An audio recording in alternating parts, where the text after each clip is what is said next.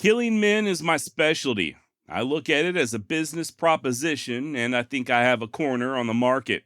These are the words of Tom Horn, a frontier scout turned assassin for the highest bidder. As a young man, Tom walked the rough cow towns of Dodge and Newton before cutting his teeth fighting Apache down in Arizona. Graduated to the range wars, and in time, Horn would put his talents to use for the wealthy cattle barons of Wyoming, possibly killing as many as 17 men in the process. Or at least he did before being executed for a murder that, to this day, many believe he did not commit. My name's Josh, and this is the Wild West Extravaganza.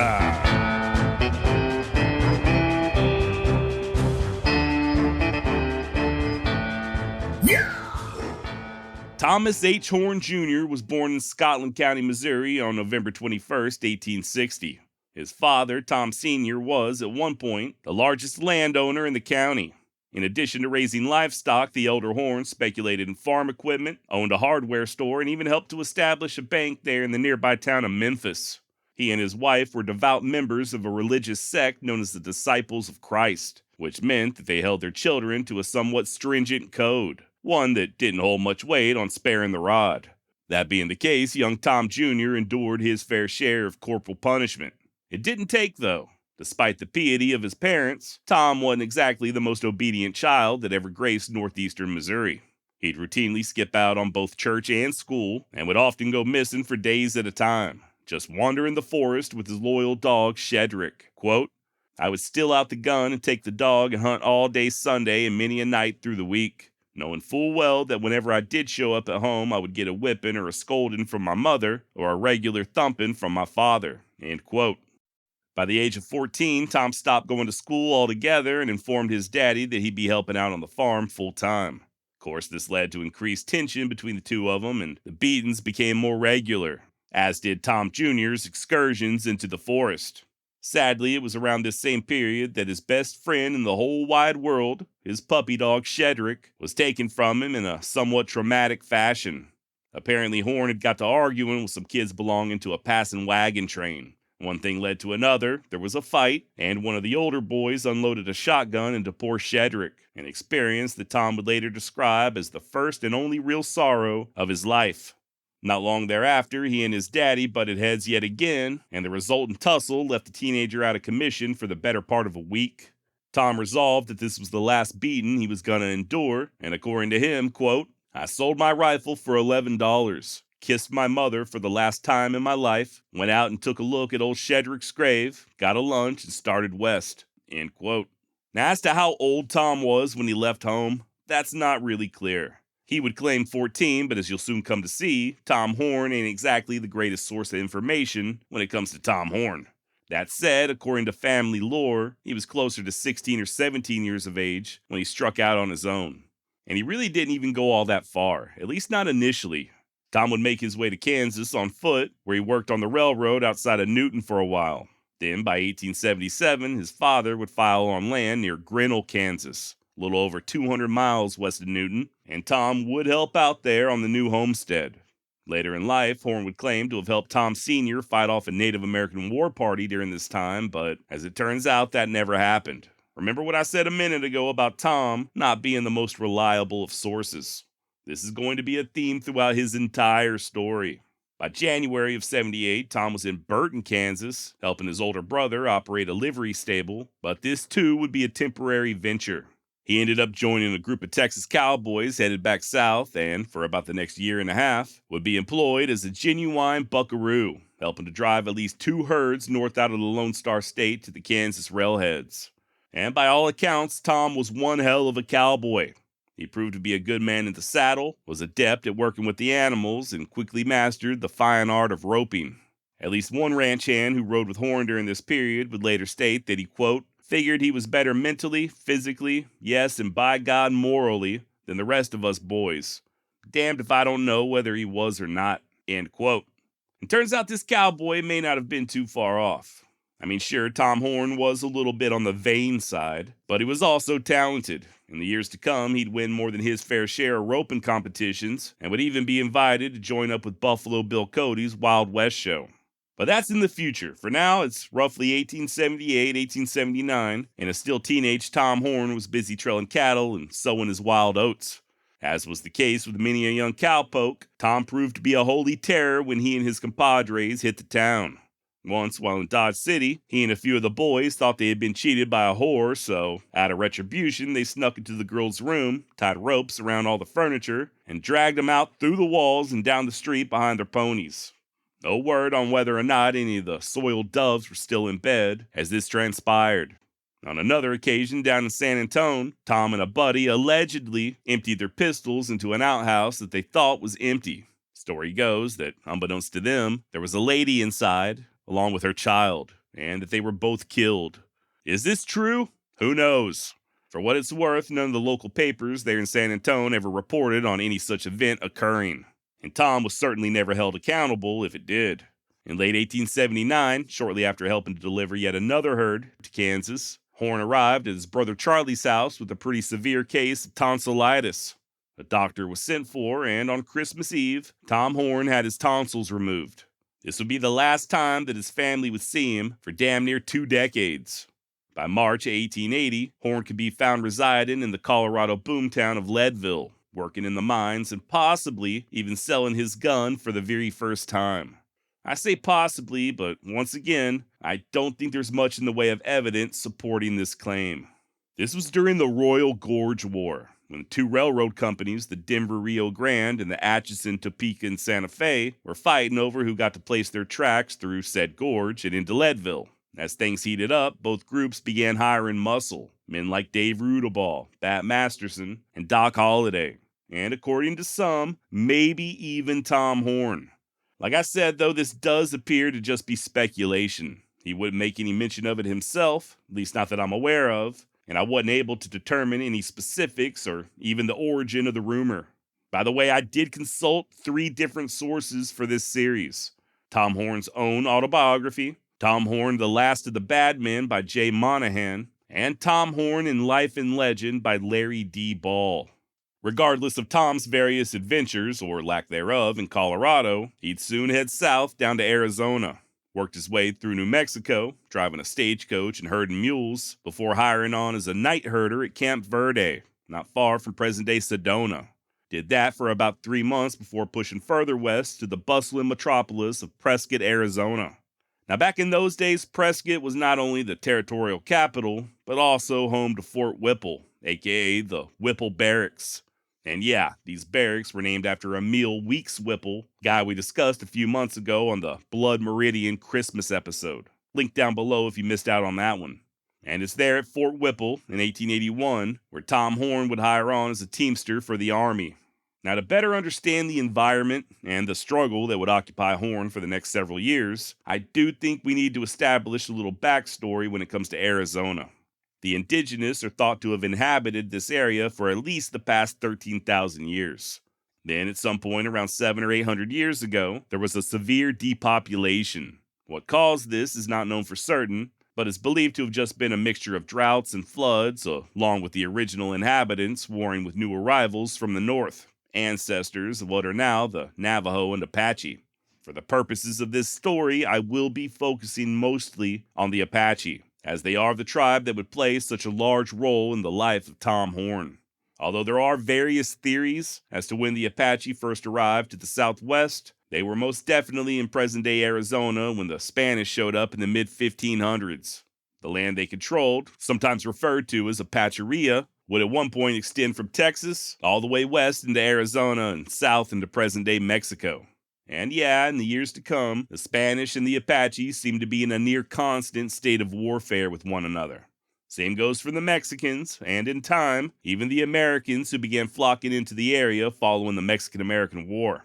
The Treaty of Hidalgo was signed in 1848, and then, just a year later, the U.S. military commenced its first official campaign against the Apache there in Arizona. It was the Jicarilla at first, but it weren't long before the Army would target the Chiricahua as well, under Mangus Coloradus and Cochise.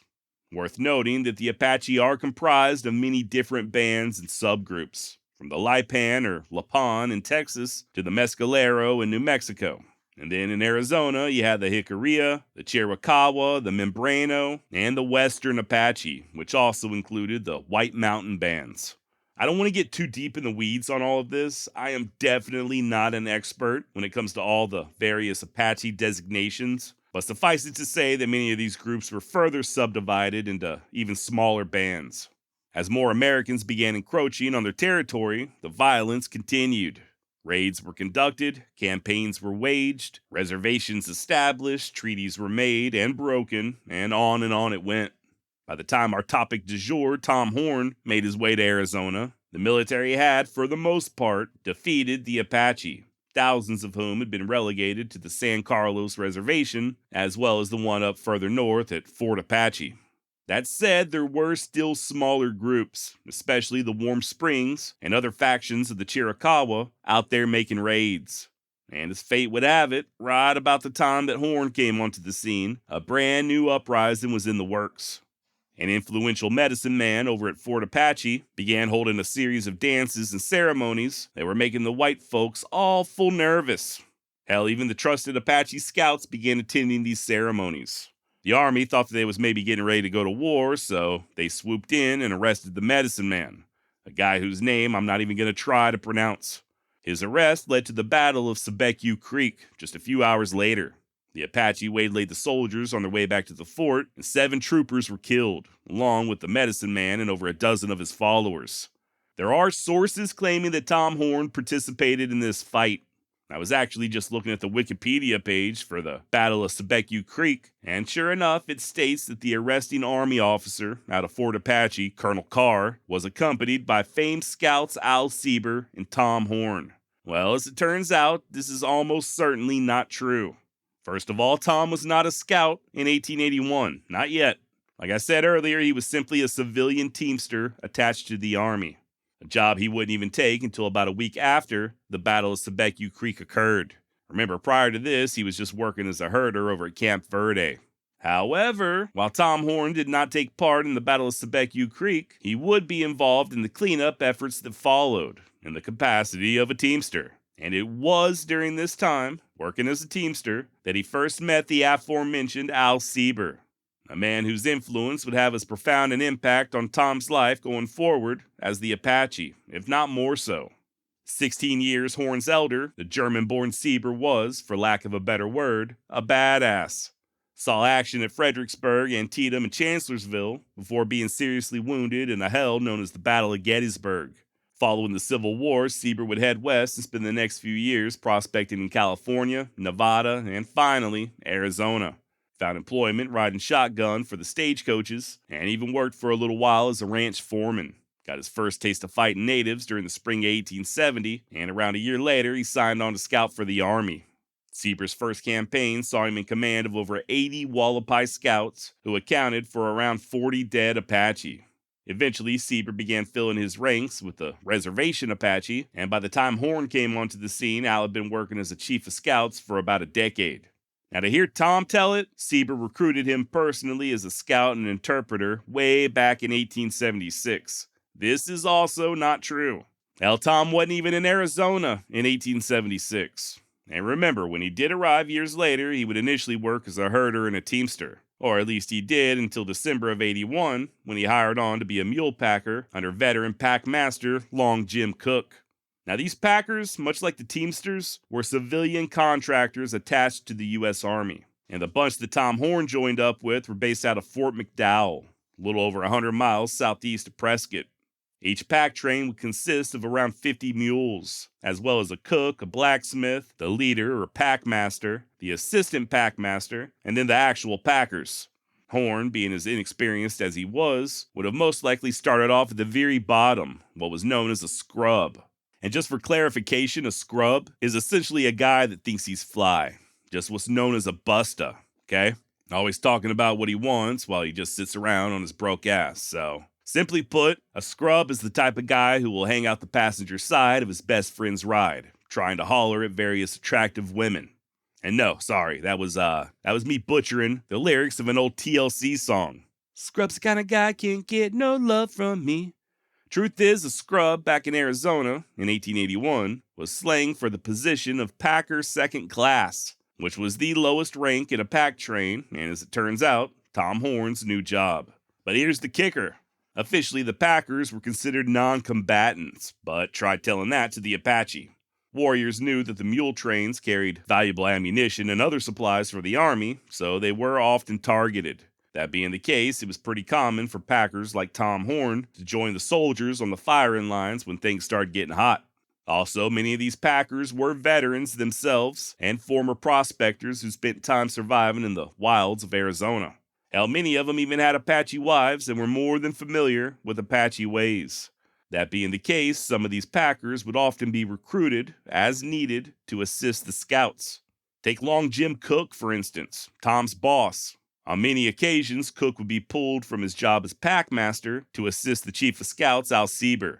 And in due time, Horn would also be recruited for similar duties. Hope I'm explaining all of this correctly. There is a ton of misinformation out there on Tom Horn, much of it coming from his own damn mouth. He was not a scout in 1881. Truth be told, it would take years before Tom was ever officially listed as a scout. For most of his time in the Apache Wars, Tom Horn was just a packer. He would, however, on occasion, assist the scouts. And at least at first, this usually just meant doing menial chores around the camp. According to Tom himself, quote, Sieber just wanted me because I was young and active and could travel all day and herd the horses at night and do the cooking and tend to the packs and clean his gun every night, end quote. Important to point out that a good portion of these scouts were Apaches. They were enlisted in the army and drew the same wages as regular soldiers, although they were not allowed to rise above the rank of sergeant major. There were white officers attached to these scouts who were officially in charge, but in all reality, it was the civilian chief of scouts, men like Al Sieber, and eventually Tom Horn, who were really calling the shots. Now that battle of Sebecu Creek that I mentioned a minute ago, that would end up sending ripples throughout Arizona. Down at San Carlos, many of the chiefs, along with the notorious Geronimo, began fleeing the reservation from Mexico, killing and plundering their way to the Sierra Madres. Some would return in the spring of '82 and force Chief Loco and his Warm Springs Apaches to join them. By this point, Tom and the Packers had been deployed to San Carlos and had a ringside view to this great exodus.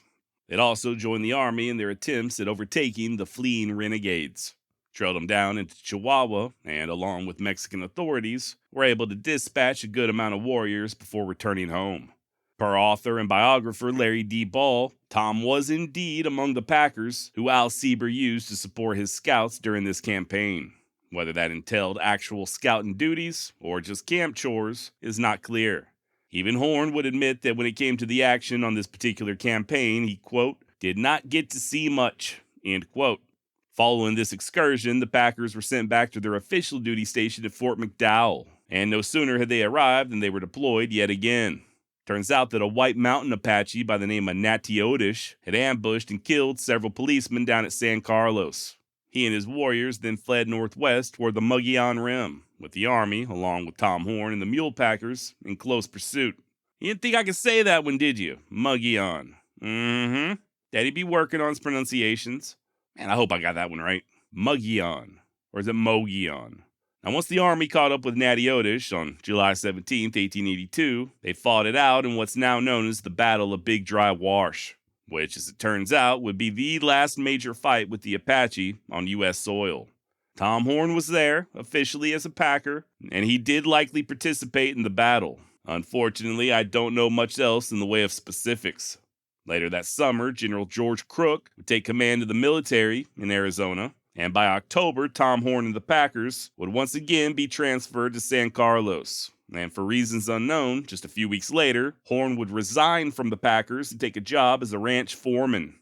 Now, this particular ranch had a contract to supply beef to the Apache there at San Carlos. So one of Tom's primary duties was delivering a weekly allotment of cattle to the agency.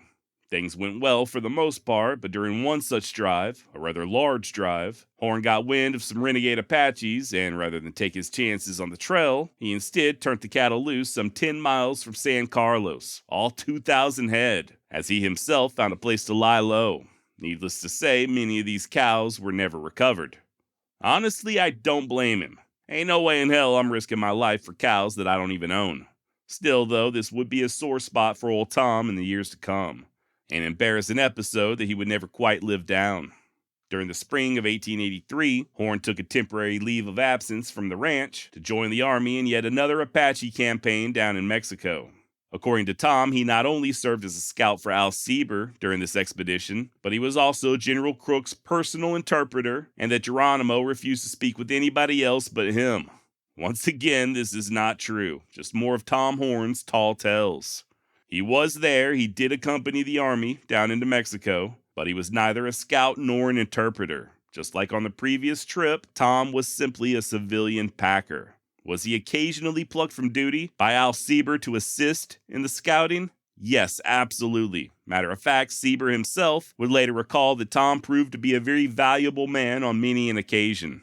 Ain't no two ways about it. Tom Horn was receiving one hell of an education at the elbows of one of the greatest scouts in the history of the American Southwest. Not to mention keeping company with the likes of Mickey Free and Buckskin Frank Leslie.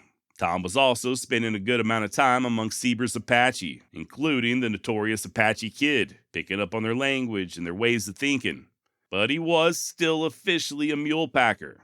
Why he felt the need to constantly exaggerate his actions is unclear, but this is just something that pops up throughout Horn's entire life. And we'll discuss this much later on, but his exaggerations may have also had a little something to do with his premature demise. Let's just say old Tom wasn't exactly the stoic, silent type. Truth be told, his name among the Apache roughly translated to he who talks about himself. Just to be clear, I'm not trying to take anything away from Tom Horn. I know sometimes when I bring stuff like this up, people will take it the wrong way and think I'm either denigrating their hero or that I'm just some kind of revisionist. Here's the thing. Much of the popular narrative surrounding Tom's life comes directly from his own autobiography. And much of that autobiography is exaggerated, and in some cases just flat out made up.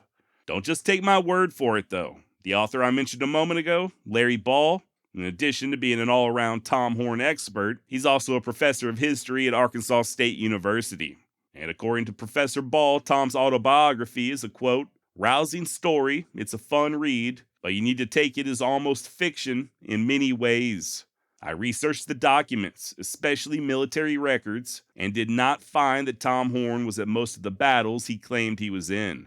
It's pretty clear that he was not doing everything that he claimed he did. End quote.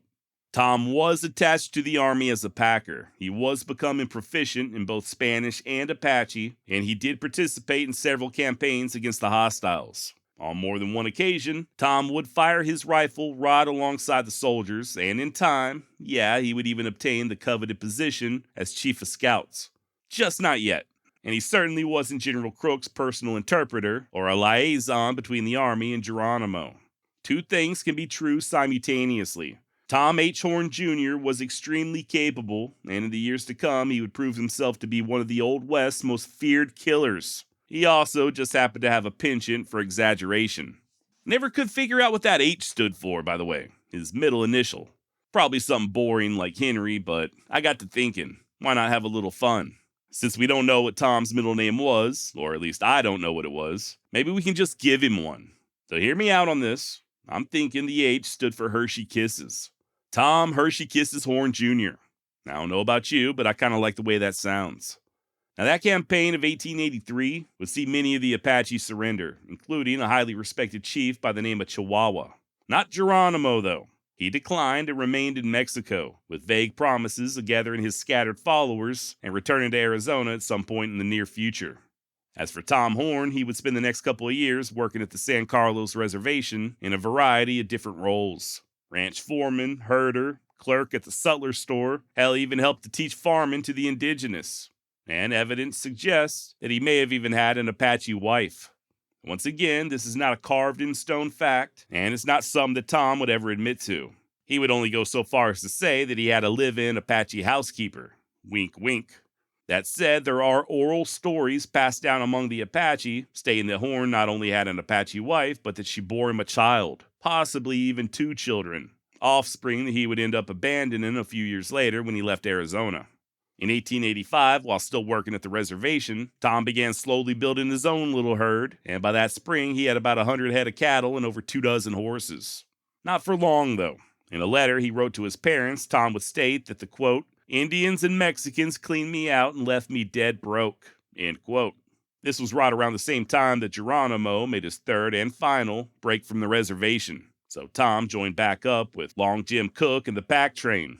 Sounds like a great name for a 1970s funk band. Live at Studio 54, Long Jim Cook and the Pack Train. Now, Horn would accompany the army down into Mexico during the spring of 1885, and again later on that winter. And finally, the moment we've all been waiting for, it was during this winter campaign that Tom Horn was officially made a scout. And not just any scout, mind you, the chief of scouts, just like his mentor, Al Sieber. Remember, his first campaign went down just after the Battle of Sebecu Creek in August 1881. Now, over 4 years later, we're in the winter of 85, and Tom is way more experienced than he had been when first arriving in Arizona. Now, I'll be honest, this next part gets a little confusing, and I don't really understand all of the lingo involved. But apparently, on paper, Tom was listed as the superintendent of trains under Captain Emmett Crawford in the 3rd Cavalry. Cavalry. While this meant that Tom was technically in charge of at least 2 or more pack trains, this title was also synonymous with the Chief of Scouts, or at least that's according to Professor Larry Ball. Like I said, I don't fully understand all of these various designations, but yeah, for the very first time, Horn was indeed working as Chief of Scouts with a detachment of Apache under his command. And you better believe they would end up seeing more than their fair share of combat during this campaign. Just not against who you might be thinking. The troops, led by Captain Crawford, would cross into Mexico on December 11th, 1885, and by January 9th, Tom and his Apache scouts had already located Geronimo's camp. The next morning, the soldiers attacked and the renegades fled, leaving behind a majority of their provisions. And then later on that evening, Geronimo sent in an old woman asking to speak with Crawford, stating that he wished to surrender. A meeting was scheduled for the next day and the soldiers set up camp, unaware of an altogether new enemy approaching from the north. The following morning, shortly before daybreak, several of the Apache scouts began hollering and Tom went to investigate. Moments later, bullets began whizzing past his head. Turns out this was a detachment of Mexican militia under the command of 2nd Lieutenant Santa Anna Perez. They had their own indigenous scouts, the Tarahumara, and even their own Mexican version of Al Sieber in the form of Don Mauricio Corredor, the same old boy who had killed Chief Victorio just a few years earlier. Now, why in the hell they decided to attack the Americans remains a mystery. Now, these troops were in Mexico legally, per the border agreement, and Crawford did inform authorities of his presence before even attempting to pursue the Apache into the Sierra Madres. It's thought that Corredor and his men were on a scalp hunting expedition, and when they spotted Tom's Apache, they figured they was hostiles. At face value, this does seem to have just been one big tragic mistake. But then again, the Mexicans would continue attacking, even after the Americans had identified themselves. Matter of fact, both Tom Horn and Captain Crawford climbed up on top of a large rock, waving their arms and repeatedly yelling out that they were soldados americanos. What no use, though, and in exposing themselves, Tom caught a bullet to the arm, and Crawford was shot in the head. The battle would last around 2 hours until the Mexicans realized it was getting the worst of things and raised a white flag. Turns out they had lost 4 of their own, including Don Corredor, along with several more wounded. As for the Americans, their only fatality was Captain Crawford. Although he was still clinging to life following the battle, he would remain unconscious and pass away just about a week later. This entire ordeal, now known as the Crawford Affair, was a clusterfuck from start to finish. Even after the ceasefire, the Mexicans attempted to arrest Crawford's second-in-command, Lieutenant Marion Moss. It wasn't until Tom's Apache scouts let loose a volley of war cries that the nervous militiamen finally let Moss go. And much to Lieutenant Moss's credit, he did resume the mission. Sure enough, on the 15th of January, both Geronimo and Chief Natchez arrived in his camp looking to talk.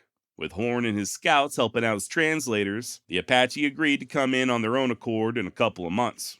Now, the return trip to Arizona was mostly uneventful, other than Captain Crawford finally giving up the ghost, and Tom failing to control his scouts. Apparently, they did quite a bit of stealing along the way. Still, though, at 25 years of age, Tom Horn was lauded both by American and Mexican authorities. Lieutenant Moss would remember Tom as being courageous, while others would applaud his bravery and coolness under fire. Hell, even that commander of the Mexican militia, Lieutenant Perez, would praise Tom for exposing himself as he attempted to identify the troops as Americans. Moss, who would later be awarded the Medal of Honor for his actions during the incident, tried to get some type of formal recognition for Horn, but this was denied due to him being a civilian.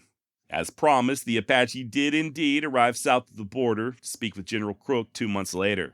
And once again, Horn would greatly exaggerate his role in the negotiations, even going so far as to say that he orchestrated the entire damn thing and that Geronimo would agree to surrender to him and him alone. Truth is, Tom wasn't even on the official list of interpreters. He was present there in Mexico at the end of March when Crook met Geronimo. That much is a fact. You can even see pictures of Horn in the background, but experts do think that it's highly unlikely he acted as the chief interpreter. And we know for a fact he was not the only interpreter. Doesn't really matter though, as Geronimo would have a change of heart. As the other Apache were escorted north, he and around 20 of his warriors, along with a few of the women and children, slipped back down into the mountains. Fun fact, the photographs taken during this council are the only known images of Native Americans actively at war with the United States. And the photographer was a guy by the name of C.S. Fly. Just a few years prior, Mr. Fly had been an eyewitness to the gunfight at the OK Corral. His photography studio, which was adjacent to where the shootout occurred, is where Ike Clanton fled to after telling Wyatt that he was unarmed. If you'd like to check out a few of these photos, you can find them in a recent edition of the 100% free Wild West newsletter. Just head on over to wildwestjosh.substack.com or click on that link below that says newsletter. Now, as a result of Geronimo getting away yet again, General Crook was replaced by Nelson A. Miles.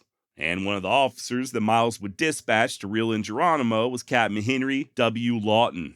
Over the next few months, Tom would accompany Lawton into the field, on and off again, and he would be present in September of 1885 when Geronimo finally surrendered for good.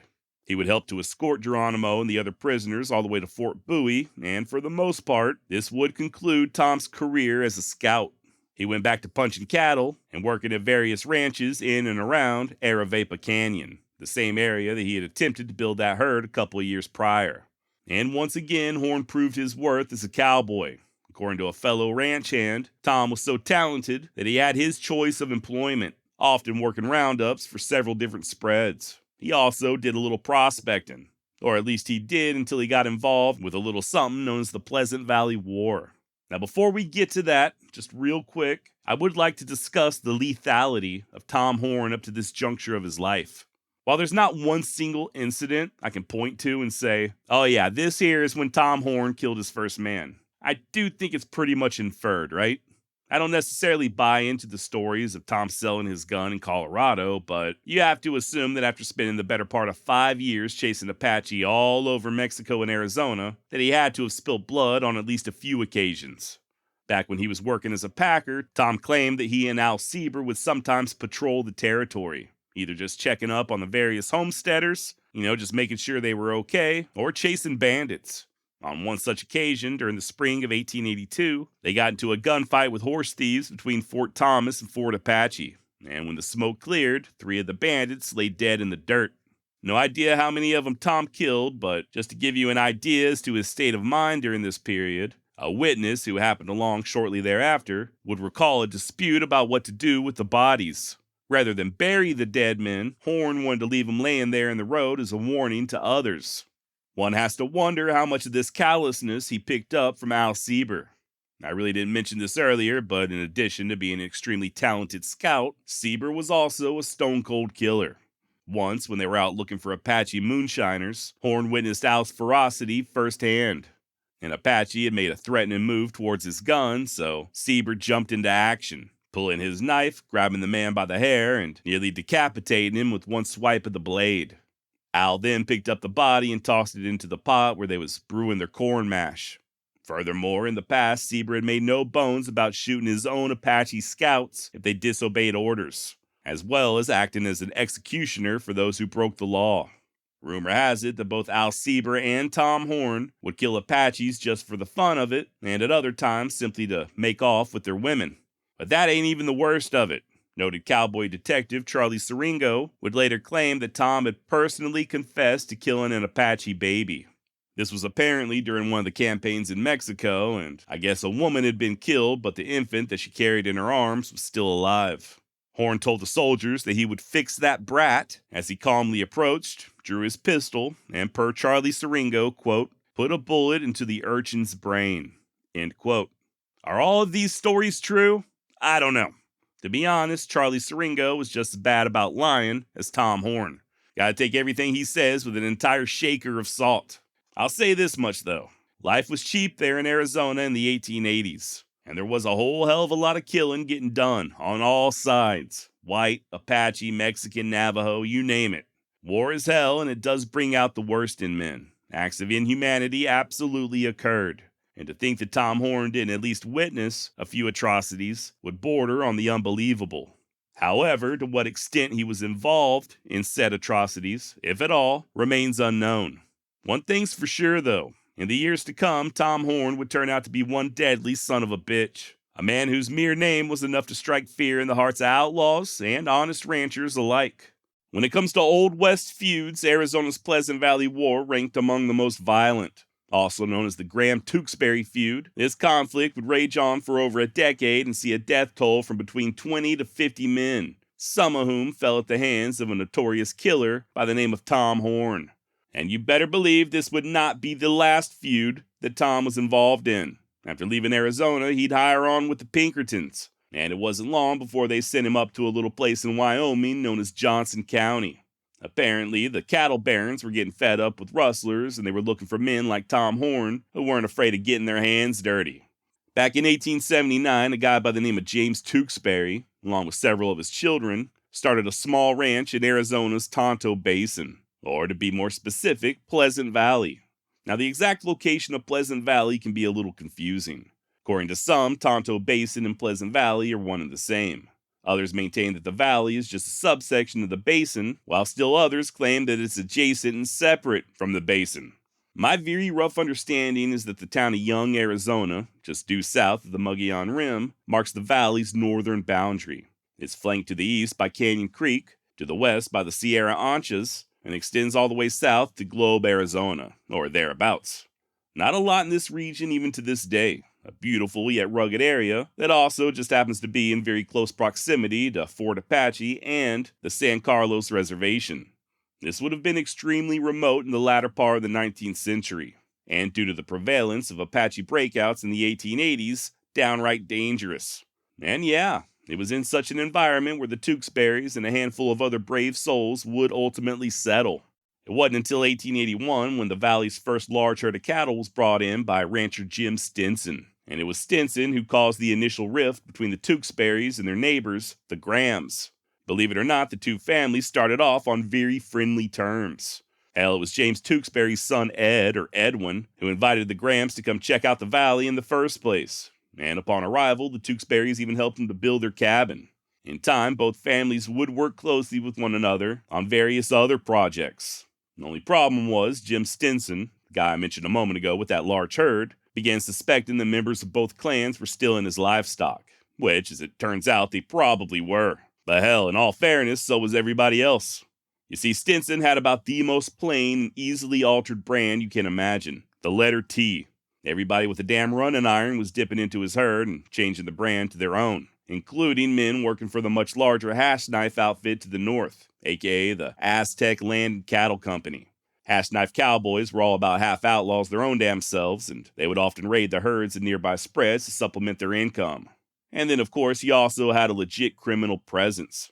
With Pleasant Valley being as rugged and remote as it was, it did become a haven of sorts for all manner of thieves, outlaws, and killers. Toss in a few thousand head of sheep, and you've got prime ingredients for a good old-fashioned Wild West feud. Now, things really kicked off officially in January of 1883 when Jim Stinson sent his foreman, a guy by the name of John Gilliand, over to the Tewksbury Ranch.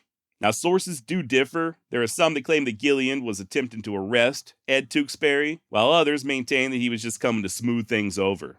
Whatever the case, words were exchanged and guns were drawn. Ed managed to plug two of Gilliand's companions, and that was about it. The would-be posse skinned out to lick their wounds. Following this development, Stinson instead employed a divide-and-conquer type strategy. Rather than go in guns a-blazing, he instead made a deal with the Tewksbury's friends, the Graham family, even paid them off in cattle in order to dig up dirt on their neighbors, the Tewksburys. As you can imagine, the Tewksburys considered this an act of betrayal, and more violence ensued. Things further escalated in 1885 when the Tewksburys brought in a large herd of sheep, which at that time was a big no-no in cattle country. By the way, how fun is it to say the word Tewksbury? Tewksbury.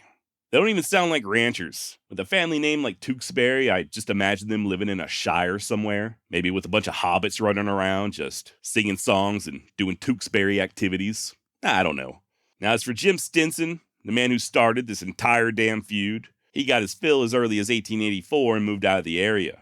The damage was done, though, and the bloodshed would continue for another 8 years, with the Tewksburys and the Grahams, along with their various allies, just slugging it out. As far as Tom Horn and his involvement, well, that does still remain somewhat of a mystery. Remember, Tom first came to Arizona in 1881 and found employment as a civilian packer for the Army during the Apache Wars. Worked his way up to the chief of scouts, and after several years of chasing Geronimo on both sides of the border, he finally settled down in the Aravaipa Canyon, some 50-odd miles south of Pleasant Valley. Tom wouldn't make his presence known in the valley proper until the spring of '87, and according to him, he was simply brought in to act as a mediator. Quote, early in April of 1887, some of the boys came down from Pleasant Valley, where there was a big rustler war going on and the rustlers were getting the best of the game. Things were in a pretty bad condition. It was war to the knife between the cowboys and the rustlers, and there was a battle every time the two outfits ran together. I was the mediator and was a deputy sheriff. End quote. Indeed, Tom would claim to have held 3 badges from 3 different county sheriff offices simultaneously during this period. I don't know how true that is, but he was most definitely, for sure, deputized there in Gila County. And as far as him being a mediator, this was backed up by his old mentor, Al Sieber, who stated that Tom refused to align himself with either side, despite both factions offering to pay him. William Colcord, yet another Pleasant Valley rancher, claimed that Tom's main purpose was to assist in the, quote, cleanup of the valley after Graham and Tewksbury had quit fighting, end quote. He may have also been employed as a range detective. This theory is supported not only by Pleasant Valley locals, but also Tom's own brother, Charlie, who stated that he was, quote, employed as a detective by prominent cattle and sheep men in Arizona. As for Horn himself, when speaking to a reporter years later, he would say that he had killed men throughout Arizona, first as a scout, then as a detective and a regulator in a campaign against cattle thieves, which I can only assume he was referring to the troubles there in the Tonto Basin. It also appears that during this time, Horn was a member of a vigilante group there in Pleasant Valley known as the Committee of 50. Although this secretive organization claimed to be neutral in the feud, Ed Tewksbury was a member, so I'm sure you can sort out which way their loyalty went. Story goes that Tom would assist these vigilantes in the lynching of at least 3 men. He's also suspected in taking part in the death of Graham family ally, Martin Blevins. Apparently, Mr. Blevins left home one day in search of some horses, and not only did he never make it back, but his body was never discovered. Like I said, Tom is a suspect, and he certainly had the skill set. However, much like a real G, Tom Horn moved in silence like lasagna. Well, he wasn't bragging, that is. All total, Tom would spend about 2 years operating there in Pleasant Valley. The leader of the vigilantes, Glenn Reynolds, would get himself elected as sheriff of Gila County in November of 1888, and Tom would continue to stay on as his deputy, at least for a little while. Interestingly enough, Sheriff Reynolds would be killed by the Apache Kid just a year later as he was transporting him to prison. Now, if you're looking to learn more about the feud there in Pleasant Valley, I do have an episode I released long ago on Commodore Perry Owens, hosted by my good friend Michael, in which he goes way more in depth on the war. Link down below if you're interested in checking that out. As far as I can tell, the last shot of the Pleasant Valley War was fired in August 1892. Only 2 men remained from either family, Edwin Tewksbury and Tom Graham. And, well, let's just say that after the gun smoke finally cleared, Ed Tewksbury was the last man standing. Of course, by then, Tom Horn was no longer in the picture. Hell, truth be told, he wasn't even in Arizona. He was much further north in Wyoming, getting involved in yet another infamous feud known as the Johnson County War. Now, we're going to get to that, but first, we got to talk about the Pinkertons, the organization that would ultimately be responsible for setting Horn loose on Wyoming. Not long after the death of Sheriff Reynolds, Tom moved back to the Aravaipa Canyon and resumed his career as a ranch hand and part-time prospector. It was there where he was recruited by a Colorado sheriff and Pinkerton operative named Doc Shores. Doc had tracked a pair of horse thieves all the way down to Arizona, and it just so happened that Horn personally knew both of the accused. In the course of just a few hours, Tom located each man and took him into custody, one at a time, without incident. Now, as to why Tom was so willing to help, I'll once again defer to the expert Larry D. Ball. In his book, Tom Horn in Life and Legend, Professor Ball writes, quote, Horn could always be counted on to assist law enforcement officers. In part, his cooperative attitude stemmed from the loss of his startup herd to rustlers a few years earlier. Indeed, Burt Dunlap, one of Tom's business partners, described Horn as more down on thieves and thievery than any man I have ever known. End quote. Furthermore, Tom himself would later state that he had a natural hatred for men that steal and those that follow a crooked life. A very interesting philosophy considering his actions later on. We'll get to that soon enough, but needless to say, Sheriff Doc Shores was thoroughly impressed with Horn's efficiency. So much so that he convinced Tom to apply for a job with the Pinkertons, as he, Doc, personally recommended Horn to the main boss up there in the Denver headquarters, a guy by the name of John McParland. And McParland was impressed as well. I mean, think about it. On paper, Tom Horn had a pretty solid resume. Government contractor and scout for the better part of a decade. Experienced as a deputy sheriff. A hatred for thieves in general, and I think this was a big part of it too, but a very solid reputation as a cowboy. After all, much of the work that Horn would be doing for the agency would be undercover, and oftentimes Tom would pose as a cowpoke or just a common laborer. But I'm getting ahead of myself. Josh, what in the hell are the Pinkertons? The Pinkertons, who, by the way, are still currently in operation, so I better watch what I say, got their start back in the 1850s with Scottish-born patriarch Alan Pinkerton. Started his own private detective agency in Chicago, and not long thereafter, his people were providing personal security to President Abraham Lincoln, sort of a precursor to what's now the Secret Service. The Pinkertons played a critical role in gathering intelligence during the Civil War, and were one of the first, if not the first, of such organizations to utilize female operatives. And in the years that followed, the Pinkertons would only continue to grow, offering their services not only as investigators, but also as private security and contractors. They chased after such notable bandits as Jesse James and Butch Cassidy, and at the height of their power, the Pinkertons had more agents than the U.S. military had soldiers. To quote the great Ian McShane from HBO's Deadwood, the Pinkertons are muscle for the bosses, as if the bosses ain't got enough of a fucking edge. And that is pretty much the truth. Back in Tom's day, the Pinkertons acted as personal enforcers for the rich and powerful, doing everything from chasing bandits on behalf of the railroad barons to breaking up striking workers for large corporations. Just pretty much any dirty deed that needed doing for those with deep enough pockets to pay. Sometimes their actions were within the bounds of the law, and other times, well, you'd be better off not to ask too many questions. Like I said, Tom did apply and he did get the job. Reported to the bosses there in Denver in April of 1890 to begin his training.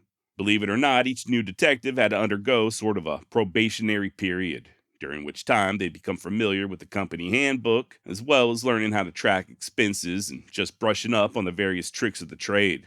And since Tom would be going undercover, he'd have to learn an investigative technique known as making the rounds, something that one of his co-workers, Charlie Siringo, had absolutely perfected.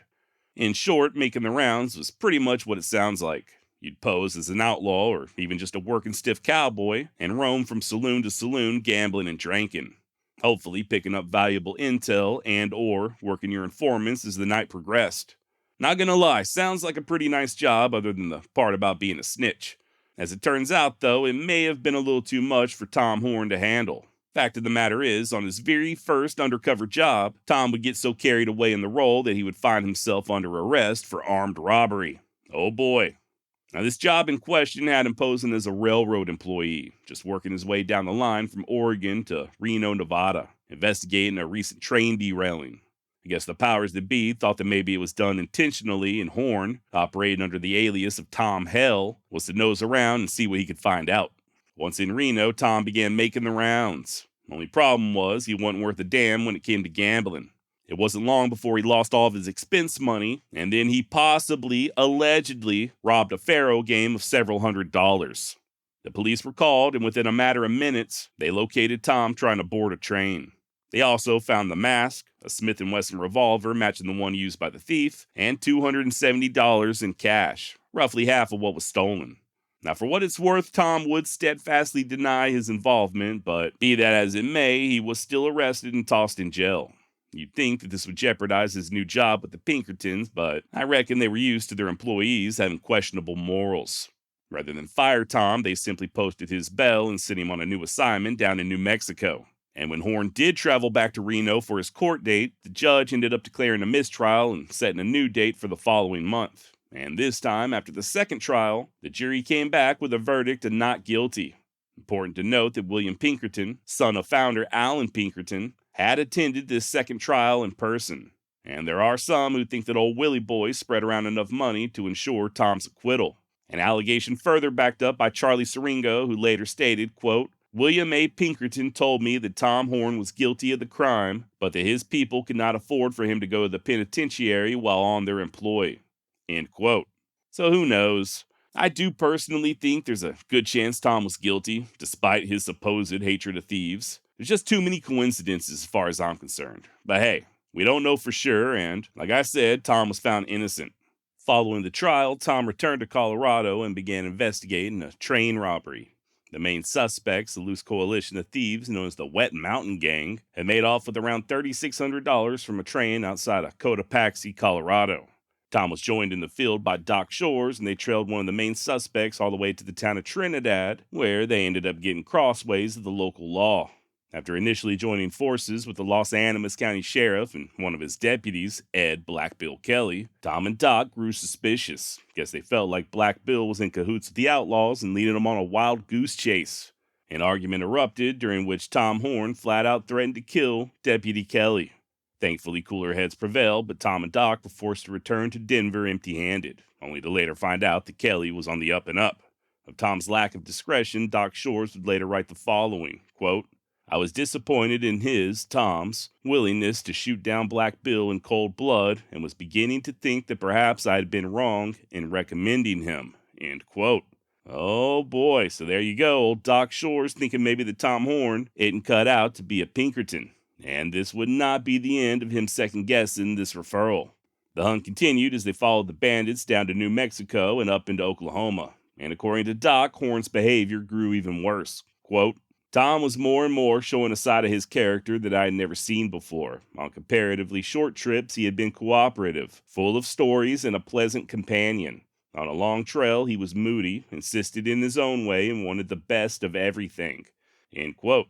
Doc would also state that Horn would oftentimes clam up and act as if he was angry at the world, just brooding over something, and that he, Doc, made it a point to never work with Tom again after this assignment. Guess he figured that Horn was a piss-poor travel companion on top of being hot-headed. Finally, towards the end of October 1891, they arrested one of the main suspects in the train holdup, Bill Curtis, over in Washita, Oklahoma. Found him asleep on a boarding house porch and took him into custody without having to fire a shot. Bert's partner, the awesomely named Pegleg Watson, was down in Texas at the time and not due to return for a few days, so Doc Shore returned to Denver with Curtis, as Horn and a Washita deputy laid in wait. Sure enough, just a few days later, here comes Watson, and he too was arrested without incident. In no time flat, Doc was back in Denver, and much to the irritation of Doc Shores, bragging to the local papers about how he and he alone was responsible for the capture of both men. Now, these were not the only suspects who were forced to pay the piper. In the days that followed, both Horn and Shores would arrest others who helped out in the train robbery. One of them, Joe McCoy, Tom had to track all the way down to Utah. According to Pinkerton Superintendent McParland, the apprehension of McCoy was the most important arrest made for a long time in this part of the country. Once the Cotopaxi investigation was wrapped up and all of the robbers convicted, Tom was sent on a brand new assignment up in Wyoming, a little place you might have heard of called Johnson County. Now, I have already covered the Johnson County War in a previous episode. Check out the series I did on Frank Canton if you'd like to learn more. But just in case you're a new listener, or maybe you'd like a refresher, I will give a brief overview. Located southeast of the Bighorn Mountains in north-central Wyoming, just about 50 miles south of the Montana line, Johnson County was and is a cattleman's paradise. I know I've said it before, but they don't call Wyoming the cowboy state for nothing. And that seems doubly true for Johnson County. Back in those days, the 1880s and 1890s, thanks to the Homestead Act, if a man had enough guts and grit, he could lay claim to 160 acres of prime Wyoming real estate. So long as you made improvements on said land and managed to hang on to it for at least 5 years, it was yours, free and clear, minus a small registration fee. Only thing is, it weren't just the small-time ranchers getting in on the action. You had a lot of big money flooding into Wyoming as well, some from back east and some from as far away as Europe. These are what we now call cattle barons, i.e. large ranchers who grazed their massive herds of cattle on all that wide open land. They were there first for the most part and didn't much care about sharing with the small homesteaders, or nesters as they called them. And to further exasperate matters, the homesteaders began stringing up barbed wire. Keep in mind that this was all done legally. These smaller outfits had every right to settle where they were settling, and there was no rule saying that they couldn't fence their own land. Problem was, the cattle barons still considered that land theirs, despite what the law had to say. In order to protect their interests, the wealthy ranchers formed something known as the Wyoming Stock Growers Association, or the WSGA for short, a quasi-governmental organization that was essentially just calling all the shots there in Wyoming.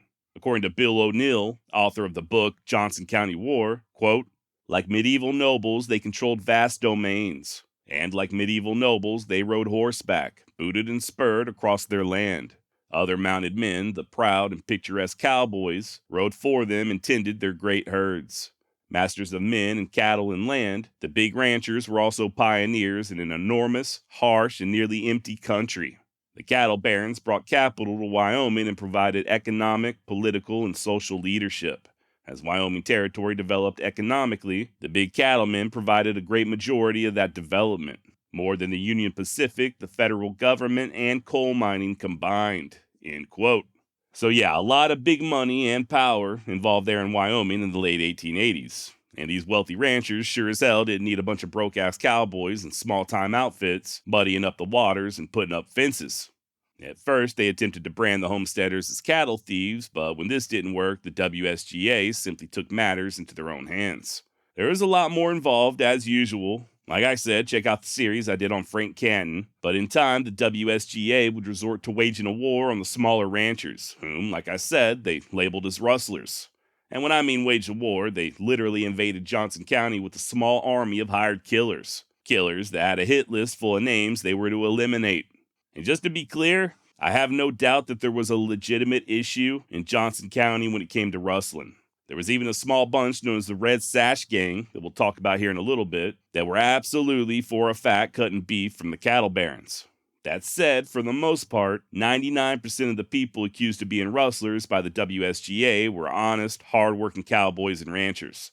Hell, in Johnson County, it was considered a badge of honor to be labeled as a rustler. Didn't mean that you were a stock thief, just meant that you weren't a bootlicker for the WSGA. Case in point, Jim Averill and Cattle Kate Watson. During the summer of 1889, they were both taken from their homes, trussed up, and summarily hanged. Their bodies left swaying at the end of the ropes. Story goes that not only was Kate a cattle rustler of epic proportions, but also a prostitute.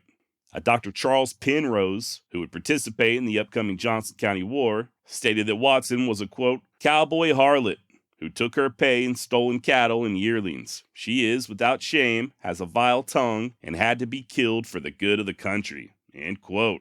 Hell, I was even able to find an encyclopedia article from as recently as 1977 that listed Cattle Kate as being a notorious prostitute who prospered by establishing a body house in Sweetwater, Wyoming, where cattle was the medium of exchange.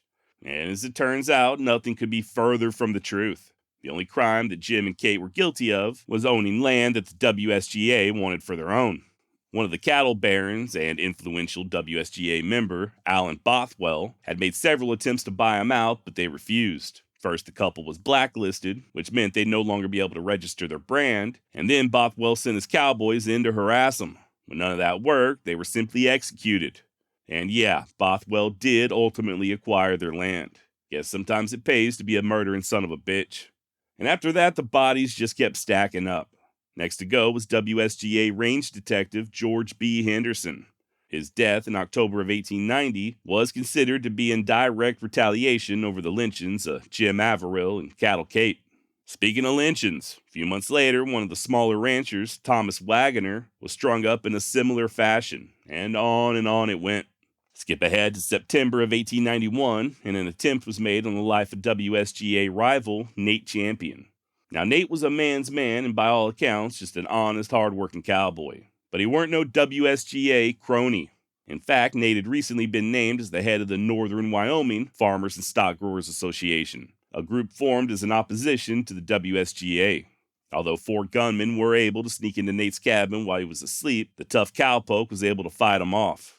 Sadly, one of his fellow cowboys, Orley Ranger, wouldn't be so lucky. Less than a month following the attempted killing of Champion, Orley was assassinated outside of the town of Buffalo.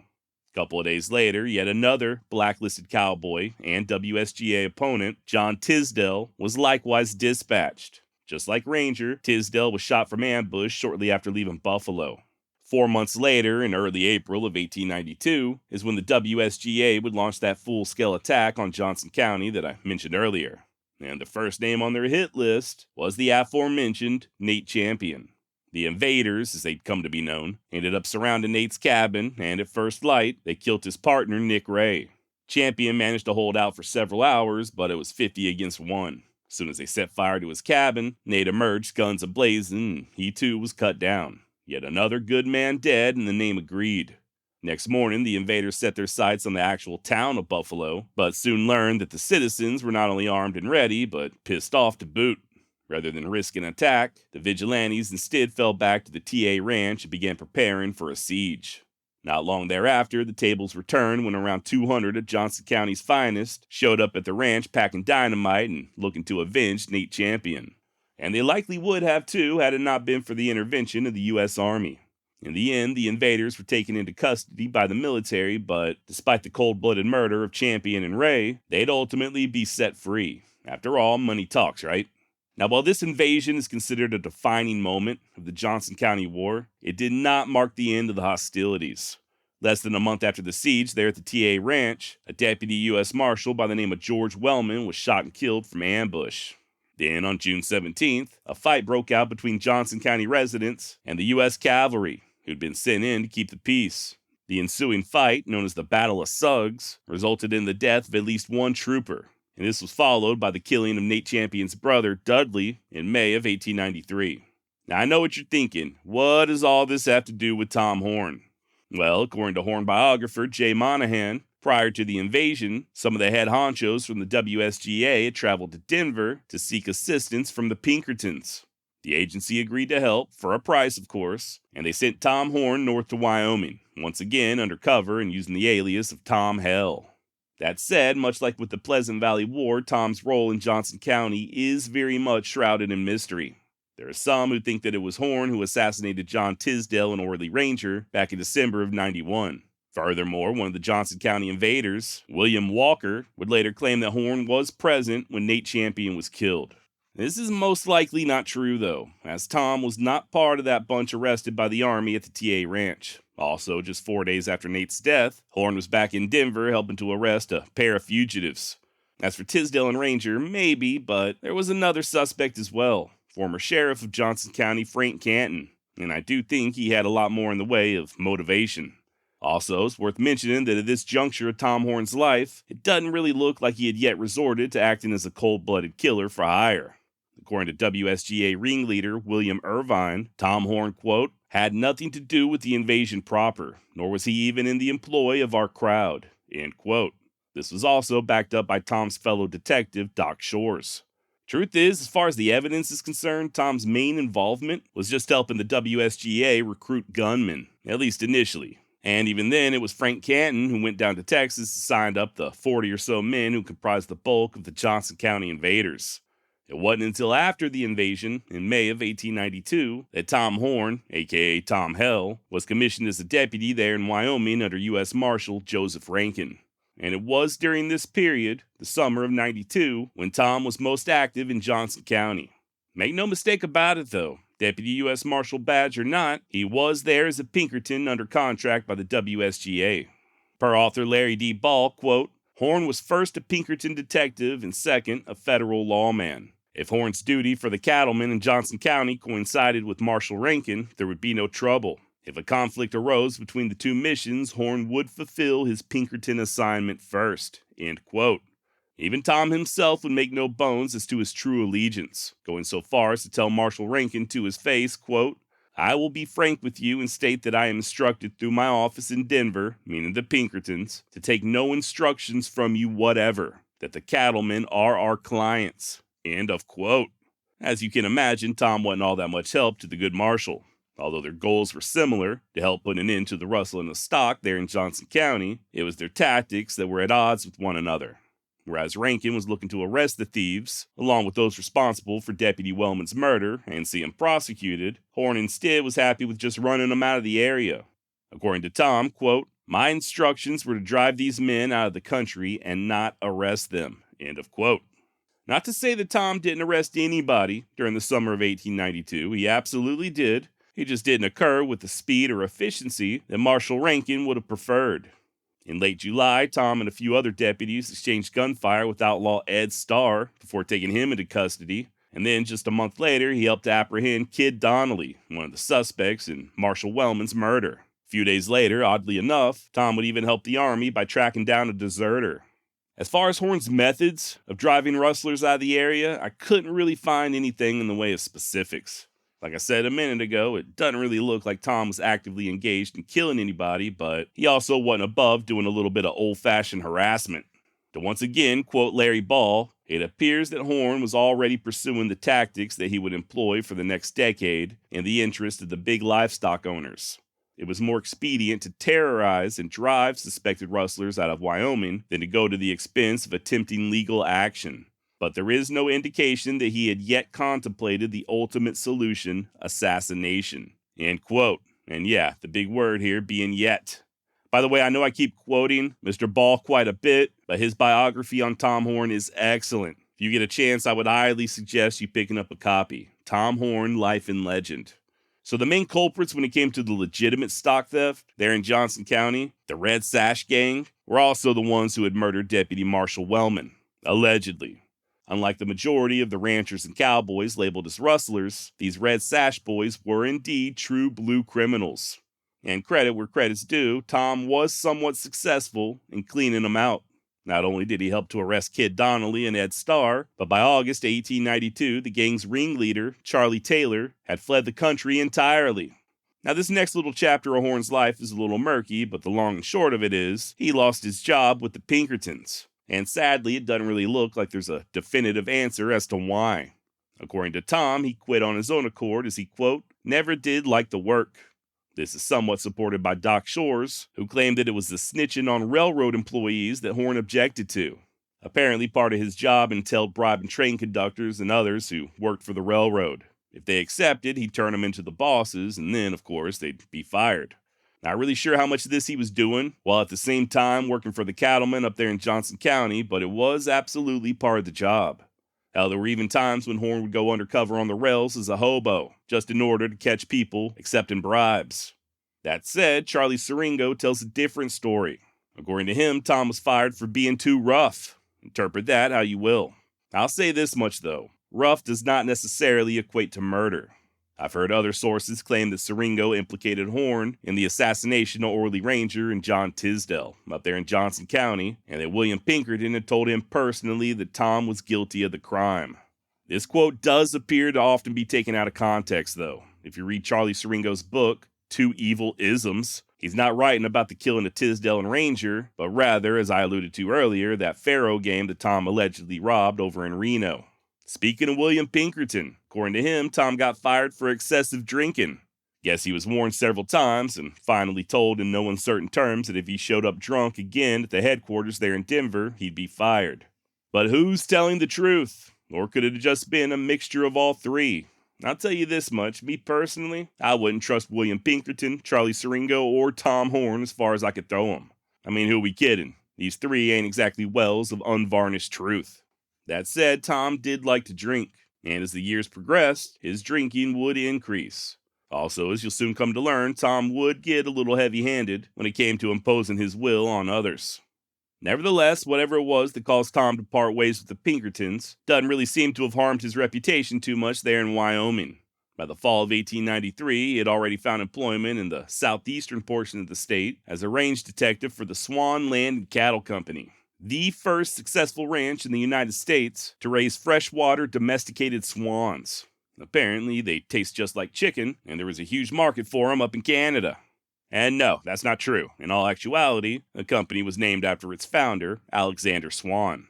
Mr. Swan had first come to Wyoming back in 1874 and settled down on Chugwater Creek, about 45 miles north of Cheyenne. And by the time that Horn arrived, Swan had built a damn cattle empire. I'm talking the dude owned millions of acres there in Wyoming. I don't know how it was in 1893 when Tom began working for him, but as early as 81, Swan was said to have owned at least 100,000 head of cattle. He was also a politician, aka crook, had served in the territorial legislation, and was an active member of the WSGA. What's more, his ranch manager, John Clay Jr., was the damn president of the WSGA. And it was this John Clay who ultimately hired our very own Tom Horn, I think. Once again, a little confusing, but during this period we're about to discuss, Tom is not just working for Clay and the Swanland Cattle Company, but also for the WSGA in general. Doesn't really matter, though, because despite his employer, the duties were pretty much just that of a range detective. Same type of stuff he had been doing up in Johnson County, just keeping track of the boss's cattle and reclaiming any that he found in somebody else's possession. If you've ever seen 1980's Tom Horn, starring Steve McQueen, this is somewhat accurately portrayed. Tom was patrolling all over, mostly at night, but he wasn't afraid to go riding up onto somebody else's property, and by somebody else I do mean the small homesteaders, and inspect their herds, just seeing if any of the cattle belonged to his employer or other members of the WSGA. Those who were in possession of stolen cattle, or those just suspected of being thieves, were oftentimes given cryptic notes telling them to clear on out of the county or else. That said, I do want to make it clear, once again, at this point in the timeline, there's still no indication that Tom had yet resorted to outright murder. However, this would be changing very quickly. For now, though, it's the fall of 1893, and Tom's job was to simply collect information on the cattle thieves, hopefully help to build a case, and if possible, arrest them and see them prosecuted. One notable apprehension occurred in November as Horn was investigating a lady by the name of Eva Langhoff, who was suspected of butchering cattle that did not belong to her. Story goes that Eva was having the cows delivered at night and would then slaughter them in her barn. And it was in said barn where Tom and a small posse caught Eva red-handed. Literally. Her and 4 of her accomplices. All 5 were arrested, but as it turns out, the results weren't exactly what Tom and his boss, John Clay and the WSGA, were hoping for. Eva Langhoff was acquitted outright, and only one of her 4 partners was held accountable. And even then, the guy ended up just getting a mere 18 months in jail. According to author Larry D. Ball, the outcome of this case proved to be a turning point in Horn's career in that he, quote, resolved to abandon the court system. Instead, he adopted a more direct means of suppressing rustling, including threats, intimidation, harassment, and expulsion from his patrol area. If the ultimate punishment, assassination, was necessary, so be it. End quote. Rumors soon began to spread that Tom, due to the failure of the courts, was more than willing to take matters into his own hands in order to protect the rich cattle barons. If the law wouldn't take care of the rustlers, then by God, Tom Horn would. For the right price, of course.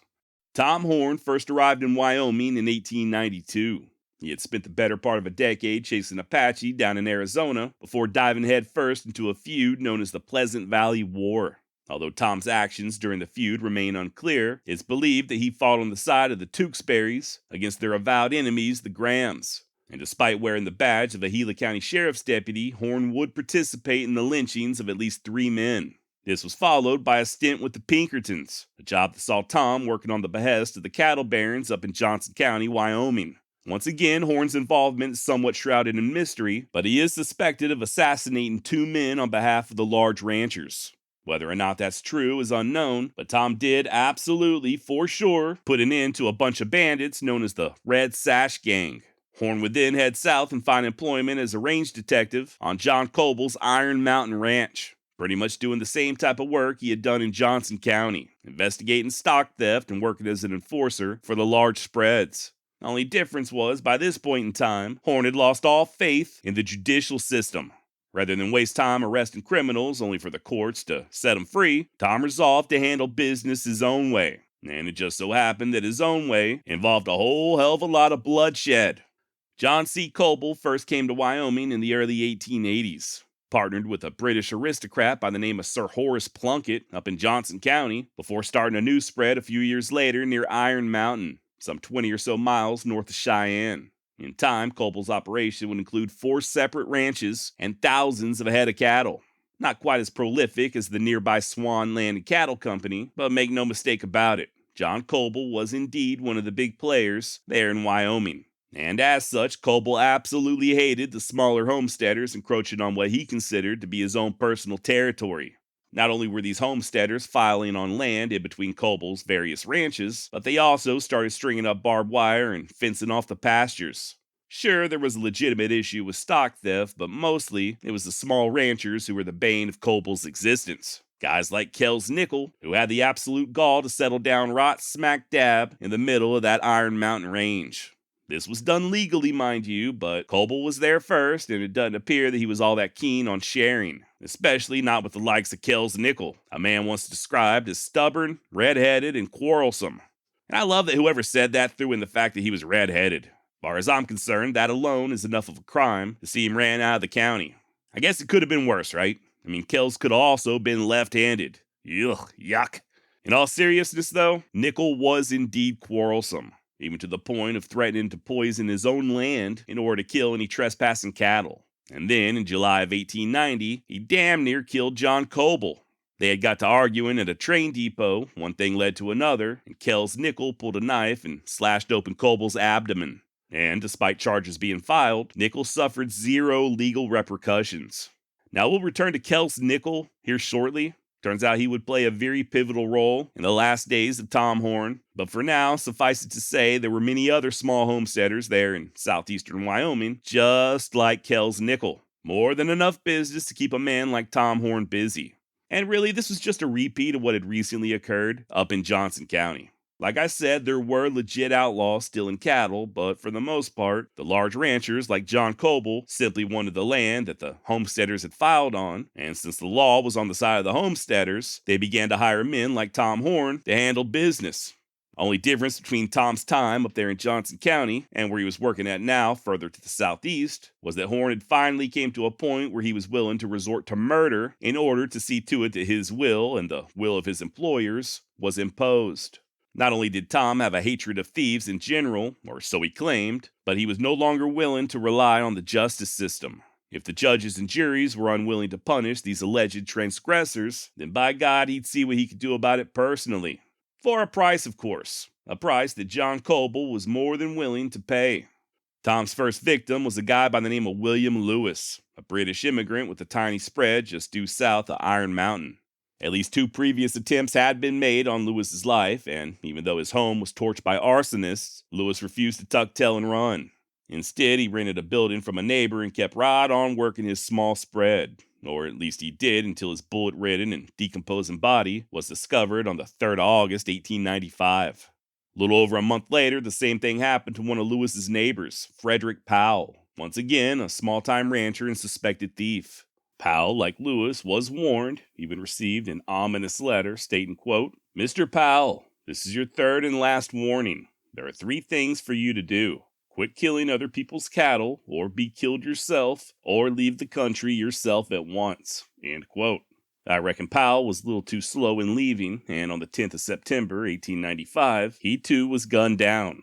Skip ahead a few days later, and yet another homesteader, Willie Green, met with the same fate. Now, Green's death would be ruled a suicide, but you know how that goes. As for Tom's involvement, it was pretty much an open secret that he was the one doing all this killing, at least as far as Powell and Lewis were concerned. Hell, the man wasn't even being discreet. Powell's widow, Mary, claimed that she and her husband had noticed Tom lurking in the distance. He tried intimidating him during a roundup, and was even seen trailing Powell, both by them and their 9-year-old son, in the days leading up to the murder. Historian Larry Ball posits, quote, "Perhaps his purpose in moving about so openly was to terrorize people whom his employers wanted to leave the region. When Fred Powell did not scare, Horn may have felt compelled to kill him." End quote. And yeah, that was part of Tom's MO. Can't say he didn't warn anybody, right?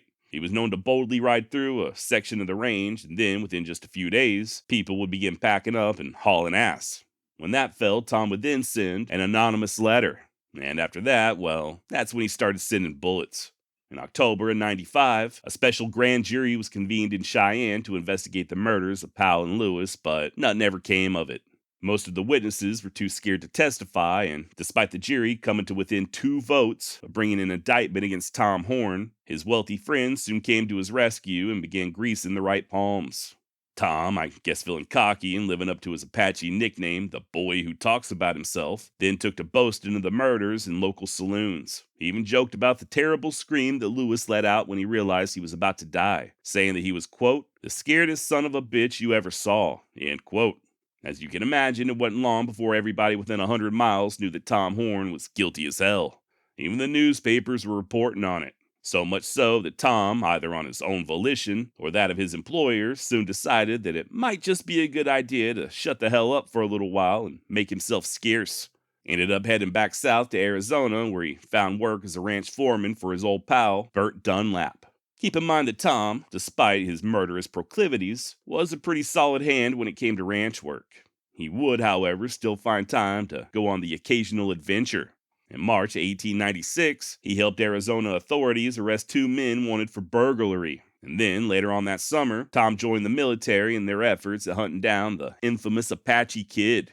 Roughly around the same age as Tom Horn, the Apache Kid was, as his nickname suggests, Apache by birth. Got captured by the Yuma as a child before being freed by the U.S. Army. In time, the kid would grow close to Tom's old mentor, Al Sieber, and become a scout, working his way up to the rank of sergeant and playing a very active role in the various campaigns against Geronimo.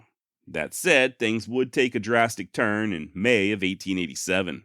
Sieber, along with a few other officials, had left San Carlos on business, and in their absence, the Apache Kid was placed in charge of the scouts. Unfortunately, somebody decided to throw a party, and that's when things went off the rails. A drunken scout known as Gunzizi gunned down the kid's father, and in turn, the kid and his buddies murdered Gunzizi along with Gunzizi's brother. As you can imagine, when Sieber returned, he wasted no time in confronting the Apache Kid. Said that he and his accomplices needed to hand over their weapons and comply with the investigation, which they did. Everything was going smooth until a commotion broke out in the crowd. It's theorized that some of the assembled Apache were thinking that the kid and his buddies would be sent to exile in Florida, just like Geronimo. Things got tense, and then all of a sudden, several of the Apache went lunging for their weapons. In the melee that ensued, Al Sieber took a bullet to the leg, and the Apache Kid was able to escape. He did surrender a month later, though, and despite he and 4 other scouts being sentenced to jail, the kid's conviction ended up getting overturned the following year. Apparently, this caused quite a bit of outrage there in Arizona, so there was a new trial, this time in a civilian court, and the kid was once again sentenced to hard time at the Yuma State Prison. On the way there, in November of 1889, is when the kid and his buddies rose up and killed Tom Horn's former boss, Sheriff Glenn Reynolds. And after that, he pretty much just vanished. In the years that followed, the kid would become a legend there in the Southwest, with damn near every unsolved murder and rape being laid at his feet. And by the time that Horn made his grand return to Arizona, the bounty on the kid's head had reached a whopping $6,000. There was a large campaign held during the summer of '96, led by Colonel Edwin and the 7th Cav, and Tom did join them in the field as a scout and guide. Didn't amount to much, though. The Apache Kid remained free, and Horn ended up mustering out towards the end of September. Believe it or not, to this day, the fate of the Apache Kid remains a mystery. I hope to dive into the research more in the future, but there were ranchers blaming the kid for stealing their livestock even as late as the 1920s. Sounds hard to believe, but if you're a new listener, you may be surprised to learn that a small band of Apache did indeed remain hidden and active down in Mexico for decades after the surrender of Geronimo. Matter of fact, these Bronco Apaches raided New Mexico in 1926 and killed a cowboy before making off with a small herd of horses. 1926. That's the same year Mel Brooks was born, and the last time I checked, old Mel is still alive. How crazy is that there is someone alive right now who was also alive at the same time when wild-ass Apaches were making raids? If you're looking to learn more about that, you might want to check out the episode I did on the Bronco Apache, linked down below. Anyway, my entire point in bringing them up is that there are some who think that the Apache Kid ended up joining with these Broncos, but really nobody can say for certain. Fun fact. One of the young soldiers who joined Tom in his quest to locate the Apache Kid was none other than Edgar Rice Burroughs, future creator of Tarzan. Now, it wasn't long after the hunt for the kid that Tom was contacted by U.S. Marshal William Meade to help track down a group of outlaws known as the High Fives. The only thing was, Marshal Meade evidently didn't know who he was dealing with. In November of 1896, Tom wrote the following letter in response to the marshal's request, quote, "If the business is not too pressing, and you write and explain to me, I will give you my assistance if I can. If it concerns the outlaws on the border, the High Five gang, and you were going out with a posse, I could not go, as I know that with any posse you could get, you could not accomplish anything, as no one knows as well as myself the way in which the posse would be handicapped. I can stand a better show to get them by going alone, and will go and get some of them at least and drive the rest out of the country if there's anything in it for me." End quote. In other words, Tom was saying that he would drive them out by any means necessary, wink wink, if the marshal was willing to pony up a little bit of money. No word on whether or not Marshal Meade ever got back to Tom, but it appears he did not. The High Fives, headed by outlaw Blackjack Christian, not Ketchum, Christian, would soon come to an abrupt end, but it weren't at the hands of Tom Horn. Here's another fun fact for you. The noted desperado that I mentioned a moment ago, Jack Ketchum, was once mistaken for the leader of the High Fives, Blackjack Christian, which is ultimately how Ketchum ended up also being called Blackjack. The more you know.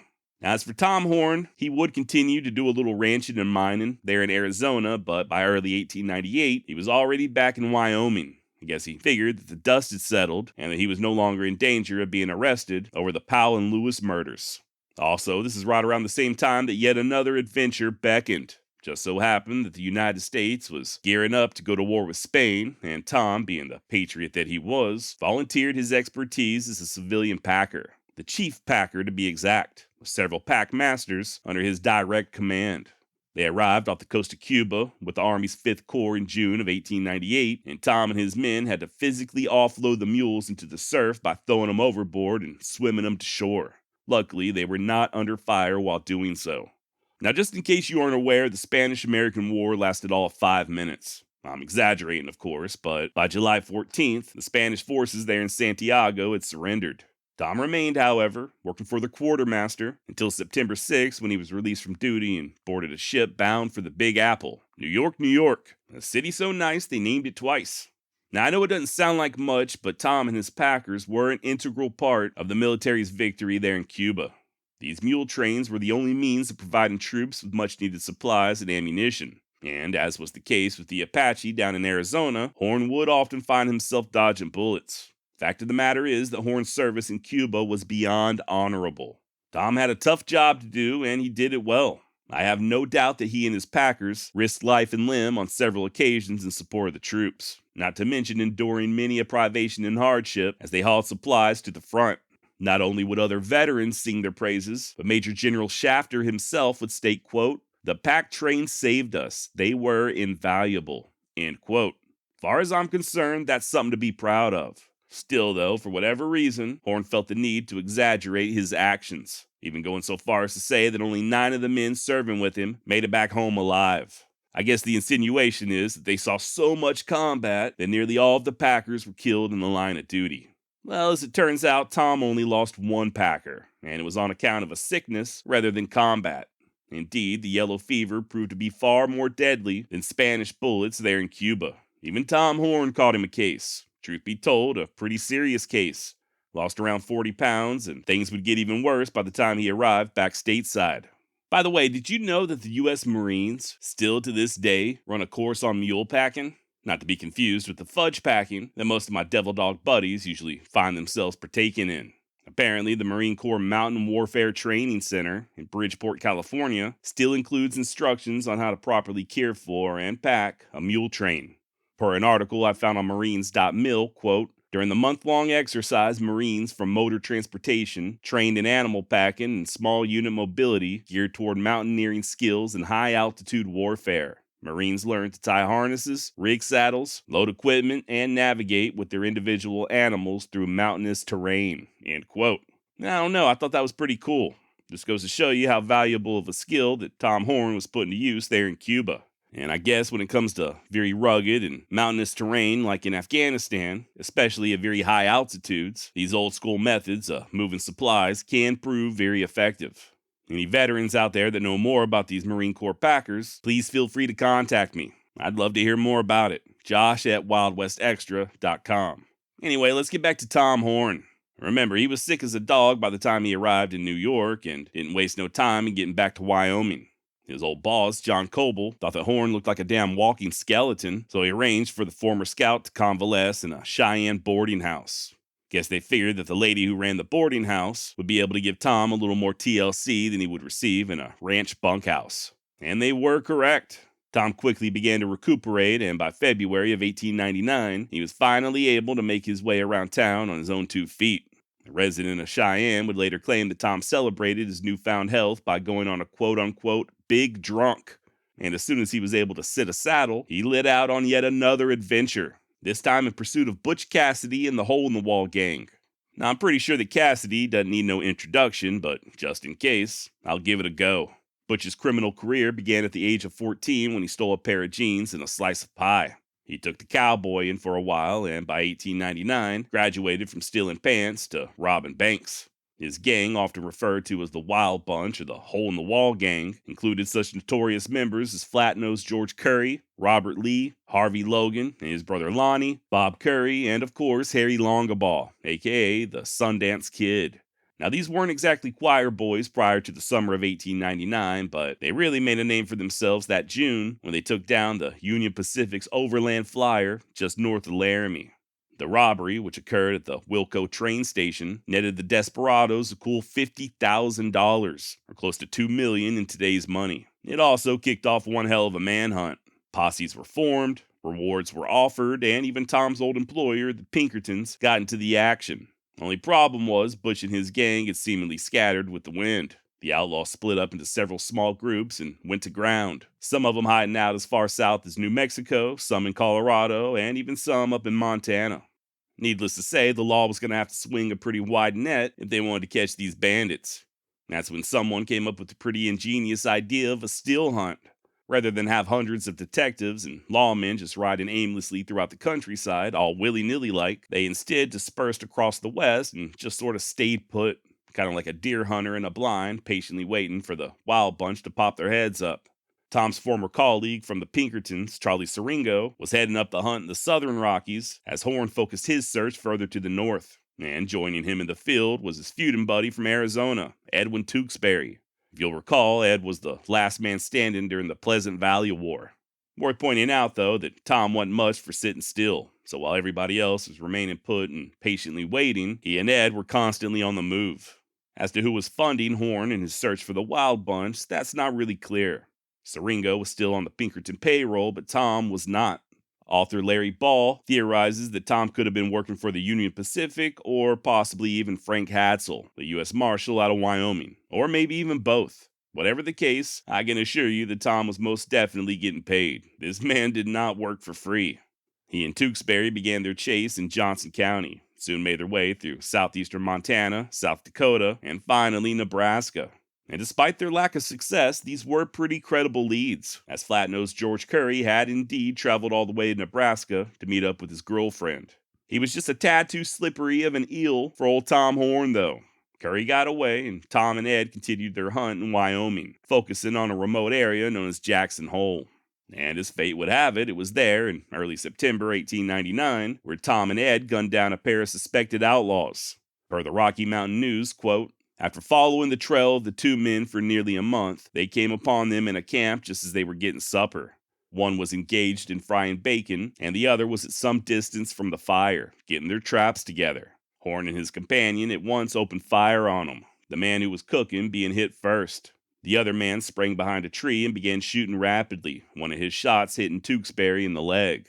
Horn advanced and finally got the other man as he was endeavoring to escape." End quote. As far as Tom was concerned, there was no question as to whether or not these 2 men were members of the gang that helped to rob the Union Pacific over at Wilcox. He stated as much to the papers, saying that he had struck their trail shortly after the holdup and had been following them the entire time. Be that as it may, his partner, Ed Tewksbury, was finished, and apparently it was not just on account of taking that bullet to the leg. Story goes that Ed and Tom had been quarreling about what exactly, I'm not sure, but there is some evidence to suggest that Tewksbury wasn't all that keen on Tom's preferred method of dispatching suspected criminals. Whether that's true or not, like I said, I don't know, but one thing's for certain. By the fall of 1899, Ed Tewksbury was about all Tom horned out and returned to Arizona. As far as I know, the two would never again cross paths. Now here's where things get interesting, and to be honest, a little confusing. Turns out the two victims killed near Jackson Hole may not have been as guilty as Tom Horn had initially claimed. And to make matters worse, he didn't even report the shootout to authorities, much less the Pinkertons or the Union Pacific. At least not at first. It wasn't until late January of 1900, a few months after the killings in question, that Horn traveled to Denver and tried to collect a bounty. That's where that little excerpt I just read from the Rocky Mountain News originated from. I guess that was Tom's first step, talking to the press just to get the ball rolling. And unfortunately for him, it was the press that would soon shine a very unflattering light on his most recent escapades. Of course, it didn't help matters none that Tom kept changing the story. As soon as the various papers began questioning his version of events, Horn began to backpedal. First, he said that the shootout had occurred just 3 weeks prior. This is not true, it had actually occurred months prior. And then, under even more scrutiny, he changed the location of the shootout and admitted that the dead men were not members of the Hole-in-the-Wall gang, but instead they were just cattle thieves. He changed this again the next day, stating that no, they absolutely were part of that same bunch who held up the train at Wilcox. See what I mean about confusing? Suffice it to say, rather than collecting a reward, Tom Horn soon found himself on the brink of being arrested for murder. By the time it was all said and done, the Union Pacific had to come to Tom's aid and run a little damage control. According to them, Tom and Ed had acted in self-defense and followed proper protocol by then bringing the bodies to a nearby town, reporting the incident to the authorities, and taking responsibility for the burial. Once again, this is not true. Like I said earlier, Tom didn't report a damn thing, at least not until he was ready to collect that reward, and he did admit to leaving the bodies where they lay for the buzzards. Without any evidence that the victims were outlaws, Tom had effectively just confessed to murdering 2 innocent men. And believe it or not, the same exact scenario may have possibly played out again shortly thereafter. The Carbon County Sheriff's deputy named Bob Meldrum started bragging about how he and Tom had killed 2 additional men in a separate shootout down in Wyoming's Red Desert, just north of the border with Colorado. Supposedly, Bob and Tom had gotten on the trail of another pair of outlaws, whom they suspected as being members of Butch Cassidy's gang. And when they caught up with them, they just simply gunned them down. Tom, who evidently had not learned his lesson, once again tried to collect a bounty, but this time, the Union Pacific wanted proof. Okay, fine. Tom led detectives to the scene of the shooting, dug up the bodies, and surprise, surprise, neither one of the dead men were known criminals, much less affiliated with Butch Cassidy. Hell, truth be told, they weren't even armed. In all reality, there's a very good chance that the victims were prospectors, Thomas Paine and George Woodruff, who had recently, and very conveniently, gone missing. And once again, the press had an absolute field day. The Carbon County Journal, in particular, reported that Tom had shown a reckless disregard for human life and that he should be rigidly investigated. Remember, Horn was still a person of interest when it came to the killings of Lewis and Powell way back in 1895, and this wasn't the type of attention that he or his employers were looking for. Luckily for Tom, his rich cattle-bearing buddies soon came to his rescue again and saw to it that no legal action would be taken. Kinda makes you wonder, though, how long they'd be willing to continue doing this. As for whether or not Tom expressed any remorse, he'd later refer to this most recent shooting as simply a quote-unquote funny mistake. Ultimately, Tom would fail to arrest any of the outlaws who took part in the Wilcox train robbery. Of course, that didn't stop him from lying about it. This dude just loved telling stories. In February of 1900, Horn told the Kansas City Star that he was responsible for gunning down noted hole-in-the-wall gang members Kid Curry and Bob Lee, both of whom were still very much alive when the article was printed. In fact, Kid Curry responded by stating, quote, "We know they have Tom Horn out there shooting people from ambush, but he ain't come within 100 miles of catching me. I'd like to get my hands on one of these Pinkerton bastards." End quote. While the search of these train robbers would continue, Tom Horn was no longer on the case. But he weren't exactly unemployed either. By April of 1900, he was hired by some large ranchers down in Routt County, Colorado, to help tackle a little problem they were having with cattle thieves. Or I guess I should add an asterisk to that, suspected cattle thieves. As I'm sure you're starting to notice, actual guilt didn't matter much to men like Tom Horn, or those who were paying him. Now, back in those days, present-day Moffat County, Colorado did not exist. Routt County extended all the way west to the border with Utah and included part of an area known as Browns Park. I first spoke about Browns Park, aka Browns Hole, on the series I did on Harry Tracy, but simply put, it was located in the extreme northeast corner of Utah and northwestern Colorado, an area sometimes referred to as the Three Corners. It was there where Tom would go undercover as Tom Hicks and begin working for the suspected local outlaw boss, Matt Rash, who, as it just so happened, was engaged to the famous historical hottie herself, Ann Bassett. And well, let's just say that Queen Anne didn't care much for this new arrival. According to her, Tom spoke too much and, quote, his bragging that he had been a great Indian fighter, his boastful, descriptive accounts of human slaughter he had accomplished single-handedly were exceedingly obnoxious, end quote. Story goes that Tom and Bassett had several heated arguments, and his employment there at the Rash Ranch was short-lived. Didn't really matter none, though, as within just a couple of months, Horn had collected all the evidence that he felt he needed and began posting anonymous letters on the doors of suspected outlaws, just like he had done up in Wyoming, ordering them to leave the park within 30 days or to suffer the consequences. Finally, on July 10th, 1900, Tom made good on these threats, forced his way into Matt Rash's cabin, and shot him deader in hell. Less than a month later, Tom struck again, this time killing alleged rustler Isom Dart, whose real name, by the way, was Ned Huddleston. And with a name like that, you can't blame him for changing it.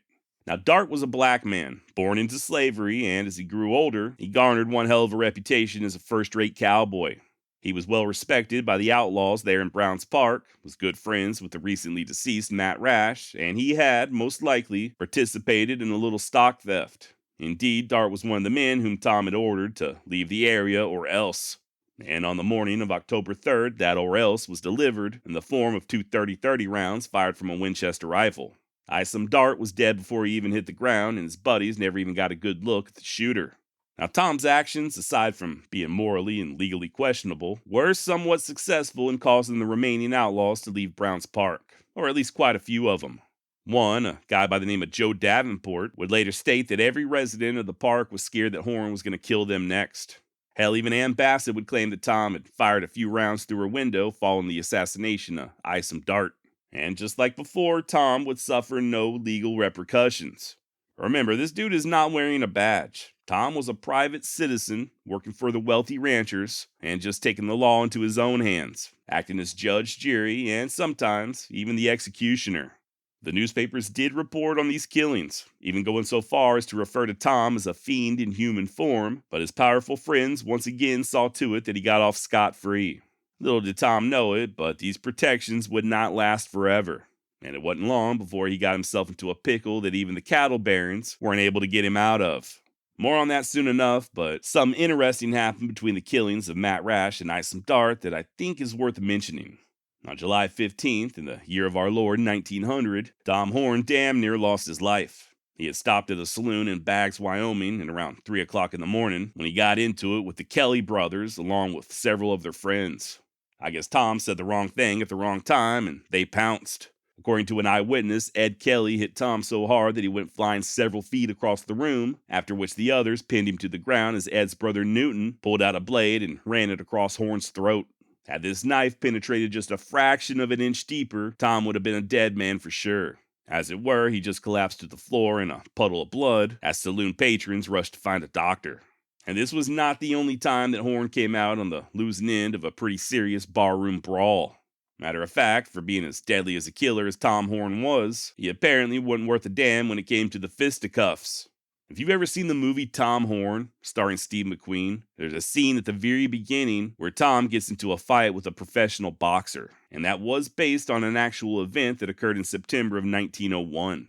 Tom was down in Denver making the rounds to various saloons, flashing a big wad of cash and bragging to all who would listen about how great he was, which is how he found himself in the Pennington Saloon later that night, mixing it up with a boxing manager by the name of Jack McKenna.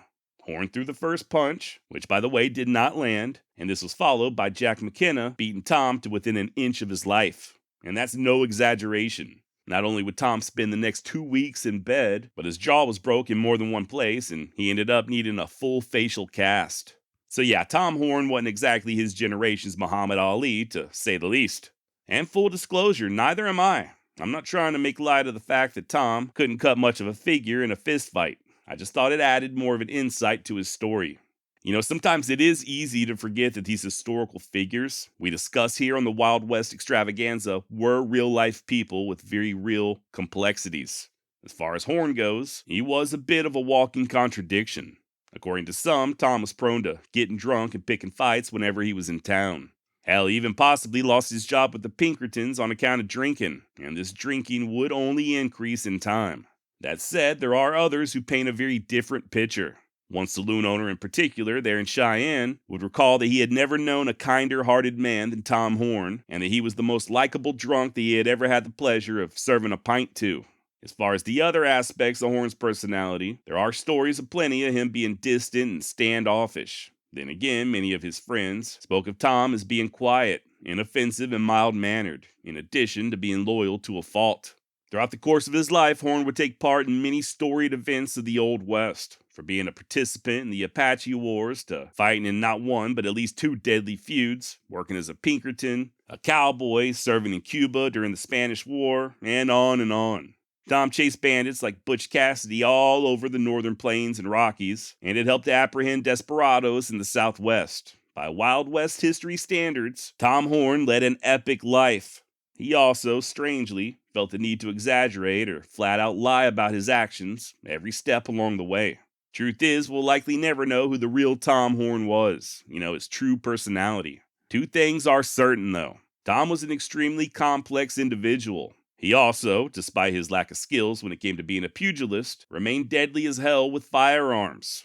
A fact that would soon become abundantly clear to an Iron Mountain homesteader we mentioned earlier, named Kells Nickel. If you'll recall, it was Nickel who sliced open the belly of Tom's boss, John Coble.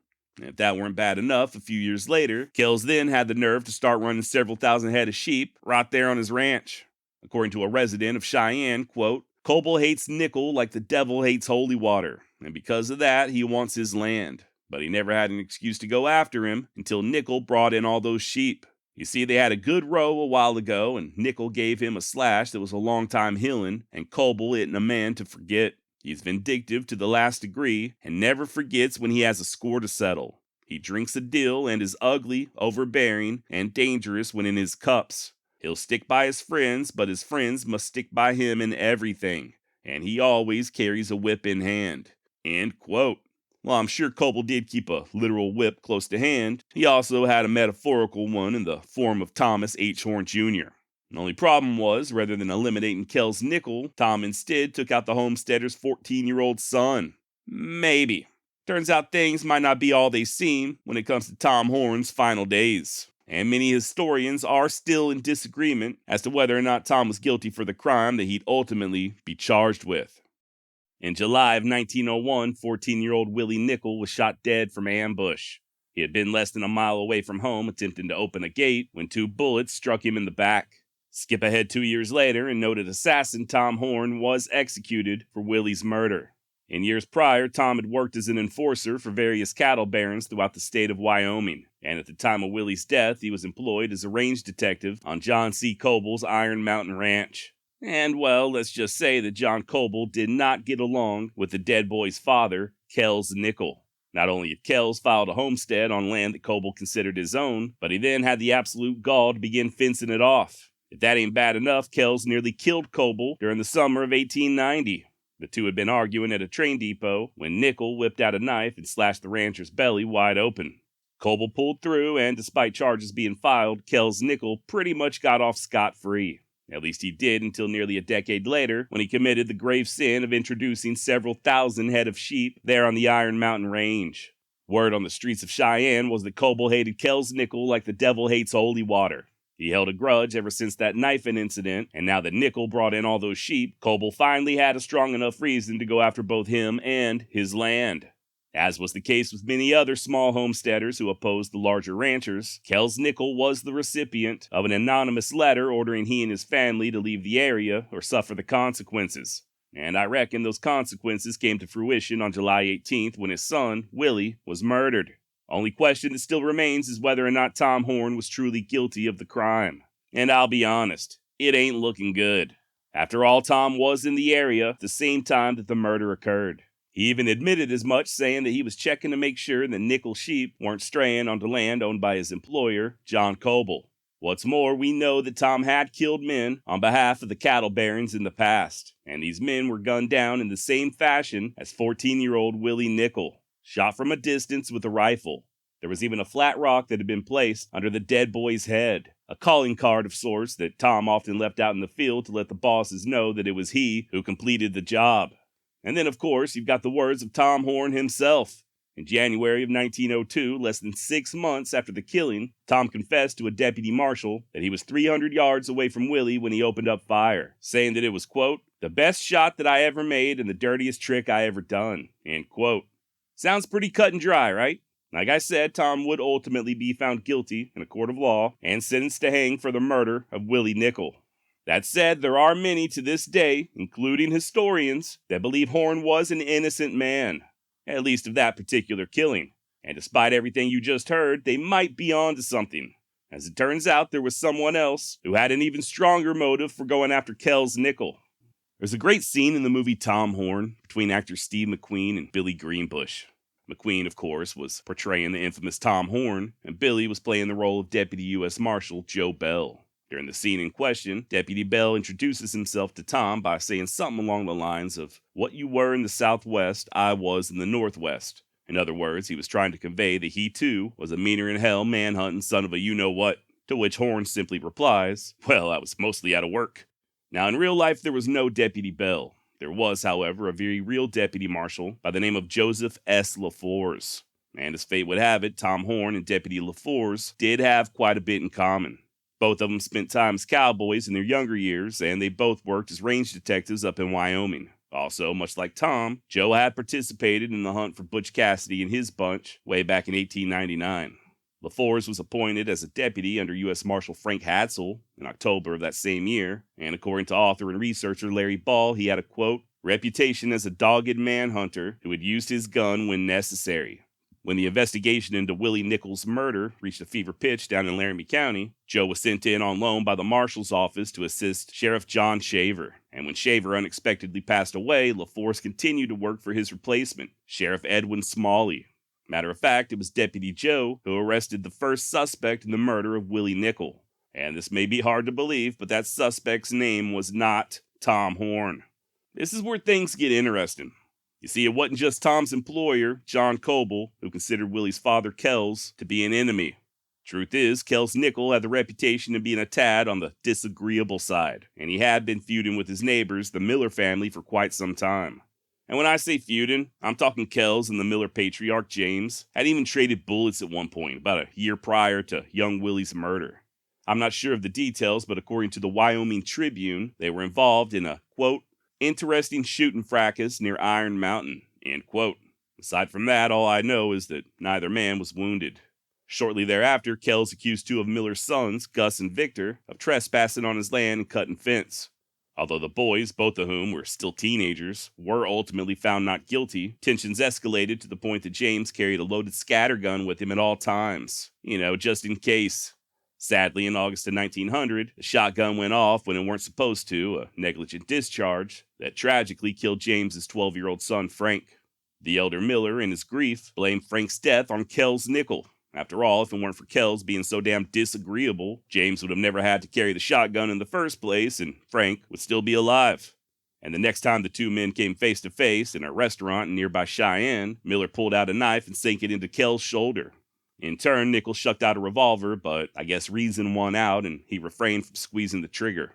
Not that it mattered none to James Miller. He was still fuming over the death of Frank 6 months later when he confronted Nickel's son, Willie, going so far as to point his shotgun at the young man. Now, this occurred just weeks before Willie was killed, so as you can imagine, Kells Nickel immediately suspected that James Miller was responsible for the murder. Or if not James, then one of his older boys like Gus or Victor. By the way, the attack on the Nickel family did not end with the death of Willie Nickel. It's long been theorized that whoever killed Willie had mistaken him for his father, and sure enough, just 17 days after Willie's murder, an unknown assailant put 3 rounds into Kells Nickel. Guess they was trying to finish what they started. Kells had been in the pasture with his daughter, milking a cow, when the shots rang out. Luckily for him, none of his vitals were hit, and he would make a quick recovery. What's more, he claimed to have positively ID'd the would-be assassins. Said it was his neighbor, James Miller, and one of his sons, either Gus or Victor, but he wasn't sure which one. And it still wasn't over. A few days later, as James was convalescing, several masked men rode right up into his property and killed dozens of his sheep. Needless to say, somebody was not a big fan of Kells Nickel, and to hear him tell it, that someone was his neighbor, James Miller. Okay, so how about that, huh? I guess maybe the idea of Tom Horn being an innocent man doesn't sound so crazy now, right? After all, justified or not, Miller did blame Kells Nickel for the death of his son, Frank. And James did, for a fact, aim a shotgun in Willie's general direction shortly before the young man was murdered. Now, I'm no detective, but just based on that alone, I would most certainly be looking to haul James in for questioning. And as fate would have it, that's exactly what Deputy LaForce did. And not just James either. LaForce also arrested the two aforementioned Miller boys as well, Victor and Gus. They wouldn't remain in custody long, though. The Laramie County District Attorney, a guy by the name of Walter Stoll, ordered a special inquiry into Willie's death. A coroner's jury was formed, and witnesses were subpoenaed, including many of the people we've just mentioned, especially Kells Nickel and his neighbor/enemy, James Miller. While this was going down, Deputy LaForce hit the field gathering even more evidence. As he began nosing around on the Nickel homestead, LaForce determined that whoever had shot Kells was operating alone. Remember, Kells said that his attacker was James Miller and at least one of his sons, but according to LaForce, there was only one set of horse tracks. Furthermore, as Deputy LaForce began questioning locals, he realized that this was far more complex than it first seemed. He even told his boss, Marshal Hatzel, as much when the two linked up back in Cheyenne, saying that the killing of Willie Nickel was on account of a war between the cattlemen and the sheep herders, as opposed to feuding neighbors. It was LaForce's opinion that rather than James Miller being the culprit, it was one of the larger ranchers there in the Iron Mountain Range who ordered the killing. And, well, we all know who their attack dog is, right? Tom Horn. Meanwhile, District Attorney Stoll was coming to a similar conclusion. And to be honest, it does appear as if D.A. Stoll had Tom's number from the get-go. He was grilling folks not only about Tom's reputation, but his movements around the time of Willie's murder. Even when Kells Nickel was on the stand and accusing Miller, Stoll steered the conversation towards Tom Horn. The only problem was, when Tom's name got brought up, people started shutting their mouths, which I do think is a tad bit suspicious. You know, if it was just a matter of two neighbors who didn't get along, then why was everybody so afraid of talking, especially when it came to Tom Horn? What was it about Tom that instilled such fear? Even the papers chimed in after the first day of the inquest, with one journalist writing, quote, "An attempt is being made to prove that Tom Horn, a detective and the employee of the cattlemen, was the murderer of young Nickel. He was hanging about the vicinity of the Nickel Ranch for several days before the killing, apparently watching for somebody, but disappeared the day before the murder and has not since been heard of." End quote. This would change about 2 weeks later when Tom finally popped his head back up there in Cheyenne. And no sooner had he stepped off the train when D.A. Stoll had his ass subpoenaed. He wasn't under arrest, mind you, just had to answer some questions. According to Tom, he had stayed with the Miller family for 2 nights, just prior to Willie's murder. He had left their place on the morning of Wednesday, July the 17th, and of course it was the following morning, the 18th, when Willie was killed. And much to the astonishment of damn near everybody taking part in the inquest, Tom expressed doubt as to James Miller being the shooter. Tom readily admitted that he didn't care much for James, or Kells Nickel either for that matter. He referred to them both as the worst kind of people. He also stated that neither man possessed the courage needed to be a killer. While Horn claimed to have been just as surprised as everybody else that young Willie was gunned down, he didn't think that James Miller, nor his sons, had it in them to commit such an act. Maybe not the smartest thing in the world to say, right? I mean, by eliminating James Miller as a suspect, that would leave him, Tom Horn, as the next likely candidate. Which, as I've already pointed out, he was anyway, at least in the eyes of D.A. Stoll and Deputy LaForce. Tom was also asked about a previous altercation he had had with Kells Nickel. Apparently Nickel had made a fuss about Tom hunting game on his property and told Horn to keep to the road next time he passed through. But according to Tom, this never happened. Quote, "No, sir, I wouldn't allow 15 of the worst men in the world to tell me that." End quote. This was followed up by Horn pretty much just saying that he had the freedom to go wherever the hell he damn well pleased. Doesn't seem like that big of a deal, but this is something that Tom would continue to do all the way up until his sentencing, and it would not sit well with a future jury. You see, it wasn't enough for Tom to deny involvement or knowledge as far as the boy's killing was concerned, but he also had to let everybody know just what a dangerous man he was. We'll get to that soon enough. Like I said, this was all just part of an inquiry, and at this point, neither Tom or anybody else had been charged with Willie's murder. Be that as it may, District Attorney Stoll and Deputy LaForce were pretty much convinced that Tom was the killer. They just needed some evidence. Unfortunately, the citizens of Laramie County were scared shitless of Tom, so they weren't talking. But you know who was talking? That's right, our very own Tom Horn, or as the Apache called him, the boy who talks about himself. According to Larry Ball in his book Tom Horn in Life and Legend, Attorney Stoll, quote, expressed the opinion that Tom Horn's only weakness was his garrulousness. If the officers could get Horn to talk and thus incriminate himself, they could arrest him, end quote. Garrulousness, of course, is just a fancy way of saying someone who has the habit of talking too damn much. And this was indeed a weakness of Tom's, that and his consumption of alcohol, both of which Deputy LaForce intended to take full advantage of. Now, up to this point, Tom and LaForce had yet to become acquainted with one another. This changed shortly after the inquest when, according to Deputy LaForce, he struck up a conversation with Tom in Cheyenne, and the two had quite the visit. Apparently, the deputy just sort of casually implied that he knew Tom was guilty of the attack on Kells Nickel. Quote, I told him his sights must have moved or something was wrong with his gun, and asked him how come the old man to get away. Tom's reply was that it was early in the morning and the sun was not yet shining on the sights of my gun, or else it would have been different, end quote. Tom also joked about Kell's reaction to being shot, saying, you ought to have seen him run and yell like a Comanche Indian. So there you go, Tom readily confessing that it was he who attempted to gun down Kells Nickel back in August. Now, if you're anything like me, you may be wondering why in the hell Tom Horn would speak so openly with the Deputy U.S. Marshal. First of all, remember who we're dealing with here. Tom loved talking about himself, period. Also, he was not aware of the fact that LaForce was actively investigating him. As far as Tom was concerned, they were two experienced manhunters just shooting the shit. Don't forget that Tom had once been a deputy marshal himself, and before that he was a sheriff's deputy. He had worked closely with law enforcement throughout his entire career, even as a range detective. So when it came to talking to the deputy, Tom didn't think nothing of it. It wasn't a suspect speaking with an investigator, so much as just two peers discussing business. And now that LaForce saw how easy it was to get Tom to speak his mind, all he had to do was figure out a way to get him to open up even more. That's when he concocted a plan to lure Tom in with a fake job offer, that of a range detective in Montana. I guess Joe figured that Tom would want to make himself scarce until the investigation died down, much in the same way he had done after killing Powell and Lewis back in 1895. And as it turns out, this was a correct assumption.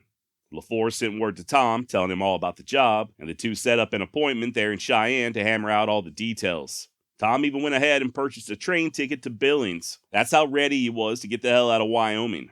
He and Joe initially linked up in a local saloon, had a few drinks, and spoke briefly before Deputy LaForce excused himself. Said he had to run an errand, but asked Tom to meet him at the marshal's office later on. Tom agreed, and the deputy scurried off to finish setting the trap. The day prior, he had drilled a peephole into a door leading to an adjoining office. LaForce also had that same door trimmed at the bottom, with at least 2 inches of clearance from the floor. Unbeknownst to Tom Horn, on the other side would be a local sheriff's deputy by the name of Leslie Snow, as well as a certified court stenographer, Charles Onhouse. They would remain hidden, and from their vantage point, they'd be able to hear every word that was spoken. And if all went as planned, Tom would be his usual chatty Cathy self, and any confession he made would not only be witnessed, but recorded. And yeah, it worked. Soon as Tom showed up at LaForce's office and drinks were poured, the two began talking about that job up in Montana. And just to further gain Tom's trust, LaForce had him sign a contract, followed by the deputy reading aloud a very flattering letter of introduction he had written for Tom's new employer. The pair continued conversing, and Tom asked whether or not his new boss was afraid of a little shooting. Deputy LaForce assured him that he was not, and Tom replied by saying that he knows that he shoots too much, but he had yet to have ever gotten one of his employers in trouble due to his penchant for violence. Just the segue that LaForce needed to get Tom to open up even more. He again plied Horn with flattery, saying that Tom was the best man to cover a trail that he had ever seen, and that when he was investigating the scene of Willie's murder, he never could pick up Tom's trail. To which Horn replied, "No, goddamn, I left no trail. The only way to cover up your trail is to go barefoot." LaForce then admitted that he never did figure out why Willie Nickel was killed, to which Tom cleverly explained, "I think it was this way. Suppose a man in the big draw to the right of the gate, you know where it is, the draw that comes into the main creek below Nickel's house where Kells Nickel was shot. Well, I suppose a man was in that, and the kid came riding up on him from this way, and suppose the kid started to run for the house, and the fellow headed him off at the gate and killed him to keep him from going to the house and raising a hell of a commotion. That is the way I think it occurred." End quote. Oh boy, Tom Horn's starting to sound a little bit like O.J. Simpson. Remember that book O.J. wrote, If I Did It? I'm sure Tom thought he was being smart with the way he was choosing his words, but I don't really think it was fooling anybody. Still, though, it wasn't quite enough, so LaForce tried a different tactic, asking Tom if he had his boots on when he ran to cut the kid off. Tom replied negative, and once again said that he was barefoot. Moments later, the conversation drifted to a local school teacher named Gwendolyn Kimmel. Now, I haven't mentioned her just yet, but Miss Kimmel lived with the Millers, who, if you'll recall, were next-door neighbors to the Nichols. It's thought that Tom and Gwendolyn were sweet on one another, and that was one of the main reasons he boarded with the Millers for those 2 nights back in July. Initially, though, Gwendolyn had vouched for James Miller, along with his boys. According to her, everybody was at home at the time Willie was murdered. Just thought I'd bring her up real quick because we will be hearing more from Miss Gwendolyn later on in the story. Next, Deputy LaForce asked Tom about his arsenal, spurring Horn to begin singing the praises of his .30-30 Winchester, and adding that he often liked to get in close to his targets. The closer, the better. When the deputy asked how far away he was when he shot Willie, Tom stated, quote, "About 300 yards. It was the best shot that I ever made and the dirtiest trick I ever done." Tom followed this up by saying that he had only wounded the boy with the first shot and was scared that he would get away, hence the second shot. When LaForce asked Tom if he retrieved his empty shell casings, Tom answered, "You bet your goddamn life I did." Finally, they decided to break for lunch, but not without LaForce asking him one final question. "I want you to tell me why you killed that kid. Was it a mistake?" To which Tom replied, "Well, Joe, I'll tell you all about it when I get back from Montana. It is too new yet." Now, just a quick word on Tom claiming to have shot Willie from 300 yards. That's a pretty good shot with the .30-30. It's not impossible, but if I were deer hunting, for example, it's not a shot that I would take. To me, a .30-30 is a great caliber for 100 or maybe even 200 yards, but I do kind of think the 300 is pushing it. With that in mind, on the day following Willie's murder, a surveyor inspected the scene of the crime and concluded that the shots were taken at 200 feet. So what's that, like 65 yards as opposed to the 300 that Tom was claiming? Much more realistic in my opinion. Hard to miss anything at 65 yards, be it a white-tailed deer or a 14-year-old boy. Just gotta lead them a little bit more. So yeah, like I said, Deputy LaForce and Tom broke for lunch, but they did reconvene afterwards, and Tom continued to incriminate himself. When LaForce asked about Lewis and Powell, 2 of Tom's victims from years earlier, Tom laughed and said that Lewis was the scaredest son of a bitch you ever saw. He then spoke of how much he was paid for the Lewis and Powell killings, and even said that he received the money from a bagman on a train ride between Cheyenne and Denver. Circling back to Willie's murder, LaForce asked about the stone that Horn had placed under the dead boy's head. Tom explained, saying that that's the way he hangs his sign out to get paid, just as a way of letting his employers know that it was he who did the job. The conversation then shifted towards how much money Tom was paid for killing Willie. I did find this sort of hard to follow, so I'm just going to read it out verbatim, and maybe you can decipher it better than I can. Deputy LaForce, did you ever have any trouble to collect your money? Tom, no, when I do a job of this kind, they know they have to pay me. I would kill a man if he tried to beat me out of 10 cents that I earned. LaForce, have you got your money yet for killing Willie Nickel? Tom, I got that before I did the job. LaForce, you got $600 for that. Why'd you cut the price? Tom, I got $2,100. LaForce, how much is that a man? Tom, that is for 3 dead men and 1 shot at 5 times. Killing men is my specialty. I look at it as a business proposition, and I think I have a corner on the market. So yeah, I'm not really understanding how much he was allegedly paid to kill Willie Nickel, and I'm not really sure who the other dead men are that he's referring to. The remark about shooting at somebody 5 times, I assume he's talking about the botched attempt on Kells Nickel, but I don't know. Either way, you got to admit that does seem pretty incriminating, right? I mean, hell, Tom flat out said he was paid to kill Willie Nickel. And that's pretty much the gist of this meeting. Horn was planning on leaving for Montana the next morning, so that stenographer stayed up most of the damn night just typing out copies of his notes. Once that was complete, the evidence was presented to the district attorney Stoll, and a warrant was issued for Tom's arrest, which occurred at the Ocean Hotel at around 11:30 the next morning.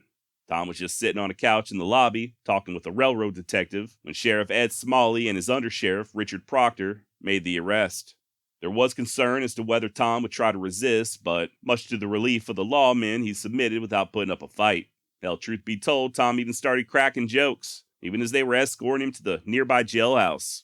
And I mean, why wouldn't he? After all, Tom had been in trouble before. Anytime he got crossways of the law, his rich employers just swooped in and got him off the hook. Guess he figured this time wouldn't be no different.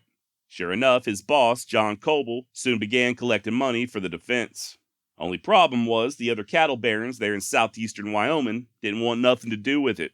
I guess times were changing, and they no longer wished to be associated with the likes of Tom Horn. Still, though, Coble resolved to continue supporting his loyal attack dog, and even ponied up a cool $5,000 down payment for the legal fund, which nowadays is a little over $180,000. Rather than Tom being represented by just some local podunk ambulance chaser, Coble ensured that he'd have a defense team comprised of some of the best attorneys money could buy. Preliminary hearings were held on January 23, 1902, and up to this point, Horn still had no idea that LaForce had been working against him. And when that particular bombshell was revealed in court, along with the confession, even Tom couldn't hide his astonishment. There was quite a bit of commotion at the defense table, but they soon regrouped and put their own little spin on things.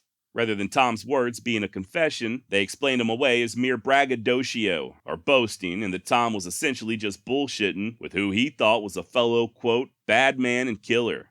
And just to further throw shade on the confession, they were also able to scrounge up several eyewitnesses who stated that Tom was extremely inebriated during the meeting with Deputy LaForce. In other words, if he was drunk off his ass, could he really be held responsible for whatever he might have said? Now, following this, Tom would have to wait another 9.5 months for the actual trial, which began at 9 a.m. on October 10th, 1902. Now, it was assumed that the trial would end up dragging on for quite some time, but as it turns out, things progressed rather quickly.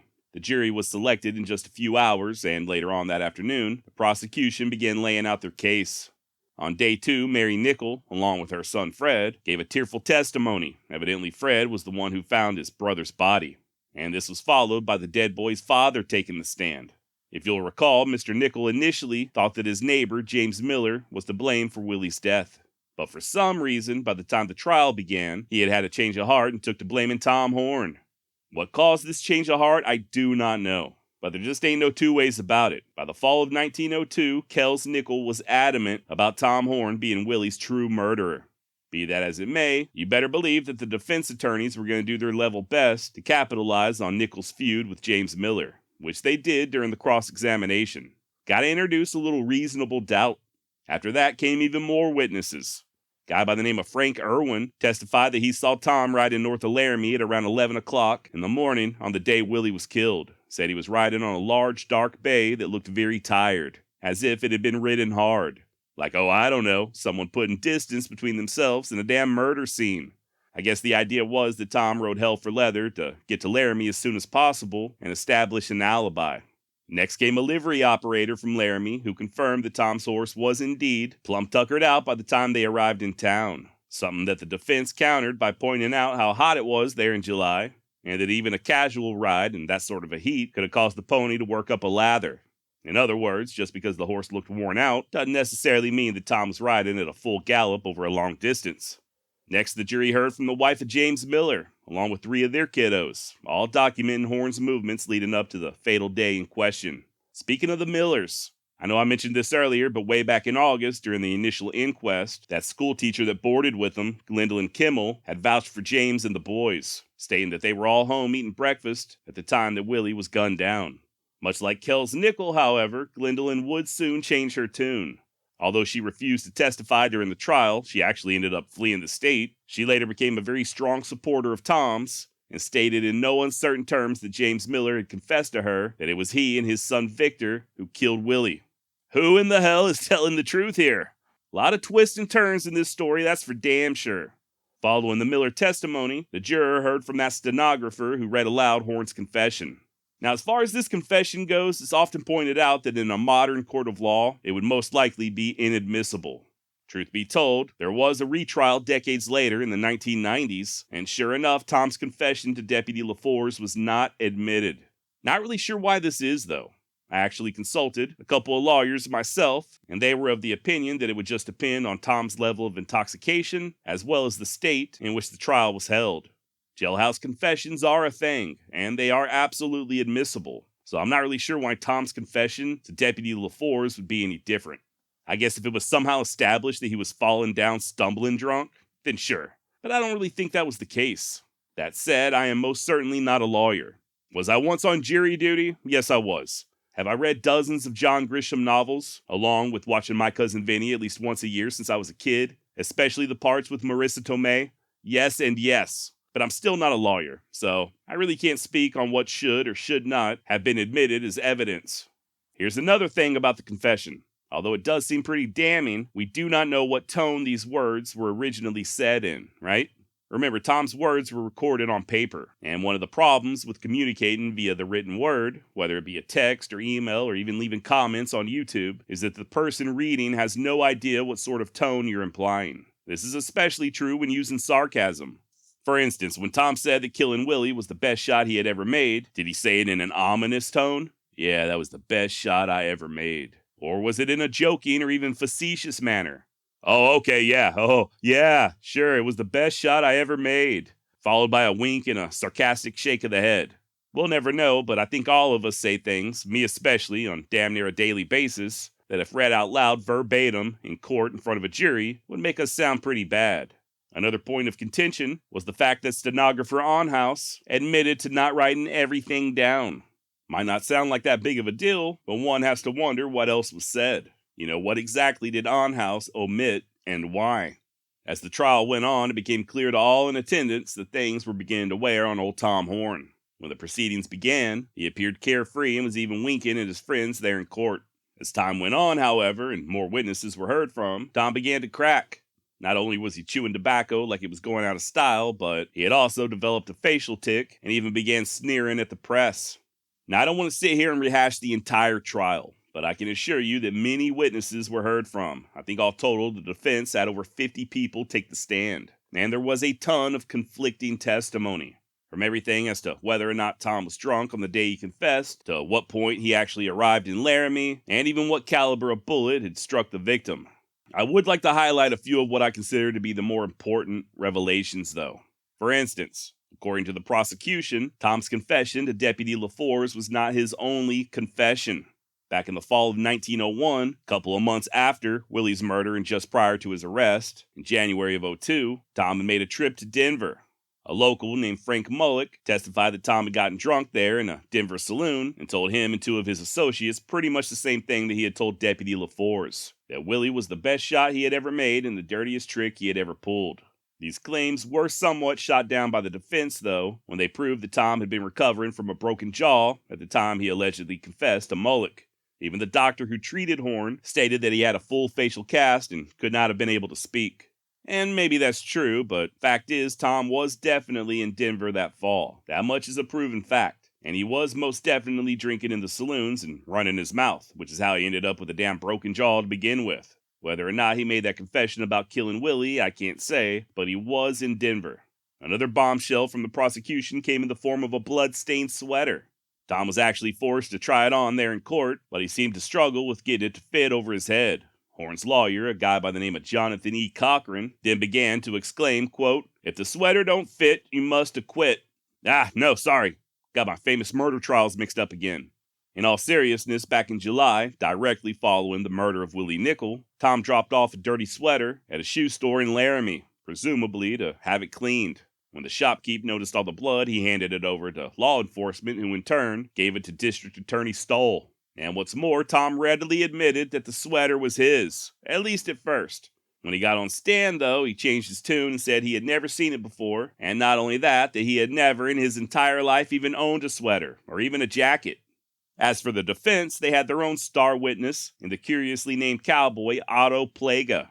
Now, Otto and Tom knew each other well. Matter of fact, Otto had helped Horn arrest Eva Langhoff back in 1893.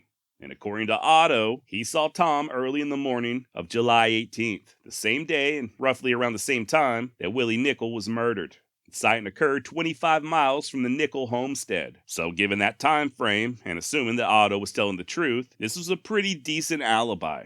After all, it would have been impossible for Tom to have been in both locations at the same time. The defense even had Otto's stepfather take the stand and back up these claims, stating that Otto had came home later on that day and told him about seeing Tom Horn riding by. In an ironic twist of fate, Tom had previously been asked about Plaga's reputation during the preliminaries, and Horn stated that Otto was unreliable. Fucking Tom, man. Dude had one eyewitness who can vouch for his innocence, and he cannot help himself but spouting off about the man's lack of credibility. And if that wasn't bad enough, when Tom finally got on the stand during the actual trial, he would go on to contradict Plaga's alibi. Whereas Otto said that he saw Tom early in the morning, Tom claimed he wasn't in that particular area until much later on in the day. In other words, Tom had just taken the only alibi he had and took a big steaming dump of Old West hitman excrement all over it. And honestly, man, it was Tom Horn's mouth that was his final undoing. Why his lawyers even allowed him to take the stand is beyond me. While Horn steadfastly maintained that he was innocent and had nothing to do with Willie's murder, he also just could not keep his mouth shut. Especially upon cross-examination, when Stull began prying into Tom's methods of preventing stock theft. Horn basically admitted that he handled his business outside of the judicial system. Don't forget that Tom hadn't been responsible for anybody's arrest there in the Iron Mountain region since 1893, damn near a decade before the trial began. Yet he did continue to work as a stock detective, and I highly doubt that Coble and the other ranchers were paying Tom just to sit around and twiddle his thumbs. If Tom wasn't arresting anybody or otherwise bringing charges against him, then he must have been imposing the boss's will in some other way, i.e. intimidation or just outright violence. To hammer this point home, Attorney Stull asked Tom about his actions down in Browns Park when he killed Matt Rash and Isom Dart.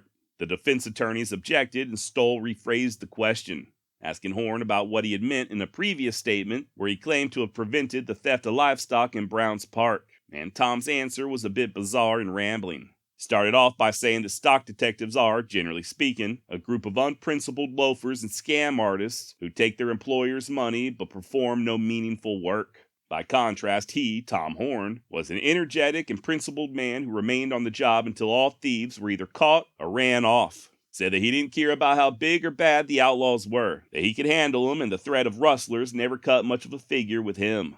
According to Larry Ball in his book Tom Horn in Life and Legend, quote, in response to one of the prosecutor's questions, Horn insisted on giving a more detailed explanation, believing that the jury would understand and be more sympathetic. The more he talked, the more vulnerable he became. The more vulnerable he made himself by talking too much, the more the jury saw that he was capable of killing for money. Thanks to his propensity to boast and let his big ego run away with him, Horn thoroughly incriminated himself. End quote.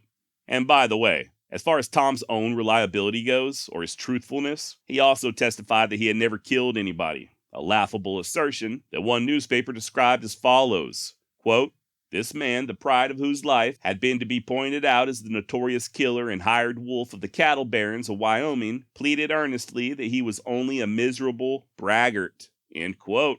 Really, at the end of the day, the strongest defense that Tom had was the testimony of Otto Plaga, which he helped to destroy, and his own claims that LaFour's confession was just boastful joking or joshing, as he referred to it. Of course, there was also a little reasonable doubt presented in the form of James Miller and his sons. They had motive as well, and although Gwendolyn Kimmel did clear them in the preliminary hearing, she was nowhere to be found at the actual trial.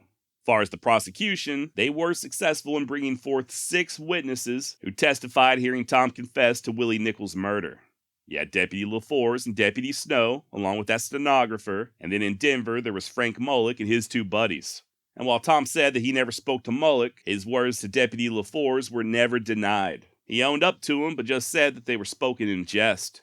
The prosecution was also successful in showing a motive. Everybody knew that Tom worked for John Coble as an enforcer, and everybody knew the history between Coble and Kells Nickel. The trial finally came to an end at around 11:30 in the morning on Friday, October 24th. And later that evening, at approximately 4:35 p.m., the jury returned with the following verdict. We, the jury, impaneled on the above entitled case, do find the defendant, Tom Horn, guilty of murder in the first degree. Then, less than a month later, Tom received his sentence. It is ordered, adjudged, and decreed that you, Tom Horn, be confined to the 9th day of January, 1903, on which day, between the hours of 9 o'clock in the forenoon to 3 o'clock in the afternoon, you will be taken by the sheriff of Laramie County to a place prepared by him, and there hanged by the neck until you are dead. Now, as bad as that sounds, Tom did seem to remain unbothered, telling anybody who'd listen that he wasn't dead yet. Truth is, I think Tom felt pretty confident that his attorneys would be able to file an appeal. Maybe he'd get another trial, or maybe his cronies in the WSGA would pull some strings and get the governor to issue a pardon.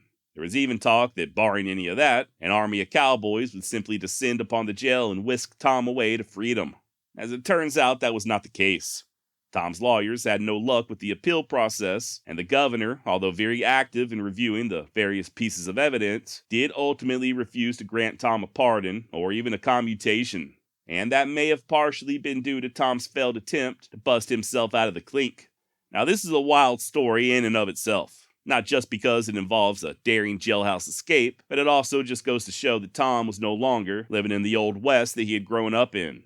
Things had changed quite a bit since he first arrived in Wyoming, and Tom apparently had not been able to keep up with the times. On the morning of Sunday, August 9th, 1903, Tom and another inmate overpowered Under Sheriff Richard Proctor and forced him to open up the weapons safe. Tom grabbed a pistol, one of those newfangled semi-autos, but the only problem was he didn't know how to operate the damn thing. He even aimed it at Proctor and squeezed the trigger, but nothing happened. At the same time, another deputy, Leslie Snow, stepped inside only to find the business end of a rifle pointed at him in the hands of Tom's accomplice. Snow slammed the door, fired off a few warning shots into the air, and took off running until he found a telephone to call for help. In the meantime, both Tom and his fellow escapee sprinted for freedom, both of them splitting up and going their separate ways. As Tom ran alongside the automobiles parked next to the church, a good Samaritan named Aldrich began taking pot shots at him through a window. Once again, Horn tried to fight back, but he just couldn't get that pistol to fire. I don't know if he wasn't aware of how to flip the safety off, or he didn't know you had to rack the slide back to chamber around, or what, but while Tom most certainly knew his way around revolvers and lever-action rifles, he was clueless when it came to these modern firearms. Aldrich managed to graze Tom's scalp with a bullet that stunned him long enough for Deputy Snow to arrive and begin beating Tom over the head with the butt of his rifle. There's a great photo of Tom directly following this escape being led back to the jail. If you're curious, check it out. I did just share it over on the Wild West newsletter. Link below if you'd like to give it a look, or you can go directly to wildwestjosh.substack.com. It does kind of beg the question, though. If Horn had not tried to escape, would he have been granted a pardon? Maybe. This trial did occur when Teddy Roosevelt was in office, and Teddy loved his Old West cowboys. I have no doubt that if Tom had his sentence commuted to, let's say, life in prison, that within just a few years, if not months, Teddy would have seen to it that he'd be released, especially considering Horn's actions in Cuba. I certainly can't blame the man for trying to escape captivity, but at the same time, this sure as hell did not help Tom's case any, especially considering that he had tried to kill Proctor. If, by some stroke of luck, Tom had instead gotten his hands on a Colt revolver chambered in .44-40, Under Sheriff Proctor would have almost certainly died in a puddle of his own blood there in the jailhouse. As it were, Proctor would live long enough to be the last face Tom saw before a black hood was placed over his head. Now, the execution was initially set for November 20th, 1903, but ended up getting extended to December 3rd. And for what it's worth, I gotta admit that Tom took his medicine like a man, especially considering how unorthodox the execution was. First of all, it would be a private hanging.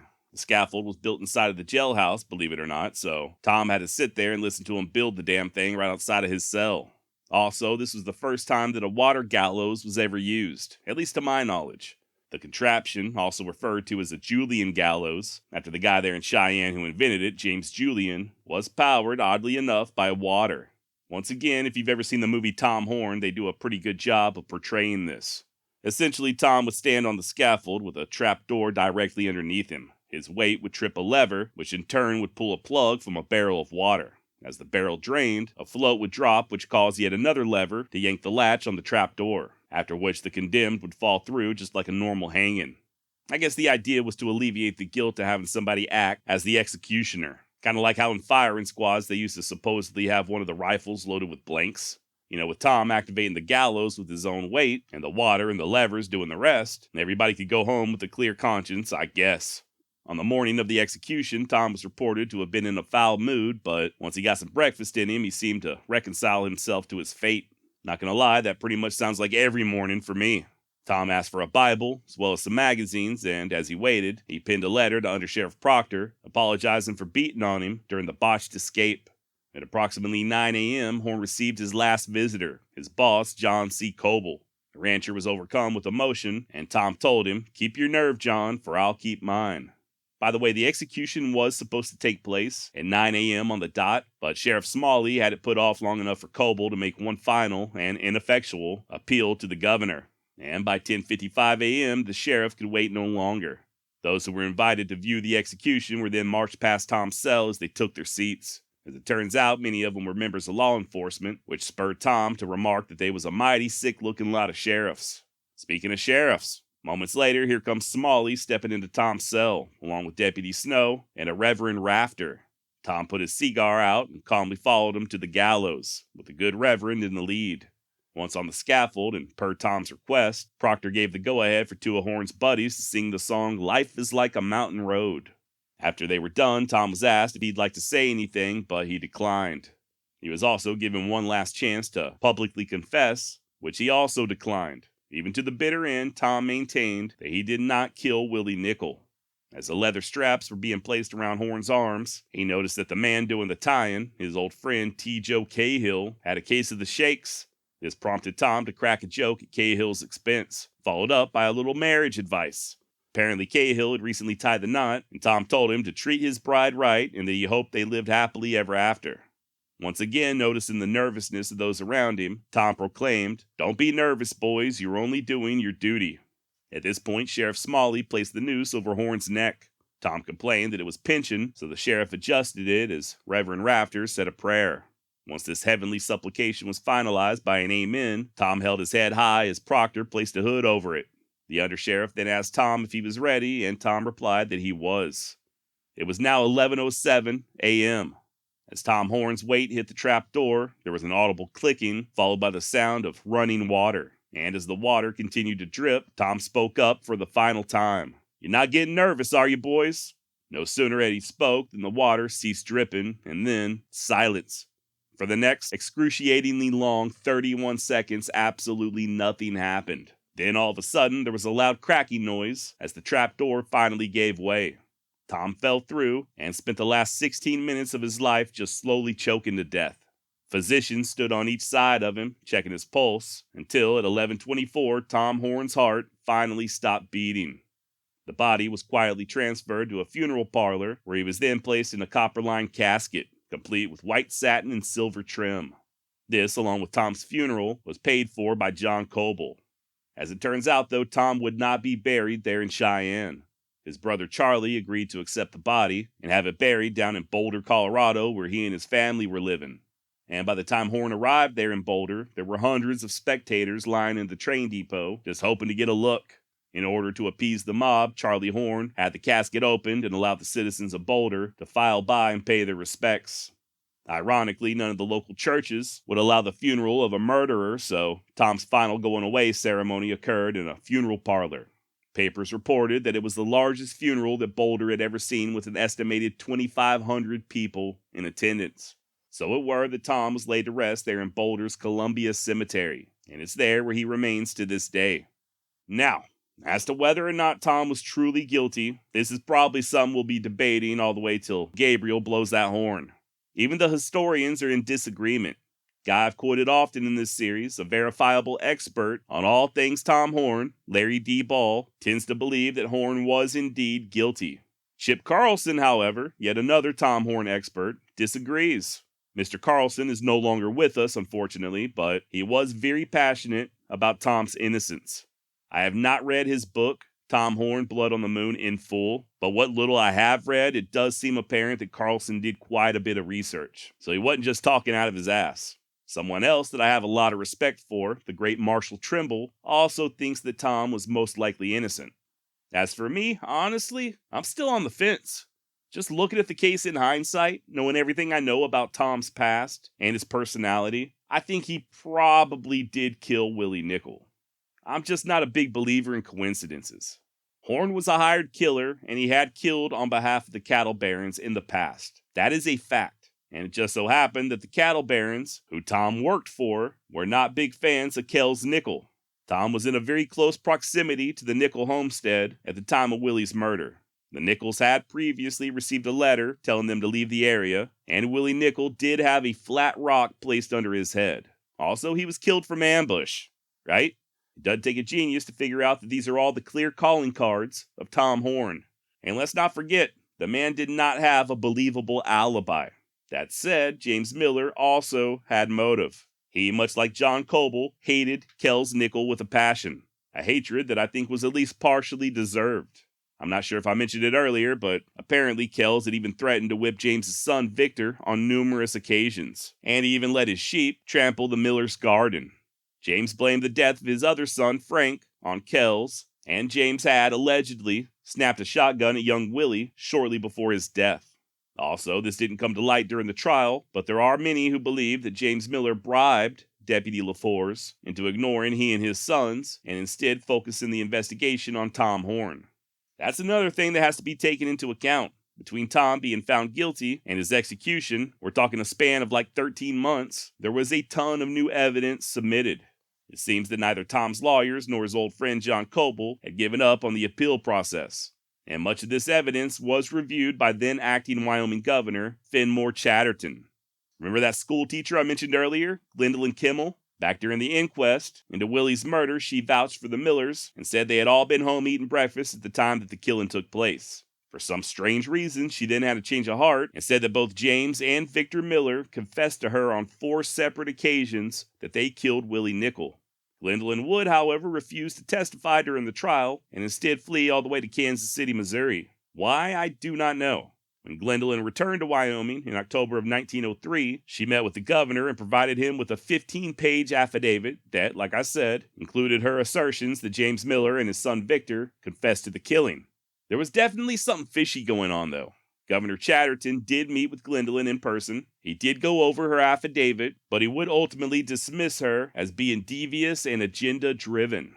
Apparently, she had some sort of weird goal of getting Tom's sentence commuted, and then, once that was done, switching things around and proving that Victor Miller was innocent.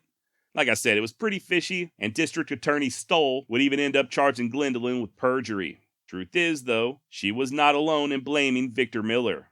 Other affidavits were submitted by many people who swore that Victor confessed to him. One of them, Ollie Whitman, stated that Victor told him, quote, "My father wanted me to kill him because we were always having trouble together and always fighting," end quote.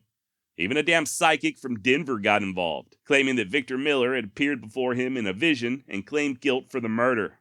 The rumors were so widespread that a deputy was sent to the Miller homestead to question Victor. The young man denied confessing to any such thing, but he did let it slide that John Coble had recently sent a few of his thugs over to try to pressure him into admitting guilt. Victor ended up meeting with the governor in person, he and his parents, and after a thorough grilling, Chatterton stated that he did not believe Victor was guilty of murdering Willie Nickel. Another surprise affidavit came in the form of Frank Mullock. If you'll recall, he's the guy who said Tom confessed to him and his friends over in Denver. According to Mullock, he got it wrong, and the man he thought was Tom was just somebody who looked like him. Whoopsie. Then there was blacksmith and part-time sheriff's deputy Jack Martin. Now this is pretty big. I alluded to this a moment ago, but according to Martin, Deputy LaForce had accepted a $500 bribe from James Miller to turn a blind eye to he and his sons during the investigation, and to instead focus on Tom Horn as the primary suspect. Worth pointing out, though, that Jack Martin and Tom Horn were friends. They had worked together in the past. Remember that blood-stained sweater? Well, the man who originally ordered the sweater came forward saying that he did indeed order it specifically for Tom Horn. And D.A. Stoll had even gone through the trouble of having it tested. Apparently it was human blood on the sweater. Of course, back in those days, they didn't have any way of determining whose blood it belonged to. In the end, despite all these affidavits, Governor Chatterton said that he failed to find any extenuating circumstances in Tom's case. And even if Deputy LaForce's testimony was withdrawn, there still, quote, remains sufficient evidence to warrant a conviction, end quote. Edward Slack, an editor for Wyoming's Daily Leader, wrote the following: bearing in mind the verdict of the jury in the case and the penalty imposed by the judge, Governor Chatterton's decision could not have been otherwise. When it is understood in Wyoming that the courts are competent to punish the crime of murder, there will be an end to lynchings by the mobs. The fact is, Tom Horn readily convicted himself by his indiscretion before arrest, by his testimony and bearing in the presence of the jury, and last by his bold attempt to escape, during which he attempted to kill the jailer. End quote. And yeah, I kind of agree. Think about it like this. You ever know anybody to get fired for something trivial, like for being just 1 minute late to work? And then you dig into it a little deeper, and you find out they'd been late to work on many other occasions as well. They'd been slacking on the job and missing days and showing up late, and they were warned over and over again. And then finally, one day they show up 1 minute late and they got the axe. Truth is, they did not get fired for that one time they showed up late, but for all the other bullshit that preceded it. The last time they showed up late was merely the straw that broke the camel's back. Now, I think the same can be said for Tom Horn. He got by with killing Matt Rash and Isom Dart. He got away with killing those 2 alleged outlaws near Jackson Hole. He got away with killing what was most likely 2 unarmed prospectors in southern Wyoming. And he got off scot-free after killing Lewis and Powell. Those are the murders that we know of. God only knows what else Tom had gotten up to during the Pleasant Valley War, not to mention his actions up in Johnson County. Or even against the Apache. Let's not forget, according to Charlie Siringo, Tom had even confessed to killing a baby when he was scouting for the Army. And aside from all this killing, just think of how many small ranchers and homesteaders he had terrorized over the years. Tom definitely had a reputation prior to the murder of Willie Nickel, a reputation that he added to by constantly inflating his actions. One of the reasons that Tom is so hard to research is that he took responsibility for more killings than he actually committed. Partly, I'm sure, due to ego, and partly to make his job as a range detective that much more effective. If the targets thought that he was a cold-blooded killer, then they would heed his warnings and clear out of the territory. And there were a lot of people who did. Not Kells Nickel, though. And unfortunately, Nickel's determination ultimately cost the life of his 14-year-old son. With all that said, though, I'm still not sure if I would have found Tom guilty if I were a member of that jury. I'm very much a firm believer in being innocent until proven guilty beyond all reasonable doubt. And I'm also of the belief that it's better for 10 guilty men to go free rather than one innocent man or woman being wrongfully convicted. And as far as Tom is concerned, there is room for at least a little reasonable doubt. I know I keep saying it, but why did Kells Nickel change his mind? Why was he so positive that James Miller, or one of his sons at least, had killed Willie, only to then do a 180 and blame Tom Horn? And what about all those rumors concerning Victor Miller? Were any of them true? Did he really confess to killing Willie, or was it just a smear campaign funded by John Coble? And what about Deputy LaForce? Any truth to the claims that he was bribed by James Miller? Now, there was a mock trial held there in Wyoming back in 1993, with real lawyers and a jury and a retired judge. As I mentioned earlier, LaForce's confession was not considered admissible, but the testimony of Gwendolyn Kimmel was. The defense seemed to really focus on Jack Martin, who said that LaForce accepted a bribe from the Millers. This was not part of the original trial, but it was submitted during the so-called War of Affidavits that followed. They also spent quite a bit of time trying to prove that the bullets that killed Willie were not fired from a .30-30 rifle of the sort that Tom was known to have used. And in this mock trial, Tom was found not guilty. And I gotta say, if I were on that jury, I might have done the same. Not so much because I'm fully convinced that Tom was innocent, but I just can't prove his guilt beyond a reasonable doubt. Gun to my head, did Tom Horn kill Willie Nickel? Yeah, probably. But I just can't prove it. Now, a few more things on Tom Horn before we wrap up. I get the impression that a lot of people look up to Tom, consider him to sort of be the perfect embodiment of a genuine frontier cowboy. And make no mistake about it, Tom was extremely talented when it came to ranch work. How his skills with the rope were legendary. But then again, Horn did not spend the majority of his life as a cowpoke. Instead, he made a very conscious decision to live by the sword, taking his marching orders from the rich and powerful, first with the Pinkertons, and then as a range detective for the cattle barons. While I have no doubt that Tom did occasionally target actual criminals, he also for sure terrorized innocent people. Remember, the cattle barons didn't care if you were really a stock thief or not. They would just brand you as an outlaw in order to take your land. And one of the tools they used to take said land went by the name of Thomas H. Horn Jr. Tom may have claimed to have hated thieves, but let's be honest, that was not his only motivation as a range detective. Think about it. Tom would give his victims plenty of warning before he killed them. Anytime one of his targets simply packed up and left the territory, Tom let him alone and did not pursue. If he was in it for the justice, then he would have followed and made an arrest, but he didn't. It wasn't until they defied his commands that he killed them. That's ego. If Tom wanted to enforce the law, he could have got a job in law enforcement, pinned on a badge and done things within the confines of the law. Of course, then again, your run-of-the-mill deputy doesn't get paid nearly as much as a hired killer. It's my opinion that Tom was motivated by money and his own ego more than he was by putting an end to stock theft. I've had a few people contact me during the course of this series saying that we need more men like Tom Horn, and that maybe if he were around nowadays, he could clean out that nest of vipers over in DC. There's just one thing you're forgetting, though. If Tom was around nowadays, he'd most likely be working for those vipers in DC, or whoever else was powerful and rich enough to afford his services. Tom Horn did not work for the common man. He did not protect the small ranchers. More often than not, it was the small ranchers he was targeting. And let's not forget that Tom's victims never had the privilege of a trial. They never got to file appeals or enjoy 3 hots and a cot as they lounged in jail, braiding rope and hoping for a pardon. They were simply gunned down in cold blood. So while I don't know for sure that Tom Horn killed Willie Nickel, I also don't look up to him as some type of misunderstood hero. And I also don't really buy into the theory that Tom was set up by the cattle barons. I guess the theory is that they felt like Tom was no longer trustworthy or that he had become a liability, so they allowed him to be executed for a crime he did not commit. While there is some anecdotal evidence pointing to this, you got to keep in mind that John Coble was Tom's direct employer. And Coble did stay true to Horn all the way to the end, even paying for his casket. While it's true that the other big ranchers distanced themselves, I think this was more due to the change in times than anything else. In the years since Horn had first arrived in Wyoming, the population of the state had doubled. There were more sheep than ever, and the power of the WSGA had declined quite a bit. No longer were they in control of the government, and no longer were they able to pull strings like they once could. If Willie had been murdered in 1890, as opposed to 1901, there wouldn't have even been a trial. Tom would have simply been let out of jail, and that would have been that.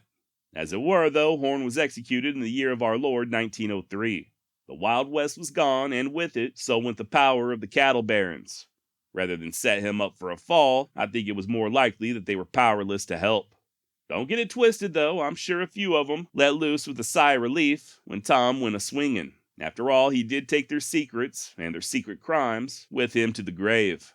For all his faults, Tom weren't no snitch, and he never offered to roll over on the bosses in exchange for his life. So what do you think? Was Tom Horn guilty or innocent? Was he a hero or just an opportunistic hammer who treated the small homesteaders as nails? Should radheads be allowed to participate in our society? What about people who are left-handed? Or those psychopaths who drive around with 300 rubber ducks on the dash of their Jeep Wranglers? Are they as bad as Tom Horn or worse? Josh at wildwestextra.com. Hit me up and share your thoughts.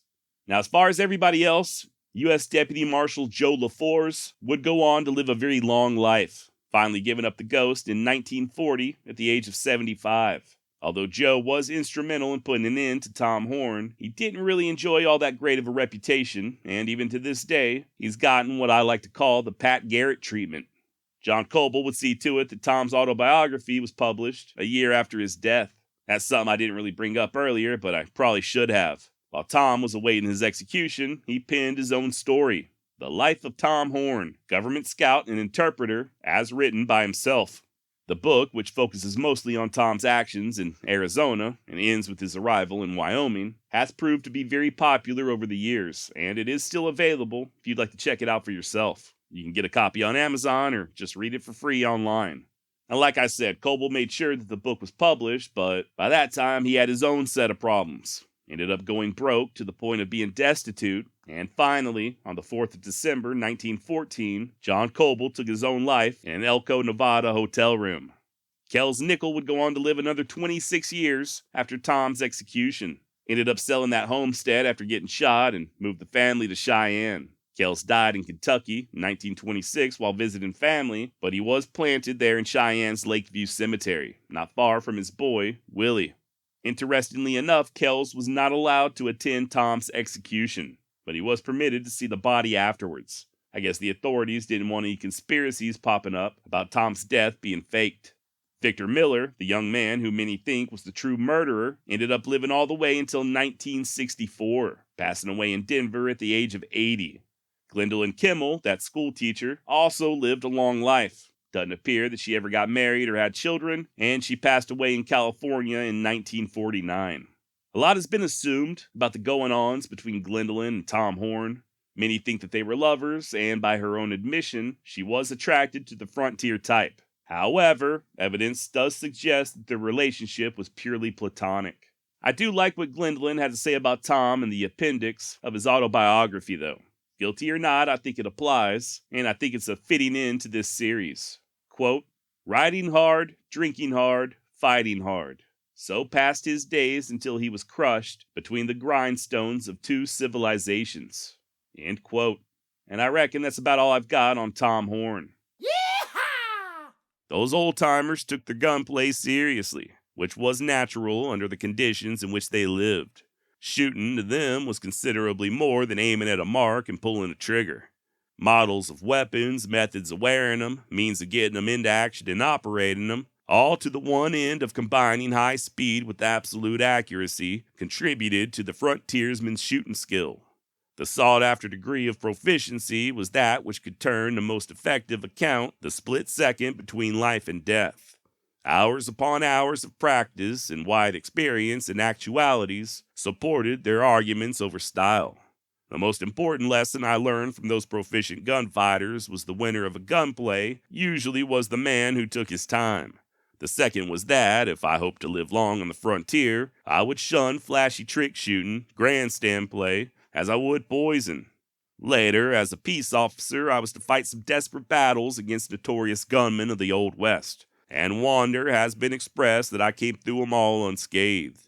Certain outlaws and their friends have said that I wore a steel vest under my shirt. There have been times when I'd have welcomed such a garment, but I never saw one in my life outside of a museum, and I very much doubt that any other frontiersman has either. Luck was with me in my gunfights, of course. So were the lessons learned in Market Square during the summer of '71. Jack Gallagher's advice summed up what others had to say: to wear weapons in the handiest position. In my case, as far as pistols were concerned, in open holsters, one on each hip if I was carrying two, hung rather low as my arms were long, and with the muzzles a little forward on my thighs. Some men wore their guns belted high on the waist. A few butts forward army style for a cross draw. Others carried one gun directly in front of the stomach, either inside or outside the waistband, and another gun in a holster slung below the left armpit. Still others wore two of these shoulder holsters. Style was a matter of individual preference. When mounted on a horse and armed to the teeth, as the saying goes, a man's rifle was slung in a boot just ahead of his right stirrup, his shotgun carried on the left by a thong looped over the saddle horn. With the adoption of breech-loading weapons, a rider equipped with two pistols, rifle, and a shotgun customarily had one of the belts to which his pistol holsters were attached filled with pistol ammunition, the other with rifle cartridges, while a heavier, wider belt filled with shotgun shells was looped around the saddle horn underneath the thong which held that weapon. He was a riding arsenal, but there might well be times that he would need the munitions. Bowie knives were worn largely for utility's sake in a belt sheath back of the hip. When I came on the scene, their popularity for purposes of offense was on the wane, although I have seen old-timers who carried them slung about their necks and who preferred them above all other weapons in the settlement of purely personal quarrels. When I say that I learned to take my time in a gunfight, I do not wish to be misunderstood, for the time to be taken was only that split fraction of a second that means the difference between deadly accuracy with a 6-gun and a miss. It is hard to make this clear to a man who has never been in a gunfight. Perhaps I can best describe such time taken as going into action with the greatest speed of which a man's muscles are capable, but mentally unflustered by an urge to hurry or the need for complicated nervous and muscular actions which trick shooting involves. Mentally deliberate but muscularly faster than thought is what I mean. In all my life as a frontier police officer, I did not know a really proficient gunfighter who had anything but contempt for the gun fanner, or the man who literally shot from the hip. In latter years, I read a great deal about this type of gunplay, supposedly employed by men noted for skill with a .45. From personal experience in numerous 6-gun battles which I witnessed, I can only support the opinion advanced by the men who gave me my most valuable instruction in fast and accurate shooting, which was that the gun fanner and hip shooter took small chance to live against a man who, as old Jack Gallagher always put it, took his time and pulled the trigger once. Cocking and firing mechanisms on new revolvers were almost invariably altered by their purchasers in the interest of smoother, effortless handling, usually by filing the dog which controlled the hammer. Some going so far as to remove triggers entirely or lash them against the guard, in which cases the guns were fired by thumbing the hammer. This is not to be confused with fanning, in which the triggerless gun is held in one hand while the other was brushed rapidly against the hammer to cock the gun, and firing it by the weight of the hammer itself. A skillful gun fanner could fire 5 shots from a .45 so rapidly that the individual reports were indistinguishable, but what could happen to him in a gunfight was pretty close to murder. I saw Jack Gallagher's theory borne out so many times in deadly operation that I was never tempted to forsake the principles of gunfighting as I had them from him and his associates.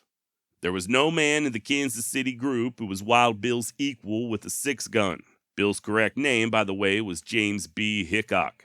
Legend and the imaginations of certain people have exaggerated the number of men he killed in gunfights, and have misrepresented the manner in which he did his killing. At that, they could not very well overdo his skill with pistols. Hickok knew all the fancy tricks and was as good as the best at that sort of gunplay. But when he had serious business at hand, a man to get, the acid test of marksmanship, I doubt if he employed him. At least, he told me that he did not. I have seen him in action, and I never saw him fan a gun, shoot from the hip, or try to fire 2 pistols simultaneously. Neither have I ever heard a reliable old-timer tell of any trick shooting employed by Hickok when fast straight shooting meant life or death. The 2-gun business is another matter that can stand some truth before the last of the old-time gunfighters has gone on. They wore 2 guns, most of the 6-gun toters did, and when the time came for action, went after 'em with both hands. But they didn't shoot 'em that way. Primarily, 2 guns made the threat of something in reverse. They were useful as a display of force when a lone man stacked up against a crowd. Some men could shoot equally well with either hand, and in gunplay might alternate their fire. Others exhausted the loads from the gun on the right, or the left, as the case might be, then shifted the reverse weapon to the natural shooting hand if that was necessary and possible. Such a move, the border shift, could be made faster than the eye could follow a top-notch gun thrower. But if the man was as good as that, the shift would seldom be required. Whenever you see a picture of some 2-gun man in action with both weapons held closely against his hips and both spit and smoke together, you can put it down that you were looking at the picture of a fool or a fake. I remember quite a few of these so-called 2-gun men who tried to operate everything at once, but like the fanners, they didn't last long in proficient company. In the days of which I am talking, among men whom I have in mind, when a man went for his guns, he did so with a single serious purpose. There was no such thing as a bluff. When a gunfighter reached for his .45, every faculty he owned was keyed to shooting as speedily and as accurately as possible, to making his first shot the last of the fight. He just had to think of his gun solely as something with which to kill another before he himself could be killed. The possibility of intimidating an antagonist was remote, although the drop was thoroughly respected, and few men in the West would draw against it. I have seen men so fast and so sure of themselves that they did go after their guns, while men who intended to kill them had them covered, and what is more, went out in the play. They were rare. It is safe to say, for all general purposes, that anything in gunfighting that smacked of show-off or bluff was left to braggarts who were ignorant or careless of their lives. I might add that I never knew a man who amounted to anything to notch his gun with credits, as they were called, for men he had killed. Outlaws, gunmen of the wild crew who killed for the sake of brag, followed this custom. I have worked with most of the noted peace officers, Hickok, Billy Tillman, Pat Sugar, Bat Masterson, Charlie Bassett, and others of like caliber. Have handled their weapons many times, but never knew one of them to carry a notched gun. There are 2 other points about the old-time method of using 6 guns most effectively that do not seem to be generally known. One is that the gun was not cocked with the ball of the thumb. As the gun was jerked into action, the old-timer closed the whole joint of his thumb over the hammer, and the gun was cocked in that fashion. The soft flesh of the thumb ball might slip if a man's hands were moist, and a slip was not to be chanced if humanly avoidable. This thumb joint method was employed whether or not a man used the trigger for firing. On the second point, I have often been asked why 5 shots without reloading were all a top-notch gunfighter fired, when his guns were chambered for 6 cartridges. The answer is merely safety. To ensure against accidental discharge of the gun while in the holster, due to hair trigger adjustment, the hammer rested upon an empty chamber. As widely as this was known in practice, the number of cartridges a man carried in his 6 gun may be taken as an indication of a man's rank with the gunfighters of the old school. Practiced gun wielders had too much respect for their weapons to take unnecessary chances with them. It was only with tyros and would-bes that you heard of accidental discharges or didn't know it was loaded injuries in the country where carrying a Colt was a man's prerogative. End of quote, and there you have it. Sage advice from the legend himself, Wyatt Earp. Maybe. Look, I'm no gunfighter, but much of what he said does make a lot of sense, right? Get to know your weapons, practice, learn how to keep your nerves in check, take your time, but not too much time, and leave the fancy tricks and notches for the wannabes. Unfortunately, it might all just be a load of BS. Hear me out. The passage I just shared comes directly from Stuart Lake's biography titled Wyatt Earp, Frontier Marshal. While Stuart Lake did know Wyatt, and he did consult with him for the book, how much Earp truly contributed, and how much of that was included in the final product is unknown. By the time Frontier Marshal was published, Wyatt was dead, and despite the book being a bestseller, it is considered by historians to be mostly a work of fiction. Not only can much of its information not be verified, but the author, Stuart Lake, even admitted to flat out making a lot of it up. While corresponding with fellow biographer Burton Rasco, Lake stated that Wyatt was inarticulate, not very intelligent, and that his speech was, at best, monosyllabic. According to Lake, he felt, quote, journalistically justified in inventing the Earp manuscript, end quote. And yeah, that likely includes this lesson on gunfighting that I shared just a few minutes ago. Apparently, Lake felt like employing direct quotations to things that Wyatt never actually said would make the book seem more authentic. Quote, I've often wondered if I did not overdo in this respect, end quote. So you tell me, did Wyatt Earp really say all that cool stuff about gunfighting, or did it all originate from the imaginative musings of an author by the name of Stuart Lake? I'll let you decide. Hit me up at josh@wildwestextra.com or leave a comment down below. Now, like I said, Frontier Marshal was an instant success, and shortly after publication, Hollywood came a-calling. Just 8 years later, Randolph Scott would star as Wyatt Earp in the movie adaptation, followed by Bob Ford's My Darling Clementine. And well, we've been making movies about Wyatt Earp ever since.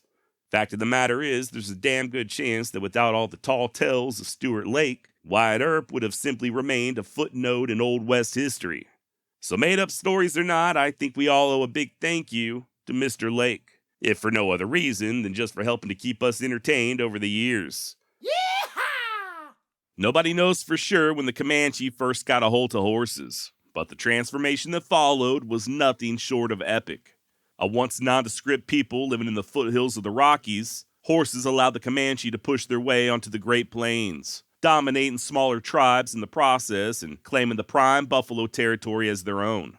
Wasn't long before Comancheria included a vast empire of nearly 250,000 square miles, stretching throughout the present-day states of Texas, Oklahoma, New Mexico, Kansas, and Colorado. And that's just where they called home.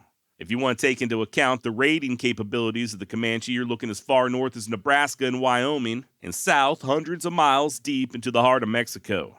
As S.C. Gwynn so eloquently put it in The Empire of the Summer Moon, a Spanish soldier in San Antonio was in grave and immediate danger from a Comanche brave sitting before a fire in the equivalent of modern-day Oklahoma City. Hell, so feared were these lords of the southern plains that they were one of the main reasons the Mexican government encouraged American settlement in Texas. Figured the gringos would offer up some type of a buffer. Sure enough, just like the Spanish and the Mexicans before them, these newly arrived migrants from the east soon found themselves clashing with the Comanche, especially as more and more settlers began pushing into their territory trying to scratch a living out the dirt. And in those early years, there wasn't a whole hell of a lot that anyone could do about it. The Texans may have won independence from Mexico, but their newly acquired republic was, for all intents and purposes, still firmly in the hands of the Comanche Nation. Peace negotiations were broken on both sides. raids and counter-raids were conducted, and entire bloodlines eradicated. Finally, when Texas was admitted to the Union in 1845, federal troops moved in and established a line of forts, attempting to offer at least a little protection to the settlers braving the edges of Comancheria. Believe it or not, many of these troops were infantry, and next to useless at waging campaigns against mounted warriors. And the dragoons didn't fare much better. Poorly equipped with swords and musketoons, these heavy-in-the-saddle predecessors to the cavalry were far too slow to pursue horse soldiers like the Comanche. So the attacks continued, exasperated by official policies that were astonishingly passive. Soldiers were not to fight hostiles until attacked, or unless they had clear proof that the natives in question had been directly involved in criminal acts. This meant that they were also forbidden from conducting punitive raids north into Indian Territory, aka present-day Oklahoma. From what I understand, this regulation was largely in place to protect the much friendlier tribes like the Cherokee and their allies, and to uphold a few tentative treaties already in place with certain bands of the Comanche. That said, a good number of the warriors soon deduced that they could strike Texas with impunity, and then skedaddle up across the Red River without fear of repercussion. Finally, in late 1857, the dragoons of the 2nd U.S. Cavalry were redeployed to Utah to take on the revolting Mormons, thus leaving the frontier almost completely without protection. As you can imagine, attacks only increased, along with rumors of another great raid of the sort conducted in 1840 when Buffalo Hump and his warriors pillaged their way to the Gulf of Mexico. Texas Governor Hardin Runnels figured the only way to check these depredations was by calling up a regiment of Texas Rangers, who had mostly been disbanded following the Mexican-American War. Turns out this was a pretty common practice. In the years 1850, 1852, 1855, and 1857, the Rangers had likewise been temporarily activated with limited state funding and then disbanded. To lead this latest force, Runnels chose none other than the legendary John Salmon Rip Ford. Ford, at this time, was in his early 40s and working as a newspaper editor in addition to teaching Sunday school. Almost any given night, you'd be more likely to find him studying his Bible rather than worrying over military tactics. Be that as it may, Ford did have quite a well-deserved reputation as an Indian fighter.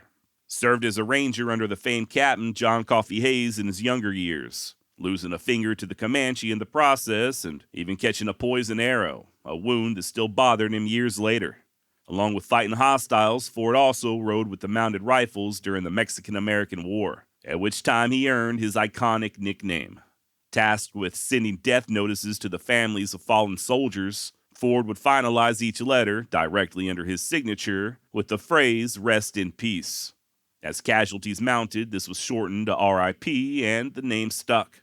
Wasn't long before his fellow Rangers took to calling him Old Rip. Now, the plan in 1858 was for Ford to raise a regiment of Texas Rangers and lead a preemptive strike up into Indian Territory, hopefully catching the Comanche with their pants down. And his orders from Governor Runnels were explicit. I impress upon you the necessity of action and energy. Follow any trail and all trails of hostile or suspected hostile Indians you may discover, and if possible, overtake and chastise them if unfriendly. This was followed by Runnels making it abundantly clear that Ford and his Rangers were to brook no interference whatsoever from anyone, i.e. the U.S. Army or Indian agents, who attempted to prevent them from accomplishing this mission by crossing the Red River. Thus charged, Rip began heading north, recruiting volunteers as he traveled until he had a force of just over 100 Rangers. A base camp was set up not far from Fort Belknap, dubbed Camp Runnels, a little bit of ass-kissing in that name choice if you ask me, and Ford commenced organizing and drilling his men. Officers were chosen, many of whom had previous experience engaging hostiles and Mexicans alike, and each Ranger was outfitted with a long rifle and a minimum of 2 Colt revolvers. They tried to get a shipment of the newer model Navy Colts, but these were controlled by Major General David Twiggs, who just so happened to command the Department of Texas. Twiggs refused, saying that he weren't going to issue the guns unless Ford and his men agreed to be placed under federal command. Considering that the Rangers had plans of defying federal policy, openly declaring war on the Comanche, and invading Indian Territory where they had zero legal jurisdiction, federal oversight was about the last thing they wanted. With that in mind, they did still do all right with the slightly older revolvers that they had at their disposal, and Ford boasted that his Rangers could shoot a total of 1,500 rounds without needing to reload, a tremendous advantage when it came to mounted warfare. In years past, when relying solely on single-shot muskets and pistols, your average teenage Comanche could fire off 20 or so well-placed arrows in the time it took for an experienced Texas Ranger just to reload. With Sam Colt's equalizers, this was no longer an issue, and what's more, they could also be effectively wielded from the back of a galloping pony.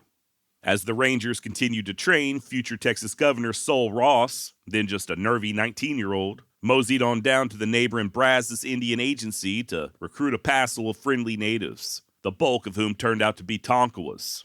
Now, if you're not familiar, it's thought that the Tonkawa arrived in Texas a little before the Comanche, settling down in the central portion of the state where the town of Round Rock now stands. They aided the Texans during the Revolution with Mexico and got along well with settlers for the most part. Still, though, by the early 1850s, they, along with the Caddo, Anadarko, Waco, and a few other smaller tribes, had been forced to settle on what was known as the Brazos River Reservation, some 12-odd miles south of Fort Belknap. And they, just like the settlers, fell victim to the Comanche raiders from the north. Make no mistake about it, though, the Tonkawa were fierce fighters, and they certainly needed no special incentive to fall in with the Rangers and exact a little revenge. Their leader on this jaunt would be the 70-year-old, yet still tough as nails, chief by the name of Placido, known to his people as Hashukana, or Can't Kill Him. Placido's mother, ironically, was a Comanche captive. Just goes to show how far back things had been uneasy between the two tribes. Also joining the Tonkawa would be an additional smattering of fighters from the tribes I mentioned a moment ago. The Waco, Caddo, Anadarko, hell, even a few Shawnee. All total, there would be 113 reservation warriors, along with a specially recruited scout by the name of Kichi, who had once lived amongst the Comanche. By the way, this episode goes out to Evie. Hope I pronounced that right, short for Genevieve. Evie, hopefully you're listening.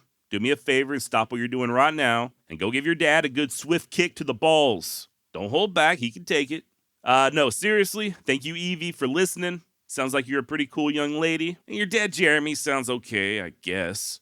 Thanks to both y'all for listening. Really means the world to me. Back to the story. Captain Ford saw that 2 light wagons were loaded with powder and supplies, but not really much in the way of foodstuffs. This campaign was to be conducted in the old way, much like it was years prior under John Coffee Hayes.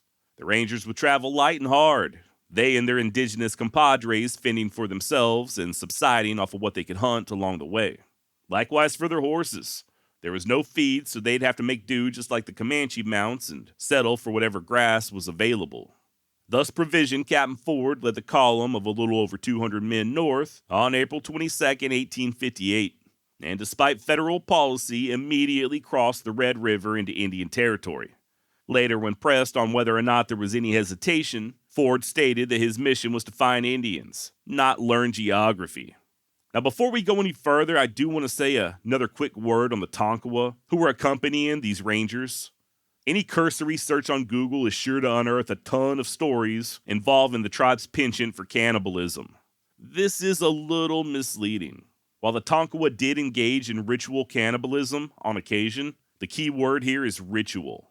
They weren't out there just running around hunting humans down for food.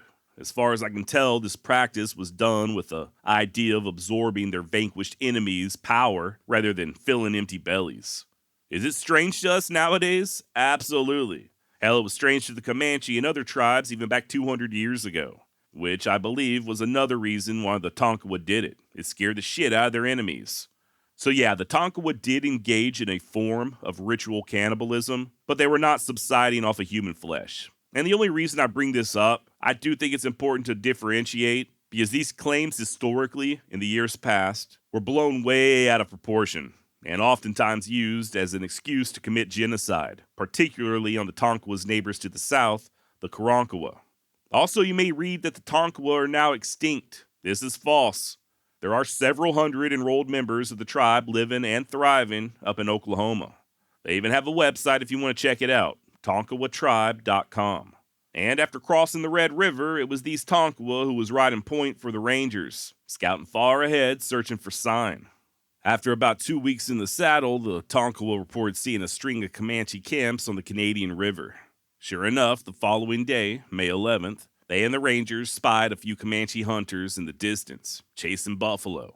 Knowing the main bunch would be close at hand, Ford commanded his men to set up a cold camp and keep the noise at a minimum. That night, he sent out some more Tonkawa scouts to kick up additional intel. Turns out them buffalo hunters had a small village of less than a dozen lodges just a few miles away on Little Robe Creek. Easy pickings for Ford and his men. Furthermore, there were reports of an even larger village further to the north. And if you're looking for this location on a modern-day map, this is far western Oklahoma, damn near on the border with the Texas Panhandle, and from what I can tell, just north of the Antelope Hills. Just before first light on the following day, May 12th, the native scouts wrapped their heads with cloth, just as a way so the Rangers wouldn't confuse them with the enemy. They then asked for and received permission to open up the dance on that tiny village. What followed was a swift yet brutal attack as the Tonkawa caught the sleeping Comanche completely unaware. Damn near everyone was killed, men and women, and what few survivors there were taken captive. Regarding the death of the women, Ford later defended these actions by saying it was not an easy matter to distinguish Indian warriors from squaws. From there, the column continued on to the larger village, and once again, Ford sent in the Tonkawa and other reservation warriors. This time, though, the Comanche were ready, rallied by the courageous old chief Iron Jacket. Forgive me for not attempting the man's Comanche name, I don't think I'd do it justice, but it roughly translated to Trotter. Be that as it may, to the Mexicans and the Texans, he was known as Iron Jacket, on account of an old Spanish coat of mail that he wore into battle. Not a lot is known about Iron Jacket, but he was likely around 60 years of age at this time, and described as both a war chief with dozens of raids under his belt, in addition to being a powerful medicine man with the ability to, quote, blow bullets away with his breath. Likely a reference to that Spanish armor, which no doubt had deflected a few arrows and poorly charged musket balls in previous battles. With this big medicine and a whole hell of a lot of balls, Iron Jacket rode out alone in front of the Rangers and Tonkawas and began taunting and challenging them to individual combat. Nonplussed, Ford ordered a volley of shots, some of which found their mark and knocked the old warrior from his horse. Sure enough, though, living up to his reputation as being able to repel bullets, Iron Jacket quickly rose to his feet and notched another arrow. A second volley was fired, and at least one of these rounds did what no other bullet had yet been able to do. As old Iron Jacket collapsed and lay breathing his last, Captain Ford gave the order to draw revolvers and charge. Now, the death of Iron Jacket momentarily broke the morale of the Comanches. Many fell back, leaving just a few staunch fighters standing their ground who, incidentally, were quickly felled by the pistols of them charging Rangers. As was their tendency, the Comanches did attempt to slow down the attackers long enough to allow their women and children to retreat. As such, a small group of warriors gathered on the banks of Little Robe Creek in an attempt to make a stand of it. Their efforts were not in vain, as a few lucky family members were able to flee to safety. But these Comanche paid dearly for their courage, each of them soon killed by the determined Texas Rangers and their Brazos Reservation allies. According to one participant, a Sergeant Bob Cotter, quote, Captain Ford was everywhere, directing and controlling the movements of his men. The fight then devolved into a run-and-gun battle, stretching miles over the prairie as the mounted Rangers rode down what survivors they could find. Sensing that powder and lead were running low and the horses were likely nearing exhaustion, Ford finally gave the command for everyone to fall back to the conquered village and regroup. After all, by this point they had been fighting for a good 6 hours straight. As the Rangers and the Tonkawas were taking a brief moment of rest, several hundred additional Comanche warriors appeared in the distance, led by Iron Jacket's son, Peter Nakona, who himself was the father of future Texas legend, Quanah Parker. What happened next is something that few white men had ever witnessed. For the better part of an hour, there was a standoff, with the Comanche and Tonkawa meeting in the middle for individual hand-to-hand combat. According to Captain Ford, quote, the mind of the spectator was carried back to the days of chivalry, the joists and tournaments of knights. The whole performance was a novel show to civilized man, end quote. Apparently, the Tonkawa were getting the worst of these bouts, so Ford finally ordered them to advance en masse, a bluff of sorts that he hoped would draw the Comanche down out of the hills. Peter Nakona failed to take the bait, so an impatient Ford ordered his Rangers forward at a trot. Once within distance, the command was given to charge, and once more the fight was on. The Comanches, although outnumbering their attackers by at least 2 to 1, soon found themselves outmatched by the leadership of Ford and the firepower of all them six-shooters. Got to imagine they were also still suffering from the shock of losing Iron Jacket and just getting attacked out of the blue right there in their own country. Despite all this, Pete and Nakona and the other chiefs were able to effect a somewhat orderly retreat, organizing the warriors and fighting a series of delaying actions as women and children ran for safety. Once again, there was a running gun battle, stretching for miles, and once again the fighting ended with Ford's concerns of worn-out men and animals.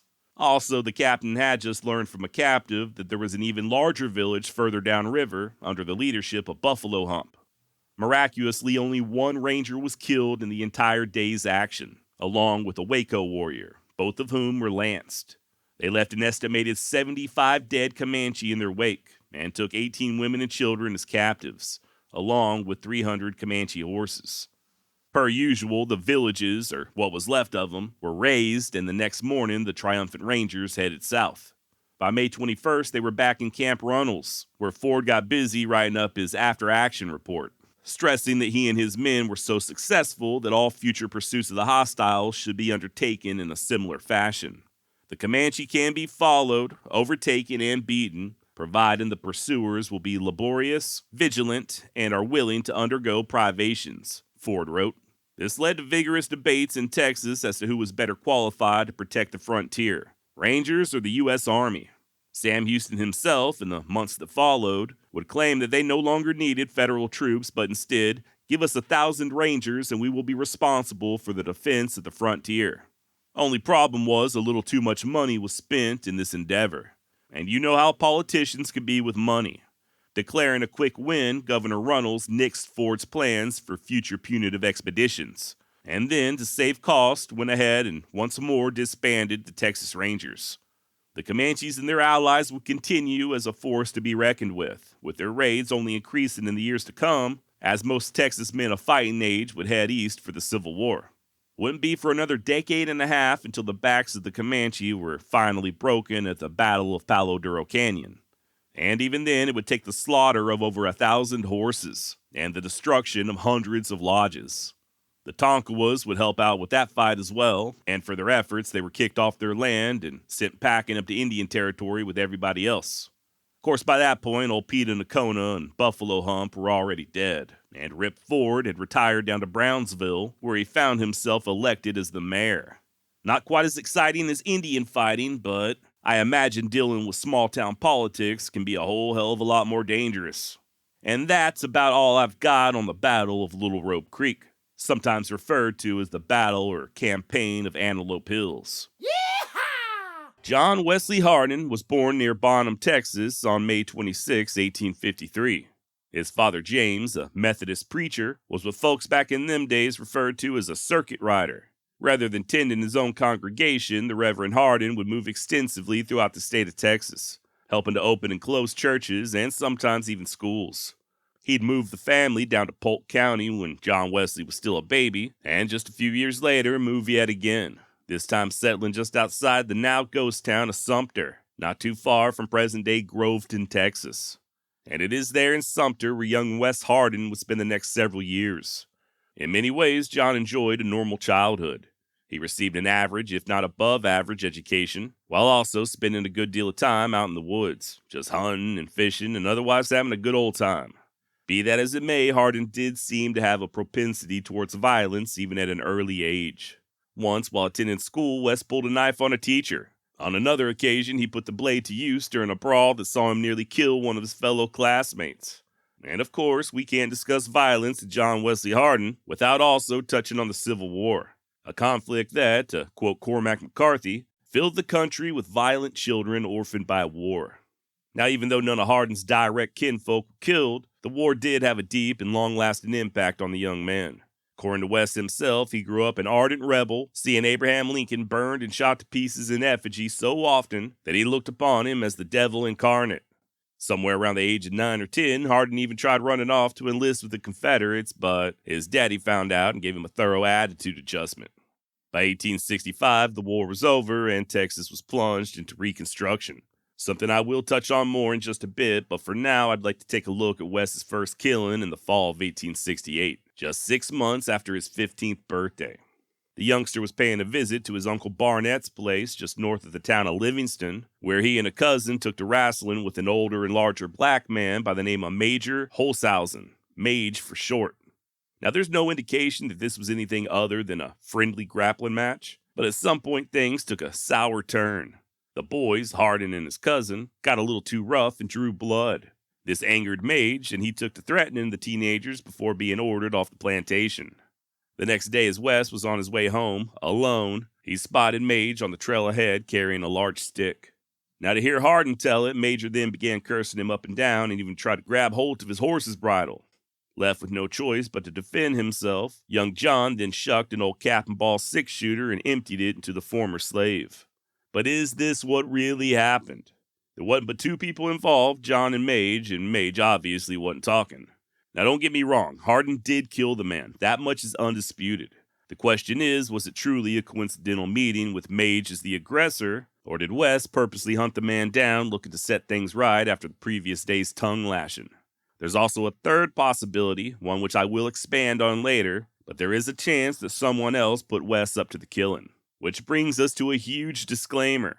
Nearly all of the information we have on this period of Hardin's life comes from him, as told in his autobiography, The Life of John Wesley Hardin. I think by this point, whether you're a longtime listener to the Wild West Extravaganza or just an Old West history buff in general, I probably don't need to tell you that these autobiographies ain't the most accurate of sources. As far as Wes Hardin is concerned, the man had a tendency to justify each and every one of his killings. In his mind, he was never in the wrong, and simply acting out of self-preservation, or at least that's what he wanted others to think. Many of John Wesley's killings are proven. He was the real deal Holyfield when it came to Old West gunslingers. There's absolutely no denying that. But there are also more than a few deadly confrontations where Hardin remains our only source. I will use John's own words throughout this series, but it's worth keeping in mind that a lot of his stories cannot be corroborated. Now, directly following this killing, John fetched another one of his uncles, Claiborne Holshausen, who incidentally was the former master of the dead Mage. For whatever reason, Uncle Claiborne slipped Wes $20 and told him to run home and explain what happened to his daddy. Per Hardin, the killing of a black man, quote, meant sudden death at the hands of a court backed by northern bayonets. Hence my father told me to keep in hiding until the Yankee bayonet should cease to govern. Thus unwillingly I became a fugitive, not from justice, be it known, but from injustice, and misrule of the people who had subjugated the South. End quote. So yeah, even though the war's over, there is no love lost between John Wesley and the Union authorities. For the next 6 weeks, Hardin would lay low about 20 miles to the north, where his older brother Joseph was employed as a school teacher.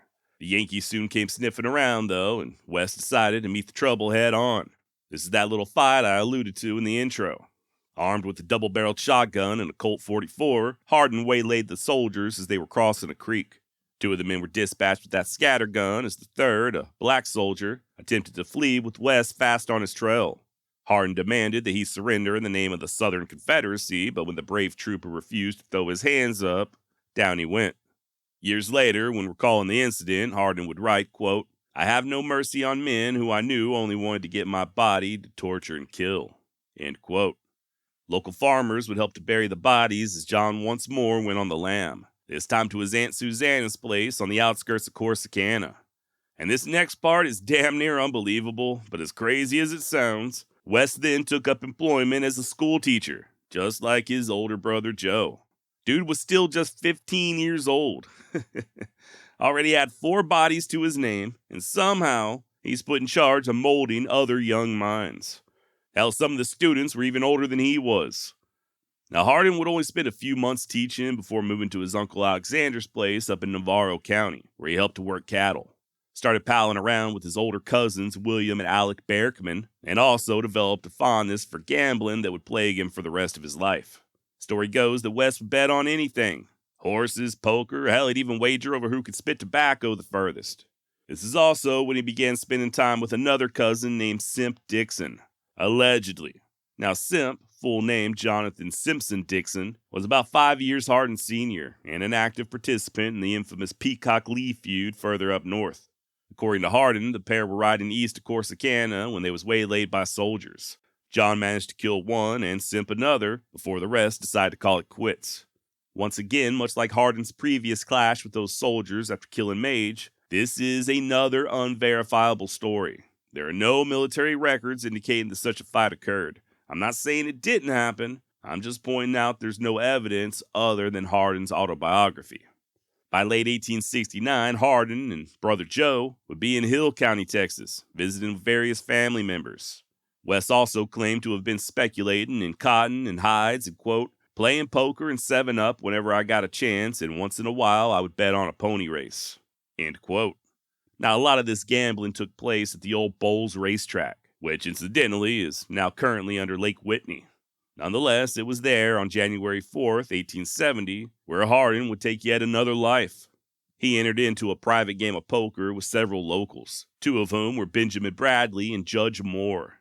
Wasn't long before they began arguing over cards. Seems like West was always arguing over cards, and Bradley pulled out a knife.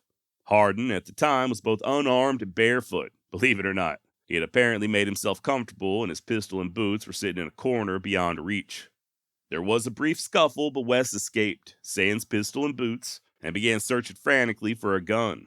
Finally, one of his cousins secured a revolver just in the nick of time. Benjamin Bradley came at Hardin, guns a-blazing, and West shot him deader in hell. Now that's West's version. Sometime later, a witness would state that while Bradley and Hardin were indeed drunk and arguing over cards, they had calmed down before going their separate ways. Later that night, Hardin spied Bradley all alone, called out his name, and when he turned, that's when West filled him full of lead. Whatever the case, one thing's for certain. Benjamin Bradley was no longer among the living, and John Wesley Hardin was once more indicted for murder. He would next seek refuge at his Uncle Bob's farm just outside of Brenham, but would kill twice more on the way there. Good Lord. The first incident occurred at a circus outside of Horn Hill, when, according to West, quote, I accidentally struck the hand of a circus man who was lighting his pipe. I begged his pardon at once and assured him it was a pure accident. He, however, just roared and bellowed and swore that he would smash my nose. I told him to smash and be damned and that I was a smasher myself. He said, you are you? And then struck me on the nose and started to pull his gun. I pulled mine and fired. He fell with the .45 ball through his head. End quote. The second killing happened in the town of Caussy, where Hardin decided to partake in a little female companionship. Just as he and the working gal were getting cozy behind closed doors, here comes a guy claiming to be her husband, busting in and demanding $100. Oldest trick in the book, right? West complies, making believe that he's scared as all get out, and with trembling hands tosses a wad of bills at the man's feet. As soon as the would-be thief bends down to pick it up, Hardin retrieved his revolver, and blam! Another one bites the dust. Now, I know it's hard to keep track, but if I'm not mistaken, that's killing number 8 for Wes Hardin. Remember, he's not yet 17 years old. Finally, by the end of January, Hardin arrived at his Uncle Bob's farm, where, according to him, he became a good plowboy and a hoer.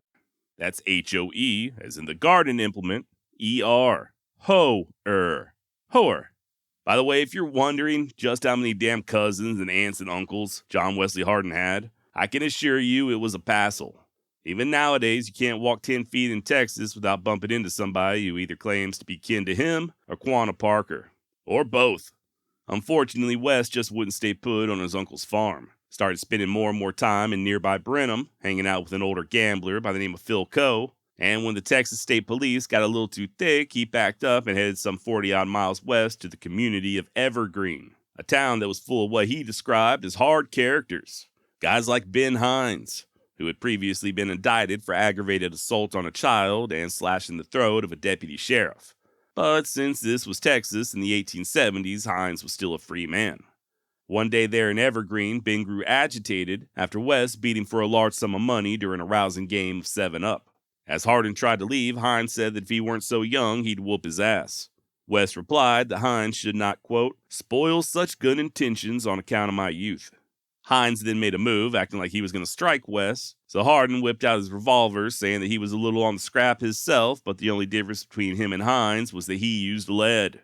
As you can imagine, this sufficiently took the starch out of the older man, and, according to West, he began to apologize profusely. Later on that day, Hardin would meet another young, up-and-coming Texas gunslinger by the name of Bill Longley. Things were tense at first, but the pair spent the rest of the evening playing poker and parted, not necessarily as friends, but at least civilly. I do have an entire episode devoted to Longley if you'd like to give it a listen, link down below. He and Hardin would quarrel in the near future, but this was the only time they would actually meet face to face. Now this was in the spring of 1870, right around the time that Hardin was hanging out in Evergreen. His parents moved to the tiny hamlet of Mount Calm, just northeast of Waco. Wes would pay them a short visit, but he'd soon be on the move again, drifting east to Longview, Texas, where, in January of 1871, he found himself arrested on charges of horse theft and murder. Imagine that. Now, Hardin doesn't really go into much detail on the charges in his autobiography, other than, of course, claiming that he was innocent. Remember, Wes Hardin was never at fault. He was always just a victim of circumstance. While in jail there in Longview, he somehow managed to get his hands on a loaded revolver and tried talking his fellow inmates into helping him murder the guards. They declined, so the young killer just bid his time. Soon enough, an opportunity presented itself. Hardin was told he was being transferred to the jail over in Waco, so as he was getting dressed, he just slyly hid that pistol up under his left arm. Now, there were 3 officers escorting him to Waco: Police Captain E.T. Stakes and Deputies Anderson and Jim Smalley. The party reached the outskirts of town without incident on January 22nd, and as Stakes and Anderson went to a nearby farm to procure feed for their horses, they left Smalley and Hardin all alone. Big mistake. According to Wes, Smalley immediately began threatening to kill him. Feigning fear, Hardin laid his head against a horse and pretended to cry, all the while fishing that revolver out from underneath his arm. Once in hand, he turned to Smalley just as the deputy was going for a gun of his own. You can probably guess what happened next. Hardin would later write that Smalley died, quote, because he did not have sense enough to throw his hands up at the point of a pistol. Remember what I said earlier about Hardin always spinning these killings in a way to make it seem like he had no other choice, or that he was just always justified. I mean, sure, maybe he was under arrest, but here's this Deputy Smalley trying to kill him. What else was he supposed to do? Well, as it turns out, there was an eyewitness, an elderly woman, and her claims don't exactly jive with John Wesley's version of events. According to her, Hardin shot Smalley in the back. When the wounded deputy then turned and frantically attempted to pull his gun, Wes shot him once more in the belly before hopping on a pony and making his getaway. John's next stop would be his parents' house, just 20 miles to the northeast, where the Reverend Hardin gave his son a fresh mount and began pleading with him to go to Mexico. Wes agreed, but these plans were soon thwarted. Quote, I left my father's home bound for Mexico. I was going by way of San Antonio, but was arrested between Belton and Waco by men calling themselves police. End quote. Now, these so-called police, going by the names of Smith, Jones, and Davis, would proceed to get drunker than Cooter Brown later on that night as they made camp. Once again, according to Hardin, quote, they agreed that Smith should stand first guard, a man named Jones second, and Davis the last watch. They had a good deal of whiskey with them, and they all got about half drunk. I had concluded to escape at the first opportunity, so when we laid down, I noticed where they put their shooting irons. I did not intend to sleep, but watched for a chance to liberate myself from unlawful arrest. End quote. Sure enough, an inebriated Smith soon began nodding off. Seizing upon the opportunity, Wes grabbed a nearby double-barreled shotgun, along with a revolver, and opened fire. He emptied one barrel into the head of a still sleeping Smith and the other into Jones. By this point, Davis had jumped up, so Wes switched to that pistol and fired until he was, quote, satisfied he was dead. Now, believe it or not, Hardin would then turn around and go right back to his parents' house, once again attempting to explain what had happened. I gotta wonder how that conversation went down. Hey, Mom, Dad, you're gonna want to sit down for this one. Where to start? So remember the other day when I killed that guy? Yeah. Well, you're not gonna believe this, but I did it again. Yeah. Only this time it was 3 guys. Totally not my fault, though, I swear. Now, to the Reverend's credit, he flat out told Wes that he did not believe his bullshit explanation. Nonetheless, he once again urged his son to flee to Mexico.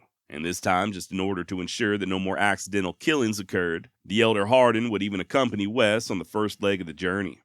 After about 60 or so miles, the minister turned back home, and not long thereafter, John had a change of heart. Instead of continuing to Old Mexico, he chose to make a detour and visit cousins down in Gonzales. His Aunt Martha was married to an old boy named Emmanuel Clements, and several of his sons, especially Emmanuel Jr., known as Mannon, John, who went by Gip, and Joseph, would factor heavily into the next chapter of Hardin's life. According to him, quote, I told my relatives I was in trouble and on my way to Mexico. They told me I could go to Kansas with cattle and make some money and at the same time be free from arrest. I therefore concluded to give up my Mexican trip and went to work helping them gather cattle. Now you would think that with Hardin being on the run and all, he'd play it cool, just lay low and avoid trouble. But alas, that was not to be. In February of 1871, he and his cousins visited a camp of Mexican vaqueros and began gambling. Apparently, Hardin wasn't familiar with the slightly different rules of Spanish Monte, and he thought one of the dealers was cheating him. West pulled a gun as the man tried to explain, but it weren't no use. He began to pistol whip him, and when two bystanders pulled out their knives looking to intervene, West shot one in the lung and another in the arm. Quote, we all went back to camp and laughed about the matter, but the game broke up for good and the Mexican camp abandoned. The best people of the vicinity said I did a good thing. End quote.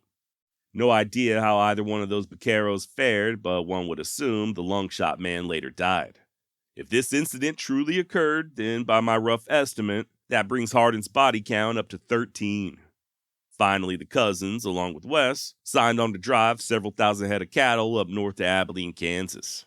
Now, this would normally take anywhere from 2 to 3 months, as the cowboys pushed the herd up through Texas and Indian Territory before arriving at the Kansas railhead. Only thing is, many of the tribes along the Chisholm Trail attempted to extort tolls or payments from these cow outfits passing through their land. A proposal that Hardin relished, stating, I was just about as much afraid of an Indian as I was a raccoon. In fact, I was anxious to meet some on the warpath. And to hear West tell it, he'd soon have his wish early one morning on the South Canadian River. He was in the process of hunting turkey when his horse began acting nervous. I looked in the direction that he seemed to be afraid of, and about 20 yards off I saw an Indian in the very act of letting fly an arrow at me. And quick as a thought, I drew my pistol and fired at him. The ball hit him squarely in the forehead, and he fell dead without a groan. Now once again, just like with a lot of these killings, you do have to wonder if this is really what happened. If it even happened at all. Was Hardin really defending his life, or did he just assume that any indigenous he encountered was a threat and thus dispatched the first one he saw without hesitation? A ways on up the trail, the outfit would encounter even more natives, the Osage. At first, they demanded a toll, and when that was refused, they simply began taking cattle.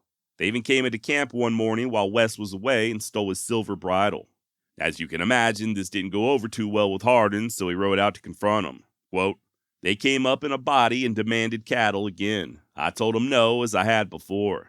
An Indian rode into the herd and cut out a big beef steer. I told him to get out of the herd and pulled my pistol to emphasize my remarks. He was armed and drew his, saying that if I did not let him cut the beef out, he would kill the animal. I told him that if he killed the animal, I would kill him. Well, he killed the beef and I killed him. The other Indians promptly vanished. End quote. Now, after shaking the Osage, the herd pushed north into Kansas, where, as fate would have it, West would cement his reputation as an absolute stone-cold killer. The story goes that another herd, driven by Mexicans, began crowding West's outfit from behind. He and the other Texans had already warned this bunch to keep their cattle back several times, to no avail. The Mexican trail boss, a man known only as Jose, began tearing into Hardin's crew and telling them to move, with Hardin yelling right back, saying for them to go the hell around.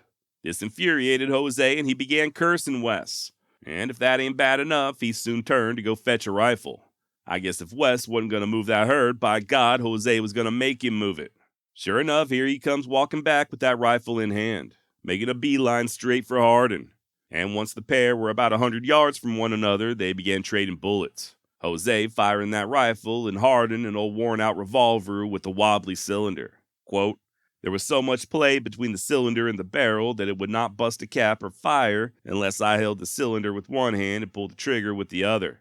I made several unsuccessful attempts to shoot the advancing Mexican from my horse, but failed. I then got down and tried to shoot him and hold my horse, but failed in that too. Jim Clement shouted at me to turn that horse loose and hold the cylinder. I did so and fired at the Mexican, who was now only 10 paces from me. I hit him in the thigh and stunned him a little. I tried to fire again, but snapped. The Mexican had evidently fired his last load, so we rushed together in a hand-to-hand fight. End quote. Wasn't long before Jose's friends arrived, looking to shoot Wes, but with him and their boss rolling around in the dirt, couldn't nobody get off a shot. Finally, here comes cousin Jim Clements rushing in and breaking up the fight. telling the Mexicans that both Hardin and Jose were drunk and didn't know what they was doing. Okay, cool. Crisis averted, right? Well, not so fast. Inebriated or not, once West was back in camp, he armed himself with a much more reliable pistol. Just in time, too, as Jose was coming back for more, this time bringing several of his amigos with him. Not one to wait, Hardin mounted a pony and charged, one of his bullets catching Jose square in the chest before he turned his attention to the others. By this time, Cousin Jim had joined in on the fight, and they rode straight at the vaqueros, holding their fire until, quote, "We were in the middle of them, dousing them with lead. They willed and made a brave stand, but we were too quick for them. A few more bullets, quickly and rightly placed, silenced this party forever." End quote. Noticing that the remaining Mexicans were headed their way, Hardin gets the bright idea to stampede their herd by shooting a steer in the face. This dissuaded most of the vaqueros, except for one brave soul who kept on a-charging. Hardin, quote, ended his existence by putting a ball through his temple, end quote. But it wasn't over yet. West and Clements would go chasing after the now fleeing Mexicans, and the first group they caught up with immediately threw their hands up and said they had enough. Okay, fine. They let them be and went after the other two. These old boys likewise said they was done fighting, but I guess they had a change of heart and ended up going for their guns. Hardin shot both of them, one in the chest and the other in the lung. Jim Clements was also able to put a bullet in the second man, but he was still alive and pleading for him to stop shooting. Per Wes Hardin, quote, "I could not shoot a man, not even a treacherous Mexican, who was begging and down. Besides, I knew he would die anyway. In comparing notes after the fight, we agreed that I killed 5 of the 6 Mexicans." End quote. Now, like I said, despite Wes having already racked up quite the impressive body count, it was this skirmish that really made his reputation. And unlike many of those previous battles, this one did have a ton of witnesses. Hell, there was already a crowd of curious cattlemen present from neighboring herds even before the last bullet was fired. And in the days that followed, as news spread, many others would pay Wes a visit, looking to meet him and shake his hand. Hardin even earned himself the nickname Little Arkansas on account of the shooting taking place on the Little Arkansas River. I think the only thing in dispute is how many men were actually killed. According to an article published a week later in the Wichita Tribune, it was only 3. That said, there are numerous anecdotal stories backing up Hardin's claim of 6. By the way, just an FYI, Wes and the herd would arrive at Abilene a few days later on June 1st, 1871, a mere 5 days after his 18th birthday. Assuming that this fight occurred prior to May 26, which it likely did, that would mean that this little bastard, by his own admission, had killed damn near 20 men before he was even 18 years old. Remember, we can't verify them all, but Wes, for sure, by this point, had already killed Major Holshausen, Benjamin Bradley, Deputy John Smalley, and at least 3 of these Mexican cowboys. You got to assume he inflated his body count, right? Literally everybody did back in those days. But you also got to think there might be a kernel or 2 of truth in a few of these stories. Some historians think that Hardin was responsible for even more killings that he never fessed up to. For instance, I mentioned to Judge Moore earlier when we discussed the shooting of Ben Bradley. Well, apparently Moore went missing shortly thereafter. Then, in 1872, a Texas Ranger captain would sign an affidavit swearing that Hardin confessed to killing 2 men in Hill County around 1869 or 1870. That was before this cattle drive. One of those men was Bradley, and the other, according to historian Chuck Parsons, was most likely this Judge Moore guy. Furthermore, some of the deaths that would occur in the upcoming Sutton-Taylor feud also had Wes's handiwork written all over them, shootings that he himself would never admit to. Whatever the official count, there's just no 2 ways about it. Wes Hardin was an extremely dangerous, volatile young man who had absolutely no problem whatsoever when it came to taking a life. Back in 1871, Abilene, Kansas marked the end of the Chisholm Trail. Not only was it where the Texas cattle would be sold and loaded onto rail cars bound for the east, but it's also where cowboys like John Wesley Hardin would blow off a little steam. And it's hard to blame them, right? After all, they just spent over 2 months in the saddle, choking down dust and performing back-breaking labor by day, while sleeping just a few scant hours each night on the cold ground. By the time they hit Abilene, they was ready to have a little fun, maybe even catch a few venereal diseases. Only problem was the good citizens of Abilene had recently hired themselves a tough marshal by the name of Wild Bill Hickok. Maybe you've heard of him. Hickok had only been on the job for about a month and a half by the time Hardin arrived, but he was already very much a celebrity in his own right. Link down below for the episode I did on Wild Bill if you're curious to learn more. But needless to say, Hardin absolutely knew who Hickok was, at least by reputation. And Wild Bill almost certainly would have heard about Wes's recent gunfight on the Little Arkansas. Years later, a guy named Fred Duderstadt, who was also in Abilene at that time, stated that Wes, despite his age, was already considered a hero by his fellow cowboys, not only for his most recent actions, but for, quote, thinning out occupation troops and the state police. He had a reputation as the world's fastest man with 6 guns, and he also had the reputation for shooting in the head, where it counted, end quote. Apparently, according to Fred, there was intense speculation as to what might happen if Wes and Wild Bill came together, and that folks had already taken to placing bets on who'd win in a showdown. It was inevitable that these two legends would meet up. Only question was when and which one would still be standing once the smoke cleared. In the meantime, Hardin took in the town, and it wasn't long before he found himself at the Bull's Head Saloon, owned by gambler Ben Thompson and Wes's old pal from Brenham, Phil Coe. Story goes that the Bull's Head had a rather large mural hanging from the outside depicting a steer with a ginormous tallywhacker. People complained, so Marshal Hickok asked Coe and Thompson to take it down. When they refused, Wild Bill simply had the offensive bovine painted over. This didn't sit too well with Thompson and Coe, and by the time Hardin came on the scene, they were still smarting over Wild Bill's intrusion. So much so that they allegedly tried to talk Wes into killing the famous Marshal. Guess they figured they could get the young gunslinger to do their dirty work. But to Hardin's credit, he declined. Told him that if Bill needed killing, then they could do it themselves. Now, there's been a lot of talk over the years regarding Hardin and Hickok's relationship. Unfortunately, almost everything we know about their various encounters comes from Wes's biography, and, well, let's just say he can't help but to contradict himself on numerous occasions. One minute they're friends and getting drunk and gambling together, and the next Hickok is plotting to assassinate him.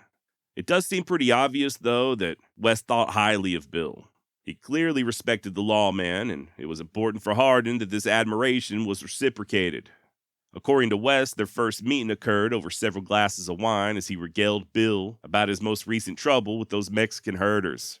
In turn, Hickok produced a warrant for Wes's arrest and stated, "Young man, I am favorably impressed with you, but don't let Ben Thompson influence you. You are in enough trouble now, but if I can do you a favor, I will do it." Okay, fair enough. With that, to quote Hardin, they departed as friends. A few days later, Wes was in a saloon getting rowdy when Hickok made yet another appearance, telling him and his compadres to quiet down. Then, noticing that Hardin was still wearing his revolvers, Hickok added that he would need to either take them off or get the hell out of town. When Wes replied that he would do neither, Hickok jerked iron and told him he was under arrest and to hand over his guns. Acting like he was doing just as he was told, Hardin slowly reached down and unholstered both revolvers, holding them out to Hickok butts forward. Just as Wild Bill went to reach for him, quick as lightning, Wes spins and cocks both pistols with the barrels aimed straight at Hickok's face. I told him to put his pistols up, which he did. I cursed him for being a long-haired scoundrel that would shoot a boy with his back to him, as I had been told he intended to do with me. He said, "Little Arkansas, you have been wrongly informed. You are the gamest and quickest boy I ever saw.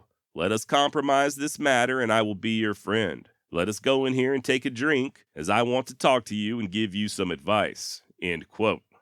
And once again, per John Wesley Hardin, the two men stepped inside the Applejack Saloon for a long talk, and just like before, they parted as friends. But did this really happen? Well, if it did, Wild Bill certainly never mentioned it, although I will admit I can understand him remaining mute on the subject. Hickok biographer Joseph Rosa doesn't seem to buy it, writing, quote, "Hardin does not explain how Hickok was supposed to put down his own pistols in order to relieve him of his. Far more likely, Wild Bill would have shot him at the first move. Until Hardin's life was published in the 1890s, the incident was unknown. Certainly, none of the old-timers in Abilene ever credited Hardin with any such feat. The only sensible conclusion is that the showdown never happened, and if it did, it was not as described. Wild Bill had been dead a long time when Hardin wrote his book." End quote. That said, Wes's cousin Gip does somewhat back up his claims, stating that although he never heard Hardin say anything about the border roll incident, he did indeed at some point back Hickok down. Sadly, Gipp didn't offer up any additional details. A separate yet relevant story was recounted by Babe Moy, a cowhand who helped Wes herd all them steer out of Texas. According to Babe, they were in a saloon one day as Hardin began playing with his revolver. Next thing he knows, here comes Wild Bill, just walking by and casually telling Wes to put his gun up before he accidentally hurt someone. John Wesley complied, no questions asked and no attitude given. So I don't know, man. I do kind of like what historian Leon Metz had to say about the subject when he wrote, quote, Hardin's whole life was an affirmation of who he was and what he aspired to be. Backing down Wild Bill Hickok was the consummate juncture thus far in his spiraling, man-killing career. Hardin had arrived. Until now, he had faced dregs and toughs, people for the most part hopelessly outmatched. Killing had been easy. Hardin had fired and walked away. A dead Hickok would have proven nothing except perhaps that Hardin was lucky. A live Hickok would know for the rest of his life who was the better man. Hardin realized even before he entered Abilene that he would never depart without a Hickok showdown, that he would never vacate the town without knowing in his own mind who was the better man. How and when it would take place he never realized until the second it happened. When he looked across those twin barrels into the unflinching gray eyes of Hickok, Wes Hardin knew that he had won. And furthermore, he knew that Hickok also knew he had won. It was over. Nothing remained to be proven. As for Hickok, he had nothing to prove anyway. The long-haired marshal probably shook his head, shrugged his shoulders, and never gave the incident a second thought. End of quote, and well said. By the way, if you're interested in a deep dive on all things John Wesley Hardin, I would urge you to not only read Hardin's autobiography, The Life of John Wesley Hardin, but also Mr. Metz's book, John Wesley Hardin, Dark Angel of Texas. I did lean heavily on both when researching this series, and you can find links down below if you'd like to check them out for yourself. So yeah, maybe Wes and Hickok did have some type of confrontation. I think that is very likely. Maybe it went down exactly as Hardin claimed, and maybe it didn't. As soon as I can get my hands on a time-traveling DeLorean, I'll head back to Abilene and let you know what I find out. Assuming I survive and don't die of the clap. Till then, what do you think? Send me an email, josh@wildwestextra.com, or leave a comment. I'd love to know your thoughts on the matter. And by the way, that little trick that Hardin allegedly pulled is known as the border roll. If you're not really sure what I'm talking about, you can see Clint Eastwood performing one to perfection in The Outlaw Josie Wells. Now later on that very same evening, after the supposed Hickok incident, Hardin was enjoying dinner when several men stepped inside the restaurant cursing the state of Texas and everybody who came out of it. Upon hearing this, and being the good Texan he was, Wes stood and approached the group, looking one of the men dead in the eyes and calmly stating that he was a Texan. And I reckon that's all it took. The loudmouth and Hardin both pulled guns at the same time and began shooting, but they both missed. At least they missed each other. In all actuality, one of Hardin's stray rounds struck another customer in the arm. At this point, his opponent ran out into the streets, so Hardin followed. And this time, his aim was true.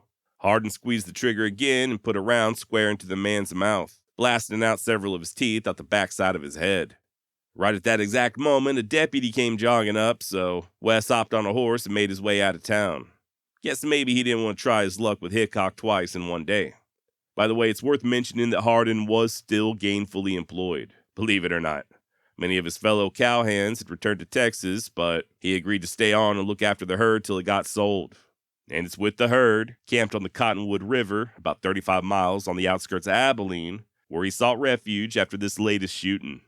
Now remember, Hardin's previous slaying of those Mexican vaqueros, a few weeks prior, really helped to elevate his status, especially among his fellow Texans.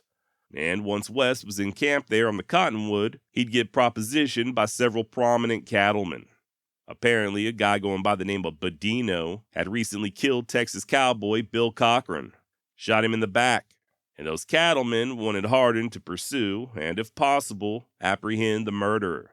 Wes agreed on the condition that they write letters of introduction to any large herds he might encounter along the Chisholm Trail. This was just to ensure he'd be able to draw on supplies and fresh mounts as needed. With these letters in tow, Hardin and a companion named Jim Rogers soon departed. A little ways down the trail in the town of Newton, they linked up with the dead cowboy's brother, John Cochran, and his buddy Hugh Anderson. And they continued traveling south, until finally they caught up with Badino in a saloon down in Sumner City, damn near at the Texas border. West commanded Badino to surrender, but he went for his guns and that was all it took. According to Hardin, quote, I fired at him across the table and he fell over a dead man, the ball hitting him squarely in the center of the forehead, end quote. On the way back north, West and the others stopped again in Newton, Kansas, and before they left, they got drunk and shot up the whorehouse.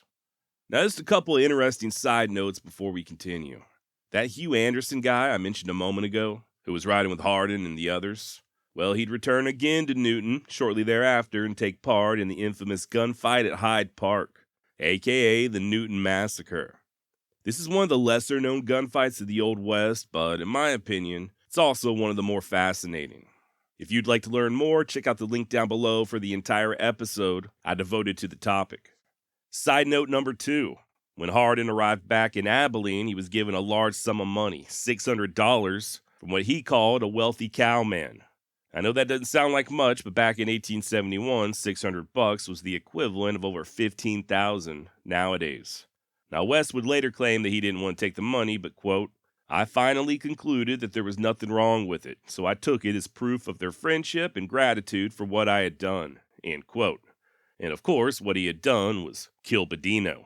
Kinda makes you think, was this wealthy cattleman truly just showing his gratitude, or was Hardin killing Badino the agreed-upon outcome from the get-go? And if that's the case, this may not be the first time that Hardin was paid to take a life. Remember, after killing Mage back in 1868, his uncle gave him $20, which adjusted for inflation was more like $400. And I don't know about you, but none of my uncles ever gave me no $400. Historian Leon Metz speculates that Mage may have been Hardin's first killing for hire. The wrestling match just a clever ruse building up the case for justification. Can any of this be proven? No. Is this all purely speculation? Yes. Is it also fun to ponder? Also yes.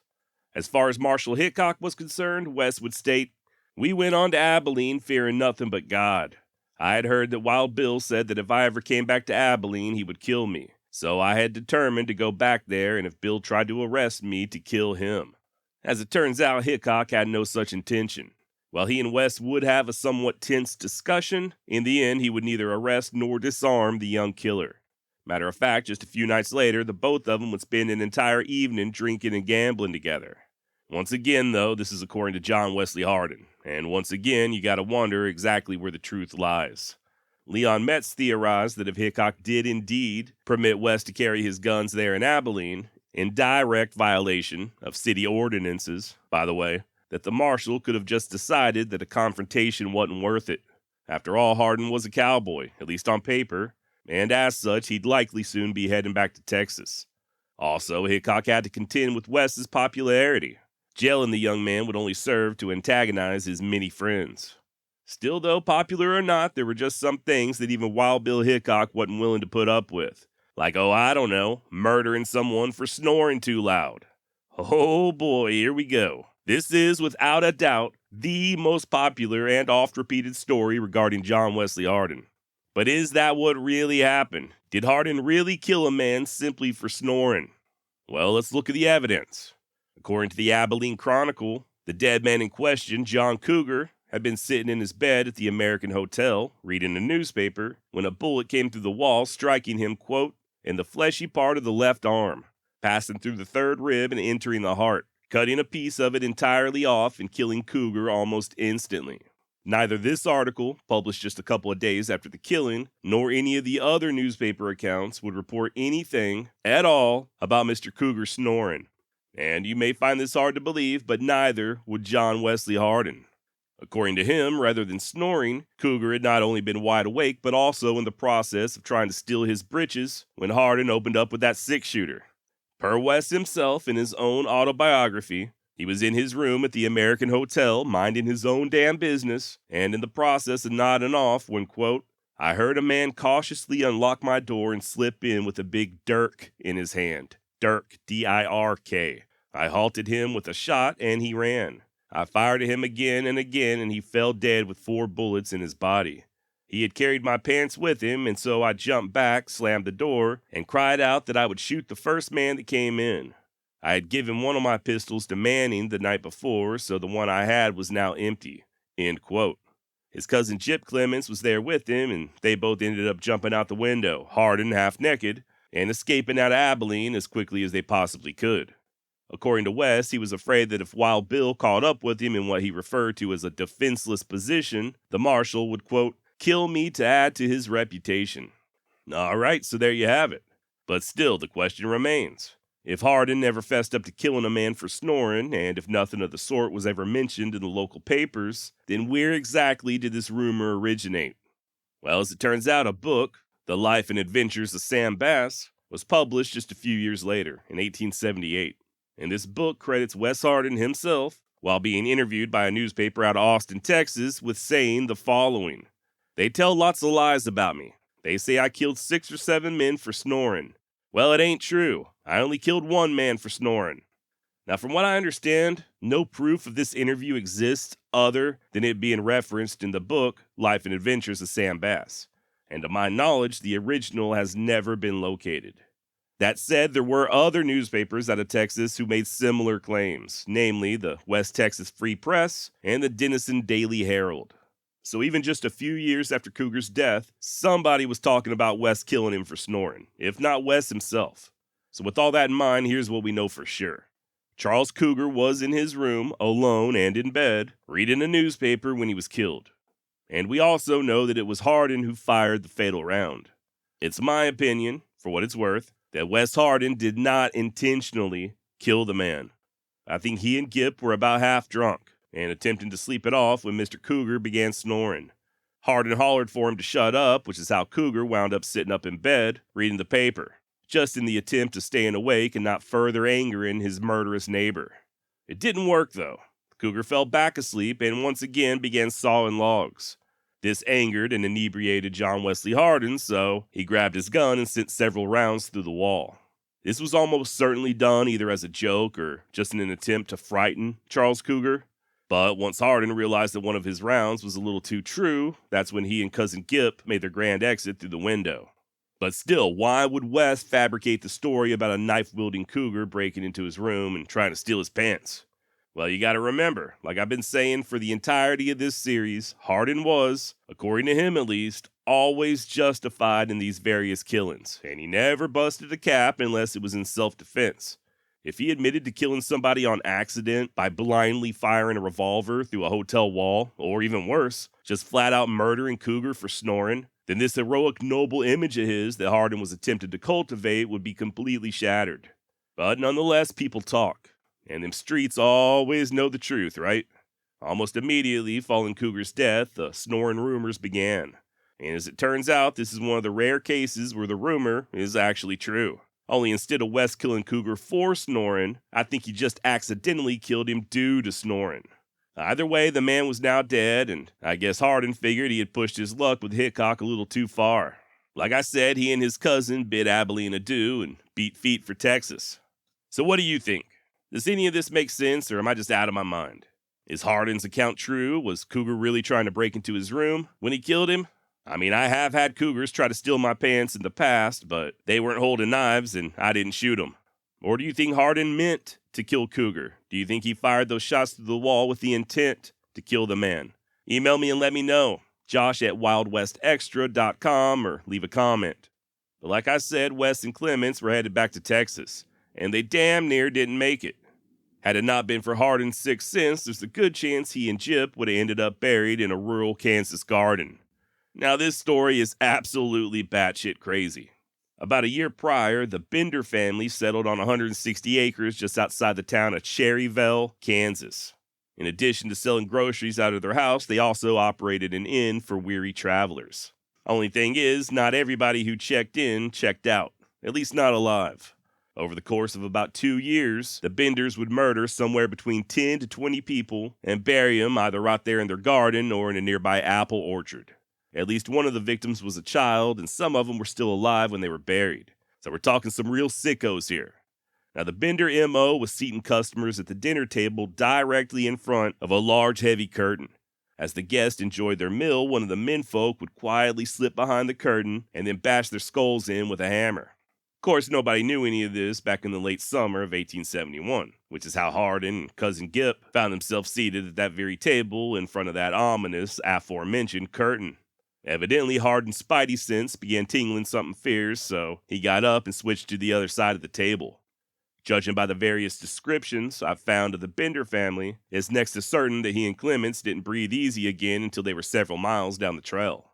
The rest of the journey was mostly uneventful, and they arrived in Hill County, Texas by August of 71. Wes would visit with his Uncle Barnett for a spell and then join the Clements over in Gonzales. Now that trip to Kansas notwithstanding, Hardin was still very much a wanted man down in Texas, and it wasn't long before the state police caught up with him. A black officer by the name of Green Paramore got the slip on Wes as he stood in a Gonzales County store munching on cheese and crackers. Told Hardin to throw his hands up, and just like Wes allegedly did with Hickok, he pretended to comply. Quote, I said all right and handed him the pistols, handle foremost. One of the pistols then turned a somersault in my hand and went off. End quote. So there you have Hardin pulling a border roll just like he did back in Abilene, only this time he wasn't playing around and actually squeezed the trigger. As Paramore fell, Wes turned his attention to another officer, a guy by the name of John Lackey, who was sitting on his horse just outside the door. They traded bullets, Lackey was wounded, but both of them ended up fleeing town in opposite directions. Now, the killing of Green Paramore caused quite a few waves, especially among the black citizenry there in Gonzales County. Matter of fact, they were so outraged that there were even calls of martial law being declared, and the governor of Texas, Edmund Davis, ended up raising the bounty on Hardin's head to a whopping $400. A month later, a posse out of Austin came calling, but this time Hardin was ready. According to him, quote, I met them prepared and killed 3 of them. The rest returned sadder and wiser. By the way, that store that Hardin was in when Paramore tried to arrest him was owned and operated by a guy named Neil Bowen. And Mr. Bowen had himself a daughter, Jane Bowen, who Hardin had grown quite fond of. After a brief courtship, the pair ended up tying the knot in late February of 1872. At the time of the wedding, Jane was still just 14 years old. Man, different times, I know, but as the father of a daughter, I just can't see any scenario where I would allow her to get married at the age of 14. And I damn sure wouldn't let her get married to a criminal. A couple of months after the wedding, Hardin would head south to King Ranch for undisclosed business. Yes, that King Ranch. More on this visit later, but on the return trip, Wes got to missing young Jane so much that he ruined a good horse in his rush to get back to her. Quote, I got to thinking that I had one of the prettiest and sweetest girls in the country as my wife, who would soon be looking for me, for I had promised to be gone only 12 days. The more I thought of her, the more I wanted to see her. So one night about 10 o'clock, I started from Banquet for Gonzales County, 100 miles away. I got home at about 4 a.m., but forever ruined a good horse worth $250 in doing so. The sight of my wife recompensed me for the loss of old Bob. End quote and amen. Nothing says true love like damn near riding a horse to death just so you can get back to your child bride in a timely manner. That said, as pretty and sweet as I'm sure Jane was, it still wasn't enough to keep Wes at home for any real length of time. He was always out riding with the boys, and by July, he had set out helping some buddies of his drive a herd of horses all the way to Louisiana. On the way, they stopped at the town of Willis, where, per Hardin, some fellows tried to arrest me for carrying a pistol, but they got the contents thereof instead. I stopped a week at Livingston and stayed with my Uncle Barnett, Aunt Ann, and my cousins. We had a splendid time, and then I went to Hemphill about the last of June. End quote. No sooner had he arrived in Hemphill when he began arguing with a lawman by the name of Sonny Spites. One thing led to another, and Wes put a bullet in Spites' shoulder. Figuring that it might not be a good idea to continue to Louisiana, Hardin fled 90 miles southwest back to his Uncle Barnett's place, where he hid out and decided to change his ways. And no, of course he didn't try to change, or even hide out for that matter. Rather than keeping a low profile, Hardin instead went gambling over in the town of Trinity. He and a local, Phil Sublett, took to quarreling in John Gates' saloon, and Wes slapped the older man across the face before jamming a revolver in his ear hole. Didn't pull the trigger, though. Bystanders urged calm, and Wes and Phil separated. Things soon went back to normal, but it wasn't long before Hardin noticed that Sublett was no longer in the saloon. Peering outside, Wes spots Phil armed with the shotgun and heading straight back to the bar. Oh my. Quote, I appeared at the door with my pistol, and he fired one barrel of a shotgun at me. I thought I would kill him, but did not want to get into any new trouble, so fired at him, not intending to hit him, and stepped back. As I did so, a drunken man got up and caught me by the vest, saying that he and I could whip anybody. He had a big knife in his hand, and I told him to turn me loose, but before he did, he pulled me into the middle. By this time, Sublet had gotten in line with the door, and as we darkened it, he fired the other barrel of the shotgun at me. I knew I was shot, so I instantly took after him with my 6-shooter, but he threw down his gun and broke for his life. I ran him through the streets and into a dry goods store. As we went through the store, I fired at him, but my pistol snapped, and I found I had my pistol with the broken cylinder spring. My man was still on the run, and I was getting weak from loss of blood.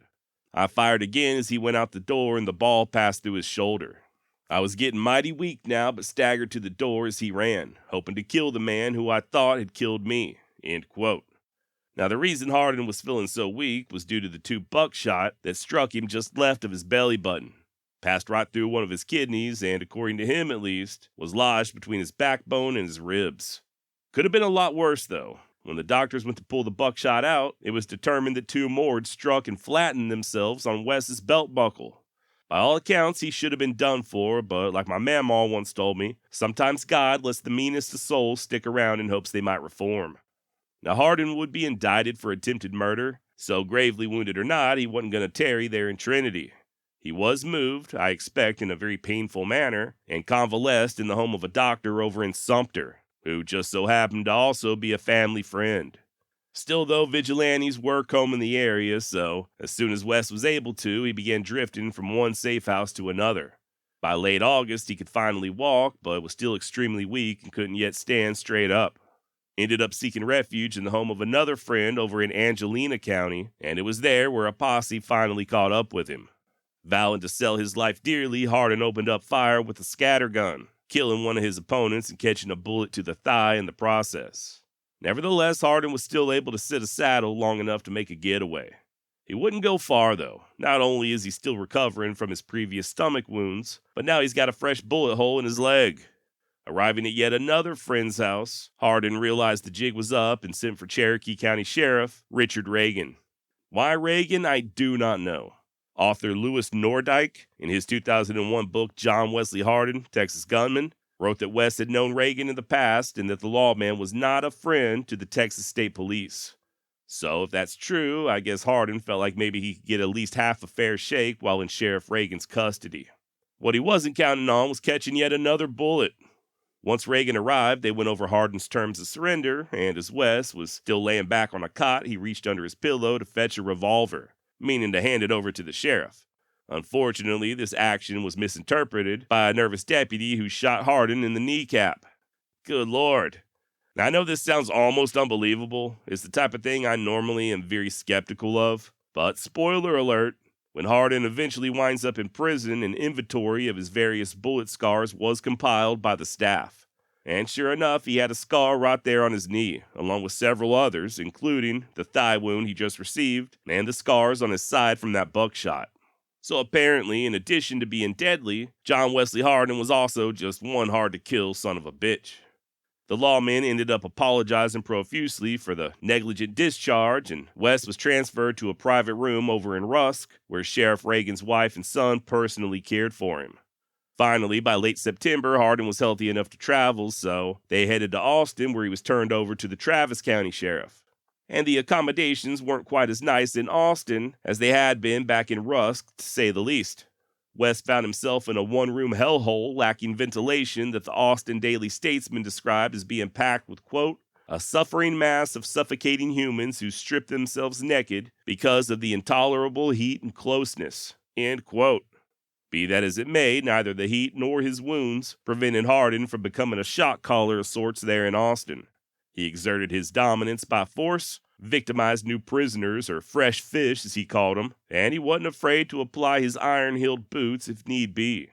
After about a month or so, West was transferred again, this time to the jail in Gonzales County, which, in all reality, was just as good as setting him free. Hell, even the Gonzales County Sheriff Bill Jones was sympathetic to Hardin's plight. So it were in the fall of 1872 that a guard handed West a hacksaw on the sly. In no time flat, Hardin removed his irons and made his way out the window to freedom. According to his autobiography, West would stick around with his wife Jane for a little while, but by January of '73, he was on the move again, helping to drive cattle down to Indianola. What he failed to mention in his book, however, was that Jane's brother, his brother-in-law, Brown Bowen, had recently murdered a suspected state police spy by the name of Tom Heldman. The victim, Heldman, was deep in his cups and stretched out under a tree sleeping when Hardin's brother-in-law, Brown, just walked up and shot him in the head.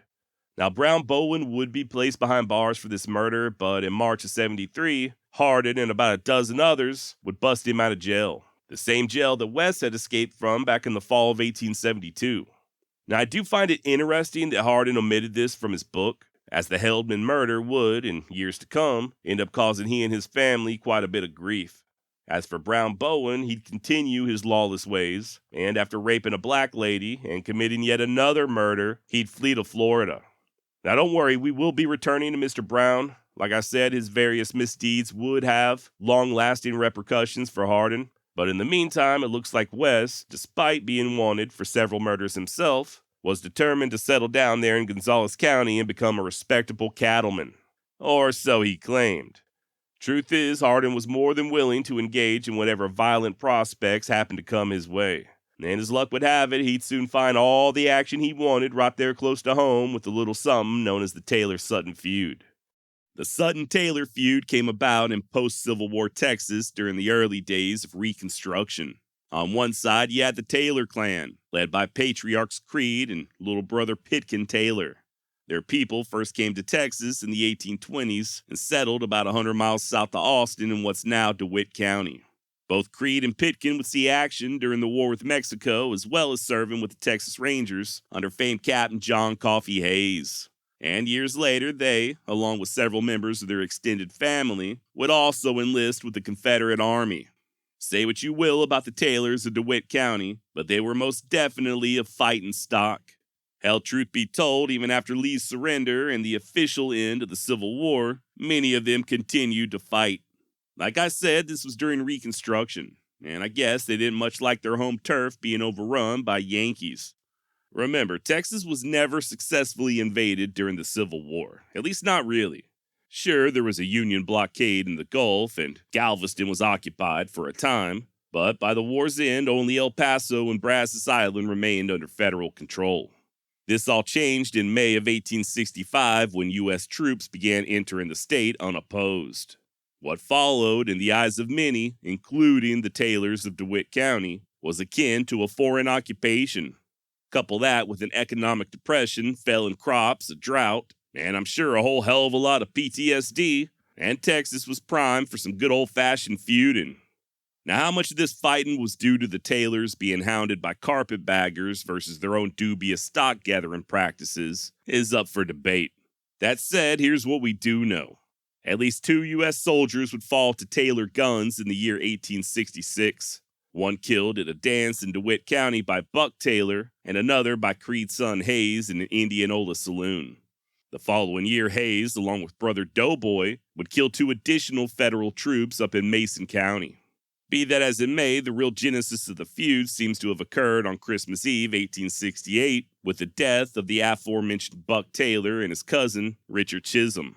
The pair were celebrating in the now ghost town of Clinton when they got into an argument with a DeWitt County Sheriff's deputy by the name of William Sutton. The dispute grew heated, men went for their guns, and when the smoke cleared, Buck and Richard lay dead on the ground. And this was not the first time that Sutton had spilled Taylor blood. A few months prior, he had gunned down Charlie Taylor while attempting to make an arrest for horse theft. Or, more accurately put, Charlie was in the process of air quotes escaping, wink wink, when Bill shot him dead. In addition to being a rancher and lawman, Bill Sutton, like many of the Taylors, was also a former Confederate. And fun fact, he was the only person with the last name of Sutton involved in the Sutton-Taylor feud. Just thought I'd point that out. Rather than a true family feud like, say, the Hatfields and McCoys, the upcoming trouble there in DeWitt County was more of a war between rival factions. Now, in March of 1870, President Grant signed an act readmitting Texas to the Union. That summer, the dreaded Freedmen's Bureau would cease operating, and Governor Edmund Davis would authorize the formation of the Texas State Police. Keep in mind that at this point, the Texas Rangers were a non-entity. They had been disbanded following the end of the Civil War. With the Freedmen's Bureau on the way out and the military stretched thin, the only real law available in Texas was of the local variety: town marshals, county sheriffs, and the like. That's where the Texas State Police came into play. Much like the Rangers before them, they had no jurisdiction and could make arrests throughout the entire state.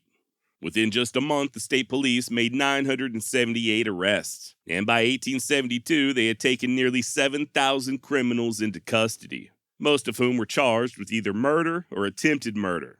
Still, though, as effective as they may have been, the state police remained unpopular. First of all, they were controlled by Governor Davis, a man who was considered by many to be a radical. Secondly, and this is a big one, the governor's hounds, as they were often called, also employed quite a few former slaves as deputies. And as you can imagine, that didn't sit too well with many white Texans. As one Taylor descendant put it in an old History Channel documentary from the late 1990s, the slaves were now the masters. Now, as with any group of law enforcement, you had both good and bad officers. Unfortunately, one of the worst of the state police, a Confederate deserter by the name of Jack Helm, would eventually find himself stationed right there in DeWitt County. Following the war, Helm organized a gang of vigilantes in Goliad County before being appointed as a special officer with express orders of subduing the so-called Taylor Gang. So it were in August 1869 that Helm and his men gunned down Hayes Taylor. And Hayes wasn't the only one. Rumor has it that Jack Helm was bringing in more men dead than he was alive. And just like Bill Sutton, Helm had a bad habit of gunning down prisoners as they air quotes escaped. Speaking of Sutton, both he and Jack Helm would be sworn in to the Texas State Police in 1870, with Helm as a captain. Only problem was Jack was crookeder than hell and ended up getting fired for embezzling a large sum of money. This indiscretion aside, and much to the chagrin of the Taylors, Helm would still somehow get himself elected as sheriff of DeWitt County. Joining him and Sutton in positions of leadership were James W. Cox and Captain Joe Tomlinson. Now, the Kentucky-born Jim Cox was also a Texas state policeman there in DeWitt County, but much like Jack Helm, he would get the axe sometime in 1871. Although Cox resided in Texas for quite some time, he had absolutely no qualm siding with Reconstruction authorities. Captain Joe Tomlinson, on the other hand, was a curious case. I don't think anyone to this day knows why old Joe aligned himself with the Sutton faction. After all, he had not only served with Creed Taylor during the Texas Revolution, but he was even married to the man's sister. And one of Creed's brothers, William, was married to Joe's sister. The now deceased Buck Taylor, and many of these other Taylors we'll be discussing here shortly, were Tomlinson's nephews by marriage. Now officially, on paper at least, the Sutton faction was attempting to rein in the crime being committed by the Taylors, who in turn felt like they was in the right. I mean, sure, they and their allies occasionally stole cattle and horses, but those animals belonged to the Union sympathizers. And the Yankees that the Taylors killed were their opponents in a war they did not yet recognize as being over. The inner law of the Taylor clan trumped any legal entity, especially the damn carpetbaggers with the Texas State Police.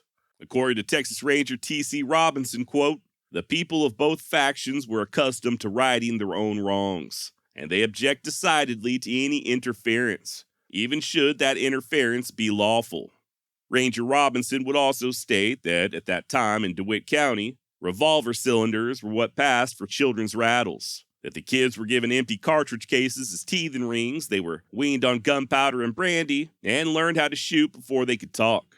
Now, like I mentioned earlier, even though the Suttons had the law on their side, they weren't above a little old-fashioned cold-blooded murder. As such, the killing of prisoners would only increase. Case in point, in August 1870, Jack Helm and Bill Sutton, in their official capacity as Texas State Police, gunned down Taylor in-laws Henry and William Kelly. According to a witness, the Kellys surrendered without putting up a fight before being taken into a thicket and executed. For the most part, this is exactly the type of justice that the Sutton faction was dealing out. That said, you'd be mistaken to think that a fighting bunch like the Taylors were just going to take it laying down. Pitkin Taylor, who at 48 years of age was the clan's acknowledged leader, as far as the feud was concerned, vowed revenge. When Bill Sutton got wind of such bold talk, he and a few others lured Pitkin out to a field one night and filled him full of lead. At the funeral that followed, Pitkin's son Jim Taylor swore that he would wash his hands in the blood of Bill Sutton, a goal that was nearly accomplished the following month when Jim's brother Scrap shattered Sutton's arm with a blast from a shotgun. And on it went. To make matters worse, the Texas State Police were abolished in 1873, and the Texas Rangers wouldn't be reinstated until the following year. This meant that there was a good stretch of time there where the only lawmen available were locals. And unfortunately, in the case of DeWitt County, that meant the nefarious Sheriff Jack Helm and his deputy, Bill Sutton. Now, when all this was just getting started, John Wesley Hardin wasn't even in the area. Remember, he spent a good portion of 1871 driving cattle up to Kansas and gambling in Abilene. Skip ahead to the summer of 72, he's shot several times and arrested and forced to do stints behind bars both in Rusk and Austin. Nonetheless, once Hardin finally returned home to Gonzales, it didn't take him too long to fall in with the Taylors. By the way, John Wesley was not related to these Taylors of DeWitt County. Although Hardin's brother Jeff would eventually marry one of the Taylor gals, that union did not occur until years later when the feud was long over. Wes's relationship with the Taylors was simply one of friendship. They, just like him, were unreconstructed rebels at heart, maybe a little on the wild side, and most definitely opposed to the damn Yankees and everything they stood for. Now, according to Hardin, he had a chance encounter with Sheriff Jack Helm just outside the town of Cuero. The two sized each other up, but when Hardin realized who Helm was, he refused to shake his hand, saying instead, quote, "We are man to man and face to face on equal terms. You have said that I was a murderer and a coward and have had your deputies after me. Now arrest me if you can. I dare you to try." Helm got nervous as all get out and began pleading with Hardin, begging for his life, but the young killer was unmoved, telling the sheriff, "You are armed, defend yourself. You have been going around killing men long enough. And I know you belong to a legalized band of murdering cowards who have hung and murdered better men than yourself."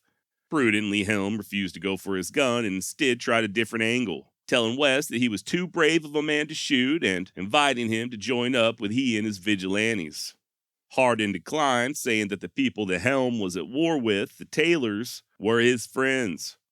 At least that's the way that John Wesley said that it all went down. Truth is, I seriously doubt any such encounter ever occurred, and if it did, it certainly wasn't the way that Hardin described. If you'll recall, back in May of 1872, West paid a mysterious visit down to King Ranch, supposedly for business. And believe me when I say this weren't no small thing. Richard King was the largest cattleman in Texas at this time, and his spread was more of an empire than a mere ranch. And although nobody can say for sure, it's thought that King, a supposed Sutton sympathizer, arranged a secret meeting at his place between Hardin and Sutton faction leader Jim Cox. The idea was to recruit West over to their side, or at very least persuade him to remain neutral. Maybe. Like I said, this is just a theory, albeit a very likely theory. Whatever happened, Hardin and Cox traveled together for a spell after departing. A curious development considering West's hatred of the state police. Now, this was in the spring of 1872, before Hardin got into all that trouble over in Hemp Hill and found himself locked up in jail. Once he escaped, he would meet up with Jim Cox yet again, nearly a year later, and this time on the Cox Ranch, just a few weeks after that initial run-in with Sheriff Helm that I described a minute ago. And Helm was in attendance for this meeting. Matter of fact, he even promised Hardin that he'd do whatever he could to make his legal problems go away.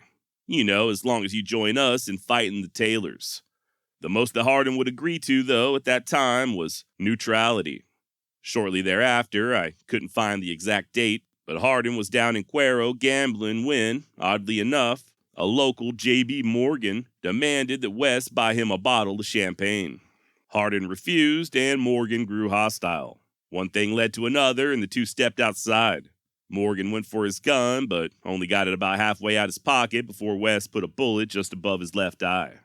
Now say it with me, class. That's Hardin's version. A Texas Ranger would later state that Morgan died simply for taking his hands out of his pocket after Hardin told him not to. For what it's worth, the newspaper would report that the killing was believed to be justifiable, and that Morgan was the aggressor. Also, and I do think this is a little important, At least one source claimed that Morgan was one of Jack Helm's deputies. So yeah, if that's true, I guess you could say that Hardin was letting the Sutton faction know that he had finally made up his mind. And if he hadn't, he damn sure would a week later, when Helm led a posse of over 50 men to the home of his father-in-law. According to West, quote, about the 23rd of April, 1873, Jack Helm and 50 men came into our neighborhood and inquired for Manning, George, and myself. They insulted the women folks, and Jack Helm was particularly insulting to my wife. End quote.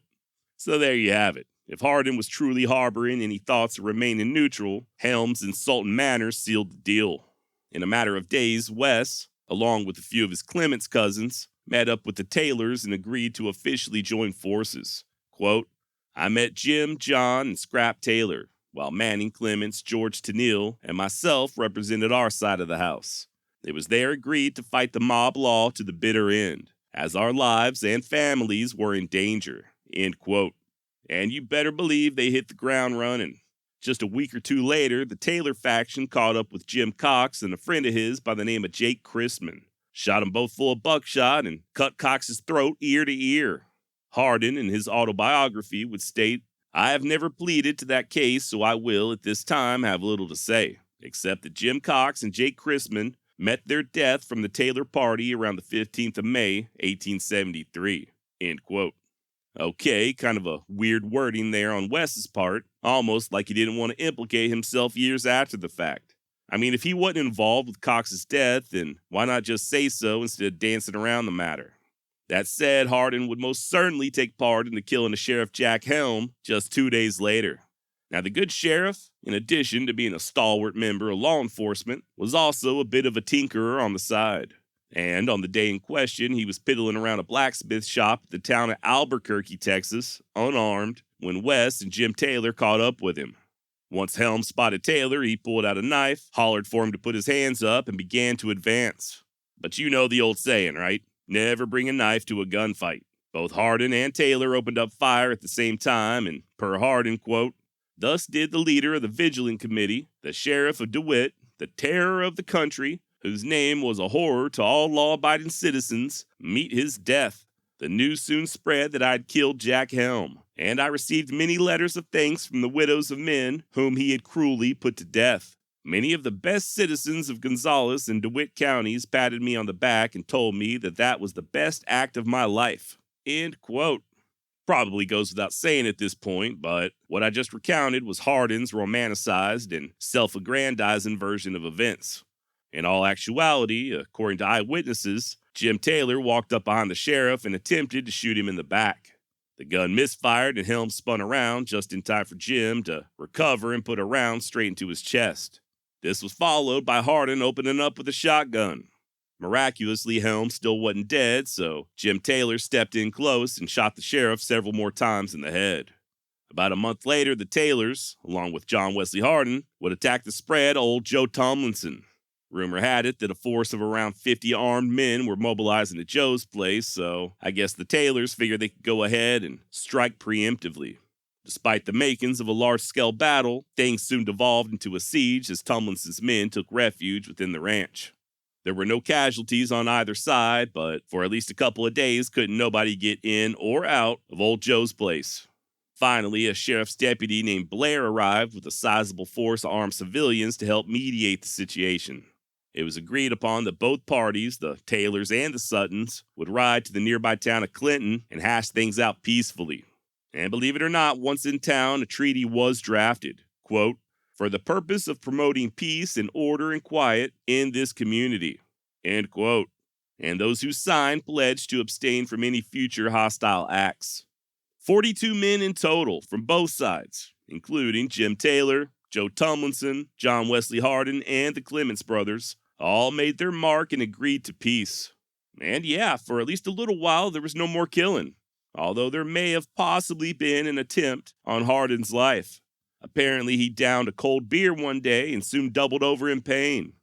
Unbeknownst to Wes, either by accident or design, the beer was full of ground-up little pieces of glass. Not a fun time, to say the least, and a paper out of Austin even reported that Hardin was not expected to live.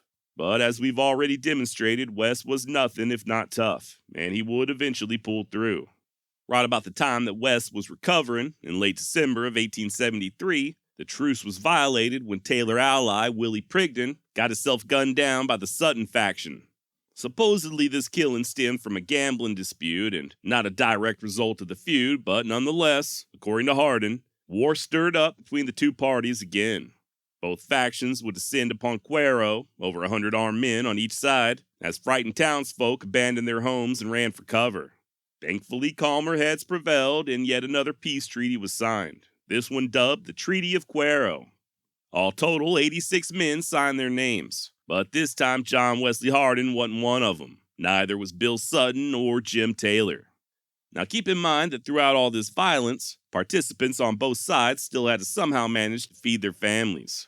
While Hardin made a good deal of his money at the poker table, he had also gone through the trouble of registering a brand, the JH. With this veil of legitimacy, West would begin to drive mavericks of dubious origin 2 or 3 counties away where buyers weren't overly particular. And lest anyone get to asking questions, Hardin even had his brother Joe draft up phony bills to sell. Now, Joe Hardin was an interesting guy. He was West's older brother by 3 years and most definitely the white sheep of the family. Not only was Joe a lawyer, but he also served as the district clerk over in the town of Comanche, as well as the dam postmaster and county treasurer. Prestigious positions that allowed Joe to support his aging parents, along with the remaining siblings still at home. All that said, Joe Hardin was also a crook of the highest order, and was making money hand over fist selling land with bogus titles. Titles that he himself would draft up, which is how he got to supplying little brother Wes with all them fraudulent bills to sell. And eventually, Joe would even stoop so low as to assist his brother in committing murder. Remember, neither Jim Taylor nor Wes Hardin signed that latest peace treaty, and they damn sure hadn't forgotten about Bill Sutton. Per Hardin, quote, "We had often tried to catch him, Sutton, but he was so wily that he always eluded us. I even made futile efforts to get him myself. I had even gone down to his home in Victoria, but did not get him." End quote. The time would finally come in March 1874. Sutton's men were trailing a herd north as Bill prepared to take the much easier route of selling from Indianola to New Orleans and then taking a train from the Big Easy on up to Kansas. Joining him were his pregnant wife Laura and an employee by the name of Gabe Slaughter. And the reason that Hardin and the Taylor faction knew all of this was thanks to Wes's crooked older brother, Joe. He had ridden in, per Hardin's request, and made Bill Sutton's acquaintance, under an alias, of course.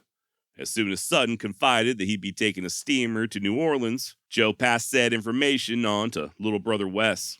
Not long after, on March 11th, 1874, just as Bill Sutton, his wife, and Gabe Slaughter were boarding that ship, Jim and Bill Taylor stepped from the shadows, guns ablazing. Within moments, Sutton and Slaughter lay dead as poor Laura screamed in terror. 5 months later, she'd give birth to a daughter, Willie Slaughter Sutton, named in honor of the 2 dead men. Now, following this killing, Wes began spending more and more time some 200 miles to the north in Comanche, where brother Joe and his parents were residing.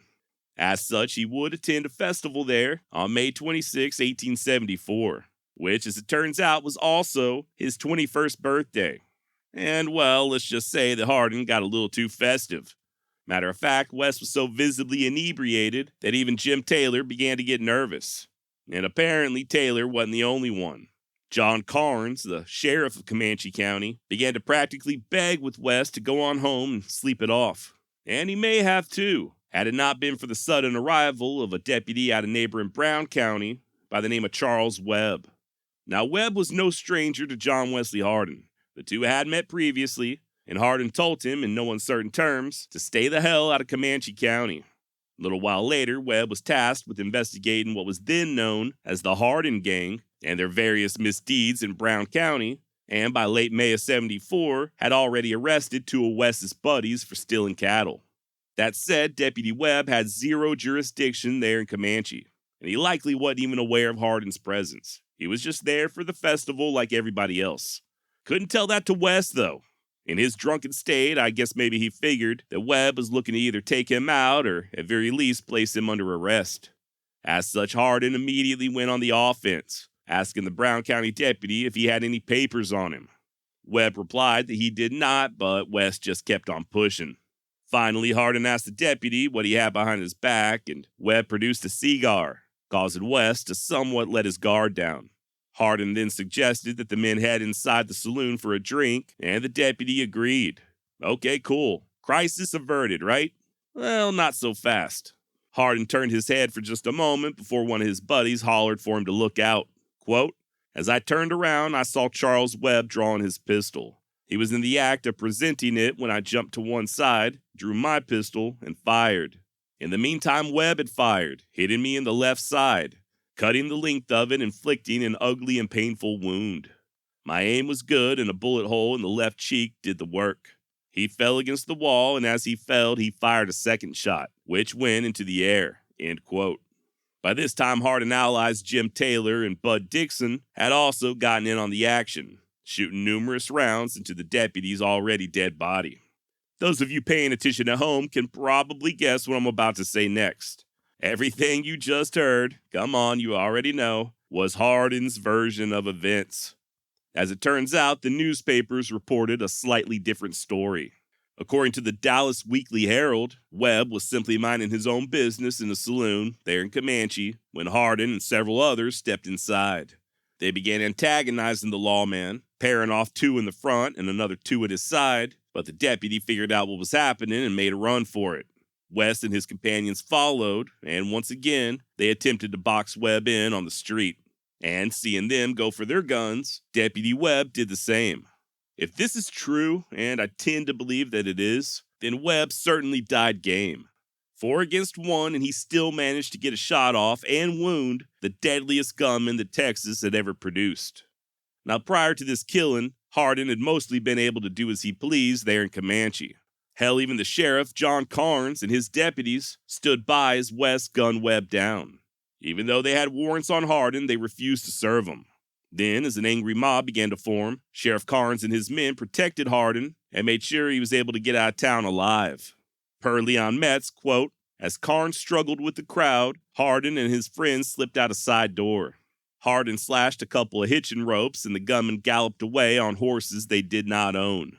Glancing back, Hardin saw his wife Jane and his 17-year-old sister Maddie weeping in the crowd.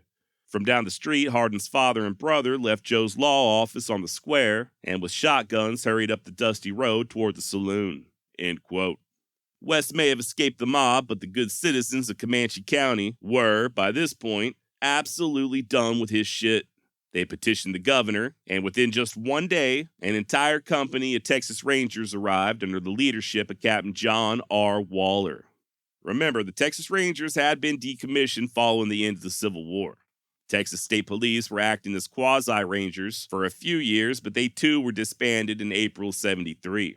It wasn't for nearly another year until the Texas legislature authorized 2 battalions of Texas Rangers, just in time to be dispatched to Comanche County.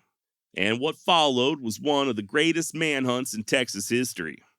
By May 30th, just 4 days after Deputy Webb's death, Hardin and Jim Taylor began swapping bullets with the Texas Rangers, both vowing to die together rather than surrender.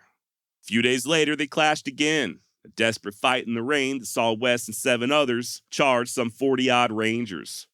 Hardin had his pony shot out from under him, but still managed to slip away. Meanwhile, West's cousins and partners in crime, Ham Anderson and Alec Berkman, weren't so lucky. The Rangers caught up with them on June 1st and shot them both dead. Next to go would be Hardin's older brother, Joseph. Back in Comanche, the Texas Rangers had placed Joe and his wife, along with Reverend Hardin, West's sister Maddie, and several others behind bars. I guess the idea was to stop them from spying on behalf of or otherwise aiding John Wesley. Well, before you know it, here comes a mob, overtaking and disarming the guards. In no time flat, they took Joe Hardin, along with Tom and Bud Dixon, and strung him up from a nearby live oak tree. Now out there hiding out in the brush and dodging bullets like he was, West wouldn't hear about this for a few days, but as soon as he got word, he made a beeline for Comanche. His first stop was at his parents' house, but the Reverend, either out of fear or frustration, refused to embrace his son. instead telling West to get gone before he put himself and everybody else in further jeopardy. Hardin would later write that although his desire for revenge was not satisfied, he nonetheless decided to leave and let things cool down a bit. If it had not been for my father and the women and children, I would not have left. But Waller, the ranger captain, had said that if I was seen in the country, that he would kill my father and my little brother Jeff and wind up on the women and children. On his way back to Gonzales, a posse was in close pursuit, so West forded up at the Nix farm. Ended up firing several times through a window and left at least one of the men dead on the ground before making his getaway. Now, in West's absence, the Texas Rangers arrested several more of his companions, 7 of whom had been transferred down to DeWitt County, where, as it turns out, the Sutton feud was still alive and well. As such, on the night of June 21st, 1874, a Sutton mob descended upon the jail and lynched 3 of the prisoners, including Scrap Taylor. Old Captain Joe Tomlinson ended up dying without his boots on of natural causes in November of 74, and Reuben Brown, the new leader of the Sutton faction, was shot dead a year later. Finally, on December 27, 1875, it was Jim Taylor's turn. As he and 2 of his buddies were paying a visit to Clinton, Texas, they went down in a hail of bullets. There was some sporadic violence following Jim's death, but for all intents and purposes, the Sutton-Taylor feud was finally over. Of course, by that time, John Wesley Hardin had fled the state entirely. In the early fall of 1874, he sent his wife and daughter on a boat bound for New Orleans as he made his way overland via horseback. From there, they would travel east to Florida before settling down in Gainesville, where Hardin began going by the alias of John H. Swain. Swain being the last name of some of his wife's kinfolk. I feel like I should point out that John Wesley Hardin is still just 21 years old. The man had been engaged in near constant violence since he was 15. Trailed herds north to Kansas, spent time in the wild cow town of Abilene, received numerous gunshot wounds, killed dozens of men, and participated in one of the most notorious feuds of the Old West, all before his 22nd birthday. That is insane to think about. Once established in Gainesville, Hardin, aka John Swain, purchased a saloon and, believe it or not, even got deputized by the town marshal. Now, this was a temporary position. Apparently, the marshal just needed West's help in apprehending some black guys who were resisting arrest. Shortly thereafter, another black man by the name of Eli was taken into custody for allegedly attempting to rape a white woman. On the night of the arrest, Hardin helped a lynch mob and burning the jail down, with a still-breathing Eli trapped inside. If this story is true, I do find it interesting. By all accounts, John Wesley both hated and feared the power of the mob. Not only had vigilantes came after him on numerous occasions, but his own brother and several of his friends had also fallen prey to mob justice. Yet here he was in Florida making no qualms about becoming a vigilante himself and murdering a man without due process. Just something to think about. In early 1875, West sold the saloon and moved his family to the nearby town of Micanopy. But I guess when you're a wanted man, it's hard to put down roots. They'd move again and spend about a year in Jacksonville, where Hardin got into the butchering business. Steers, not men. It's also where his son was born, John Wesley Hardin Jr. Now, I failed to mention this prior, but back in Texas, John and wife Jane had also welcomed a daughter into the world, their firstborn, Mary Elizabeth, back in February of 1873. So John Jr. was kiddo number 2. By this time, the price on Hardin's head had grown to a whopping $4,000. The equivalent of $115,000 in today's money. More than enough to entice the Pinkertons into nosing around, 2 of whom West claimed to have killed not far from the Florida-Georgia line. Hardin contemplated fleeing to Mexico, but in the end he settled for Alabama. Pollard, Alabama, to be exact. Dude just couldn't stay out of trouble, though. He and a new friend went gambling in Mobile, where, according to Hardin, he would kill yet again. Never his fault, mind you. Poor guy just always accidentally finds himself in horrible situations where he has no choice but to shed blood in defense of his life. And apparently this fight in Mobile started over politics. Imagine that. A big brawl erupted in the street with Hardin right in the middle, and it wasn't long before the law showed up and began firing into the crowd. According to West, he and his partner killed 2 police officers before tossing their guns. They were arrested, but without any hard proof, the authorities had no choice but to let them go. Much like the incident with the Pinkertons, I'm not sure how true this is. Hardin did get arrested. There's an article from the May 3rd, 1877 edition of the Mobile Register stating as much. He's listed by his alias Swain, but there's no mention of anyone being killed. Hardin was simply charged with malicious mischief, fined $5, and kicked out of town. Interestingly enough, the article also mentions a deck of marked cards that the police confiscated from Wes, which could possibly explain why he was always getting into trouble when he was out gambling. Now, the main reason that West chose Pollard, Alabama as his hideout was due to his brother-in-law, Brown Bowen, already living there. Remember him? The murderer and rapist who killed Tom Heldman while he was asleep? That guy? Yeah, in-laws, am I right? Well, it's this association with Brown Bowen that would ultimately lead to Hardin's arrest. More on that in a moment, but it's worth noting that West didn't spend a whole hell of a lot of time with his wife and kids there in Alabama. He made an attempt at the logging business, but I guess that nightlife just kept pulling him back in. As such, Hardin was constantly on the move, just traveling from one gambling town to another, both in Alabama and Florida, and oftentimes struggling to earn even enough to send back to his family. Little did he know that it would all soon be coming to an end. By 1877, a sergeant in the Texas Rangers by the name of John Barclay Armstrong got himself promoted to lieutenant. No stranger to violence, Armstrong had made several arrests during the Sutton-Taylor feud and showed additional pluck by apprehending the noted Texas gunman King Fisher. And following Armstrong's promotion, he set his sights on the fugitive John Wesley Hardin. Assisting him in these endeavors was an officer from Dallas named Jack Duncan.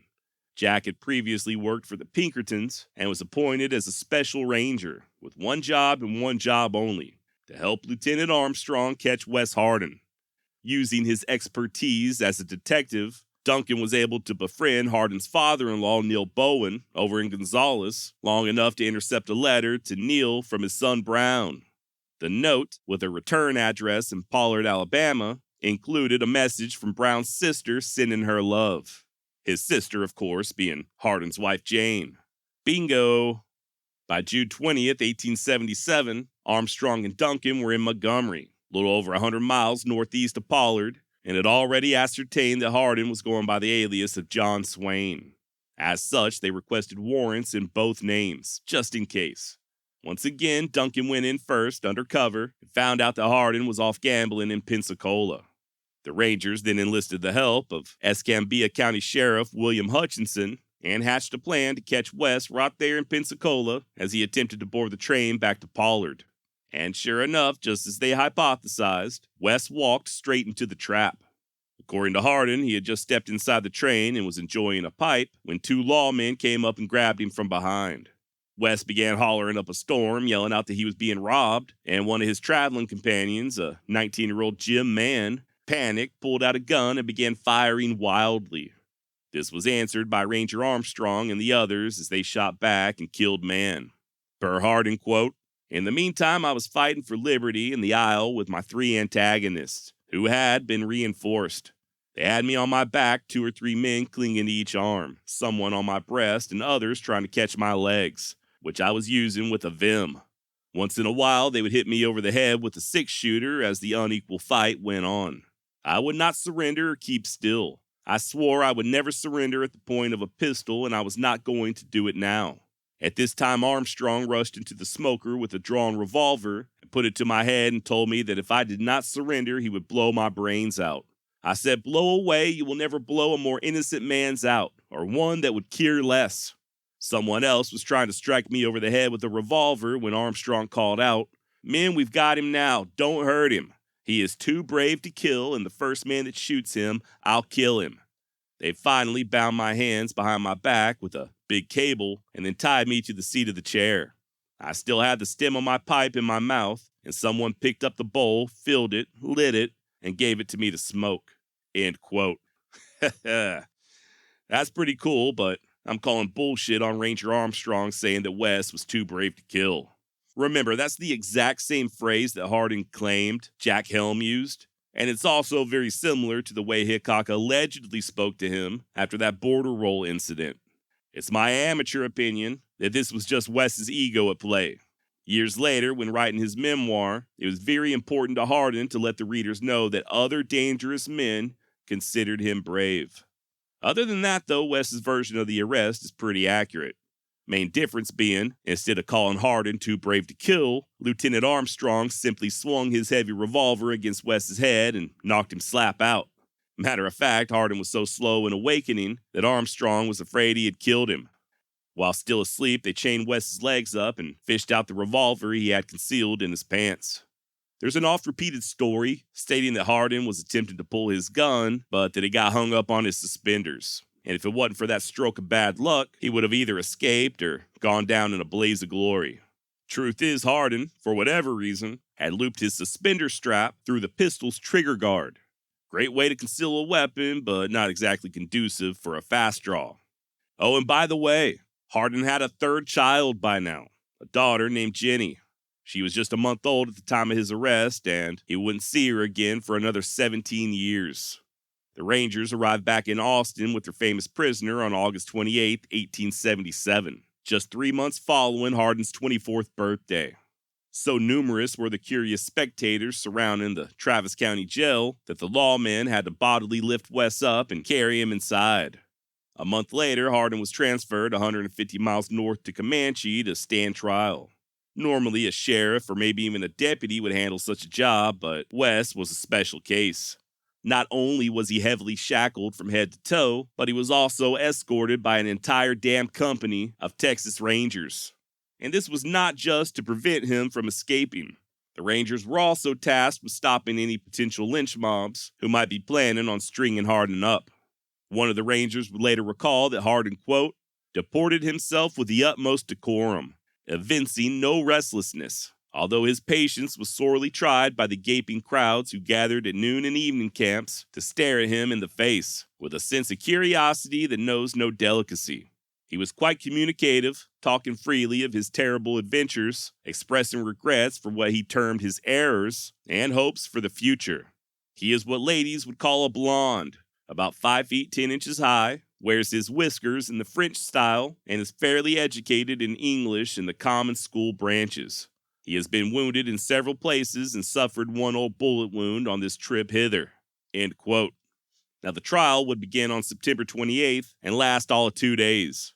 Believe it or not, Hardin was only being tried for the murder of Deputy Charles Webb, and not any of his other numerous killings. A reporter out of Weatherford noted that Hardin's demeanor was free and easy throughout the trial, and that he was often smiling and chatting with the lawyers. This cheerful facade would not last. After 3 hours of deliberation, the jury returned with a guilty verdict, and John Wesley Hardin was sentenced to 25 years of hard labor at the Huntsville State Penitentiary.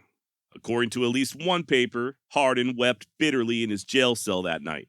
But be that as it may, he still wasn't ready to call it quits just yet. Hoping for an appeal, Wes began a letter-writing campaign to various newspapers throughout the state, at one point writing, quote, I have been compared to the beast of the forest, but, my dear readers, I am a human being, a native of the great state of Texas, and all I ask is law and justice, which I hope I will yet get, end quote. Now, I know what you're thinking, but you got to remember the central theme of this entire series. Hardin was never in the wrong. In his own mind, he was always justified. And ironically, that was kind of true when it came to him killing Deputy Webb. By most eyewitness accounts, Webb drew first. Hell, he was even able to nick Hardin with a bullet before being gunned down. Even though Wes was the aggressor, he was still technically defending himself by killing Webb.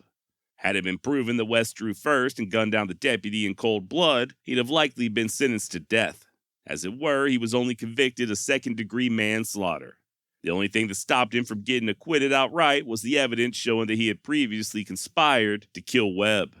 To quote the late great Leon Metz, had there been no conspiracy issue in the death of Webb, the verdict almost certainly would have been an acquittal on the grounds of self-defense. So it was not the act of killing Webb that sent John Wesley Hardin to prison. The jury believed Hardin provoked the fight, and that the conclusion was sufficient for second-degree murder. However, Had there not been elements of self-defense on Hardin's part, the jury might have found first-degree murder, and John Wesley Hardin would have gotten the rope. End quote. For what it's worth, Hardin would, for the rest of his life, steadfastly maintain that Webb was there in Comanche with the express purpose of assassinating him, and that he was only acting to preserve his own life. Now, as Wes awaited the appeal that would never come, he spent a good year in the Travis County Jail with a whole lot weighing on his mind. Not only was he looking at some seriously hard time, but his father had passed away back in the summer of 1876. Also, Jane and the kids were still in Alabama. They didn't have the funds to return to Texas, and there wasn't a damn thing Wes could do about it from behind bars. It wasn't until February of 1878, 5 months after Hardin's sentence, that his family was able to scrap enough together to make the trip. Adding to all of this, his damn no-good brother-in-law, Brown Bowen, had also been arrested. He was extradited to Texas, tried for the murder of Tom Heldman, found guilty, and sentenced to hang on May 17, 1878. Only thing is, Bowen began telling everybody who'd listen that it was Hardin, and not him, who murdered Heldman. He even took a page from Wes's book and began writing the papers, claiming his innocence. In one such letter, Brown addressed Hardin directly, saying, "John, you know I am innocent of this deed. I ask you to clear my name for my children's sake. You know you have to appear before a God who knows all. And can you stand before that great tribunal and look on your God and say, I did not kill Heldman? You know you will have to say, I, John Hardin, did it, and allowed Brown Bowen to be punished for it. My death will be another dreadful murder which you will have to answer for." Damn. Even Brown's parents and sister begged Hardin to admit to the murder, but he wouldn't budge, telling his wife, quote, "Let every tub stand on its own bottom. For your sake, I would do anything honorable, and I know that you would not ask me to do anything dishonorable, but I cannot be made a scapegoat of. A true statement will do your brother no good, and a false one I cannot make." In the end, Brown Bowen was hung by the neck till he was dead. A few days before the execution, an extremely on-edge John Wesley Hardin nearly killed another inmate after the poor bastard made him wait too long in the chow line. Now, earlier in this series, I mentioned how Wes was just 17 years old when he met up with another young gunman by the name of Bill Longley. Well, Bill had also gotten himself arrested. And while he was sitting around in jail awaiting trial, he started telling all kinds of tall tales and drastically inflating the number of people he had killed. Make no mistake about it, Longley was a killer. But despite his jealousy, he was nowhere near at the level of John Wesley Hardin. Thanks partly to all these lies he'd been telling, Longley was sentenced to hang for his crimes. He too filed an appeal, but it didn't work. What's more, he was flabbergasted to learn that Hardin had received life, while he, Bill, was destined to swing at the end of a rope. Guess Longley didn't figure this was fair, so he did the same thing that Wes and Brown Bowen did, and started writing letters to the papers, publicly insulting Hardin while he was doing so. It was like an Old West version of a modern-day internet beef, only instead of trash-talking each other on TikTok, they were hashing things out via the printed press. West wrote that he had never had anything to do with Bill Longley and that he only rode with men of honor, suggesting, of course, that honor was something Bill was greatly lacking.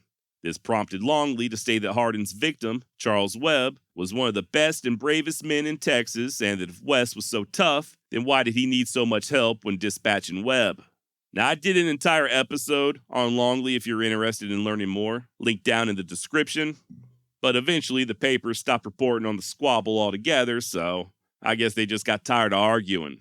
A little while later, in a letter to his uncle, Hardin would write that he had recently received a very complimentary and sympathetic note from Longley. Whether or not this was sarcasm or a genuine statement on Wes's part, I do not know.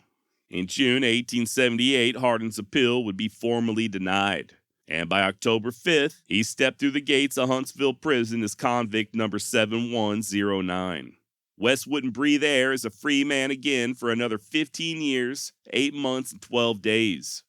Almost immediately upon arriving at the Huntsville State Penitentiary, John Wesley Hardin began planning his escape. As luck would have it, he was assigned to work in the wheelwright shop, just a mere 75 yards from the prison armory. He and a few other inmates would have to tunnel their way across, but once inside, they'd gain access to the firearms and, if need be, blast their way out. And it damn near worked. Within just a month and a half, the tunnel was almost complete, but unfortunately for Hardin, another inmate squealed, so instead of gaining his freedom, he just got several days in solitaire. Not long thereafter, West would somehow get his hands on duplicate keys to nearly every lock in the prison, including the main gate. Your guess is as good as mine as to how this happened, but I think it's safe to say that Hardin was nothing if not determined. Wasn't in the cards, though. He got snitched on again, just like before, and this time, in addition to a good long stay in solitaire, West also received 39 lashes. Quote, "My sides and back were beaten into a jelly, and still quivering and bleeding, they made me walk in the snow across to another building, where they placed me in a dark cell and threatened to starve me to death if I did not reveal the plot. I told them I would tell them nothing, that I meant to escape and would kill them in a minute if they stood in my way. They left me there for 3 days without anything to eat or drink, and on the 4th day I was carried to another cell in a high fever and unable to walk. I stayed there for 30 days. End quote. Now, despite such a harsh treatment, John Wesley remained undeterred. As soon as he got to feeling better, he bribed a guard and attempted yet another escape, but once again, he got caught and once more received the whip. Now, an official prison certificate of conduct during this period, oddly enough, does not mention any of these misadventures. It does, however, show that Hardin was charged with conspiracy to incite impudence, mutinous conduct, throwing food on the floor, laziness, gambling, and trying to incite other prisoners to impudence. A lot of impudence going down in Huntsville's State Pen back in the 1870s, apparently. According to Hardin, there was a final attempt at busting out, but I guess he had already learned the hard way about trusting his fellow inmates and called it quits before the plan came to fruition. Sure enough, someone tattled, and all his former conspirators got the whip. After this, Hardin seemed to straighten up. Hell, truth be told, over the next few years, West would go on to become a model prisoner. He joined the debate team, began teaching Sunday school, I shit you not, and even devoted himself to studying the law. Sadly, things back home weren't going quite as well. His wife and kids were living with his widowed mama, but they were having a hard time getting along, so West had to play mediator from behind bars. I can't imagine that was an easy task. Then, in the summer of 1885, Hardin's mother passed away, at which point Jane and the children moved in with the Dunderstadt family, Fred Dunderstadt having been one of Hardin's old cowboy buddies. Jane helped out around the house for room and board, and what scant income she was bringing in was either through selling ladies' apparel or just working various odd jobs. To John Wesley Hardin's credit, and despite a few periods of silence here and there, he would write to his family often, or as often as the officials allowed. Jane, however, seems to have rarely returned the favor. I got to imagine that she wasn't very happy with the whole prison situation. And as it turns out, there may have been additional reasons for Jane's discontent. Now, this next part is a little controversial, but I'm just going to lay it out there and let you make of it what you will. After a few years behind bars, West went radio silent and stopped sending letters altogether. He apologized for this in June of 1881 by writing to Jane that his negligence was not, quote, on account of any unfaithfulness on my part, and that he wished to spare her, quote, disgraceful correspondence. This strange language was followed up by Hardin saying that he hoped she needed no further explanation on the matter. For additional insight, I'll refer you to historian Leon Metz and his book John Wesley Hardin, Dark Angel of Texas. In Chapter 21, State Prison, Mr. Metz writes the following, quote, Hardin probably was referring to a series of homosexual acts involving him in prison. The behavior humiliated and disgraced him, yet though disgusted, he participated. He could not talk about it, could not defend it, and therefore could not write about it. At least a year went by without any letters to Jane. She probably learned of this practice through other sources, letters, comments by released prisoners, and rumors. Even when she questioned him, he responded reluctantly. His letter revealing self-hate, a revulsion about discussing the subject, whatever it was. End quote. Now, I did look into this further and was able to obtain a copy of said letter written from Hardin to his wife Jane on August 14th, 1881. It was very hard to read, handwriting-wise. There were a few words I was unable to make out, but I think I got the gist of things. Just like Metz stated, Hardin does tell Jane that it wasn't any unfaithfulness on his part that caused him to stop writing. As for his reasons, West claims that he was giving her, Jane, a chance to find another lover. along with sparing her of the disgraceful correspondence, something that Hardin says he cannot mention now. And the final reason for his absence was, quote, to keep certain parties whom I knew would be glad to hear of my misfortune from knowing too much, end quote. And this is followed up by him writing, I hope it needs no further explanation. The rest of the letter is pretty much Hardin just telling Jane to write back to him at once. He tells her this multiple times, and for her to tell the kids that he loves them. There is one additional section where Hardin again seems to allude to some type of an affair by writing, without context, quote, Jane, don't doubt my fidelity in deserting you at the time. And he ends the letter by asking Jane if she forgives him. Okay, so, I don't know about you, but I'm not really convinced that this is Hardin admitting to some sort of illicit sexual affair in prison versus him just not writing.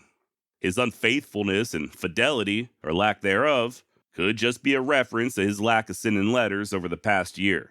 I mean, fidelity, by definition, isn't just refraining from adultery, but also just being loyal in general. That said, his remark about disgraceful correspondence does somewhat raise an eyebrow, right? Then again, it very well could be that Hardin was receiving letters from female admirers, and maybe Jane didn't much appreciate that. So I don't know. The wording is a little strange, but we're missing a whole hell of a lot of context. And without additional information, I'm not sure that this is the smoking gun that Leon Metz seems to think it is. And besides, let's be honest, Hardin certainly wouldn't have been the only inmate there at Huntsville Prison involved in a little extramarital hanky-panky, right? It may be that West swung both ways, I don't know. I'm just not convinced there's anywhere near enough evidence to state as much.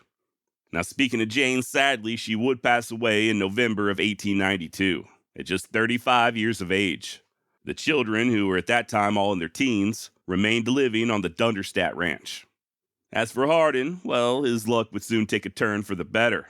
Rather than serving his entire 25-year sentence, he'd do just shy of 16 years before receiving a pardon. Still not really sure how West managed to pull that one off, but evidently there were a ton of people signing petitions for his release. That, coupled with his good conduct and a new, somewhat sympathetic Texas governor, seemed to do the trick. So it were on the 17th of February, 1894, that John Wesley Hardin walked out of prison a free man. Hell, his lawyer even saw to it that past indictments were squashed as well. Hardin was not only free, but for the first time in over 2 decades, he wasn't even a wanted man. Now, the first thing West did was to fetch his children from the Dunderstadt Ranch and move them back to Gonzales. As happy as I'm sure he was to finally be reunited with the kiddos, this feeling does not appear to be mutual. His daughter Molly was especially upset, as she was to be married soon, but this move to Gonzales would postpone the ceremony. As for the other two, you gotta think. They didn't even know their father. Not really. Hell, John Jr. was just 2, and young Jane barely a month old when Hardin was arrested back in Florida. For what it's worth, though, West did initially seem determined to walk that straight and narrow. By July, he received a license to practice law in Texas, and by all accounts, hit the ground running. A Spanish paper out of Gonzales even wrote up a nice editorial on Hardin and his efforts on behalf of the local Mexican-American community. Then again, he also represented the noted killer, Deacon Jim Miller. Turns out West and Miller were kind of sort of related. Jim was married to Manning Clement's daughter, Sarah, and the Clements, if you'll recall, were cousins to John Wesley Hardin. I will be doing an extensive look into the life of Jim Miller very soon, but just in case you're not familiar, he was basically the Old West version of a hitman, and over time he would rack up a body count comparable to that of Hardin's. Despite this fondness for killing, Miller had somehow landed himself a job as a deputy over in Pecos County. Be that as it may, by the spring of 1894, he got into a gunfight with his former boss, Sheriff Bud Frazier. Both men survived, and Miller, via attorney at law John Wesley Hardin, would ironically file attempted murder charges against the good sheriff. The trial was held in El Paso and, despite Hardin's best efforts, resulted in a hung jury.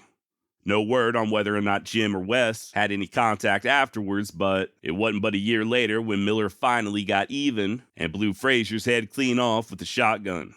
But that's another story for another day. Now, shortly before that trial in El Paso, a 41-year-old John Wesley Hardin was wed in holy matrimony to 15-year-old Callie Lewis. 15. This may come as a shocker, but it would turn out to be an extremely short-lived marriage. Contrary to popular belief, Hardin did not win Callie in a poker game. Matter of fact, both of the young lady's parents wholeheartedly supported the relationship, even after it was over. And in at least one letter that I read written by Callie to Wes, she did seem very smitten with the middle-aged killer. Now, nobody truly knows what happened that caused the marriage to sour, but come on. She was 15 and he was 41. What the hell do you expect? And no, despite what you may have heard or read, this was not a common practice, even in those days. Matter of fact, just to put it into perspective, back in 1890, the median age of marriage for women in the United States was 22 years of age. Did this sort of thing happen more in those days than it does now? Yes, absolutely. But it still wasn't the norm. Even at the wedding, one of Hardin's younger brothers would make a wisecrack about Wes marrying a child. Now, Callie is described by various sources as wild and independent, rebellious, known for speaking her mind and being unresponsive to the influence of her parents. So that may have also led to a quick breakup, but like I said, the girl was just 15 years old. And by the way, in the context of the late 19th century, what exactly did it mean for a woman, or a girl in Callie's case, to be considered wild and rebellious? She didn't do the dishes immediately? Maybe she expressed crazy ideas about women someday being able to vote, or, oh, I don't know, maybe being able to open up her own bank account? Crazy shit like that. Either way, the marriage was over in just a week. Hardin returned Callie to her mom and dad and went on about his business representing Miller over in El Paso. Now, evidently, Wes found El Paso to his liking as he decided to stick around even after the Miller trial was over. Began advertising his legal services and even rented out office space on the second floor of the Wells Fargo building. A building that, if I'm not mistaken, was destroyed by fire just a few years ago. And to be fair, it's not difficult to understand why El Paso would have seemed appealing to a guy like Wes Hardin. Whereas most of the country had done been settled by 1895, El Paso still very much resembled that wild and lawless West that Hardin had grown up in. There was definitely no shortage of saloons, whorehouses, and gambling joints, and even in the 1890s, shootouts were not unheard of. Probably not the best place for an old gunslinger trying to go straight, though. Kind of like trying to quit a cocaine habit by moving down to Miami. Despite a myriad of temptations, Hardin did stick to practicing the law, at least initially, and it wasn't long before his services were retained by former prostitute Beulah Morose, whose husband Martin had gotten himself into quite the pickle. Story goes that Mr. Morose sold his ranch in the spring 1895 and arrived in El Paso with a fat stack of cash. Unfortunately, Martin and his running buddy, Vic Queen, were also suspected of rustling livestock. Whether they were guilty or not, I do not know. The verdict still seems to be out on that one. What I do know is that the pair ultimately chose not to take their chances in Texas and instead fled across the border to Juarez. But the safety of Mexico wouldn't last long. Authorities in El Paso were keeping a close eye on Beulah, and when she crossed over into Juarez to visit Martin, they pounced. Mr. Morose was tossed in jail, and the Mexican police confiscated $1,800 off of Beulah, damn near $70,000 in today's money. That's where John Wesley Hardin, attorney at law, came into play. He was to not only represent Martin Morose, but to also get that money back from the federales. And Hardin was successful on both fronts. Beulah got her, or should I say her husband's, cash back, bringing her estimated total to somewhere between $2,000 to $3,000, and Martin was released from behind bars. Still couldn't go back into Texas, though. If Morose stepped just 1 foot across that border, he'd be arrested, and he knew it. However, when U.S. authorities attempted to have Martin extradited, the Mexicans refused, partly due to Hardin greasing the right palms over in Juarez with Beulah's money. What's more, he also saw to it that Martin was granted Mexican citizenship.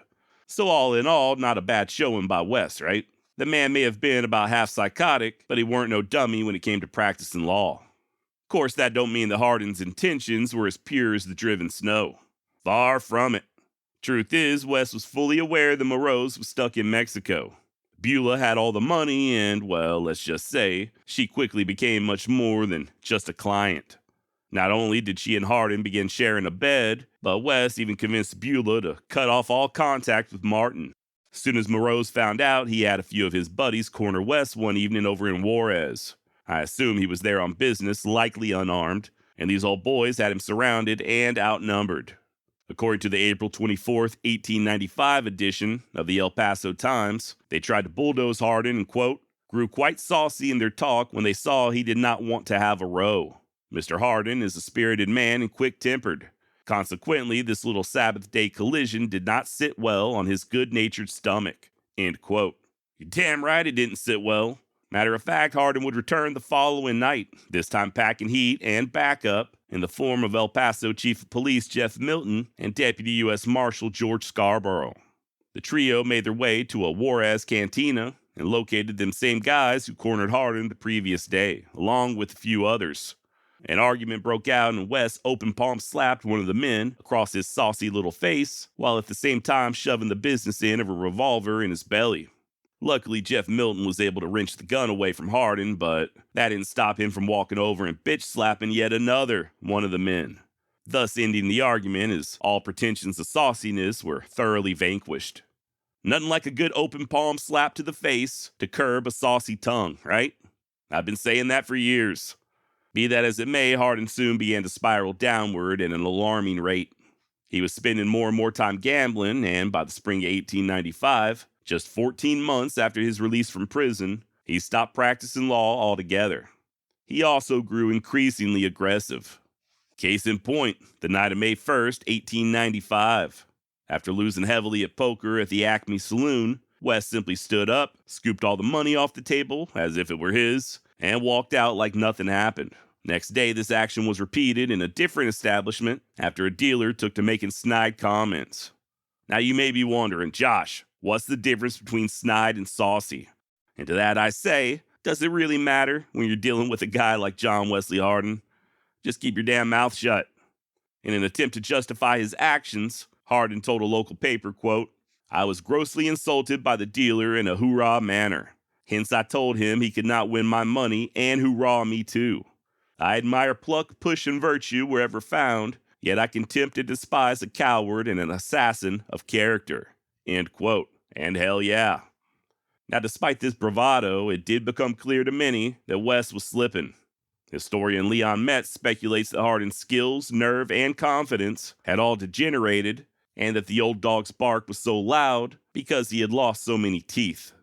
And there may be some truth to that, but then again, even a toothless dog can still be dangerous, as evidenced by Hardin possibly orchestrating the murder of Martin Moroz. Remember, Moroz was still stuck in Mexico, but his wife and money were in Texas, under the dutiful watch of one John Wesley Hardin. In a desperate attempt to reclaim these assets, Martin began discussing options with Deputy U.S. Marshal George Scarborough. The pair agreed that George would escort Moroz across the border under the cover of dark, just long enough for him to see Beulah in person, try to maybe talk some sense into her, or at very least get some of his money back. Sadly for Martin, things would not go quite as planned. While Scarborough did indeed walk Moroz across that bridge, he wasn't alone. Turns out Jeff Milton and a Texas Ranger by the name of Frank McMahon were lurking on the other side, and as soon as Martin was firmly on Texas soil, they shot him dead. Now, to this day, it's unclear as to their exact motivation, but according to the lawmen, Moroz went for his gun, leaving them no choice but to open fire. And that may be the case, but you also got to think who stood to gain the most. With Martin out of the picture and no longer posing a threat, Hardin would have unfettered access to both Beulah and her money. As it turns out, this theory ain't as far-fetched as it may seem. Now, we will circle back to Wes's probable involvement in Martin's death here in just a moment, but for now I think it's important to continue examining Hardin's frame of mind during this period. Despite vows to abstain from liquor, return to practice in law, and even write a book of his life's adventures, Wes began gambling and drinking more than ever. His only income seemed to be whatever he could earn from the poker table or wrangle from Beulah, and his violent outbursts were becoming more and more frequent. According to his landlady, quote, I did not hesitate to talk saucy to him when he got drunk and damaged my furniture, and yet I feared him. I would feel my very bones chill when he looked at me with his darting little serpentine eyes. He would bring his whiskey to his room by the gallon, and I could hear him at all hours of the day and night stirring his toddy. But I never saw him staggering drunk. I could only tell he was drunk by the extreme politeness and the peculiar snake-like glitter of his eyes. He declared that he had no confidence in human nature, that the human heart was rotten, and that everything living was deceitful. He made me shudder when he said, I would not trust my own mother, but would watch her just like I watch everyone else. Hardin would walk the halls for hours at night with a pistol in his hand. I think he was crazy with fear, for no matter who knocked at his door, he would spring behind a table where a pistol was lying before he ever said, come in. End quote. Now, I won't bore you with her entire account, but the landlady does mention the book that Hardin was writing, that he would talk to her frequently about it, and that he would still practice with his guns on a daily basis. Quote, I have seen him unload his guns, put them in his pocket, walk across the room, and then suddenly spring to one side, face around, and quick as a flash, he would have a gun in each hand clicking so fast that the click sounded like a rattle machine. End of quote. So there you go. Maybe that old dog hadn't lost all of his teeth after all. And like I just said, to Hardin's credit, and despite his drunken state, he did begin writing that book, an autobiography of his life, with the help of the freshly widowed Beulah Morose. It appears that she did most, if not all, of the writing as he dictated. Wes even took her on as a full partner in his, quote, manuscript and business matters. Be that as it may, their relationship wasn't all rainbows and puppy dogs. In August 1895, while Hardin was off gambling in New Mexico, Beulah got drunk and disorderly and ended up in jail for carrying a brace of pistols. Her arresting officer was a young man by the name of John Selman Jr. Beulah was fined $50, and when she appeared in court, apologized for her actions. More on this in a bit, but I do feel like Hardin's behavior on that trip to New Mexico also warrants a brief mention. After losing big in a card game, Wes tried pulling that same stunt as he did back in El Paso, just scooping up the money and walking out. Only this time it didn't go over so well, and one of his fellow gamblers pulled a gun and forced the legendary killer to return his ill-gotten booty. And things didn't get much better when he got back home, as evidenced by his encounter with George Scarborough just a couple weeks later. Apparently, Wes had gotten drunker in hell and told a newspaperman that he wasn't very happy with Deputy Scarborough and that he would soon have something to say about the killing of Martin Morose. Oh my, whatever could that mean? Guess George didn't much appreciate such loose talk, so he paid Wes a visit and forced him to apologize. So that's twice in less than a month that Hardin backed down. Not a habit he was accustomed to, and certainly not something anyone could have foreseen him doing as a younger man. Then again, as we've already touched on, Hardin wasn't exactly no spring chicken.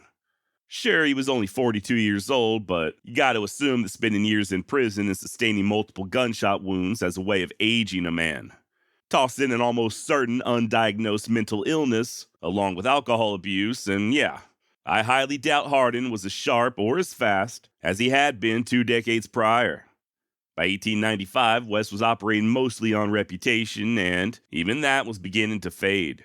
Something that was made abundantly clear with his next run-in with George Scarborough. Hardin had once again gotten drunk and began mouthing off about George. This time he even went so far as to implicate the lawman in a murder, saying that he, Hardin, had personally hired Scarborough, along with Jeff Milton, to assassinate Martin Morose. As soon as Scarborough found out, he located Wes, grabbed him by the ear, and then forcibly marched him down to the offices of the El Paso Times for a public printed apology. I shit you not. The article read, quote, yesterday morning, John Wesley Hardin, accompanied by United States Marshal Scarborough, called at the Times office where Mr. Hardin wrote the following card for publication. To the public, I have been informed that on the night of the 6th, while under the influence of liquor, I made a talk against George Scarborough, stating that I had hired Scarborough to kill Morose. I do not recollect making any such statement, and if I did, the statement was absolutely false, and it was superinduced by drink and frenzy. End quote. As for Beulah, she had also had enough by this point, especially after she and Wes got into a huge argument, and Hardin forced her to write her own damn suicide note. Yikes! As you can imagine, Beulah took the next train out of town. She would return in a matter of days, as is often the case with such dysfunctional relationships, but within a week she was gone again. So Hardin continued to drink, and his troubles continued to mount. Now earlier I mentioned how Beulah was arrested by Constable John Selman Jr. back on August 1st. Word had it that once Hardin returned from New Mexico and learned about what happened, he gave the young man a thorough dressing down, possibly even to the point of threatening his life. Well, Junior's father, John Selman Sr., was also a constable there in El Paso, and by all accounts, far meaner than John Wesley Hardin. I have an entire episode devoted to Selman Sr., linked down below in the description if you'd like to learn more, but he was truly just a very nasty dude. His gang, known as Selman Scouts, went on a murdering and raping rampage back in Lincoln County years prior, before getting run out by the militia. How the hell he ever convinced anyone to pin a badge on him is beyond me. Now, Selman Sr. and Hardin had been friendly in the past, but on the evening of August 19th, they began quarreling, possibly due to Hardin's treatment of his son, Selman Jr. Per Leon Metz, quote, Constable John Selman accosted Hardin in the streets that afternoon, snorting that he understood Hardin had threatened John Selman Jr. Hardin allegedly called young John a cowardly son of a bitch who had arrested his woman, Beulah. When Selman defended his son and offered to shoot it out, Hardin claimed to be unarmed. Hardin said, I'll go get a gun, and when I meet you, I'll meet you smoking and make you shit like a wolf all around the block. End quote. I've said it before and I'll say it again. Telling someone that you'll make them shit like a wolf around the block is hands down undefeated when it comes to Old West threats. Okay?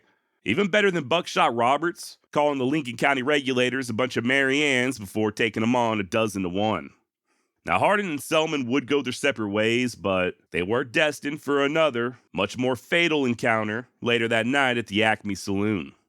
As usual, Wes was gambling, rolling dice at the bar around 10 p.m. when Selman Sr. came up from behind and put a .45 caliber round straight into the back of his skull. I guess not looking to take any chances, Selman continued firing. At least 3 more of his bullets striking an already dead Hardin as he crumpled to the floor. Full disclosure, not everyone agrees that Hardin was shot from behind. The photographer who snapped the famous post-mortem picture of Hardin, J.C. Berg, thought otherwise. I guess after spending over 3 decades on the border, Mr. Berg considered himself somewhat of an expert on gunshot wounds. And according to him, it appeared as if Wes had been shot in the face. This theory is backed up by Hardin's killer, John Selman Sr., who would later testify that he and Wes were facing each other and making eye contact before he pulled the trigger. To further confuse matters, at least one witness stated that Selman barreled into the saloon, hollering up a storm before he opened up fire. If this is true, you would think that Hardin would have at least turned around to see what all the commotion was about. And then there are those who think Wes possibly spied Selman in the mirror over the bar and that he was going for his gun and attempted to spin around when Selman killed him. For what it's worth, a total of 3 doctors would examine Hardin's body shortly after his death, and they all agreed that the bullet entered into the base of his skull and exited out the upper corner of his left eye. This too was backed up by several witnesses there at the Acme Saloon. Either way, John Wesley Hardin had turned his last card. Once Beulah heard the news, she returned to El Paso and, surprisingly, paid for Wes's funeral. She also tried to claim his unfinished manuscript, but the courts ultimately ruled against her and gave the rights to Hardin's children. A year later, The Life of John Wesley Hardin was published, and it is still available even to this day. You can pick up a copy on Amazon or even read it for free online like I did. Now, how closely the finished product followed the manuscript, what, if anything, was omitted, is unknown as, unfortunately, the publishers threw away the original. Also remaining unknown is Selman Sr.'s true motivation for killing Hardin. It may have been as simple as Wes threatening his son, or it could go a bit deeper. Once again, according to Leon Metz and Dark Angel, quote, El Paso residents widely speculated that there was more behind the Moreau's killing than just 3 officers shooting 1 outlaw. They suspected Hardin had paid the policeman for that night's work. A suspicion confirmed in some circles when Hardin signed a newspaper statement apologizing for saying that he had hired Scarborough. He also said the same regarding Milton. The story is that Hardin had not just hired Scarborough, Milton, and McMahon to murder Moreau's, but that he had also retained Selman. In the darkness and confusion of that night along the Rio Grande near the trestle, Selman might have slipped away before the other lawmen arrived. Perhaps he had not even reached the bridge in time to participate. End quote. And lest you think this is just more speculation on the part of Metz, This theory does jive with the recollections of longtime El Paso businessman George Look. In his own manuscript years later, Look would state that Selman had complained to him, saying that although West paid Scarborough for the Moreau's murder, he had failed to square up with everybody else. According to George Look, Selman was contemplating killing Hardin for this lack of payment. Quote, because he, Hardin, would not give Selman his cut of the Moreau's money. End quote. And then there's some that think Selman was simply jealous of Hardin's reputation. You know, two baddest boys on the block, right? Sooner or later, they're going to try to find out who's toughest. So who knows? Maybe Selman killed Hardin for threatening his son. Maybe it was due to a lack of payment for the Moreau's murder. Possibly even as a way to silence West from making further drunken confessions, jealousy, or maybe it was just a combination of all the above. As for John Selman, he wouldn't have long to live either. On April 1st, 1896, less than a year after Hardin's death, Selman Jr. was arrested in Mexico after being caught in a compromising situation with an underage girl. A few days later, Sr. got drunker than a skunk and began pressuring Deputy Scarborough to help get his son released out of jail over in Juarez. This somehow turned into an argument. One thing led to another, and both men went for their guns. Scarborough was a little bit faster and, I assume, more sober, and succeeded in putting 4 rounds into Selman's body. Interestingly enough, exactly 4 years later, minus 1 day, Scarborough would himself be killed while chasing stock thieves over in New Mexico. The fate of Beulah Moreau's isn't quite as clear, though. After helping to bury West and making an unsuccessful bid for his manuscript, she simply disappeared into history. Luckily, the same can be said for Hardin's child bride, Callie. After officially becoming a widow following Hardin's death, the young lady remarried to someone a little closer to her own age, a doctor, and ended up living a very long life, passing away in 1963 at the age of 84. I find it fascinating that the former wife of an Old West gunfighter was still alive when Elvis and the Beatles were blowing up the radio dial. As for Hardin's children, they would remain close for the rest of their lives, never living more than 35 miles apart from one another. Although his youngest daughter Jenny would marry, she and her husband never had any kids of their own, and Jenny died of a stroke in 1931. Her brother, John Jr., would die just 12 days later of a heart attack at the age of 56. He and his wife had 3 children, the first of whom they named John Wesley Hardin III. Finally, West's oldest, Mary Hardin, often referred to as Molly, would have a total of 12 kids of her own, none of whom were named after her famous father, and she passed away in the town of Nixon in 1938 at 65 years of age. Interesting guy, John Wesley Hardin. I guess you could say he was an outlaw. I mean, hell, the man did 15 years in prison and spent the majority of his life dodging the law. But he didn't really partake in any traditional outlaw activities. West, much like Billy the Kid, never robbed a train or held up a bank or stagecoaches or anything like that. Although he did traffic in stolen livestock on occasion, his biggest crime was killing. And when it came to killing, John Wesley Hardin truly was the best at what he did. Still, there are many to this day who steadfastly believe that Hardin was a victim of circumstance and that his killings were just the direct result of him standing up for his rights. Rights that were being trampled upon by overreaching government authority. And this may offend a few people, but I tend to disagree. For instance, Hardin claimed that he ran after killing Mage back in 1868 because the killing of a black man in Reconstruction, Texas would mean, quote, sudden death at the hands of a court backed by northern bayonets, end quote. Now granted, he was just 15 years old, so I can understand the fear, but in all reality, had West gone to trial, the jury would have been comprised of his fellow white Texas neighbors, not carpetbaggers. And in 1868, such a jury would have almost certainly have let Hardin off the hook for the killing of a former slave. It's my opinion, for what it's worth, that there's quite a bit of misconception when it comes to Reconstruction-era Texas. It's widely believed that Union troops were posted up on every corner just victimizing Texans left and right, almost like an Old West version of Red Dawn, and that guys like John Wesley Hardin or Cullen Baker and the like were more freedom fighters than outlaws.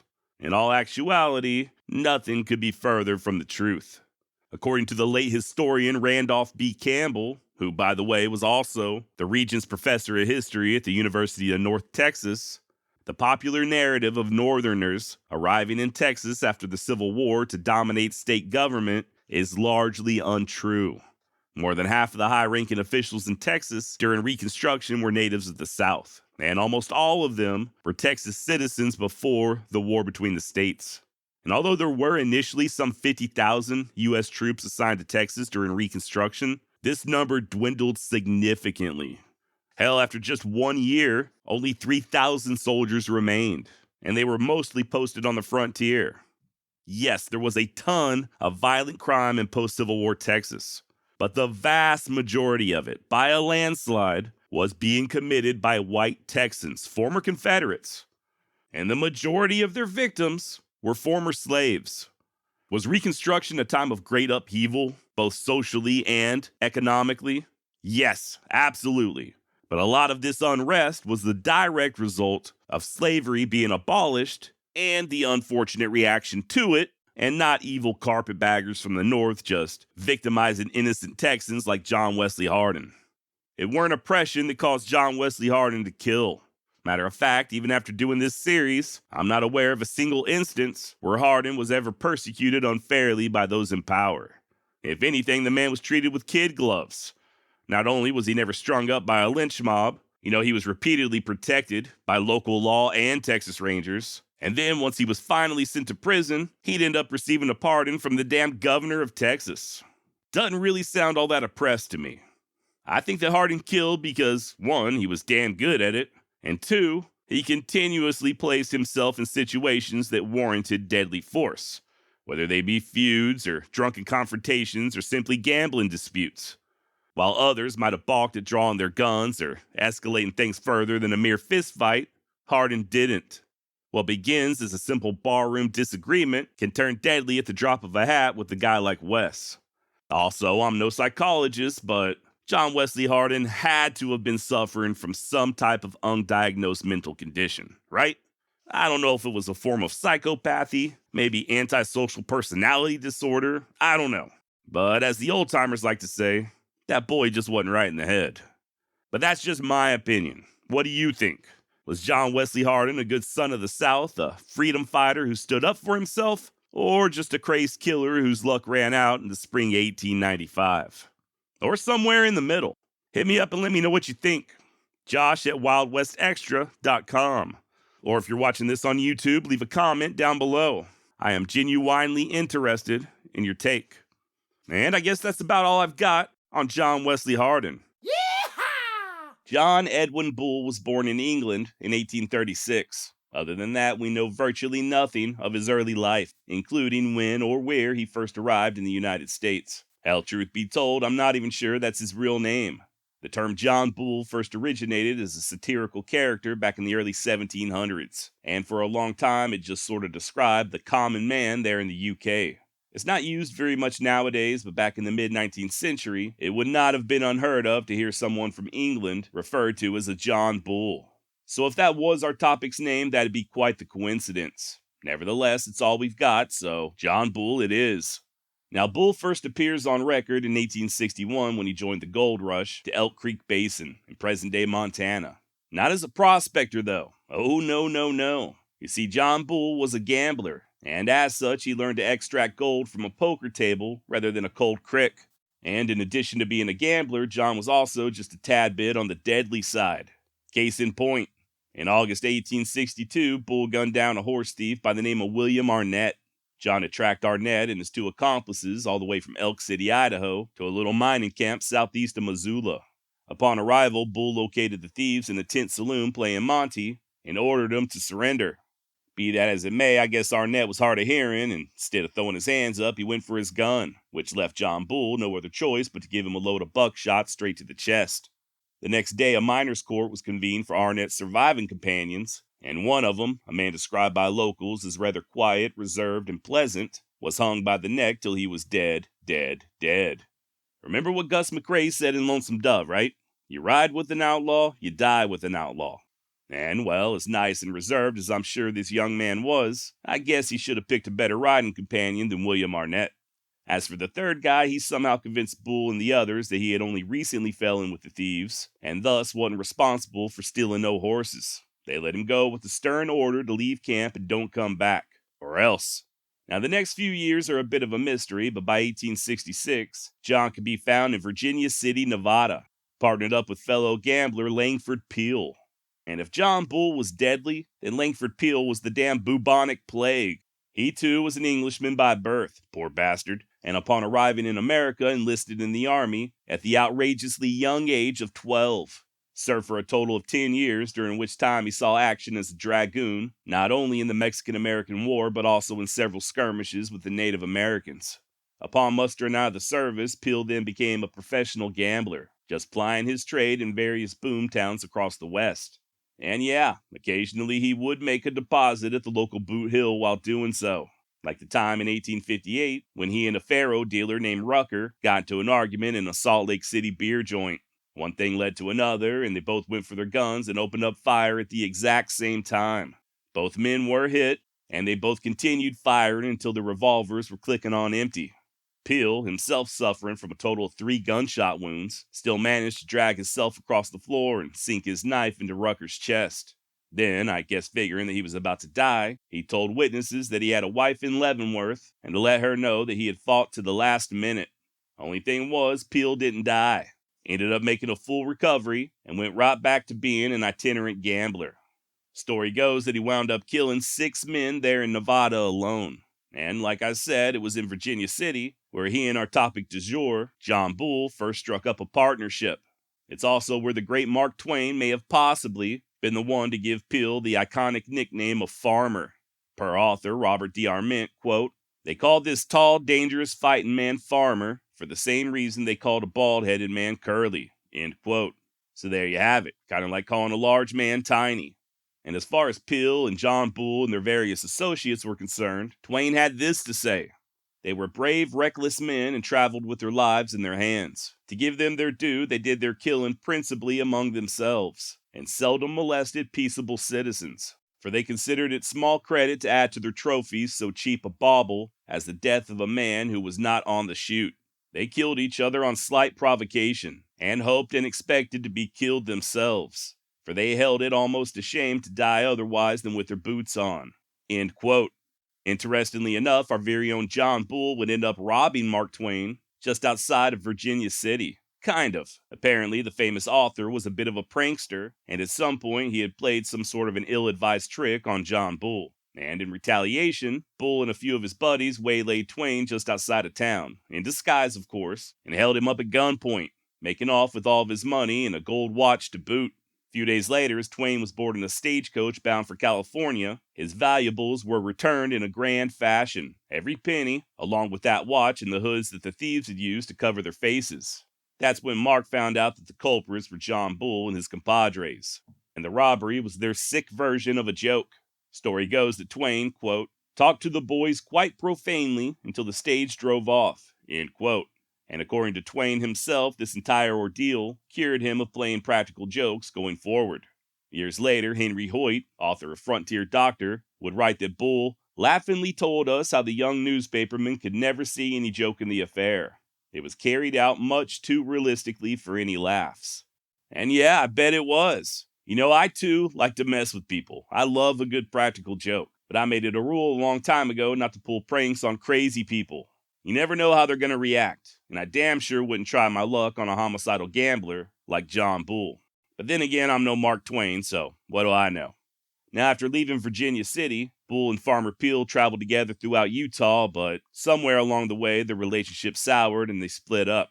The cause of this discord is unknown, but they had apparently kissed and made up by the summer of 1867, as they were once again running a crooked game together in Helena, Montana. Not for long, though. They butted heads once more, and this time things got real serious, real fast. Both men were in a saloon, seated, when all of a sudden they jumped to their feet and began shouting at one another. This led Peel to open-hand slap John Bull square in the face with his left hand as he snaked out a six-shooter with his right. In turn, Bull stated that he was unarmed, to which Farmer replied that he best go heal himself. In other words, come heavy, or don't come at all. Later on that evening, as Farmer Peel stepped out of the saloon and began walking down the street arm in arm with his mistress, here comes John Bull emerging from the shadows. Shot Peel twice and then strolled over and nonchalantly delivered a coup de grace to the veteran gambler's head. John was arrested for this killing and ended up going to trial, but it resulted in a hung jury, so he was let loose. Next stop was Cheyenne, which at that time was a very rough, end-of-the-track tent city along the Union Pacific Railroad. And mostly due to the killing of Farmer Peel, John did enjoy somewhat of a celebrity status there among his fellow badmen. To once again quote Mark Twain, the desperado stalked the streets with a swagger, and a nod of recognition from him was sufficient to make a humble admirer happy for the rest of the day. When he moved along the sidewalk in his excessively long-tailed frock coat, shiny stump-toed boots, and with a dainty little slouch hat tipped over left eye, the small fried thoughts made room for his majesty. When he entered the restaurants, the waiters deserted bankers and merchants to overwhelm him with obsequious service. When he shouldered his way to a bar, the shouldered parties wheeled indignantly, recognized him, and apologized. End quote. Now that's from Twain's book Roughing It, a semi-autobiographical travel log of sorts that, in part, discusses his time in Nevada when he had brief run-ins with both John Bull and Farmer Peel. I don't think he's talking specifically about Bull here, but you get the gist, right? John earned himself one hell of a reputation after gunning down Peel, a reputation that ensured others would give him a wide berth. And truth be told, Peel was the last man that the Bull ever killed, at least that we know of. That said, just because he was done killing, allegedly, doesn't mean that the violent escapades were over. Far from it. Bull ended up traveling with the Union Pacific, following the expansion all the way to Utah, where it linked up with the Central Pacific, and it's there in Utah where John met his wife. I'm not entirely sure the particulars, or even her name for that matter, but it soon became evident that John's new bride wasn't about that life. Rather than settle down as a couple, he just stuck her in a Chicago boarding house as he continued to gamble. He did visit on occasion, though, and the two would have 2 children, but sadly, Mrs. Bull passed away a few years into their nuptials. And even more sadly, John Bull then placed his kiddos in a foster home and returned out west. As far as I know, he never had contact with them again.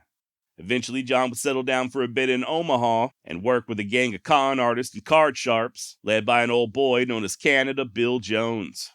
Now, if you've ever seen the movie Rounders, which in my opinion is hands down the greatest poker movie of all time, Matt Damon's character actually quotes Canada Bill with the line, "It's immoral to let a sucker keep his money."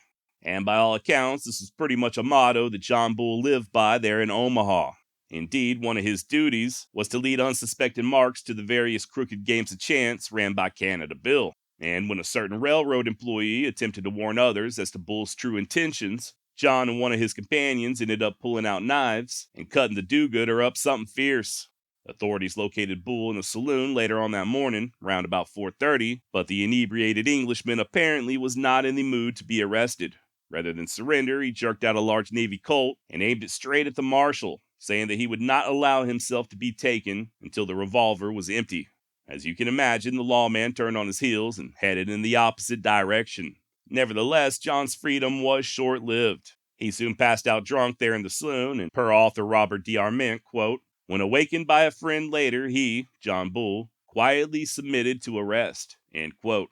Now that railroad man that Bull stabbed was in pretty bad shape. And what's more, he had friends. Friends who wasted no time in forming a vigilante committee with the intent of stringing Bull up from the nearest convenient tree.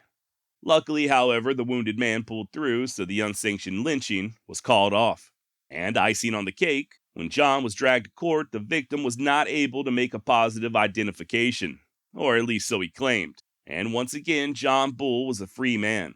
Now that was in July of 1873.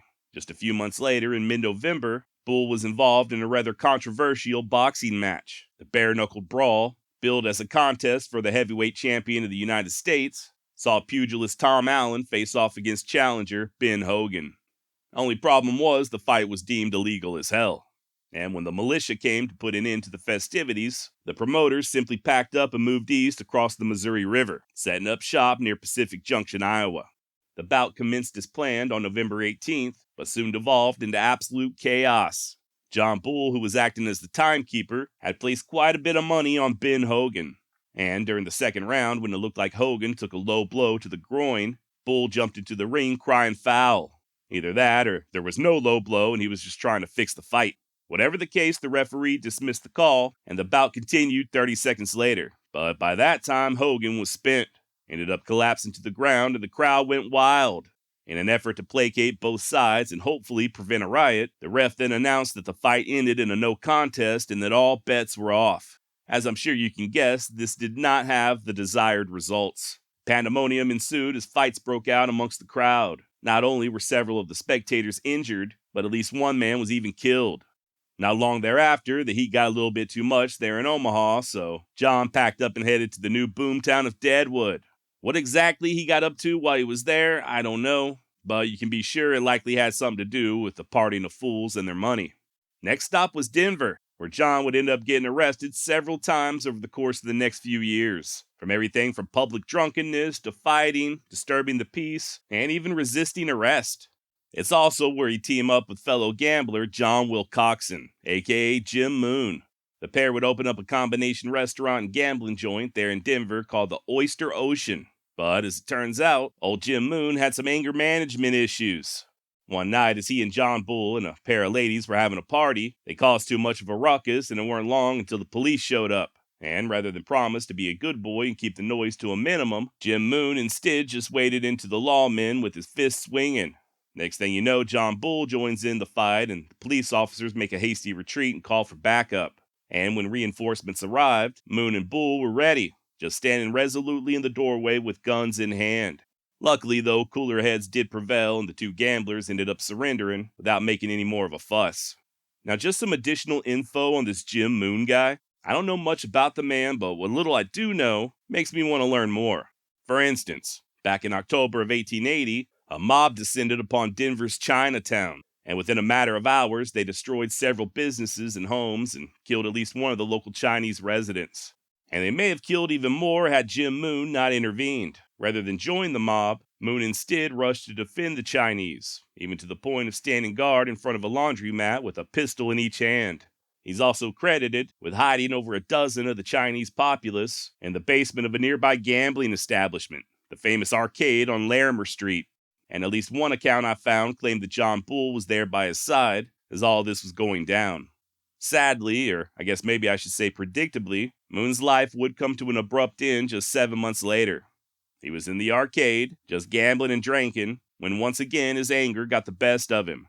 Apparently he thought that another gambler, Clay Wilson, was making eyes at his woman, so Moon attacked. And rather than duke it out, Wilson instead drew a revolver and put 2 rounds into Jim's body. The end.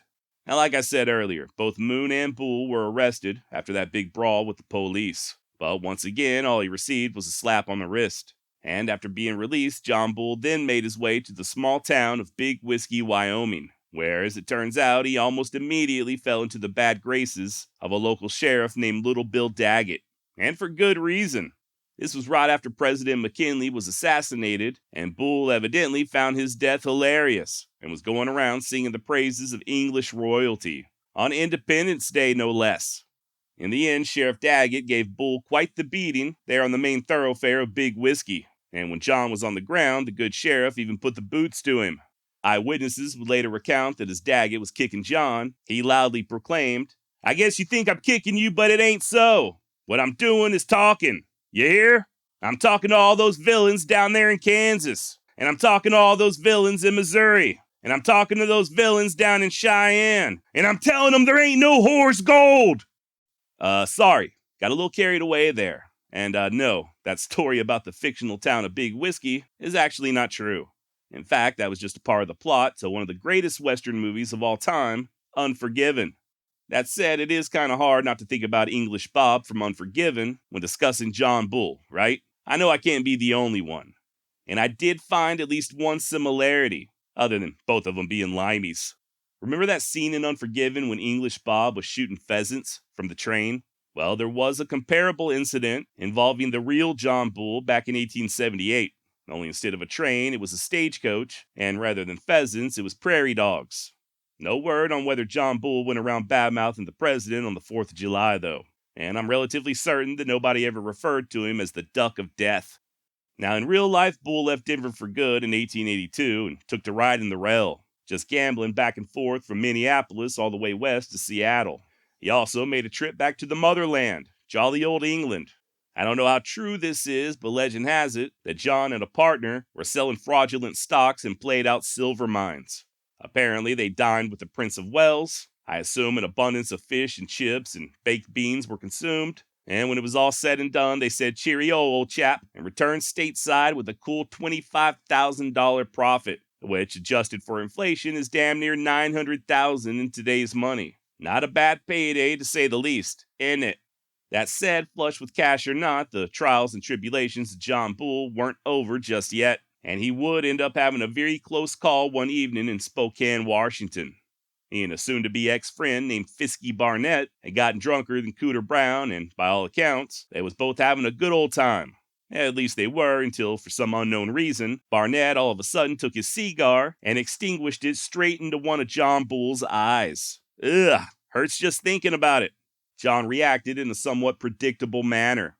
He yelled out in pain, covered his eye with one hand, and pulled his gun with the other, and just began blindly shooting.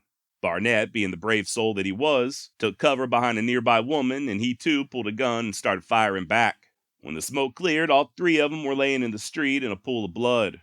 Fisky Barnett had lost a finger. That poor lady took one of John Bull's rounds to the lungs, and John Bull himself was shot no less than 4 times. In his arm, his groin, yikes, his neck, and oddly enough, his chin. Believe it or not, both he and the woman would pull through. And for all this trouble, old Fisky Barnett was simply fined $10 and sent on his way. John Bull ended up having his left arm amputated, and that bullet lodged in his neck was too close to the windpipe for the doctor's liking. Ended up carrying it for another 2 decades until finally he found a surgeon in Missouri who was willing to fish it out. Of course, by then, John Bull was an old man and the West was no longer wild. He stuck around, though, until finally, 8 years after that neck surgery, Bull gave up the ghost. The year was 1929, and according to him, he was 93 years old at the time of death. 1929. That's crazy to think about. And you know me, I'm forever fascinated by people like John Bull, who not only saw the West in all of its wild glory, but lived long enough to see the frontier give way to so-called civilization. When Bull first arrived in Montana, there was still a very real threat that his scalp would end up on a warrior's lodgepole. He spent years in boom towns where the only law was what a man could enforce with his own fist or knife or gun, brushing shoulders with deadly types that'd just as soon shoot you as look at you. And through it all, John Bull survived.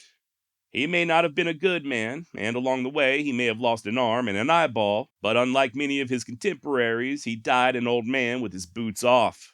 It's stories like this that always remind me of that old Guy Clark song, The Last Gunfighter Ballad.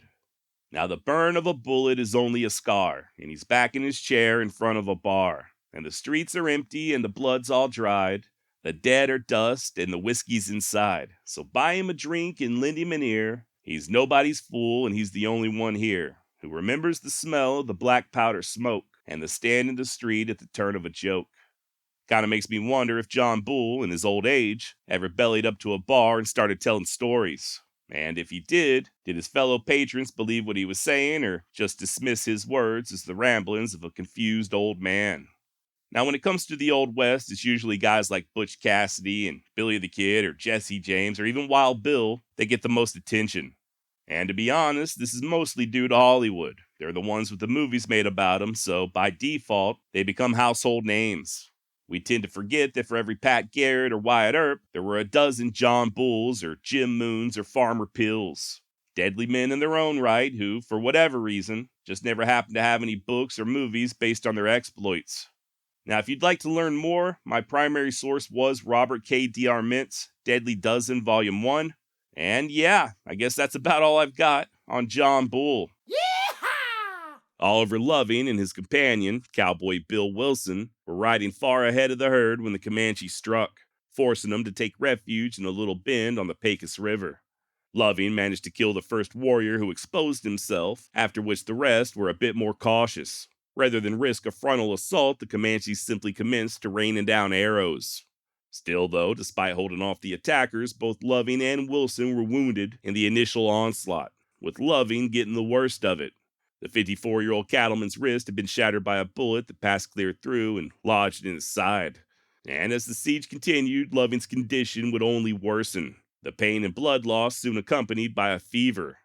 During a moment of clarity, he persuaded the much younger Wilson to try to escape and locate help, saying that he would stand the Comanches off as best he could.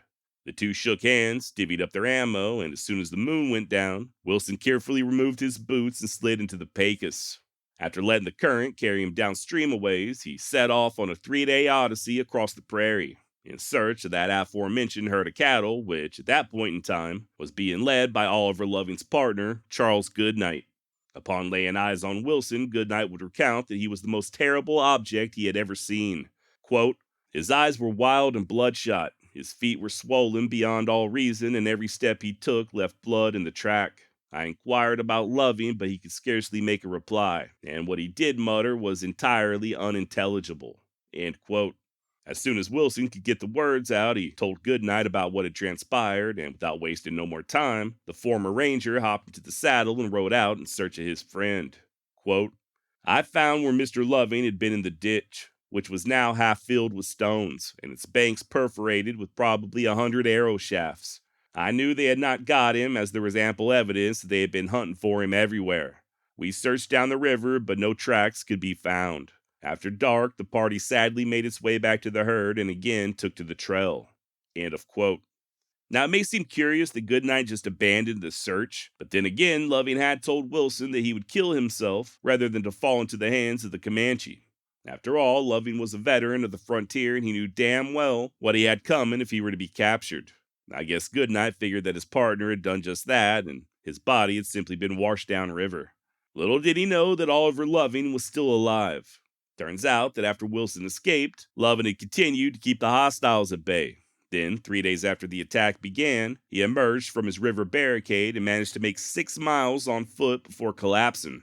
Finally, after something like 6 or 7 days without food, Loving was spotted by a passerby who rushed him 150 miles to Fort Sumner.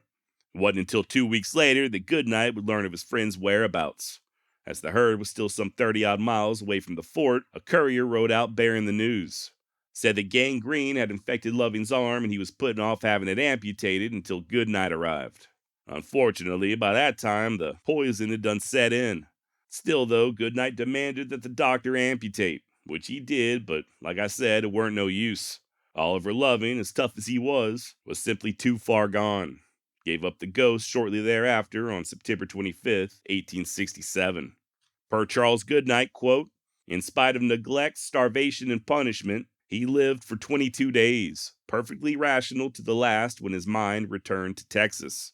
End quote. Indeed, there towards the end, Loving expressed regret at having to be buried in New Mexico, so Goodnight assured him that he'd see to it that his remains were brought back home to Texas. And although Oliver was initially planted there at Fort Sumner, Charles Goodnight was true to his word, returned a few months later and had his partner exhumed. He then placed Loving in a specially made tin casket, packed it full of charcoal, and began the long journey back home, nearly 400 miles through hostile territory. Now, if any of this sounds familiar, there's a very good chance you've seen Lonesome Dove, or you've read the book that it's based on, or both. But did you know that there are many other aspects of Lonesome Dove that were also inspired by real-life people and events? Join me today as we dive into the true story behind this most epic of tales. We'll also discuss a little Lonesome Dove trivia along the way. My name's Josh, and this is the Wild West Extravaganza.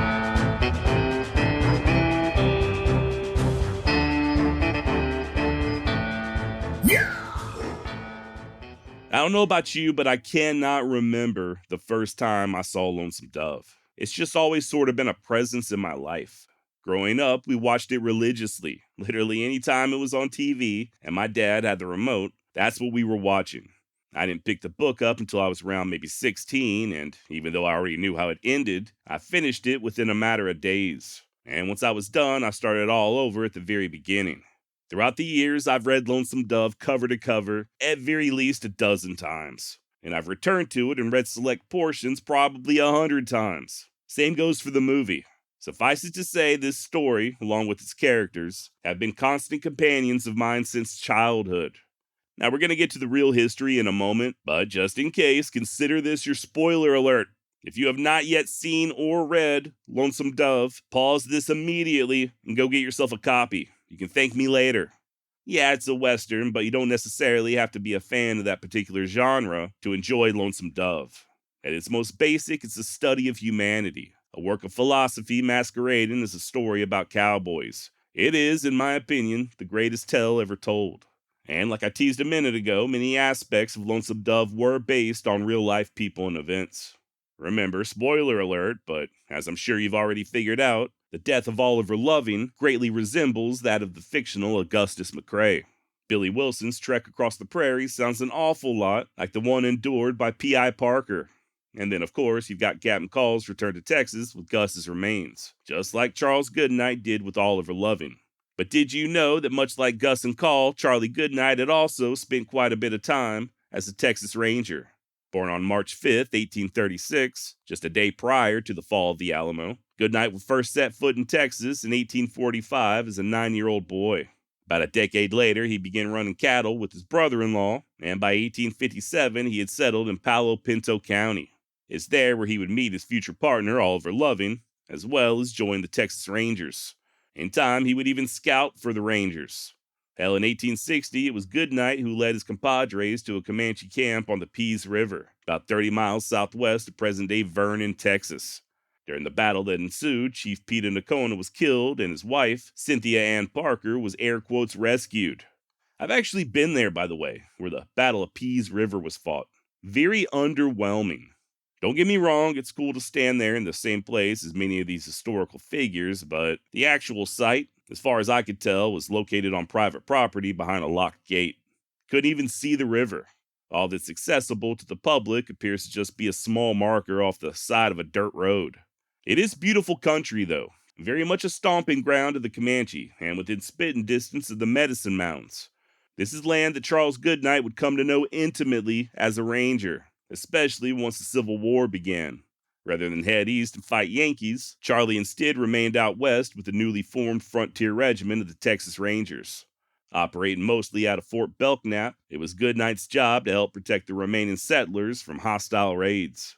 Following the war, Charles would resume his career as a cattleman and even start a brand new ranch up in Throckmorton County. A venture not without problems, as the Comanche and Kiowas had a field day running off with his cattle. Still, Goodnight persevered and slowly began rebuilding his herd. Now, during this period, beef was in high demand over in New Mexico at the various Indian agencies. That being the case, in 1866, Charlie and his buddy Oliver Loving, along with 18 cowboys, trailed their combined herds of around 2,000 longhorn from Texas all the way to Fort Sumner.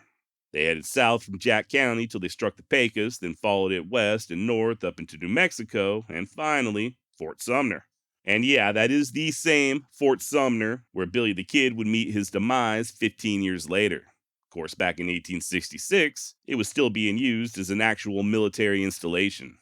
This 700-mile journey, nearly 100 of which passed through the waterless Staked Plains, would later extend all the way north to Wyoming and come to be known as the Goodnight Loving Trail. By the way, it was during that initial trip to New Mexico when the famous chuck wagon was first used, named after the man who invented it, our very own Charles Goodnight. And of course, sadly, it was on the third trip when Loving was ambushed by them warriors. Following Loving's death, Goodnight would go on to be the first man to ever run cattle in Palo Duro Canyon, an area that was once a stronghold of his enemies, the Comanche. Matter of fact, it was there in the canyon in the spring of 1878 where Goodnight and Quanah Parker would meet for the very first time.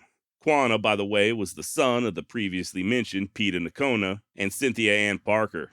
By 1878, the Comanches had been relegated to the reservation, but Quanah had received permission to take a small party south to hunt for buffalo. Imagine their surprise when none could be located. Now make no mistake about it, they knew that the hide hunters had wreaked havoc on the buffalo, but it was still hard for these lords of the southern plains to wrap their heads around the fact that they were gone completely. So they kept looking, continuing southward all the way into the Texas Panhandle and finally Palo Duro Canyon. Still failing to locate any buffalo, Quanah and his men instead took to butchering cattle. And when Charlie Goodnight rode out to meet him and explained that these were his cows that they were eating, Quanah responded by telling Goodnight that he was standing on land belonging to the Comanche. I guess they figured our land, our cattle. This tense conversation continued for several minutes until finally Quanah asked Goodnight what he had to offer, to which Goodnight replied, quote, "I've got plenty of guns and plenty of bullets. Good men and good shots, but I don't want to fight unless you force me." End quote. He then invited Quanah to stick around, take his time, and see for himself that the buffalo were indeed all gone. And what's more, while he and his men searched, they could help themselves to a good night's beeves for each day they were there. Despite Charlie spending the better part of 2 decades fighting the Comanche, he and Quanah would become lifelong friends. This meeting there in the Palo Duro was just the beginning of a relationship that would last until the chief's death in 1910. Interestingly enough, speaking of buffalo, later in life, Goodnight would help to save what was left of the American bison from utter annihilation. Ended up capturing a few of the scant remaining buffalo there in the Panhandle and raised them on his ranch. This herd would grow and in time would be used to stock other herds as far away as Montana and even Canada. I'm told that if you visit the Cap Rock Canyons, you'll see a herd of buffalo directly descended from those that Goodnight saved. So yeah, on top of being a Texas Ranger, I think it's pretty obvious that a lot of Goodnight's stoicism and dogged toughness can be found in the character of Woodrow F. Call.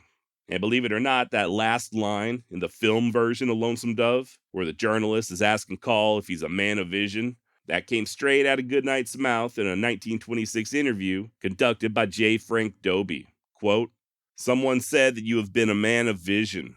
"Yes," Goodnight retorted, "a hell of a vision." Now, it wasn't just Charles Goodnight and Oliver Loving who helped to influence Lonesome Dove. If you're not already familiar with this next little tidbit, I think there's a good chance it might just blow your mind. Joining Goodnight and Loving on the trail to New Mexico was a black cowboy by the name of Bose Icard. Born a slave in the 1840s, Bose went to work for Oliver Loving shortly after emancipation. Turned out to be one hell of a hand, and following Loving's death in 1867, Bose continued to work for Goodnight. Years later, Charlie would say of Icard, quote, "I've trusted him further than any living man. He was my detective, banker, and everything else in Colorado, New Mexico, and the other wild country I was in." End quote. Starting to sound a little familiar, right? Kind of like Dietz from Lonesome Dove. And while Bose would not fall prey to a hostile's lance, he and Dietz's grave markers were eerily similar. Upon Icard's passing in 1928, Charles Goodnight commissioned a stone that read the following: Bose Icard, served with me 4 years on the Goodnight Loving Trail, never shirked a duty or disobeyed an order, rode with me in many stampedes, participated in 3 engagements with the Comanche, splendid behavior. Damn near word for word when you compare it to Captain Call's fictional epitaph for old Josh Dietz. But what about that cattle drive from Texas all the way to Montana? Fair enough question, considering that it's one of the main plot lines of Lonesome Dove. And truth be told, neither Goodnight nor Loving, or even Bose Icard for that matter, would ever make it that far north. That said, there was a guy by the name of Nelson Story who accomplished just that. The Ohio native traveled to Montana in 1863, looking to strike it rich at Alder's Gulch. And believe it or not, Story was one of the few who actually did strike it rich. Kind of. His claim paid off and produced around $30,000 worth of gold, a little over $700,000 in today's money. Now, Story was still a young man in his 20s at this time, and for most people that age, 700 large, although nice to have, ain't gonna last no lifetime, or more importantly, the lifetime of your future children. Smart thing to do would be put some of that money to work, right? And, well, that's exactly what Nelson's Story did. Took 10 grand down to Texas and purchased 1,000 head of longhorn cattle. He then hired a crew of about 24 meaner-in-hell cowboys, armed them with repeating rifles, and in April of 1866 pointed them north, determined to be the first man to ever deliver a herd all the way up to the Big Sky country. The entire trip would take 7 months as they covered over 1,500 miles, straight through Lakota territory just as Red Cloud's War was reaching a fever pitch. They were first attacked a few miles south of Fort Reno. Nelson and his men stood their ground, but the warriors were able to make off with at least a few head. Didn't hang on to them, though. According to one of Story's men, quote, "We just followed those Indians into the Badlands and took the cattle back." End quote. Like I said, meaner in hell. Next stop was Fort Phil Kearny, where they'd briefly be detained for what Colonel Carrington said was for their own good. For the better part of 2 weeks, Nelson's Story just sat there watching his cows shit before finally bidding the army an unsanctioned adieu and resuming the drive. And just to give you an idea of how dangerous this was, just 2 months later is when the Fetterman Massacre would go down, right there at Fort Kearny. Or I guess I should say right over the ridge from Fort Kearny. As for Nelson and the herd, they took to traveling only at night, but still endure at least 2 more attacks from the hostiles. Finally, in December of '66, they reached the area where Livingston, Montana now stands. And it's there where Story would build his ranch. He ended up selling a good deal of the cattle over in Bozeman for 10 times what he paid for them at Fort Worth, by the way, and used the remainder to stock his spread. And from there, he would only continue to accumulate wealth. Hell, it wasn't long before Nelson Story would become the very first millionaire to reside in Bozeman, Montana. Decades later, one of the men who accompanied this historic cattle drive, John Catlin, had this to say about Story, quote, "I've never seen a fighting man like Nelson Story. He hunted a fight, and when he found it, he knew how to handle it. He never carried a rifle, but there were always 2 big Navy Colts on his hips. He was always splendidly mounted and would ride like the wind. He'd say, 'Come on, boys,' and ride away. Of course, we'd follow him. We'd have followed him to hell." End of quote. Remember Blue Duck from Lonesome Dove? That damn renegade scoundrel? Well, as it turns out, there was a real-life outlaw by the same name. An Indian outlaw, to be exact. Half Cherokee and Choctaw. His baby, per sources, was a Chippewa, one of a kind. Legend has it that Mr. Duck could be found on most any given night in his wigwam, beating on his tom-tom. No! Get out of here, Tim McGraw! Sorry about that. In all actuality, yes, the real Blue Duck was a Cherokee outlaw, or at least part Cherokee, operating out of Indian territory and possibly romantically involved at one point or another with the lady bandit, Belle Starr. Other than the indigenous angle, though, there really ain't much of a similarity. Even the book's author, Larry McMurtry, stated that them having the same name was just a coincidence. That said, there's just no denying that Blue Duck's demise was based on the death of a very real Kiowa chief called Satanta. I did an episode on Satanta many moons ago. I'll leave a link down in the show notes if you're interested, but long story short, much like the fictional Blue Duck, he was a pretty scary dude. Not somebody you'd want to bump into out on the prairie. Born into the Kiowa Nation circa 1819, Satanta not only came to be known for his prowess in battle, but also his great oratory skills. Fancy speeches aside, Satanta would continue raiding well into his middle age and would eventually be captured and condemned to hang. Miraculously, the old warrior's sentence was commuted, and then he'd be paroled altogether in 1873, after which he went right back on the warpath, mostly as an advisor, but it didn't matter none. The authorities there in Texas were fed up with hostilities, so this time they locked Satanta up for good over in the Huntsville State Penitentiary. It was there on October 11th, 1878, that he took a flying leap out of a third-floor prison window, much like Blue Duck's final flight in Lonesome Dove.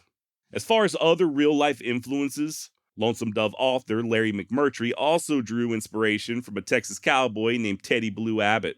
McMurtry considered Abbott's book, We Pointed Them North, to be a superb memoir and that coupled with, quote, Haley's biography of Goodnight, Irwin Smith's book of range photographs, and a volume of J.R. Williams cowboy cartoons, one can figure out just about anything one might need to know about the 19th century cowboy, end quote. And shout out to my friend Michael over at Texas History Lessons podcast for sharing that little citation with me. Another possible inspiration behind Lonesome Dove that doesn't get a whole lot of recognition is Juan Cortina. Considered a bandit by the Texans and a folk hero to the Mexicans, Cortina likely helped to influence the character of Pedro Flores. Over the years, Cortina would have many a clash with the Texas Rangers, along with cattle ranchers like Richard King. If you'll remember, it was the fictional Pedro's Ranch, where Woodrow and Gus stole all them horses and a good deal of the cattle that they would drive to Montana.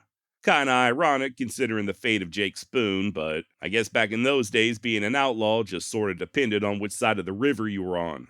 Then there was the real-life cowboys that McMurtry knew as a child. He came from a ranching family in Texas, grew up on stories of the old breed, and knew firsthand what it was like to sit a saddle. Just wasn't for him, though. Rather than follow the family into the cattle herding business, McMurtry instead chose to be what he described as a word herder. If you'd like to learn more about this great man, I'll drop a link below to the Texas History Lessons episode on Larry McMurtry. I'll also link to the episode that Michael did covering the various cattle trails in Texas, including the Goodnight Loving Trail. Like I said, you can find that down in the show notes or over at texashistorylessons.com. Did you know that Lonesome Dove was originally supposed to be a John Wayne movie? I'm not making this up. Before it was a novel, it was just a screenplay. The Duke was slated to star as Woodrow F. Call, Jimmy Stewart as Augustus McCrae, and Henry Fonda as Jake Spoon. Even the plot was different. Rather than being a trail driving movie, Gus and Call were mere pig farmers, mostly just sitting on the porch complaining. Luckily, John Wayne backed out and the movie was canceled. Years later, McMurtry fleshed out the script and it became what's now Lonesome Dove. Listen, I love John Wayne and Jimmy Stewart. Two of my favorite westerns of all time, The Shootist and The Man Who Shot Liberty Valance, stars both of them. But thank God they were not involved with Lonesome Dove. And that's no knock on either one of these great actors. It just wouldn't have been the same. I don't think anybody could have pulled off what Robert Duvall and Tommy Lee Jones did. They literally became Gus and Call, embodying these characters to perfection.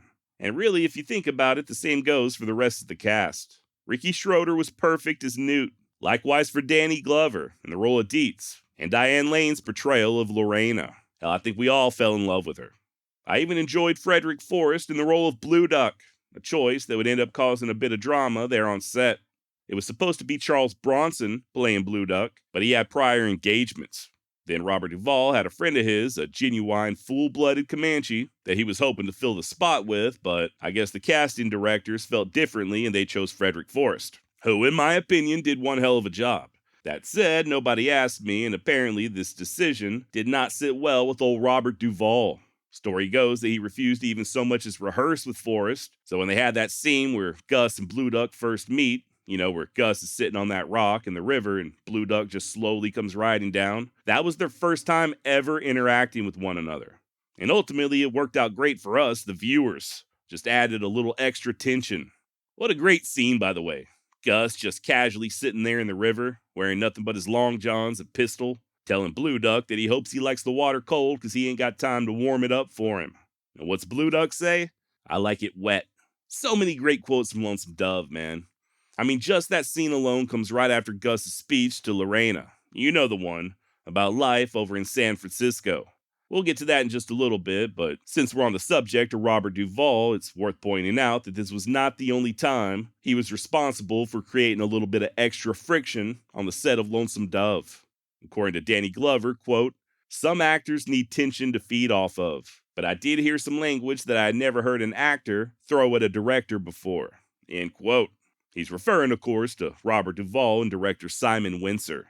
Not only did they butt heads, but at one point, Duvall threatened to bite Windsor's nose off. Not making that up. I believe his exact words were, "I'll bite your fucking nose off." Also, just between me and you, Duvall would allegedly take shits in the fake outhouses on set just in order not to break character. The director, Simon Windsor, would later state that while it's no secret he and Duvall had their moments, that he didn't care because the end result was fantastic. And I could not agree more. One of the rare times that the film version lives up to the book. And let's be honest, it's the book that's the real masterpiece. I can sit here and sing the praises of Duvall and Jones all day long. They are the GOATs, okay? The people in charge of the costumes and props, the wranglers, the various advisors, the cameramen. Everybody else involved with Lonesome Dove was amazing. But at the end of the day, it's Larry McMurtry who truly deserves the lion's share of the credit. And if you haven't already read the book, I would urge you to at least consider it. There are some really great scenes that never even made it into the movie. For instance, remember that Army scout that Captain Call beats down after he quirts Newt? I hate rude behavior in a man. I won't tolerate it. There's a part in the book prior to that, before they ever get to town, where the Army had tried to requisition several of their horses in addition to taking Dietz. Gus and Call tell him to kick rocks, and there's damn near a gunfight right there on the prairie. Just even more of a build-up to when they finally arrive in Ogallala. Some of the most memorable dialogue of the book, and it never even made it to the movie. Then there's the character of Will Barger. He doesn't make it to the movie either. Well, I take that back. He kinda does, but it's just for like a split second. Bonus points if you know who he is in the movie. But I thought that his various interactions with Gus in the book were highly entertaining and very insightful. Gives a little bit of an extra dimension to Augustus. Now, you may not know this, but Lonesome Dove is just one installment in a 4-part series. There is a sequel, Streets of Laredo, as well as 2 prequels, Dead Man's Walk and Comanche Moon. My recommendation would be that you read them in the order they were published. Start with the original, Lonesome Dove, followed by Streets of Laredo. As far as I'm concerned, these are both masterpieces. Then, once you're done with those, that's when you go back and read the prequels, Dead Man's Walk and Comanche Moon. Like I said, this is just my recommendation, okay? It's a free country and Abraham Lincoln freed the slaves. They're all good books, but Dead Man's Walk and Comanche Moon just don't have quite the same magic as Lonesome Dove and Streets of Laredo. I will warn you, though, Larry McMurtry is no great respecter of feelings, and he wasn't much given to happy endings. So don't go getting upset at the fate of certain beloved characters. We all die in the end, right? And if we're characters in a Larry McMurtry novel, we might die in ways you couldn't even possibly imagine. Worth mentioning that the movie Return to Lonesome Dove is not considered canon or a part of the true Lonesome Dove universe. Same goes for Lonesome Dove the series and Lonesome Dove Outlaw Years. I've seen them long time ago when I was a kid. Shout out to Reese Witherspoon. There's nothing wrong with them per se as westerns, but just know that Larry McMurtry had absolutely nothing to do with them. He did not write those shows, and the plot lines were not his idea. And besides, I don't want to give too much away, but if you've read Streets of Laredo, which is the official sequel to Lonesome Dove, you'll understand why the plot of Return to Lonesome Dove is pretty much impossible. Remember what I said about McMurtry and happy endings. As far as his other books, I won't sit here and pretend like I've read all of them, but I have enjoyed all of the ones I've read.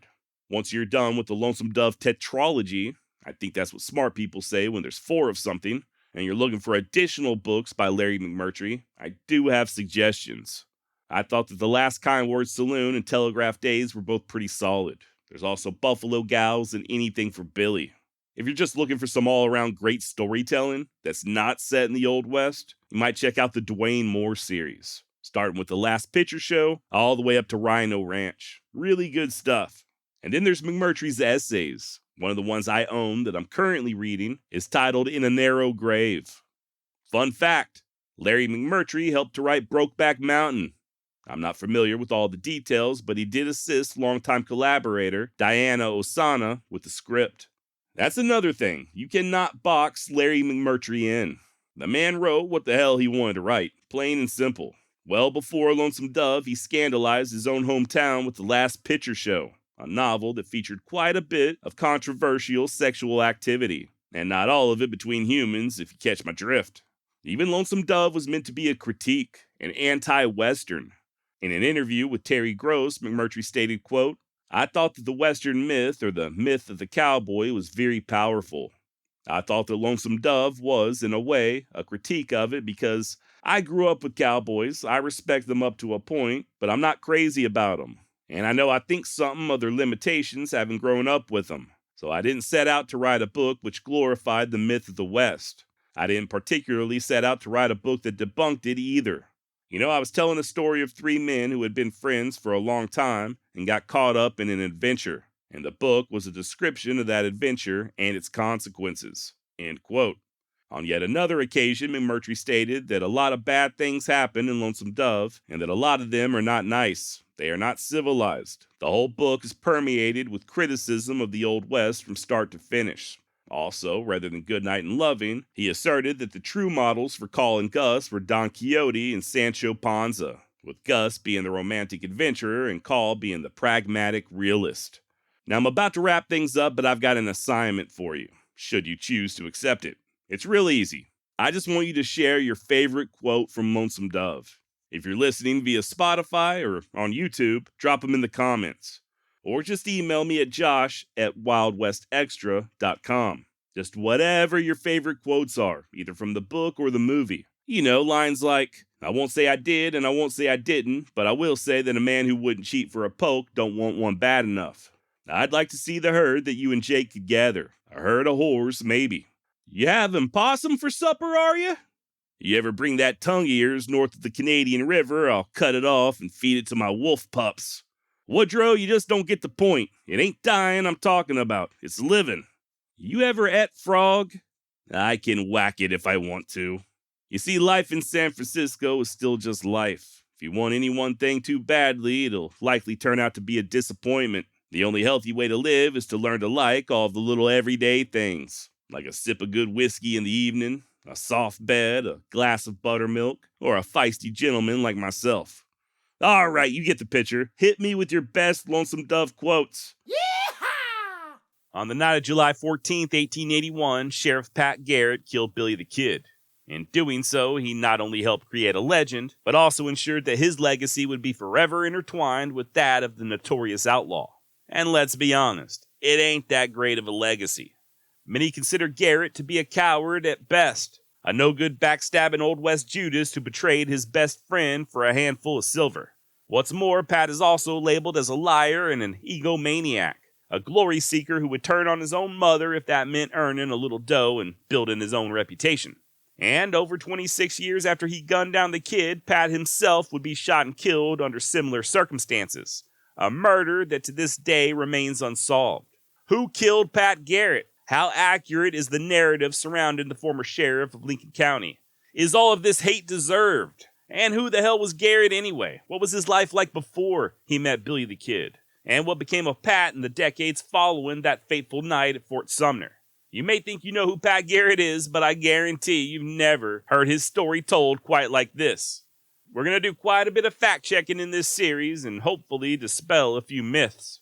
We're also going to look into some new information showing that the infamous Billy the Kid may have possibly not been of this world. Patrick Floyd Jarvis Garrett was born on June 5th, 1850 in Chambers County, Alabama.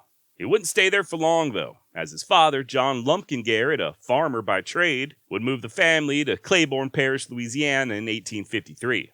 John purchased a large plantation just outside the town of Antioch, and it's there that Pat would do most of his growing up. And boy, oh boy, did he grow. In a day and age where the average American male was just 5 foot 5 inches tall, Garrett dwarfed his peers at a whopping 6 foot 4 inches. At least he did by the time he reached early adulthood. A future business partner would remember Pat as the tallest, most long-legged specimen I ever saw. Now, what role young Pat played on the family farm is unknown. The Garretts did have slaves, at least 34 according to one census. I imagine they did the bulk of the heavy lifting around the plantation, but Pat would later allude to doing the usual chores of plowing, hoeing, and even a little clerking. He also spent a considerable amount of time out in the woods with his pawpaw's old rifle, hunting small game and otherwise becoming a proficient marksman, as country boys and girls tend to do. Garrett did receive an education, and despite what you may have heard, he was far from illiterate, although how much schooling he truly attended is anyone's guess. Same goes for church. Story goes that Pat began questioning organized religion fairly early in life, leading many to suspect that he was of an atheistic or agnostic bent. And I will discuss this more later on in the series.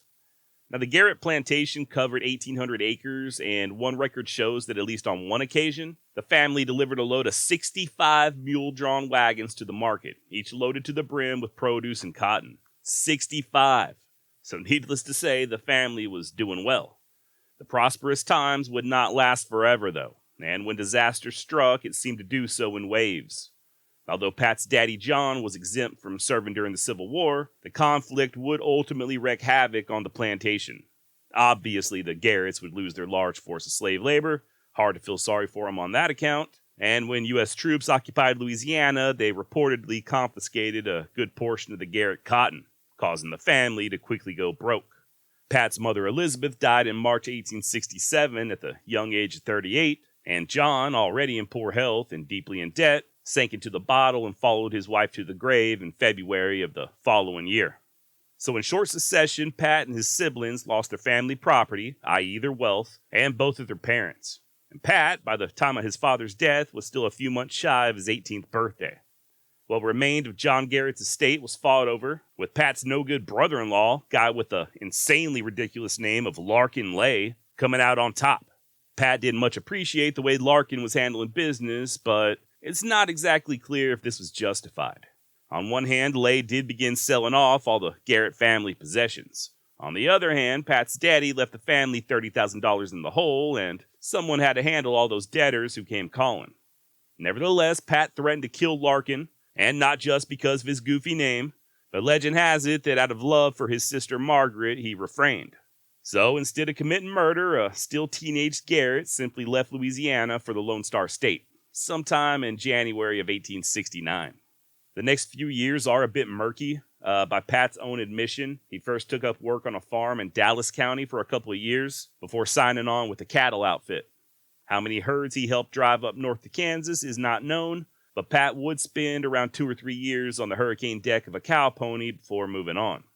Stuart Lake, in his book Wyatt, Earp, Frontier Marshal, claims that Garrett and a few other Texas cowpokes once attempted to tree Dodge City, forcing Wyatt and Doc Holliday to arrest him. Whether this is true or not, I don't know. I'm also not sure how Wyatt would have known who Pat was back in those days, but as we'll soon discuss, it is verified that Pat did indeed spend at least a little time in Dodge. We just don't know if he did so as a cowboy or a little later on.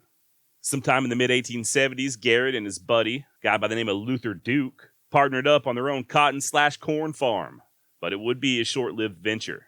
Guess it proved to be way more work and far less money than they had hoped, so the pair turned instead to the lucrative hide business. They threw in with the tough Civil War veteran Skelton Glenn and a young Irishman Joe Briscoe and set out for West Texas in search of bison. Now their first stop was Fort Griffin, 50 miles to the northeast of present-day Abilene, Texas, where they picked up a couple of hired hands, a skinner by the name of Nick Buck and a camp cook who called himself Grundy Burns. And aside from Cookie, that's about as Old West of a cook name as you can imagine. Grundy. I don't know that I'd eat anything cooked by somebody named Grundy, but who knows? I'm sure his biscuits were excellent. They also picked up some brand new hardware there at Fort Griffin, tools of the trade. Skelton and Duke both chose the powerful Sharps rifles, with Pat opting instead for a much lighter Winchester. And after stocking up on necessary provisions, the team lit out for Buffalo Country, ultimately setting up camp near the Double Mountains, about 100 miles to the west of the fort. And they got to killing buffalo. How many, I do not know. According to Leon Metz in his book Pat Garrett, The Story of a Western Lawman, a good hunter could take down anywhere from 60 to 100 of the shaggy beast per day. Of course, there wasn't no point in shooting more than your skinners could clean, and it's said that a good knife man could only handle around 60 to 75 per day. I can't imagine that was very fun work. I also imagine you'd be smelling pretty ripe after skinning out 60 plus buffalo. Not like there was a whole hell of a lot of places for these boys to take a bath. Now, if you're not familiar with the methods used to hunt buffalo back in those days, it's my understanding that they'd locate the bison, post up far enough away so as not to spook the herd, and then commence shooting. Apparently, if a buffalo is dropped with a well-placed shot, what a cousin of mine refers to as the smackdown, the others won't stampede off. They'll simply continue grazing or even plod on over to see why their fallen comrade decided to take a nap. So long as Garrett and the others didn't scare the herd, they could pretty much just sit in one spot and kill one after another after another. So much so that they would need to stop every now and then just to either cool down the barrels of their rifles or switch out guns entirely. And it's pretty much in this fashion that the great herds were nearly wiped out. It's estimated that in the year 1830, there were around 40 million American bison roaming the Great Plains. By 1870, just 5.5 million, and by the time Pat Garrett and his pals were done, the population had dwindled to just around 400,000. And of course, by the turn of the century, there were only 300 left in the entire country. Thankfully, the population has since rebounded, and at present, there are around 350,000. You know, I'm not sure if these buffalo hunters really fathomed what they were doing. I don't think they were out there laughing like maniacs, high-fiving each other for their part in driving the buffalo to extinction. I don't know that they believed that was even possible. I also don't know that the vast majority of them had ulterior motives, like starving out the Native Americans or anything like that. I think they were just purely in it for the money and not giving too much of a thought as to what the future held. And it showed. I mean, they'd only take the hide along with the tongue and a few other choice cuts of meat, leaving the rest just to rot.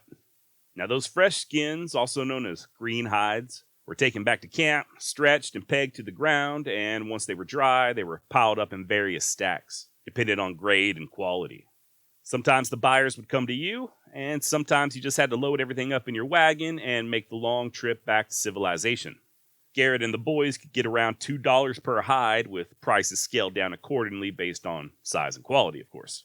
So just some quick math. Not my strong suit, but let's say Pat was killing 65 buffalo a day. That comes out to $2 times 65 is 130, right? Which back then was like the rough equivalent to $3,500. Even if he split that 50-50 with the skinner, which I doubt he did, that's still a very good payday. That said, it's not like they were out there killing bison every single day.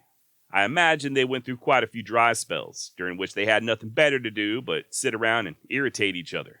You know how it goes. Whenever us men are forced to be around one another for day on end as we suffer through the monotony of labor and boredom and a shortage of female companionship, nerves can get a little raw around the edges. And we can definitely start pushing each other's buttons, as was the case in November of 1876. The buffalo seemed to peter out and the weather turned gloomy. Skelton Glenn had left for a nearby way station, Wrath City, in order to have a gun repaired, and the remaining men in camp were in a foul mood. Grundy Burns, the cook, had spent the better part of several hours attempting to get a fire started with wet buffalo chips while Joe Briscoe was trying, and failing, to do laundry in a freezing cold rain puddle. As he approached the smoldering fire, he held his hands out for warmth and grumbled, mostly to himself, about how hard it was to keep anything clean out there on the plains. Garrett, who was also stepping close to the fire, decides to smart off and say that nobody but a damn Irishman would be dumb enough to try to wash anything, and Garrett also stepping close to the fire, decides to get smart and say that nobody but a damn Irishman would be dumb enough to try to wash anything in that muddy water. And, well, this sets Briscoe off. Counts vary, what else is new, right? But apparently Briscoe began mouthing off right back to Pat, saying, "Yes, and you damn Americans think you are damn smart and know a damn sight," which prompted Pat to reach on over and pop Joe in the mouth, knocking him on his ass. Joe gets up and rushes at Garrett, only to be swatted away. He rushes again, and once more Garrett knocks him down. This process is repeated a couple more times before Briscoe goes for an axe and begins chasing Pat around the cook wagon. Eventually, Garrett gets tired of running, picks up his Winchester, and blasts a hole in Joe, sending him falling back into that tiny little buffalo shit fire. Everyone rushes in to help pull him out, but there wasn't no patching up Joe's wound.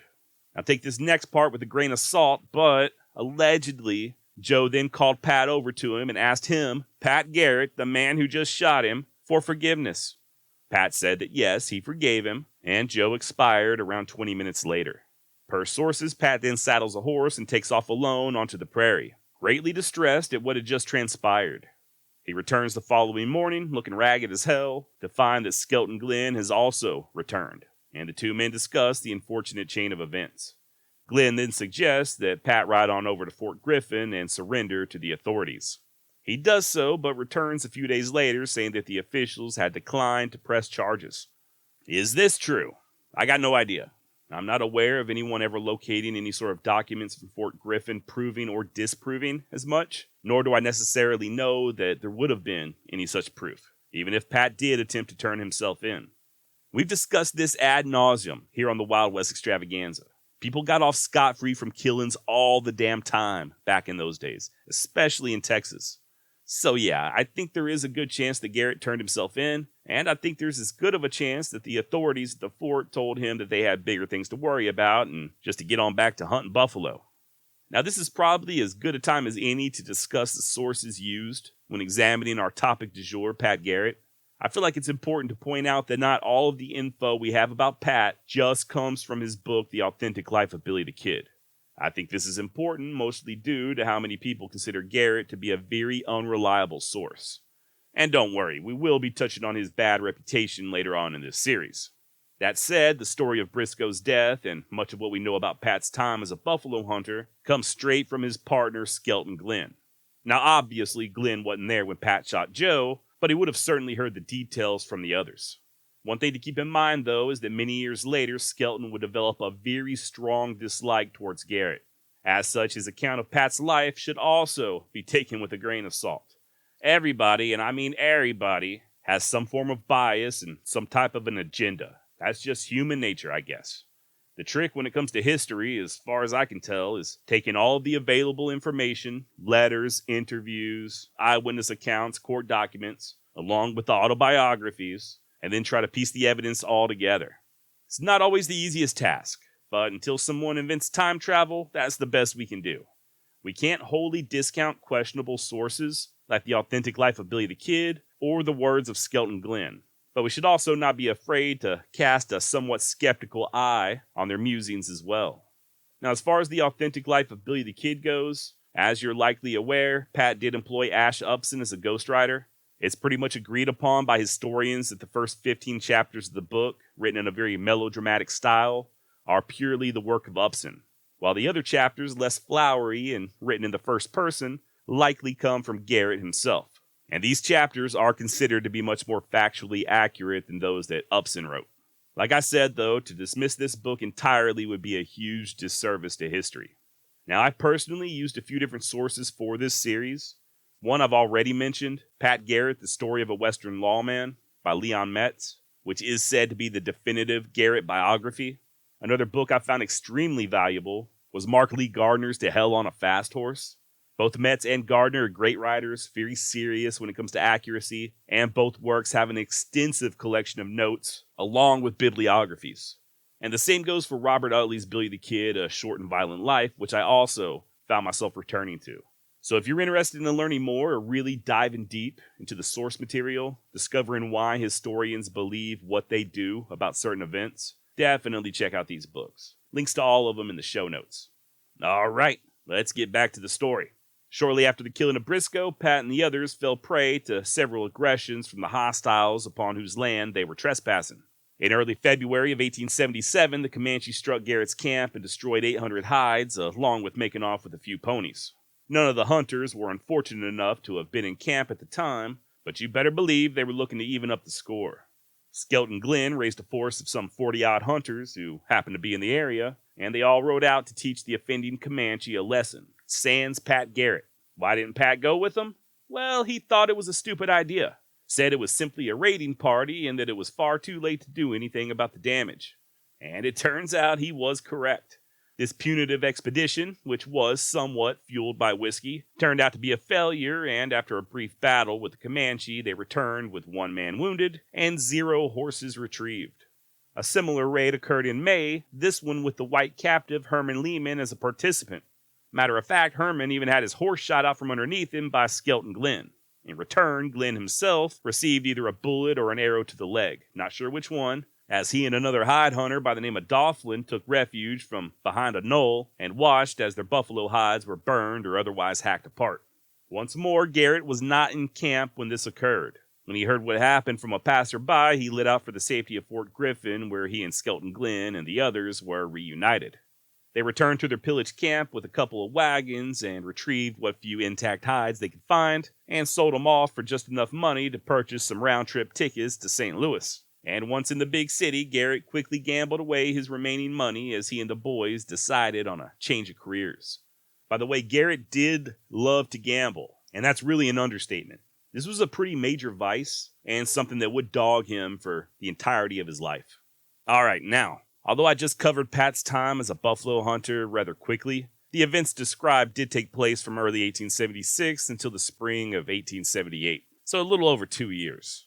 And they weren't constantly out there in the middle of nowhere harvesting buffalo. In the off-seasons, or in the summer when the hides weren't no good anyways, it's said that Garrett and his partners would hang out not only in St. Louis, but also places like Dodge City.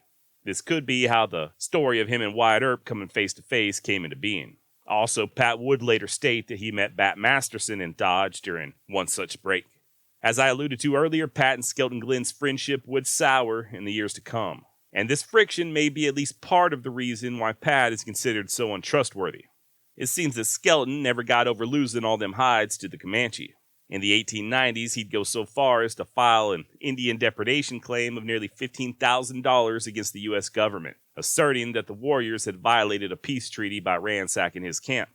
Glenn asked Pat to take the stand and testify on his behalf, which he did in the year 1899, over 2 decades after the attacks in question. And, well, Garrett's testimony didn't help Glenn's cause. To the contrary, it actually hurt his case quite a bit. According to Pat, the total value of hides destroyed was nowhere near the $15,000 he was asking for, but rather less than $1,000. Now, why Pat didn't play ball, I'm not sure.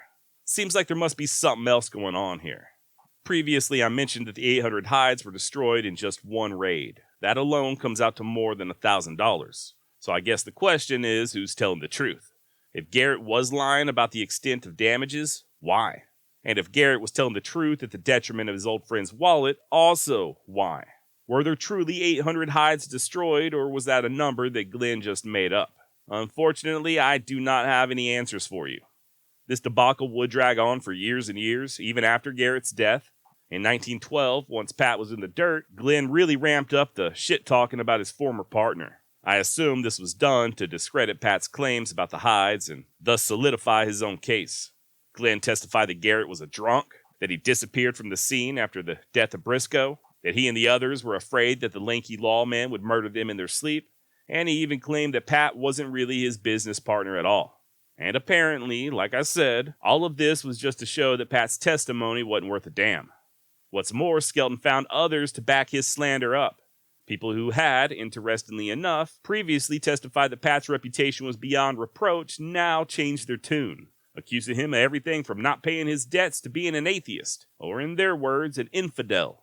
Which, as it turns out, was true, on both accounts. We'll get to that later. In the end, Skelton Glenn was awarded $4,150 in damages.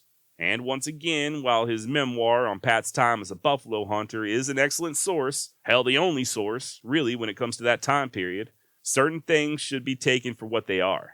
The writings of a man who had a deep grudge against the feller he was writing about.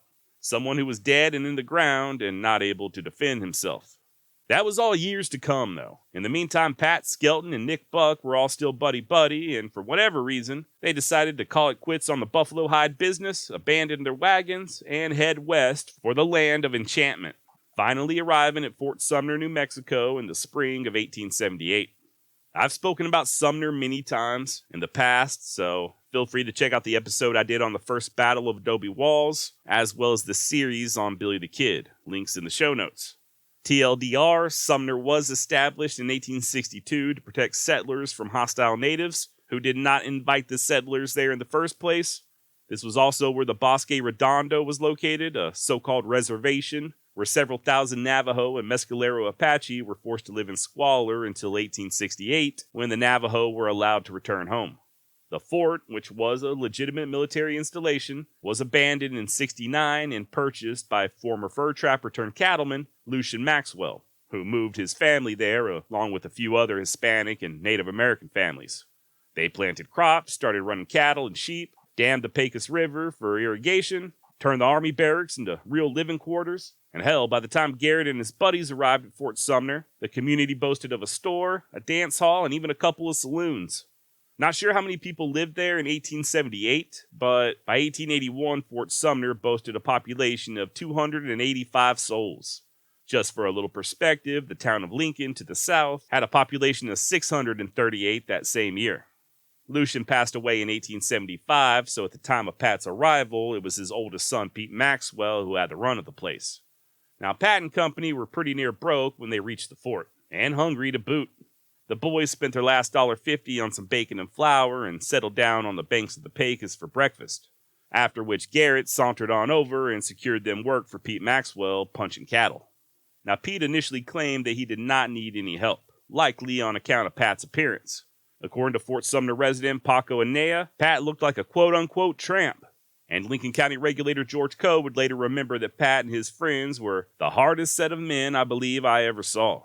But Garrett did eventually win Maxwell over, saying that he could ride anything with hair and rope better than any man you've got here. And just like that, Pat was hired.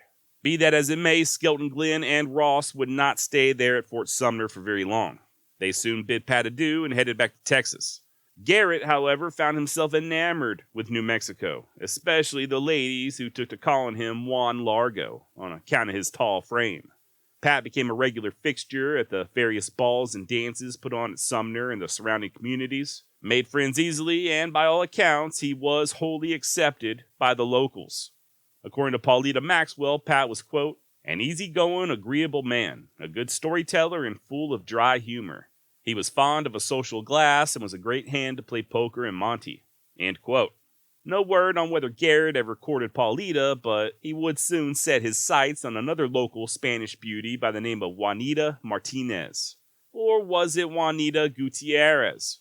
No marriage certificate has yet been located, and there does seem to be some debate as to the young lady's actual last name. Some think she was the sister of Pat's second wife, Apolinaria Gutierrez, but both Paulita Maxwell and Paco Anea claim that Juanita's maiden name was indeed Martinez. This is further backed up by at least one of Garrett's children. And according to Paco in his book I Buried Billy, Pat and Juanita tied the knot there at Fort Sumner in November of 1879. Interestingly enough, a young bandit known as Billy Bonney attended the wedding, as did several of his associates, guys like Charlie Bowdry and Tom Folliard. Quick side note, speaking of old Tom. Turns out that I, and many others, have been all wrong when it comes to Folliard's last name. I referred to him as Tom O'Folliard, O with an apostrophe, kind of like a Irish name O'Reilly or O'Sullivan or O'Connor, in the series I did on Billy the Kid. And that's how I've always referred to Tom, and the way I've seen his name in nearly every single history book I've ever picked up. Turns out the O was just his middle initial. Census records do prove that Tom's actual surname was simply Folliard. According to Mark Lee Gardner, the O'Folliard last name doesn't even exist. So sorry about that, Tom. Now, sadly, Pat's marriage to Juanita would be very short-lived. Accounts vary, because of course they do, but it appears Juanita may have collapsed very shortly after the wedding ceremony, like that very night, followed by her possibly passing away the next day. Like I said, this just depends on which version you read. Others say that Juanita would linger for weeks, and historian Leon Metz theorizes that Juanita possibly died from a miscarriage. Even Pat's son Jarvis, when interviewed years later, didn't know very many details, only that his daddy was married before marrying his mother. Now, I did a little bit more digging, and it looks like as recently as September of 2021, Juanita finally got a headstone at the cemetery there at Fort Sumner. Her original burial location is unknown, but this new marker isn't far from where Billy and his pals are resting. FYI, in case you're like me and you've heard or read speculations that Pat was somehow involved in Juanita's death, there is no evidence or proof so much as hinting to such a thing. At least none that I could find. If you know something to the contrary, if you've got a legitimate source, please don't hesitate to let me know. Josh at wildwestextra.com. Turns out there's quite a bit of misinformation concerning the life of Pat Garrett. Imagine that. Like the rumor that he fled to New Mexico after abandoning a wife and kids in Texas, or that he killed somebody in Louisiana. There's no proof of any of that. Hopefully gonna bust a few more myths and long-held misconceptions during this series. The ones I just mentioned aren't that big, but there's a couple that we'll get to later on that I think really color people's views of certain historical events. And these are things that are just blatantly not true. But I'm getting ahead of myself.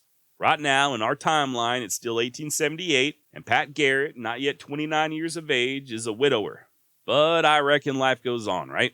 Even if his employment for Pete Maxwell didn't. Much like his first marriage, this job for Pete would be a relatively short affair. The two had some sort of falling out, resulting in Garrett calling it quits and trying his hand at several different business ventures.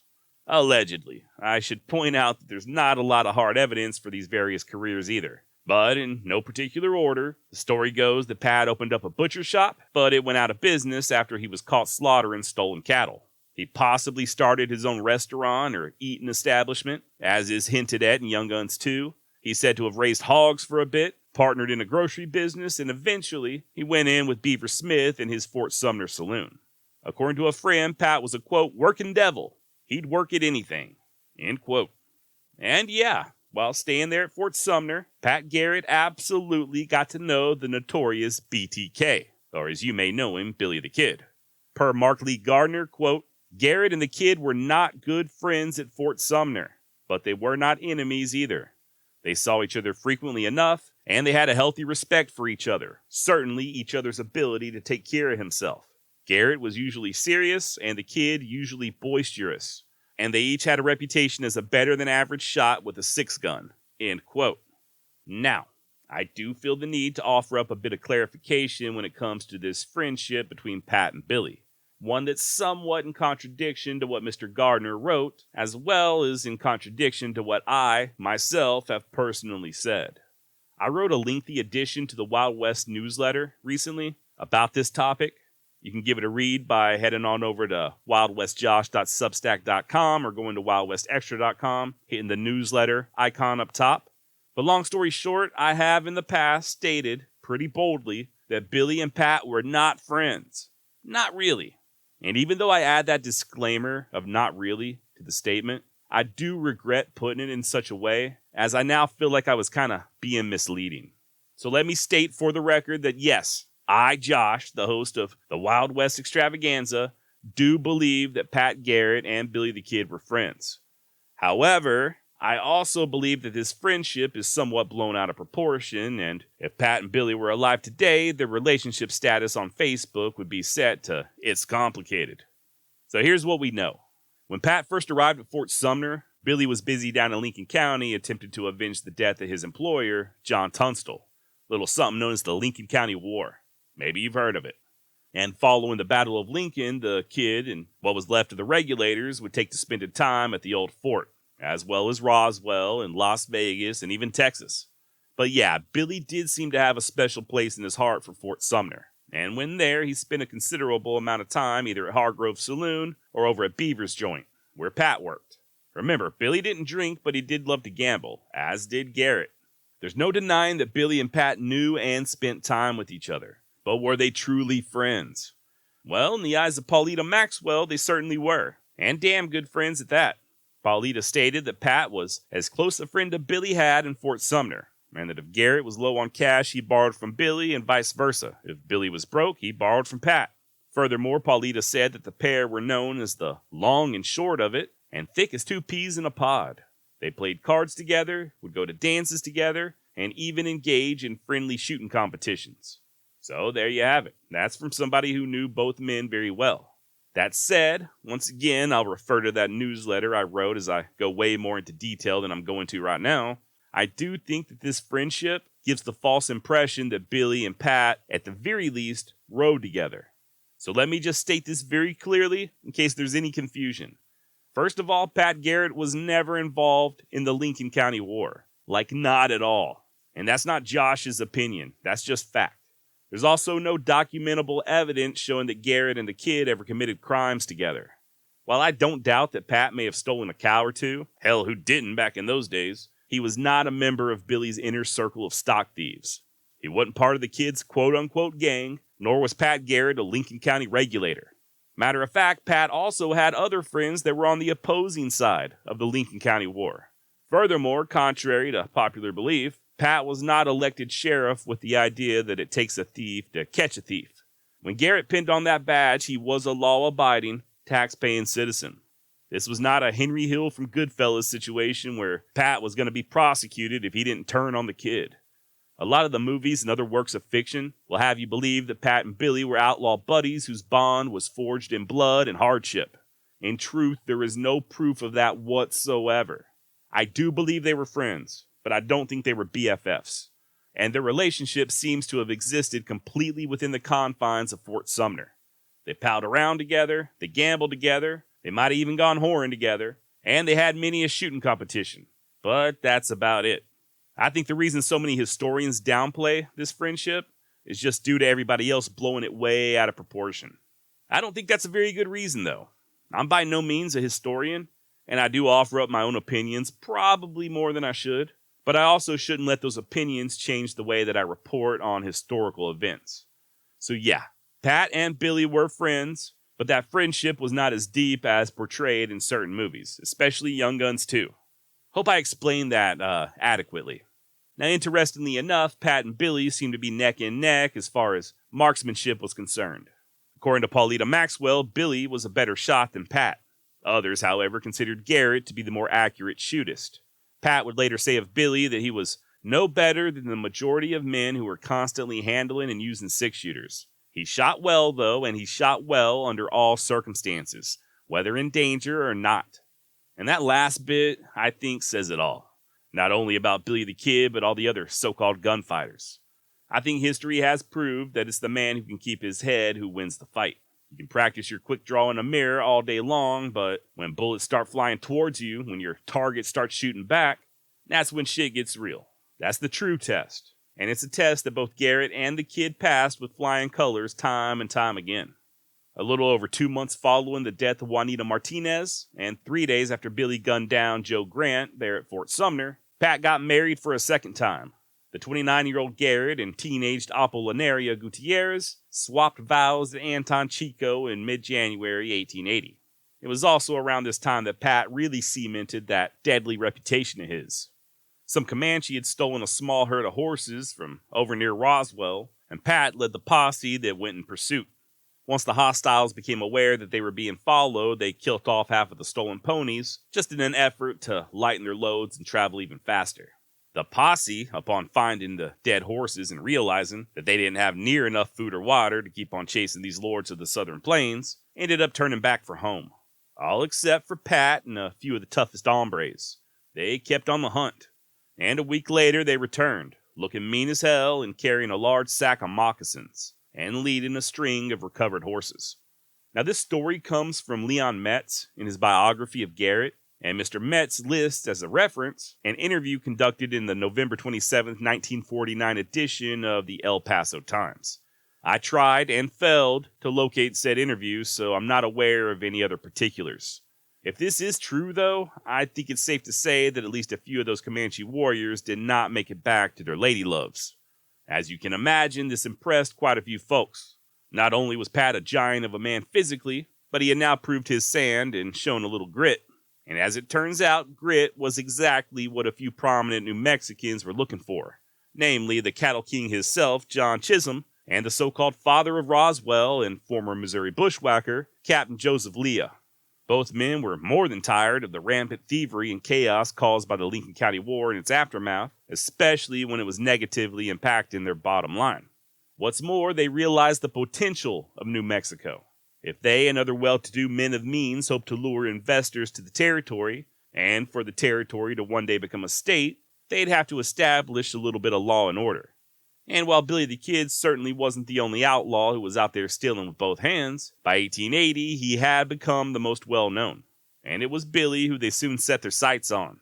Now at that time, the sheriff of Lincoln County was George Kimball. And although he and the Kid had their differences, Sheriff Kimball wasn't exactly all that gung-ho about apprehending him. Hell, him and Billy were even known to play cards together on occasion. As such, Leah and Chisholm and other powerful and influential New Mexicans decided they'd try to recruit somebody who was not only popular enough to run against Sheriff Kimball in the upcoming election, but someone tough enough to take out their biggest perceived thorn in the side, William H. Bonney. And that someone was our very own Patrick Floyd Jarvis Garrett, a.k.a. Juan Largo. And hell, why not? Like I said, Pat was liked by everybody. At least he was before he ran for sheriff. He had shown that he had nerve, he could fight, he could ride, and perhaps best of all, he knew Billy the Kid personally. And yeah, when Garrett was approached, he was more than receptive to the idea of running for sheriff. If they had to pull his leg, if he hesitated at making this decision, I'm not aware of it. Now this alone is enough for some to just outright dismiss Garrett as a backstabbing son of a bitch. But is this sentiment justified? I don't know. Once again, how close were he and Billy, really? And does it even really matter? You know, on one hand, I got a lot of friends who, although we're not exactly besties, I also wouldn't go snitch on them, much less pin on a badge and try to arrest them myself. Then again, these same friends aren't wanted for murder, and they're also not out there stealing from damn near everybody. And devil's advocate, this would be a big step up for Garrett. This was a guy who was raising pigs and slaughtering buffalo and herding cattle not all that long ago. To go from that to being a respected and elected public official, especially the sheriff of a county as massive as Lincoln County was, this could be a serious life-altering career decision. And unlike Billy Bonney, Pat had a wife to consider. He was thinking about the future. Now, I'm not so much trying to defend Garrett's decision here as I'm trying to understand it. Was he just really that big of a law and order guy? And if he was, where's the fault in that? And once again, I don't know that I would do something similar. For what, a paycheck, a steady job, a legacy? I'm just thinking out loud here. All right, fact of the matter is, Garrett would accept this challenge. He and his new bride, Apollinaria, moved to Roswell as Fort Sumner was not part of Lincoln County, and in no time flat, other powerful and influential men got behind his campaign, and even Billy Bonney's old nemesis, Jimmy Dolan. Now, I can't say for certain how Billy must have felt when he heard the news, but it's safe to say that he wasn't all that excited about Pat running for sheriff. Hell, the kid actually campaigned for the incumbent, George Kimball. As for Paulita Maxwell, she remembers being shocked at the news, saying that Pat's only qualification was his friendship with Billy, and that what he was doing, while not against the law, went against the code of the frontier, turning on a friend. What's more, Paulita asserted that Billy knew exactly what this meant, that Garrett's one job was to kill or arrest him, and from that point on, it was a war to the death between the two of them. So much for friendship, huh? And when it came election time in November of 1880, Pat claimed a resounding victory, receiving nearly twice as many votes as Kimball. Now, Pat was elected on November 2nd, 1880, but his term wouldn't officially begin until January of 1881. However, Kimball did deputize Pat and then just step aside, allowing Garrett to run the show. On paper, he was just a deputy, and would remain as such for the next 2 months. In reality, he was, in all but name, the new, real sheriff of Lincoln County, and you better believe he hit the ground running. Not only was Pat now the sheriff, but he was also given a deputy U.S. Marshal commission, allowing him to pursue the kid outside of the county, in places like Fort Sumner or even across the border into Texas. And it wasn't long before this job took on a renewed sense of urgency. Just a few weeks after the sheriff's election, Billy and them others got into that fight up there at White Oaks, resulting in the death of Jimmy Carlisle, an action that would be a tipping point as far as the kid's reputation was concerned. I spoke more about this in the series on Billy the Kid, but Carlisle was very well liked, and although it remains unclear as to who was truly responsible for his untimely demise, Billy would take the blame. As such, many who supported the kid during the Lincoln County War now began having a change of heart, thinking that maybe Barney was indeed the bad man that the papers were making him out to be. By the way, if this is your first time listening to the Wild West Extravaganza, as I alluded to just a moment ago, there is a 5-part series available on Billy the Kid, link in the show notes. So if it seems like I'm glossing over certain events, these are topics that were previously covered. I just didn't really see the need to repeat everything on this episode. By this point in our timeline, the fall of 1880, Billy had already struck that deal with Governor Lew Wallace that never came to fruition. The Lincoln County War, the kid testifying in court against Dolan and Colonel Dudley, the breakup of the regulators, all of that has already took place prior to Garrett being elected sheriff. And it would be just about a month and a half after the election when Wallace would place that $500 bounty on the kid's head. Hope I'm setting the scene properly. Pat Garrett was just elected the new sheriff of Lincoln County, and he had the backing of not only the area's most prominent businessmen and large ranchers over there in Texas, but the federal government as well. Billy the Kid and his friends had just taken part in the killing of Jimmy Carlisle and are being hunted on 3 fronts. Not only by his old associate Pat Garrett, but Frank Stewart and the Texas Cattlemen's Association, and that Secret Service agent, Azaria Wild. And that is my long-winded damn way of saying that the heat was on. On November 20th, 1880, Garrett, along with his buddy Barney Mason, met with Agent Wild to discuss their plan for raiding Fort Sumner. Now, Barney Mason I have briefly touched on in the past, but I think he's worth taking a closer look at. Born in Virginia sometime in the early 1850s, Mason spent time in Texas before migrating to New Mexico and working for Pete Maxwell. He even killed a man over in Fort Sumner in late 1879. The bizarre gunfight began when a drifter opened up fire on Mason, for seemingly no reason at all. The unarmed Barney initially fled but came back healed and plugged the drifter twice in the chest. Barney knew Billy the Kid and all his friends, and at one point he got along pretty good with them. Hell, gang member Billy Wilson even lived with Barney for a while. But when it came down to the nut cutting, for whatever reason, Mason turned on the Fort Smith desperados and went to work for Garrett. I say for whatever reason, but it does appear that Barney and Pat were pretty tight. When Garrett and Apollinaria got hitched up in Anton Chico, it was a double ceremony, with Mason and his bride tying the knot as well. Also, it looks like Barney was deathly afraid of Billy the Kid. Like I said, he was a kind of sort of hanger-oner of the boys there at Fort Sumner, but he also was maybe not as much of a tough little ass-kicker as he liked to pretend. Somewhere along the line, he and the kid got crossways even before Barney went to work for Garrett, and Paulita Maxwell shared a pretty funny story concerning the two. She would say, quote, Barney Mason, Pat Garrett's brother-in-law, lived in Fort Sumner for many years, and wanted people to think that he was much braver than he was.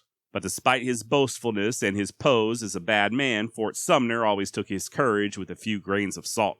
When Billy the Kid and his followers were at the height of their success, Barney pretended to be a great friend of theirs. He gave them information, warned them of danger, and could not do enough for them. But when Pat Garrett was made sheriff and the forces of law began to close in on the kid, Barney had a change of heart. He accepted a deputyship under his brother-in-law and became as great an enemy of the kid as he formerly had been a friend. This embittered the kid, and he sent word to Barney that he was going to kill him on sight. Secretly, the kid's threat scared Barney half to death, but he put up a brave show. The kid can't scare me, he boasted. I'll teach him a thing or two if we ever meet. But every time the kid rode in, Barney rode out. He never got within a mile of the kid if he could help it. One day when Barney was driving to town from Santa Rosa with his wife beside him on a wagon seat, he saw the kid coming toward him on horseback along the road. The situation looked ticklish for Barney. The country was open range and not a tree or rock to hide behind, and a desperado who had sworn to kill him about to pass within a few feet and face to face. In this crisis, Barney did some quick thinking. While the kid was still far off, Barney jerked the black mantilla off his wife and draped it about his own shoulders, and clapped her sunbonnet on his own head. Then he snuggled down into the seat, made himself look as small as possible, and clucked up his horses into a brisk trot.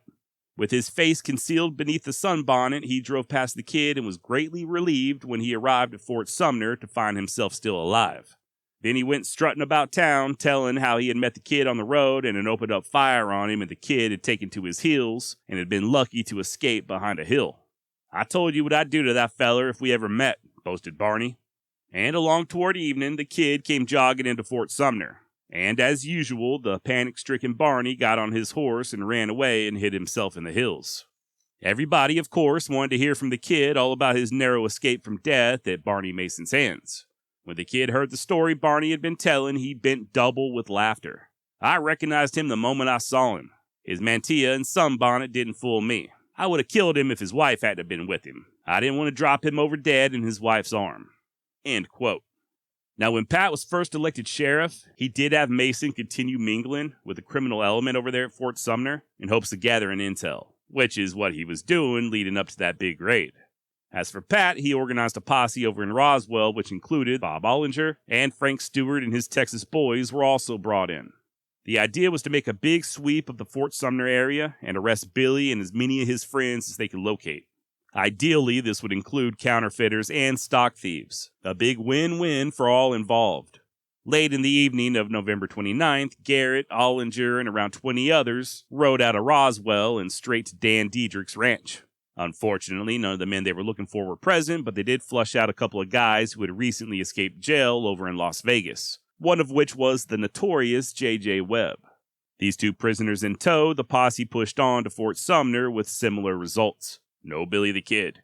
And it's there at Sumner where Garrett received a letter informing him of the recent killing over in White Oaks. He was also told by a little birdie that Charlie Bowdry, Tom Folliard, and Tom Pickett were hiding out nearby at the Yarby Ranch. Seeing as how Pat had a federal warrant for Bowdry, the posse headed out once more. On the way to the Yarbys, they spotted a lone horseman who turned out to be Tom Folliard. Upon spying the posse, the bandit spurred his horse into action and took off riding like the devil, firing his Winchester behind him while doing so. Although Garrett and the others attempted to give chase, and even though they were able to put a bullet in Tom's horse, he still got away. Of course, by this point, the element of surprise was gone. By the time Garrett and the posse reached Yarby's ranch, nobody remained but Charlie Bowdry's wife, and she wasn't saying peep. The next stop was Los Portales, sort of an oasis rock formation that the kid would sometimes stop at while trailing stolen livestock. Garrett and his men found a couple of head of stolen cattle, a pile of blankets, and some old musty flour in one of the caves, but no outlaws. From there, they pushed on to the Wilcox Brazil Ranch, another known hangout of Billy and Company, and owners Thomas Wilcox and Manuel Brazil were just two of the locals that were becoming mighty weary of wanted criminals using their property as a hideout. The posse would have lunch there at the ranch, and Wilcox told Pat that Charlie Bowdry was ready to make a deal. In turn, Garrett passed a message to Charlie, asking to meet up the next day just outside of Fort Sumner, adding that Bowdry should come unarmed. Well, he didn't. Charlie showed up with a loaded pistol on his hip like the dangerous man he was, and he and Pat exchanged some not-so-nice words. Finally, they came to an agreement. If Bowdry would stop riding with the kid and basically cut him and the others off, there would be an air quotes effort to get him released on bail, after which he could work to redeem himself. Bowdry somewhat agreed, saying that he would sever his relationship with Billy, but should he or the others stop by his place, he would likely have no other recourse but to feed him a meal and let him rest. Pat left Charlie with a warning. I told him if he did not quit them or surrender, he would be pretty sure to get captured or killed. As we were after the gang, it would sleep on their trail until we took them in, dead or alive. That part about sleeping on the trail wasn't necessarily true. Garrett's men had been riding hard for over a week. Every single one of them was in need of a warm bed, and even their horses needed to rest. That being the case, Pat ended up disbanding the posse and sending everyone back to Roswell except for Barney Mason, who accompanied the sheriff to Las Vegas with those two prisoners they captured over at Diedrich's place. On the way there, Pat received word from an advance rider that a posse from Vegas had ridden out to retrieve the prisoners, and that they'd be waiting in the village of Puerto de Luna. Okay, fine. Great news for Pat and Barney. It was nearly 80 miles from Puerto de Luna to Vegas, so this would save Garrett a considerable amount of travel if he could just offload the prisoners and then return back to the task at hand. Problem is, this so-called posse wasn't exactly the most competent bunch of buckaroos who ever set a saddle. They rode out to meet Pat and Barney just a few miles outside of the village, some 20-odd strong and resembling what Garrett would later describe as a, quote, whirlwind of lunatics. They were a haughty bunch, huffing and puffing about what big badasses they were and prancing their ponies around the prisoners who were getting more and more nervous by the second. J.J. Webb, himself a former lawman and acutely aware of the fact that he was about to be lynched, offered Pat $10 if he'd stay with him until they reached Vegas. Garrett agreed, but refused the money. Once in Puerto de Luna, Pat had the prisoners fitted with irons as he swung by Padre Polacco's store for a chat. Polacco, real name Alexander Greszowski, was a former priest who had been friendly with the kid. At least he had been until Billy stole several of his horses. I guess Pat had the idea to maybe question the Padre, but was soon interrupted by a pair of local toughs. First up to bat was Juan Mays, who approached Garrett with his hands up, sarcastically mocking the sheriff by saying, "Here I am, take me." To Garrett's credit, he dismissed the fool and returned to his conversation with the Padre. That's when Marino Leyva decided to try his luck, stepping up and letting Pat know that he couldn't take him, to which Garrett replied that he didn't want him. Leyva wouldn't let it go, though. Kept on running his mouth until Pat shoved him to the ground and told him to get the hell gone. Marino did indeed leave, but he came back a few minutes later with a pistol in his hand, letting loose a couple of ineffectual shots before Garrett was able to clear leather and put a slug through the would-be gunfighter's shoulder.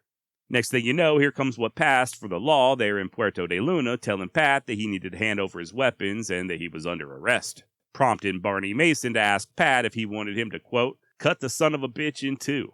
Pat urged calm, but refused to either hand over his guns or allow himself to be taken into custody.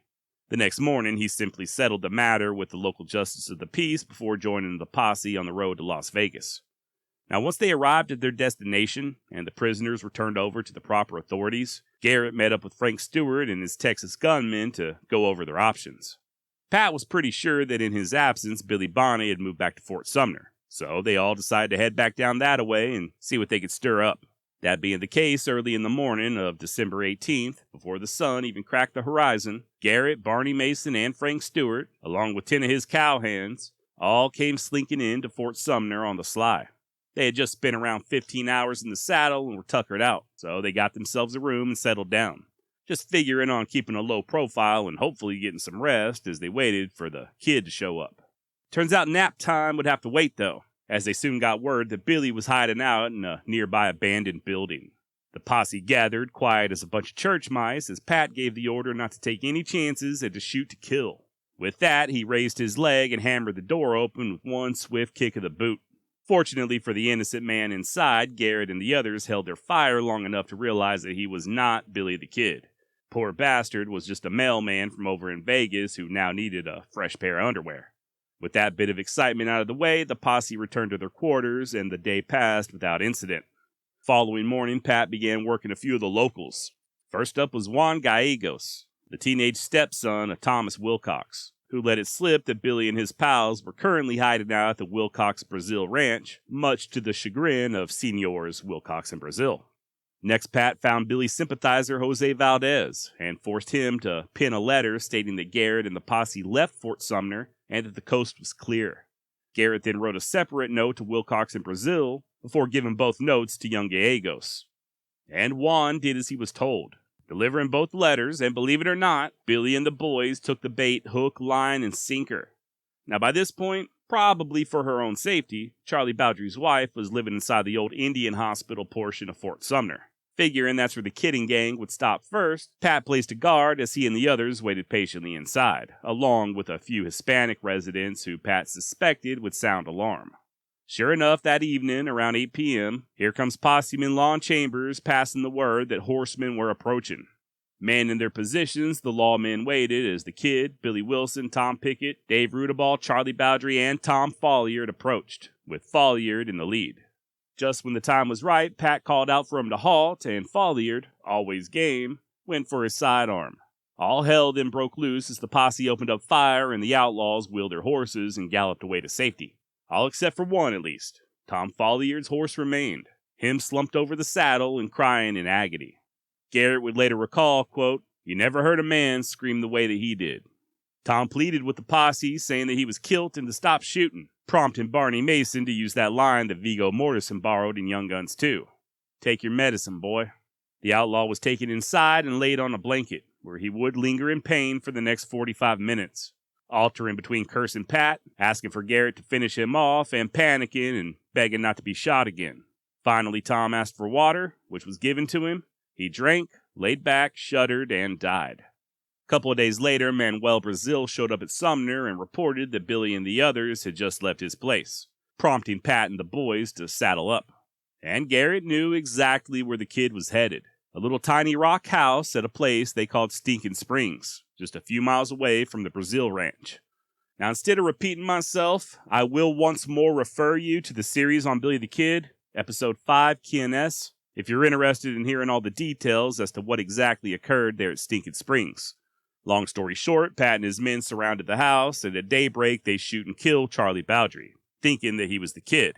The remaining outlaws, Billy Bonney, Dave Rudaball, Billy Wilson, and Tom Pickett, eventually come out with their hands up. These prisoners are first transported to Fort Sumner, where they drop off Bowdry's body, and then head up to Puerto de Luna for Christmas dinner before finally arriving in Las Vegas late in the afternoon of December 26th. By the way, this all happened before Pat was officially the sheriff of Lincoln County. Remember, that didn't go into effect until January 1st, 1881. When he arrested the kid, he was still just a deputy, at least on paper. Now, Billy and most of the others would only stay one night there in that Las Vegas jail. The next morning, Pat came to fetch his prisoners and load them onto a train bound for Santa Fe, but he soon ran into a few roadblocks. First of all, Tom Pickett would stay behind no matter what, as Garrett held no federal warrants on the man. Which, okay, fine. Only thing is, the jailers there at Vegas also didn't want to give up Rudaball, who had previously killed a guard while escaping. I guess the townsfolk wanted Dirty Dave tried and hung right there so they could watch. I'm sure Garrett sympathized, but he had also promised Rudaball that he would see him to Santa Fe without getting lynched, much in the same way that he had guaranteed the safety of Dave's old pal, J.J. Webb. So Garrett put it to the Las Vegas sheriff in no uncertain terms. "This is my prisoner, I'm responsible for him, and I intend to have him." Reluctantly, they did release Rudaball back into Pat's custody, but the lanky lawman wasn't out of the weeds yet. At the train depot, they had to push their way through an angry mob just to get on board. Once inside the passenger car, Pat cautioned the civilians, saying, "Any of you people don't want to be in on it had better be out before I lock the car, as we are liable to have one hell of a fight in a few minutes." One witness on the train who stayed behind reported, quote, "It seemed as if the fight would begin any minute, and I expected to see the Mexicans fire into the car right away." He's referring there to the mob, which was largely comprised of local Hispanics who had absolutely no love for Mr. Dave Rudaball. The witness continued, 9 men with cocked rifles sturdily standing off a mob of hundreds.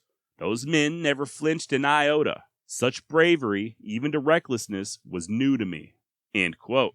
Some of the vigilantes even rushed the conductor and shoved a gun in his face, telling him that he was a dead man if he tried to pull the train forward. Finally, here comes the Las Vegas sheriff, heavily armed and demanding that Dave Rudaball be handed back over.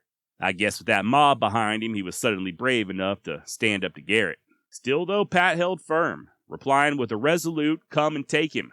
Garrett then turned and told his prisoners that if bullets started flying, he'd arm them, a statement that further excited the already lively Billy the Kid, as he replied, "All right, Pat, all I want's a 6-shooter. There's no danger, though. Those fellers won't fight." And sure enough, Billy called it. After nearly an hour, a brave postal inspector of all people, who had once been a train engineer, offered to slip in and throttle the locomotive out of the mob's reach.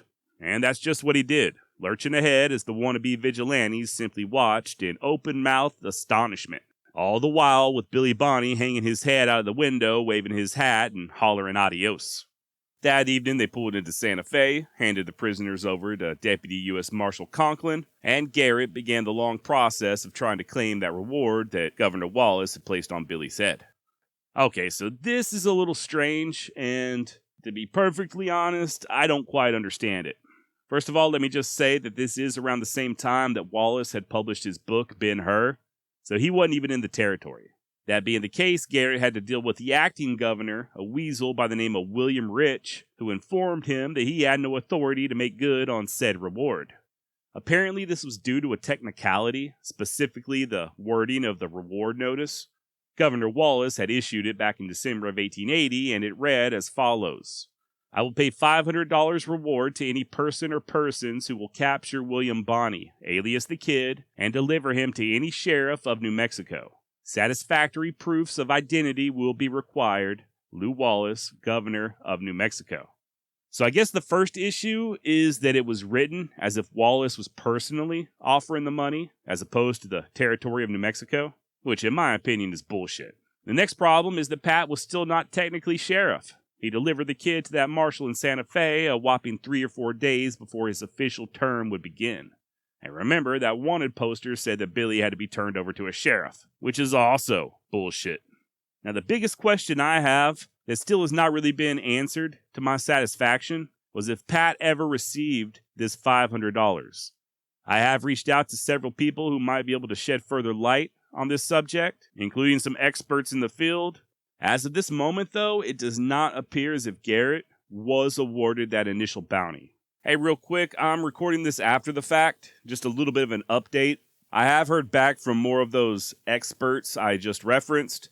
I don't really feel comfortable sharing their names because these were private emails, and it does still seem like there's a big question mark as to whether Pat received the money or not. Either that or I'm too dumb to understand it the way they're explaining it to me, which is always a possibility. I will say this, at least one of the people I've been talking to, whom I have a lot of respect for, someone who has researched and written extensively about both Pat and Billy, does seem pretty confident that yes, Garrett did receive that initial $500. I don't have any references I can point you to. I have no original sources. I can't say when he received this money, so it is still a little bit iffy, to me at least. And just to be clear, so there's no confusion, Pat Garrett would ultimately be paid a $500 reward after killing Billy the Kid. That absolutely did happen, despite what you may have heard, and we will be discussing that on next week's episode.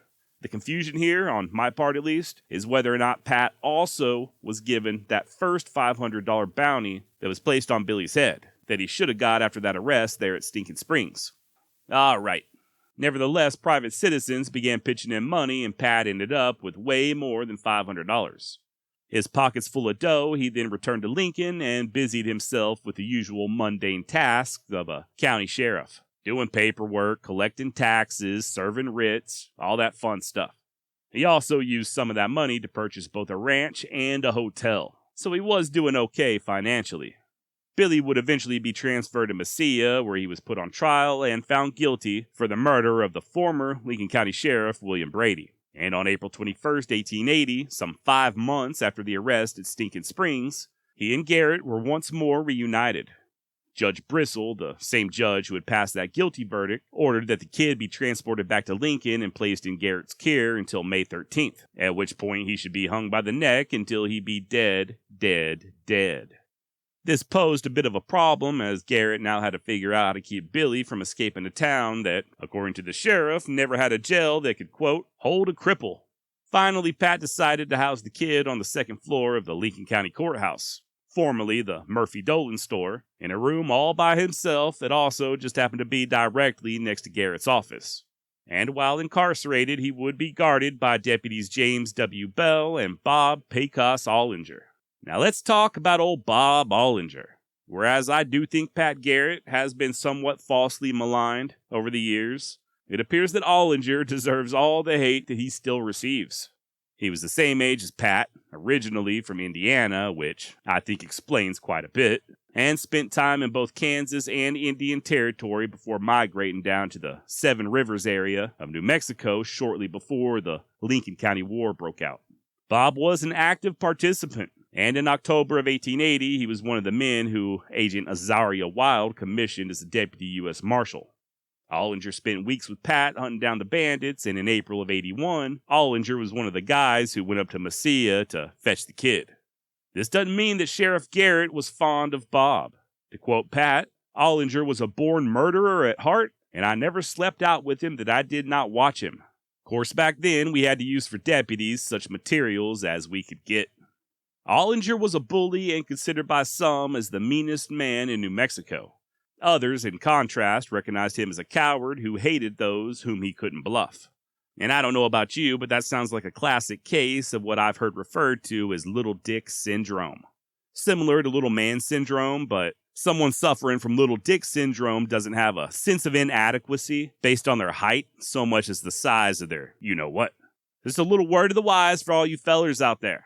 Definitely got to keep an eye on how you're overcompensating. For instance, if someone were to make a movie about, I don't know, a girl who happens to be a Comanche warrior and she fights and defeats a predator, or, what else would be a crazy thing for somebody to make? If somebody made a movie about a pink doll and everything in the movie was pink and this somehow, really outraged you, you might not want to let people know because you just might be also letting them know that you've got a little wee-wee.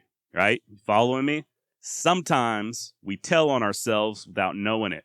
Anyway, you may recall me speaking briefly on the Jones family back in the series on Billy the Kid, whom Billy stayed with for a little while after returning to New Mexico from Arizona. Well, in August 1879, Ollinger gunned down John Jones, the son of high school and Ma'am Jones.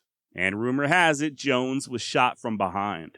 Not only that, but he was not the first man who Bob Ollinger killed under mysterious circumstances. So yeah, it's only natural that Ollinger would continue his bullying ways there at the courthouse, constantly taunting the kid and threatening him with that double-barreled shotgun. And it's not even just that, man. Ollinger was just cocky, to the point that he even refused to take proper precautions when guarding Billy, causing Sheriff Garrett to reprimand him. Bob responded by laughing and claiming that he could turn the kid loose and just herd him around like a goat, and that there was absolutely no way he could escape. Words that Ollinger wouldn't live long enough to regret. Now, it was the total opposite with Deputy Bell. Everybody seemed to like him, including Billy, and even though Deputy Bell was really good friends with Jimmy Carlisle, and thus had a legitimate reason to hate the kid, he didn't let it show. He treated him fairly. Of course, fair or not, that wasn't going to stop what was coming. Bell may have been nice and all, but the kid was a killer, and he wasn't going to let such a thing stop him from escaping. And I don't know that I blame him. I guess if it was between me and the hangman's noose, I'd be in a killing mood as well. And you better believe when the kid got his chance on April 28, 1881, he took it. To this day, nobody knows exactly what happened, but while Bob was escorting the other prisoners across the street for dinner, the kid and Bell got into a scuffle. Billy got his hands on a pistole, and that was all she wrote for old Deputy Bell. Bob heard the commotion and came a-running, only to have the kid call out to him from the second-floor window of the courthouse.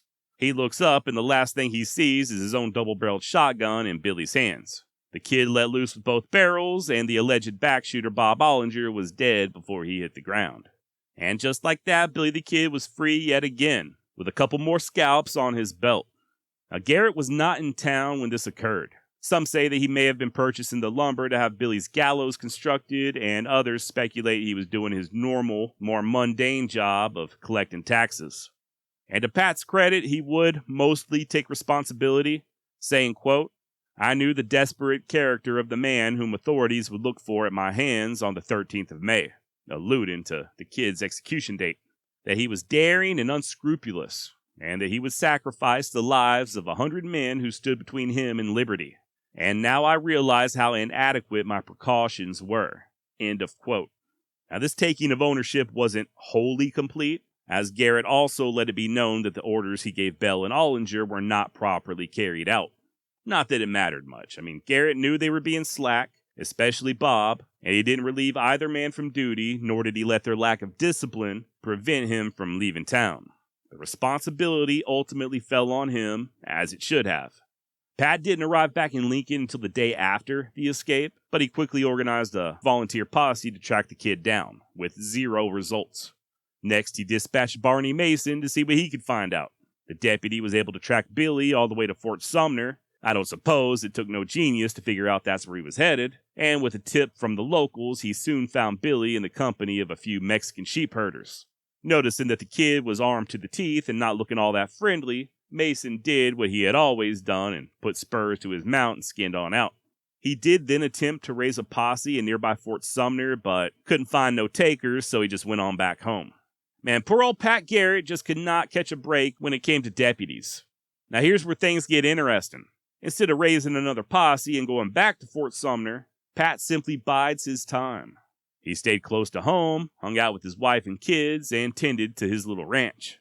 Wasn't long before people started thinking that maybe Garrett didn't have what it took to put an end to the kid. Turns out this is exactly what Pat wanted. He would later say, "If my seeming unconcerned deceived the people and gave the kid confidence in his security, my end was accomplished." I do think it's worth mentioning that Pat didn't really think Billy would stick around Fort Sumner.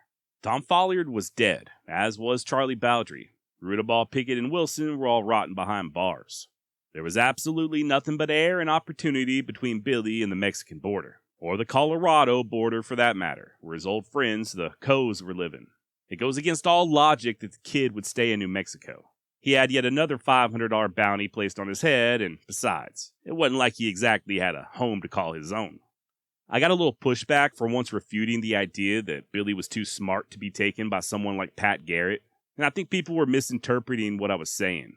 I did not mean that the kid was stupid, far from it. Matter of fact, I do believe that Bonnie was of above average intelligence. He was no dummy.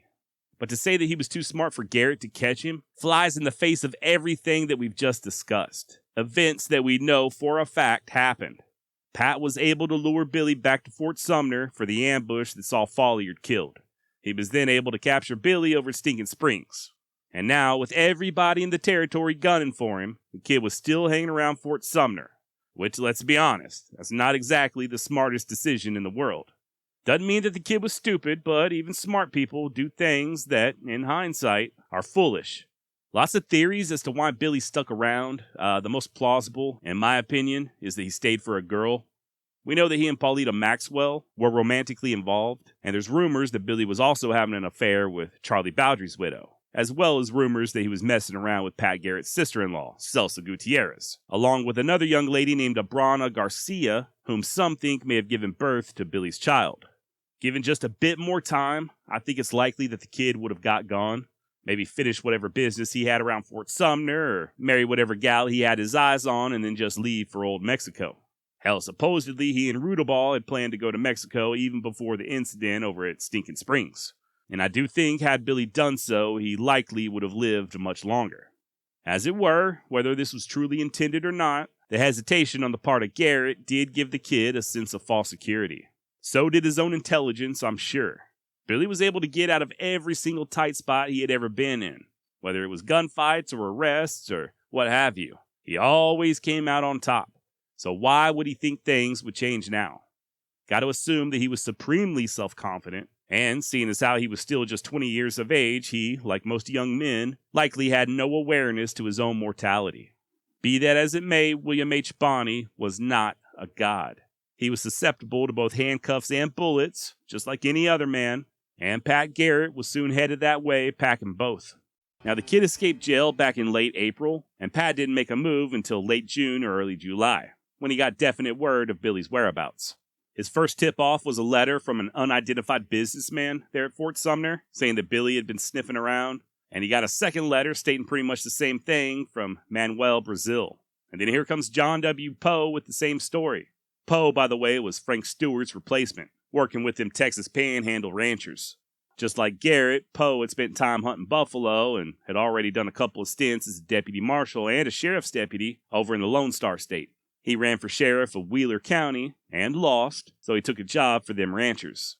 And now, working under Pat Garrett, Poe would be sworn in once more as a deputy, giving him legal authority in New Mexico. It was in that capacity that he had been in White Oaks when he received a word as to Billy's location. Figuring it was now or never, Pat set out with just two men, the aforementioned John W. Poe and the 25-year-old Thomas Kip McKinney. Ever the tactician, Garrett did not initially tell McKinney that they were headed to Fort Sumner to capture Billy the Kid. Instead, he asked that the deputy accompany him to Arizona on a business trip. Pat knew that folks would ask where he and Kip were headed, and he wanted McKinney to honestly give a little false information. Better for the locals to think that he was headed to Arizona, so that way nobody would tip Billy off. And if they did ride up there to Fort Sumner and let the kid know that Pat was headed out of state, even better. He would just lower his guard even more. It wasn't until they were clear of Roswell that Garrett finally told McKinney the truth.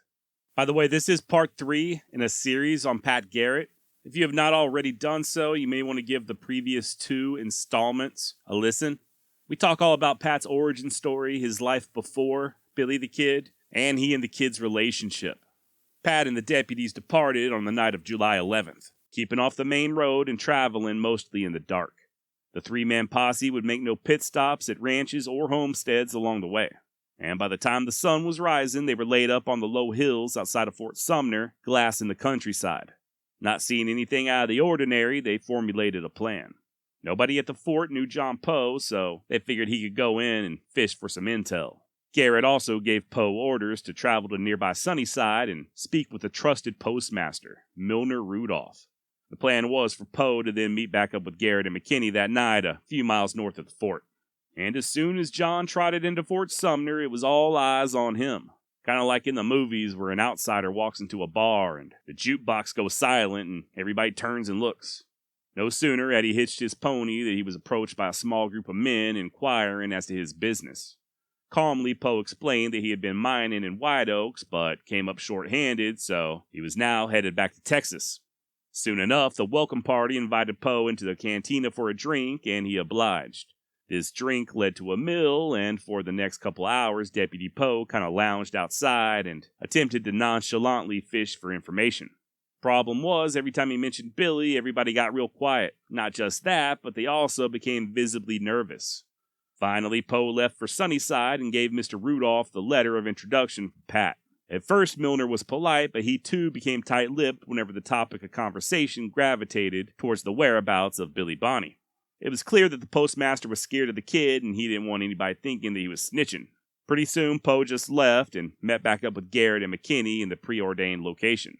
The trio took refuge in a bunch of willows till nightfall, before quietly heading inside the fort to see what they could find out for Pete Maxwell. Now here, if you don't mind, I will insert audio from the previous series on Billy the Kid. Garrett and his 2 deputies crept in under the cover of darkness and positioned themselves among the peach trees to the north, with the old barracks building to their front and left and the Maxwell dwelling to their front and right. As they waited in the dark, voices speaking in Spanish suddenly shattered the silence. Crouching down, the deputies watched as a shadowy figure rose from the ground, quote, in his shirt sleeves, wearing a wide-brimmed hat, a dark vest, and pants. The mystery man spoke again, then jumped a nearby fence and walked into the compound. They would later learn that this was the kid, but at the time, Garrett didn't recognize him. Or at least he claimed not to recognize him. As always, theories abound. Some think Billy went in to see Paulita, others think maybe Celso Gutierrez or any number of his friends. Apparently, at some point, Billy got hungry. He removed his hat, vest, and boots, and made his way over to Maxwell's with a butcher knife in one hand and his pistol in the other, cutting off a slab of meat from a fresh yearling.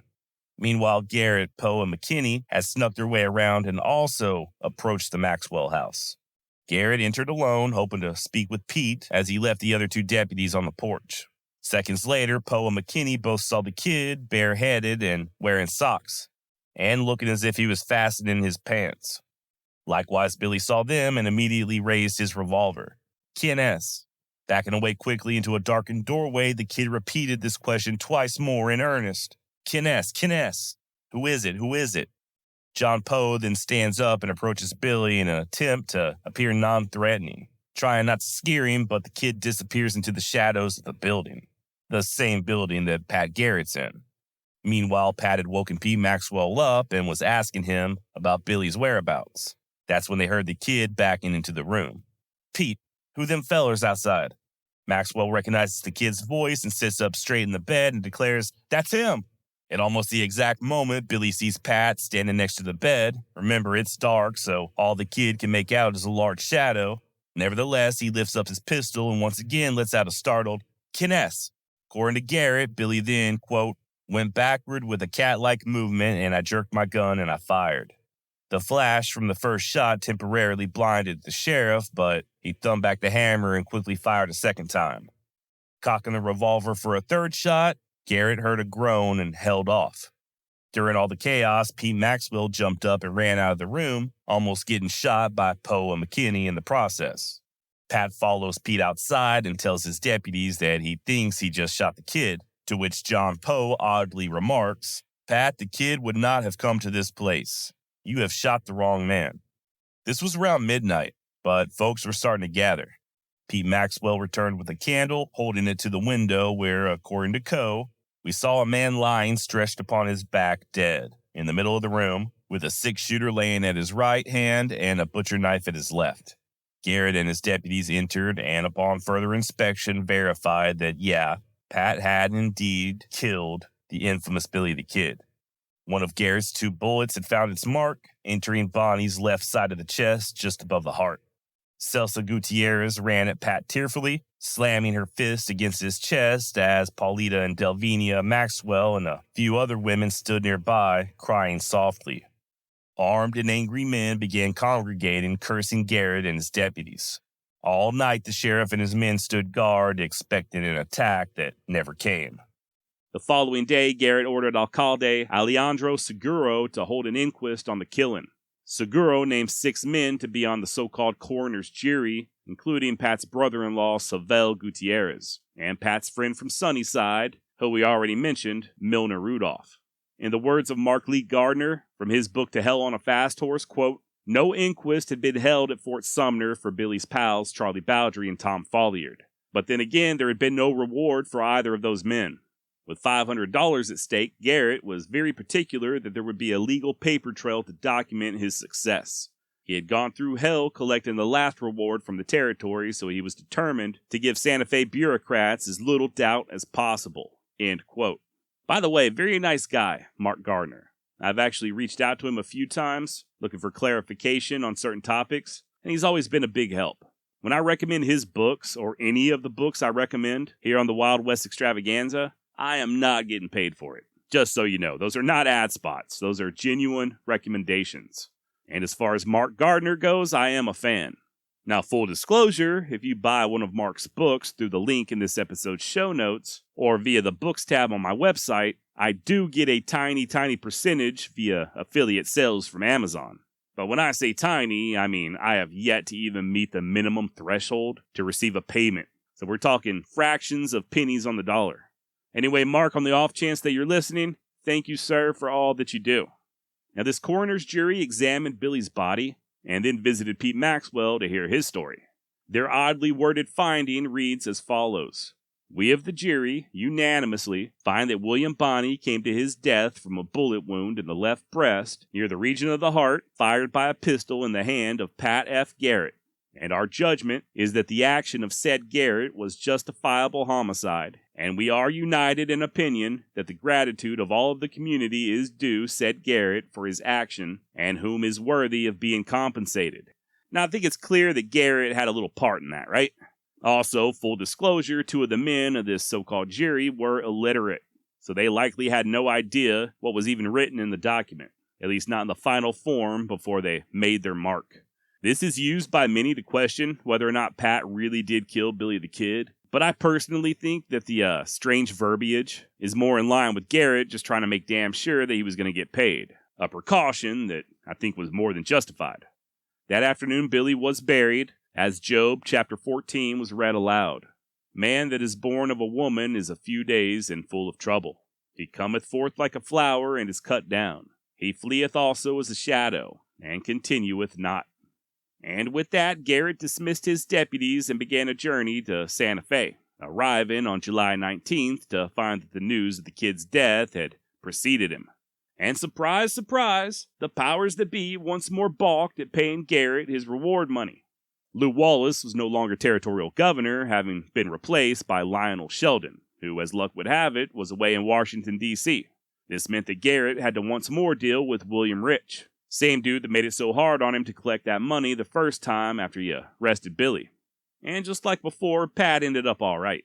There was another collection, with everyone from John Chisholm to Jimmy Dolan pitching in, and when it was all said and done, Garrett had once more received far more money from private citizens than he was owed by the territorial government.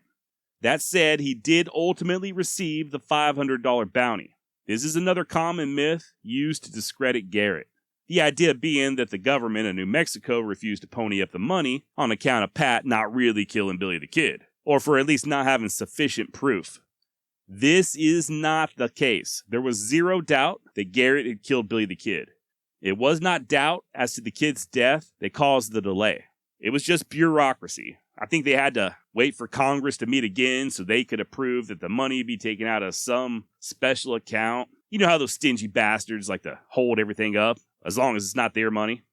But yes, Pat Garrett was awarded the $500 bounty. That is not up for question. That is not debatable. This is proven. So don't ever let anybody tell you that he was not given that money. Now, Garrett did face accusations of cowardice for his actions there at Fort Sumner, but I'm not aware of anyone making such remarks to his face. But even to this day, there were many who accuse Pat of being a coward. I guess the reasoning here is that Billy was shot in the dark without a chance to defend himself, and some even claim that the kid was unarmed. All we can really go on is the words of the men who were there, right? There were only 3 people in the room when Billy was shot and killed, and one of them was dead. But still, both Garrett and Pete Maxwell claimed that Billy was armed. And so did John Poe and McKinney, who saw Billy right before he dipped inside Pete's house. The body was viewed by others afterwards, and it was stated that there was indeed a knife and a pistol on the ground near the kid's hands. But there is some discrepancy. Future governor of New Mexico, Miguel Otero, who also wrote the book The Real Billy the Kid, claimed that both Delvinia Maxwell and Jesus Silva had told him that when they saw the body, there was no pistol present. This was later contradicted by Jesus Silva himself in 1938, when he told a reporter that yes, there was a pistol and a butcher knife laying near Billy's body. Now, I don't remember if I touched on this in the previous series on the kid, but there was a question as to whether or not Billy got off a shot before Pat plugged him. Pete Maxwell, Coe, and McKinney all swore that they heard 3 shots, as opposed to just the 2 that Garrett fired. Due to this, Billy's pistol was examined, and although the hammer was resting on an empty shell, it did not appear to have recently been fired. Remember, it was somewhat common for people to keep the hammer on an empty chamber for safety reasons. Mark Gardner, for one, speculates that it's possible that when Delvinia Maxwell saw the body, there was no revolver laying nearby simply because Pat likely wouldn't have taken the time to place it back on the ground after he had looked at it. And I do think that is a very likely scenario.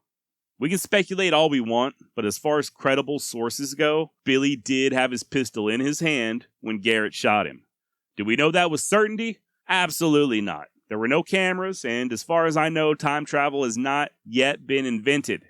But with the evidence at our disposal, using all of our powers of logic and reasoning, I do think it's a pretty good assumption that the kid did have a revolver. With that in mind, my question is, what the hell was Pat supposed to do? Let the kid shoot first? Garrett was also accused of hiding behind Pete Maxwell's bed or even under the bed. Pat denied this, but later said that had he known Billy was about to come in that door, he damn sure would have hidden somewhere. Garrett would later write, "I started out on that expedition with the expectation of getting scared. I went out contemplating the probability of being shot at and the possibility of being hurt and perhaps killed, but not if any precaution on my part would prevent such a catastrophe." End quote. The idea that Pat should have challenged Billy to a duel at high noon or waited for Billy to fire first or whatever silly idea that people have about bravery truly baffles me. This was real life, not the movies. I don't know what people think Garrett should have done. He was standing in a room. He was surprised by the guy that he was hunting coming into the room in the pitch dark with a damn pistol in his hand. Somebody was going to die. Pat just happened to be a little bit quicker. And it really did occur just in a matter of seconds. Assuming the facts we have are correct and that Pat did not know that Billy was about to step into Pete Maxwell's room. It took him by surprise as much as anybody else. Billy hesitated to fire just a fraction of a second too long, and that was all it took. Vaya con Dios.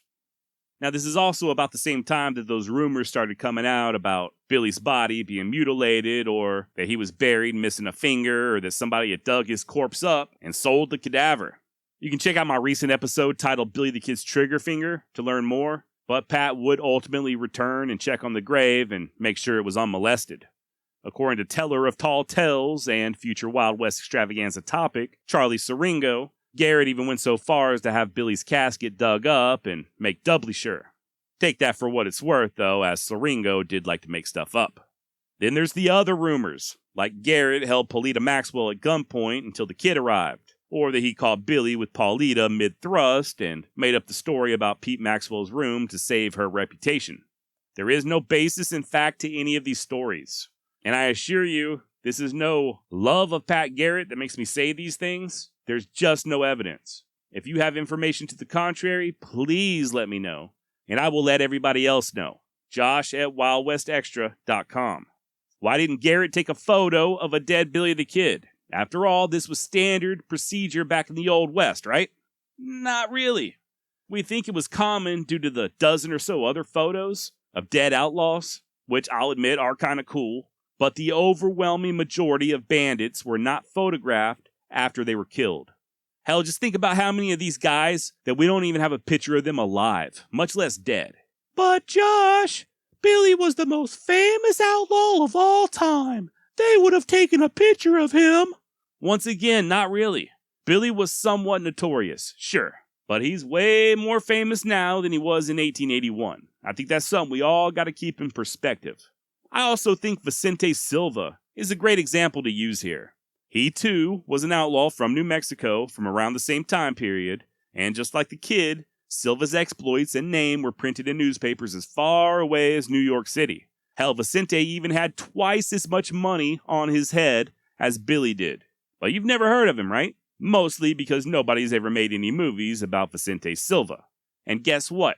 Despite Vicente's fame, despite him being twice as wanted as the Kid, there are also no death photos of him either. This whole no picture thing is just something that people fixate on that has no bearing to the facts. And then there's the logistics. There was no photographer living at Fort Sumner, and I doubt there was one within 100 miles. I'm not sure why Garrett would have gone through all the trouble to locate one, pay for him to travel all the way to Fort Sumner, while the entire time Billy's body is just getting nice and ripe in the summer heat, just to take a photograph of a dead body that everybody had already seen. I think there's something like almost 50 witnesses that we know for a fact by their names that saw Billy's body, and that's not counting the other 100 or so people that were at Fort Sumner on that very day. People that almost certainly attended the funeral. I know conspiracy theories are fun, and I know it sucks that Billy the Kid was shot dead at such a young age, but there is simply no substance whatsoever to the idea that it was all a hoax. Alright, I'll shut up now, get off my soapbox. Toward the end of July, Pat departed Santa Fe alone and via horseback for Las Vegas. He could have taken the train, but I guess he wanted to clear his mind. He had done his duty, despite what his critics may have said, and was likely considering his next move. Would he run for a second term as sheriff? At what point did he discover that Billy the Kid was indeed an extraterrestrial? Was it the moment before he pulled the trigger, or as they were preparing the body for burial?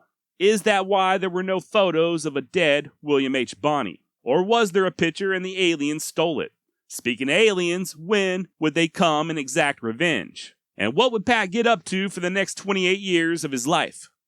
In February of 1896, Albert Jennings Fountain and his 8-year-old son Henry vanished off the face of the earth, never to be seen again. The pair had been traveling near the present-day White Sands Missile Range in New Mexico when disaster struck. An abandoned wagon and bloodstains the only clues alluding to their fate.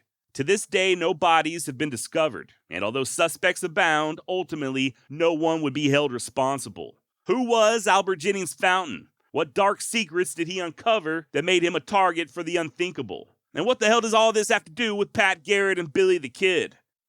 To say that Albert Jennings Fountain led an interesting life would be an understatement. Both an outspoken critic of and apologist for the notorious Billy the Kid, a politician, a lawyer, a very opinionated journalist, and a combat veteran. He also just happens to be at the center of one of the greatest whodunits in Old West history. Originally from Staten Island, Fountain headed west to California in the 1850s after graduating from Columbia. He worked as a journalist for a while in Sacramento and even traveled to Nicaragua covering William Walker's filibuster expedition.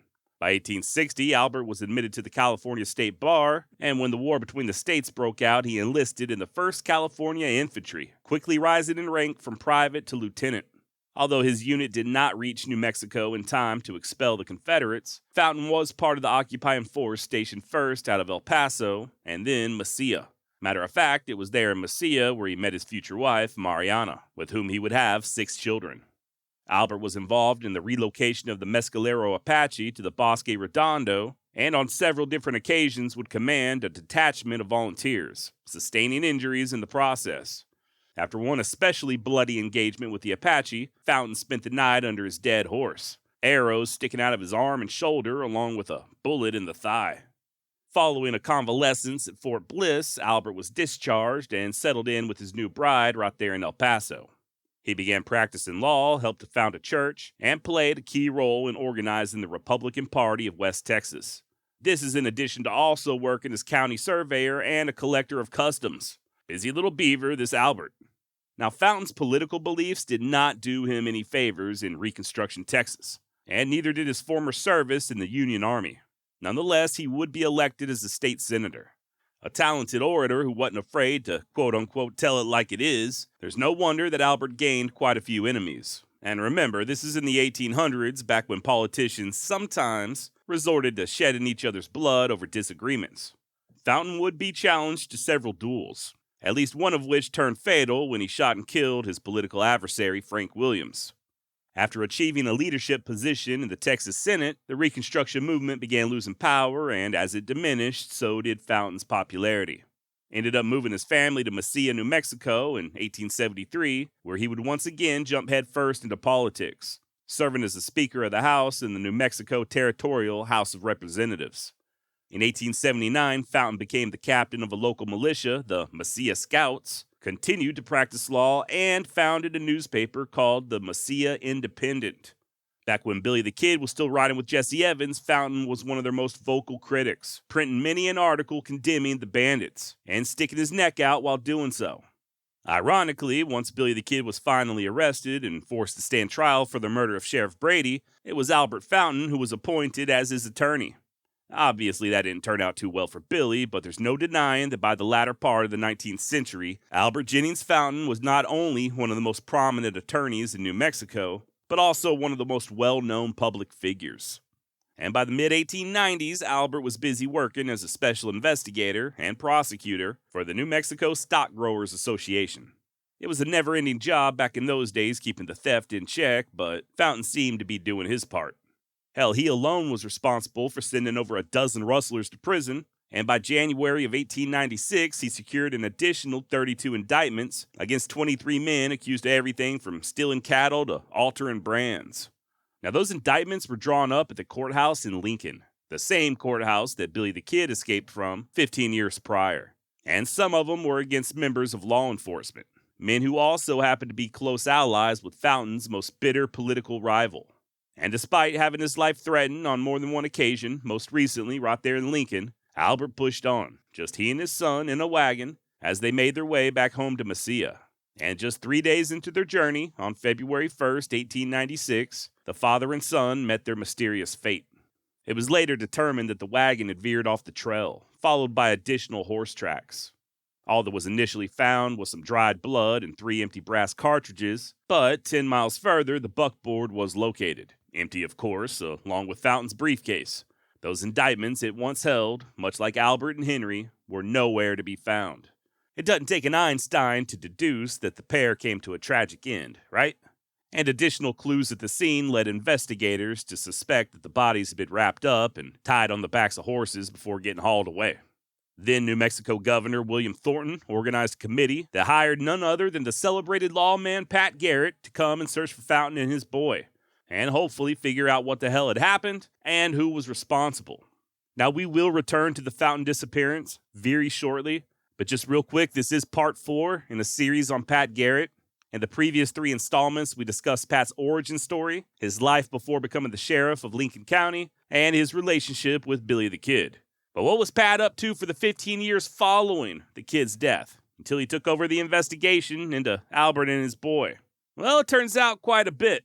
The dirt on Billy the Kid's grave was still fresh when dime novels started popping up on newsstands, portraying the outlaw as a near saint and Pat Garrett as a cowardly, monstrous ghoul.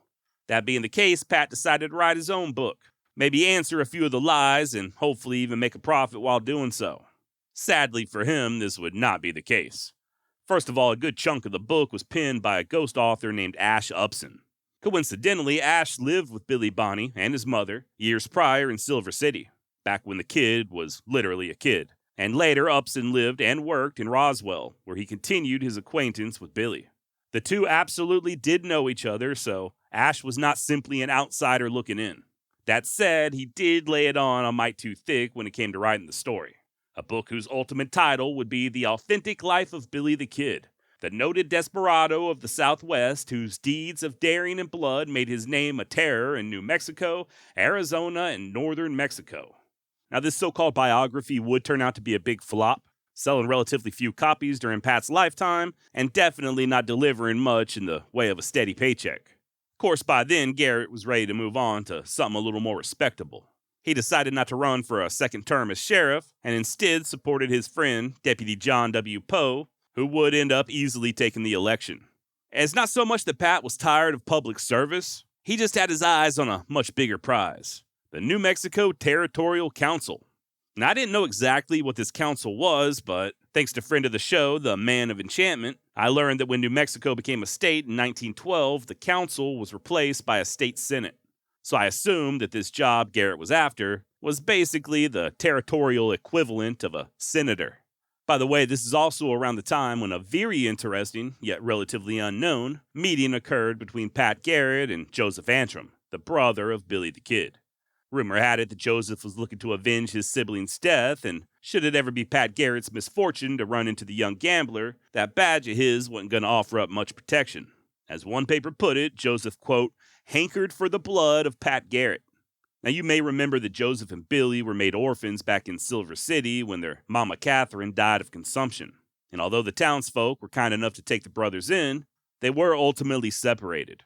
Billy, or Henry as he was known back in those days, went to live with the Truesdells, while Joseph was placed in the care of Joe Dyer and his family, who incidentally operated a saloon called the Orleans Club.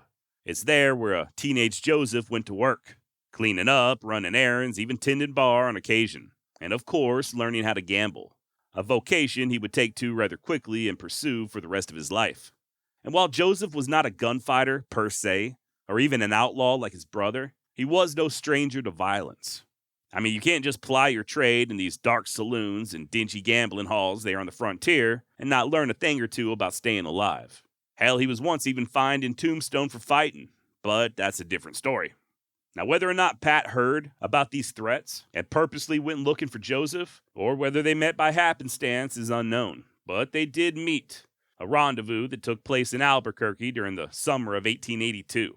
And as the two men came face to face there in the Armijo Hotel, things got tense and quick.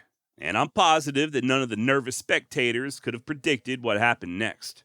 Nobody knows for certain what was said, but Pat and Joseph sat down together and began talking. And they continued to talk for the better part of 2 hours. When the conversation was over, the pair rose from their seats, shook hands, and went their separate ways. Joseph would later say that he had a, quote, better understanding of what had happened, end quote. Now, a lot of people don't even realize that the kid had a brother, much less one that lived all the way up to 1930. As far as anyone knows, he and Garrett never met again. Now, as far as Pat's political aspirations went, with that territorial council, not everybody was supportive. Indeed, his detractors began coming out of the woodwork and bashing his name in the papers. One anonymous critic in particular, who signed his name with the letter X, made it abundantly clear that he did not think Pat was qualified for the position. And, well, it didn't turn out so good for Mr. X. Garrett didn't much appreciate the negative press, and what's more, he was pretty sure he knew who the mystery man was. An old boy named William Roberts, who, rumor has it, was also talking shit about Garrett's wife, Apollinaria. Oh boy. Sure enough, one day Pat decides to pay Mr. Roberts a visit, pulling a Will Smith while doing so, pistol whipping the man and telling him to keep his wife's name out of his motherfucking mouth. Now, as you can probably imagine, after this, Pat would not be elected to the council. So he instead focused on his own ranching interest there in Lincoln County. At least he did until the spring of 1884, when he was once more called upon to help fight ne'er-do-wells. It seems those ranchers up in the Texas Panhandle had gotten themselves in quite a bit of a pickle and needed Garrett's assistance. I did go over this recently in the episode I did on the big fight at Jenkins Saloon, but here's just a quick rundown to get you up to speed. According to newspapers at the time, between 200 to 300 Texas Panhandle cowboys, including them employed on the big ranches, all walked off the job shortly before the big spring roundup of 1883. They posted a list of demands, most of which were calling for a substantial raise in pay, and cautioned that anybody who ignored these stipulations would suffer the consequences. Oh my. Ultimately, the whole thing didn't amount to a hill of beans. The striking cowhands soon ran out of money and were forced to return back to their employers, 10-gallon hats in hand. Them that would take them back, that is. Many of the out-of-work cowboys soon found themselves blacklisted and unable to find work within several hundred miles. So some of them just took out their frustrations on their former bosses. Fences were cut, livestock was stolen, and pastures were burned. Hell, one group of out-of-work cowboys even took to calling themselves the Get Even Cattle Company. Now, how much of this rank thievery and mayhem truly occurred is somewhat contested, and the strike, as well as its aftermath, were largely blown out of proportion by the newspapers. That said, there was enough of a problem with stolen livestock for the big spreads, namely the LS, to bring in some outside help. And who better to call than the former sheriff of Lincoln County, New Mexico himself, Pat Garrett. Still high off his reputation as being the man who killed Billy the Kid, Garrett signed on at $5,000 a year, over $150,000 in today's money, and formed what was called the Home Rangers. Now, I'm not certain how official this group was. Legend has it that Pat Garrett received a commission from then Texas Governor John Ireland, but no such record has yet to be discovered. So whether or not they were officially official, or this was just sort of a wink and nod type of deal, either way, I'm pretty positive that Garrett and the LS Ranch had the full approval of the Texas government. With that in mind, I do think it's important to point out that these guys were not Texas Rangers, despite using the name Ranger in their title. According to historian Leon Metz, many of the smaller ranchers and homesteaders, thinking that these developments were just a way for the big cattlemen to take over the entire country, started to sneeringly refer to Garrett's outfit as the LS Rangers. And they might have been onto something, as the Rangers' ranks were packed with LS employees, some of whom coincidentally had been with Garrett over at Stinking Springs when he arrested Billy Bonney and Rudaball and them others. Hell, Jim East, the sheriff of Oldham County, where Tascosa is located, was also a former deputy of Garrett's, and he flat out warned Pat about these new recruits, saying that he didn't want nothing to do with them. And I reckon Pat, to his credit, soon came to the same conclusion. Garrett quickly caught on to the fact that he was basically being paid to kill folks for the big outfit, as opposed to bringing them to trial, so he simply handed in his papers and the LS Rangers were disbanded. By January of 1885, Pat moved his family to Las Vegas and took up employment as the chief of the Southwest Livestock Detective Agency. Same sort of work he was supposed to have been doing up there in the Panhandle. Now, at this point, Pat and Apollinaria already had 3 children, Ida, Dudley Poe, and Elizabeth, who was blind. Apparently, she was born with bad eyesight to begin with, and a doctor in Roswell assured Pat that he could fix her right up. Only thing is, whatever that sawbones did made it worse, and poor Elizabeth lost her sight entirely. The doctor wisely moved the hell out of town. Thankfully, Elizabeth Garrett does seem to have risen above her handicap. She would remember her father fondly in the years to come, and speak often of how he would urge patience and advise her to think your way out, daughter, and keep your head clear above your heart. And years later, it was Elizabeth Garrett who would compose the New Mexico state song, "O Fair New Mexico," which remains the official song to this day. This is also roundabout when Garrett went into business with a rich Scotsman named Brandon Kirby, helping him to acquire land and cattle over in Lincoln County. Not only did Pat assist the aristocrat in buying several ranches, but he even became Kirby's first ranch manager. A very short-lived venture, as the two men just did not get along, and a very bad drought struck the Southwest, causing a sudden drop in cattle prices. With no money to be made in beef, Pat moved his family once again to Roswell and took to farming and breeding horses, and getting really into irrigation. He and a few others founded the Pecos Irrigation and Investment Company, and by 1889 had irrigated over 40,000 acres. They even built a town, Eddy, which would later change its name to Carlsbad. I hear that there's a cavern there. And not only did Pat help start this irrigation company, he also planted several hundred apple trees, went partners with a livery stable and a blacksmith shop, and even operated a dairy. And all of this is by the time he's 40 years old. Not too bad, in my opinion. You know, someone told me recently that they thought Garrett was a lifelong failure, but that doesn't really seem to be the case. The man was a hard worker, he was clearly ambitious, and from what I found while doing research, he did seem to invest much of his profits, back into these different businesses, at least at first. Unfortunately, Pat would have certain vices, which we will be getting to soon enough, and these vices would be his ultimate undoing. Now, this irrigation business would go belly up, but it doesn't really appear to have been Pat's fault so much as just the price of doing business, much in the same way that a small mom-and-pop store can't keep up with Walmart.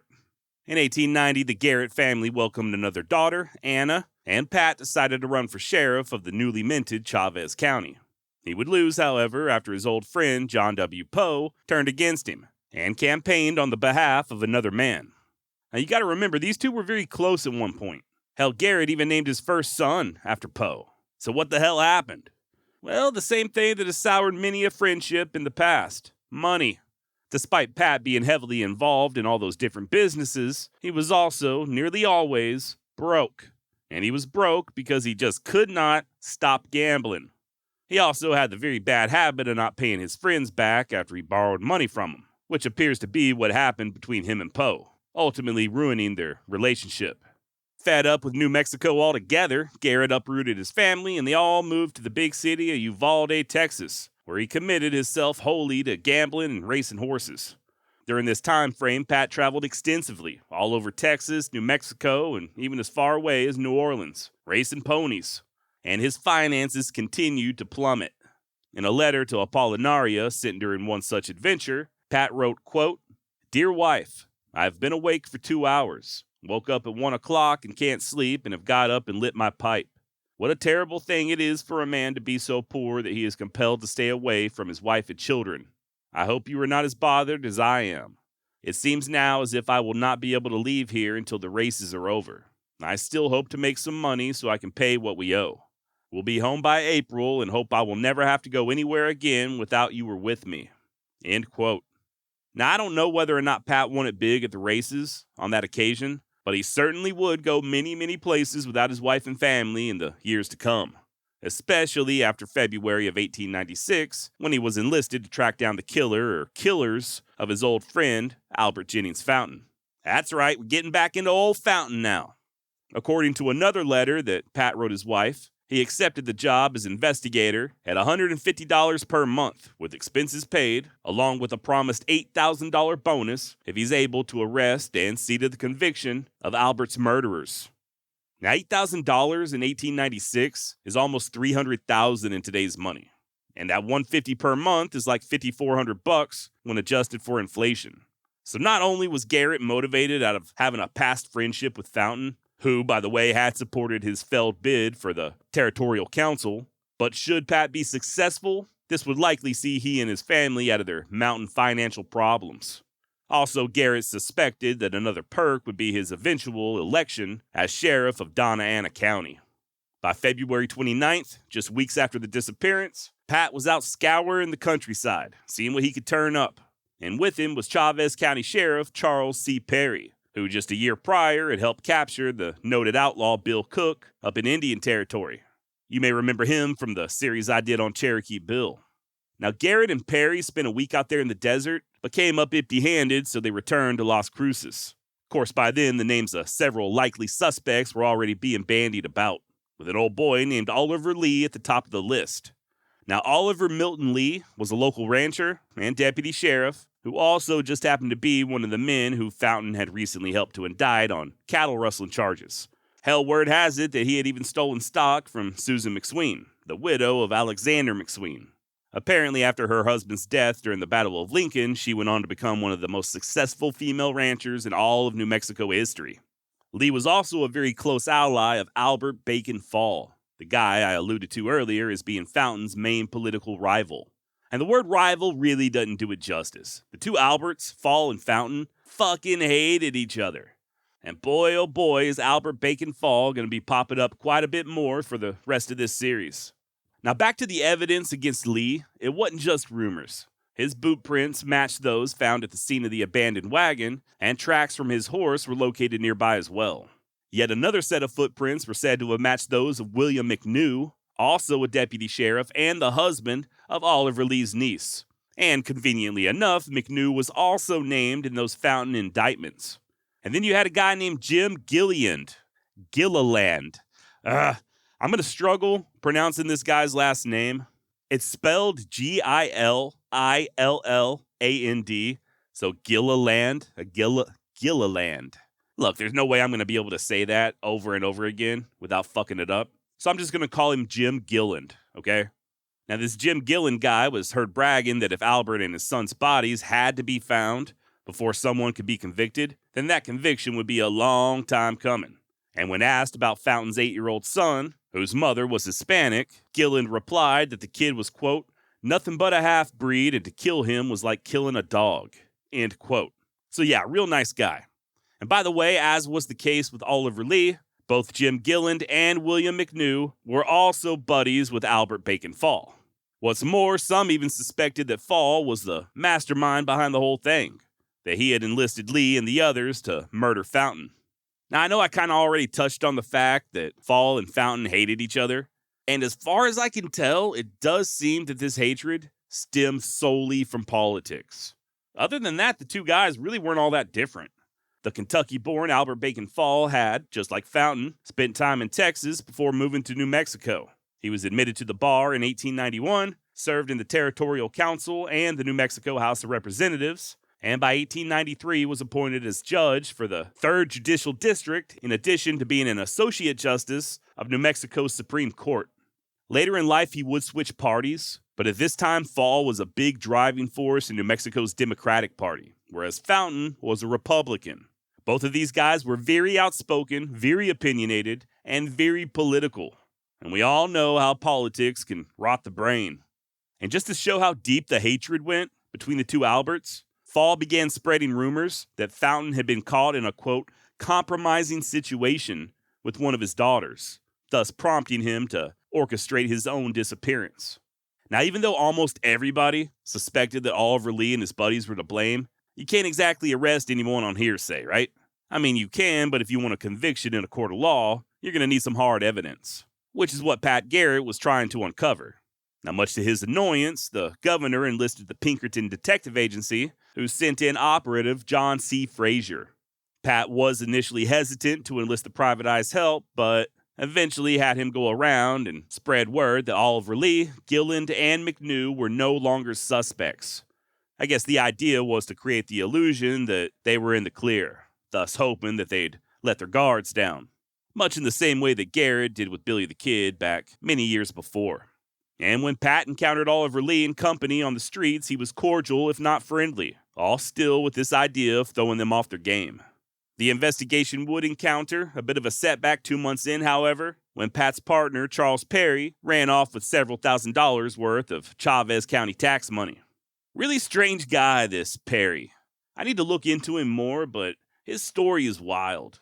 He apparently plotted to murder John Wesley Hardin at one point, and then once he stole all that money, he was reported to have joined up with the outlaw Blackjack Ketchum, who, funny enough, was also considered a suspect in the death of Albert Jennings Fountain.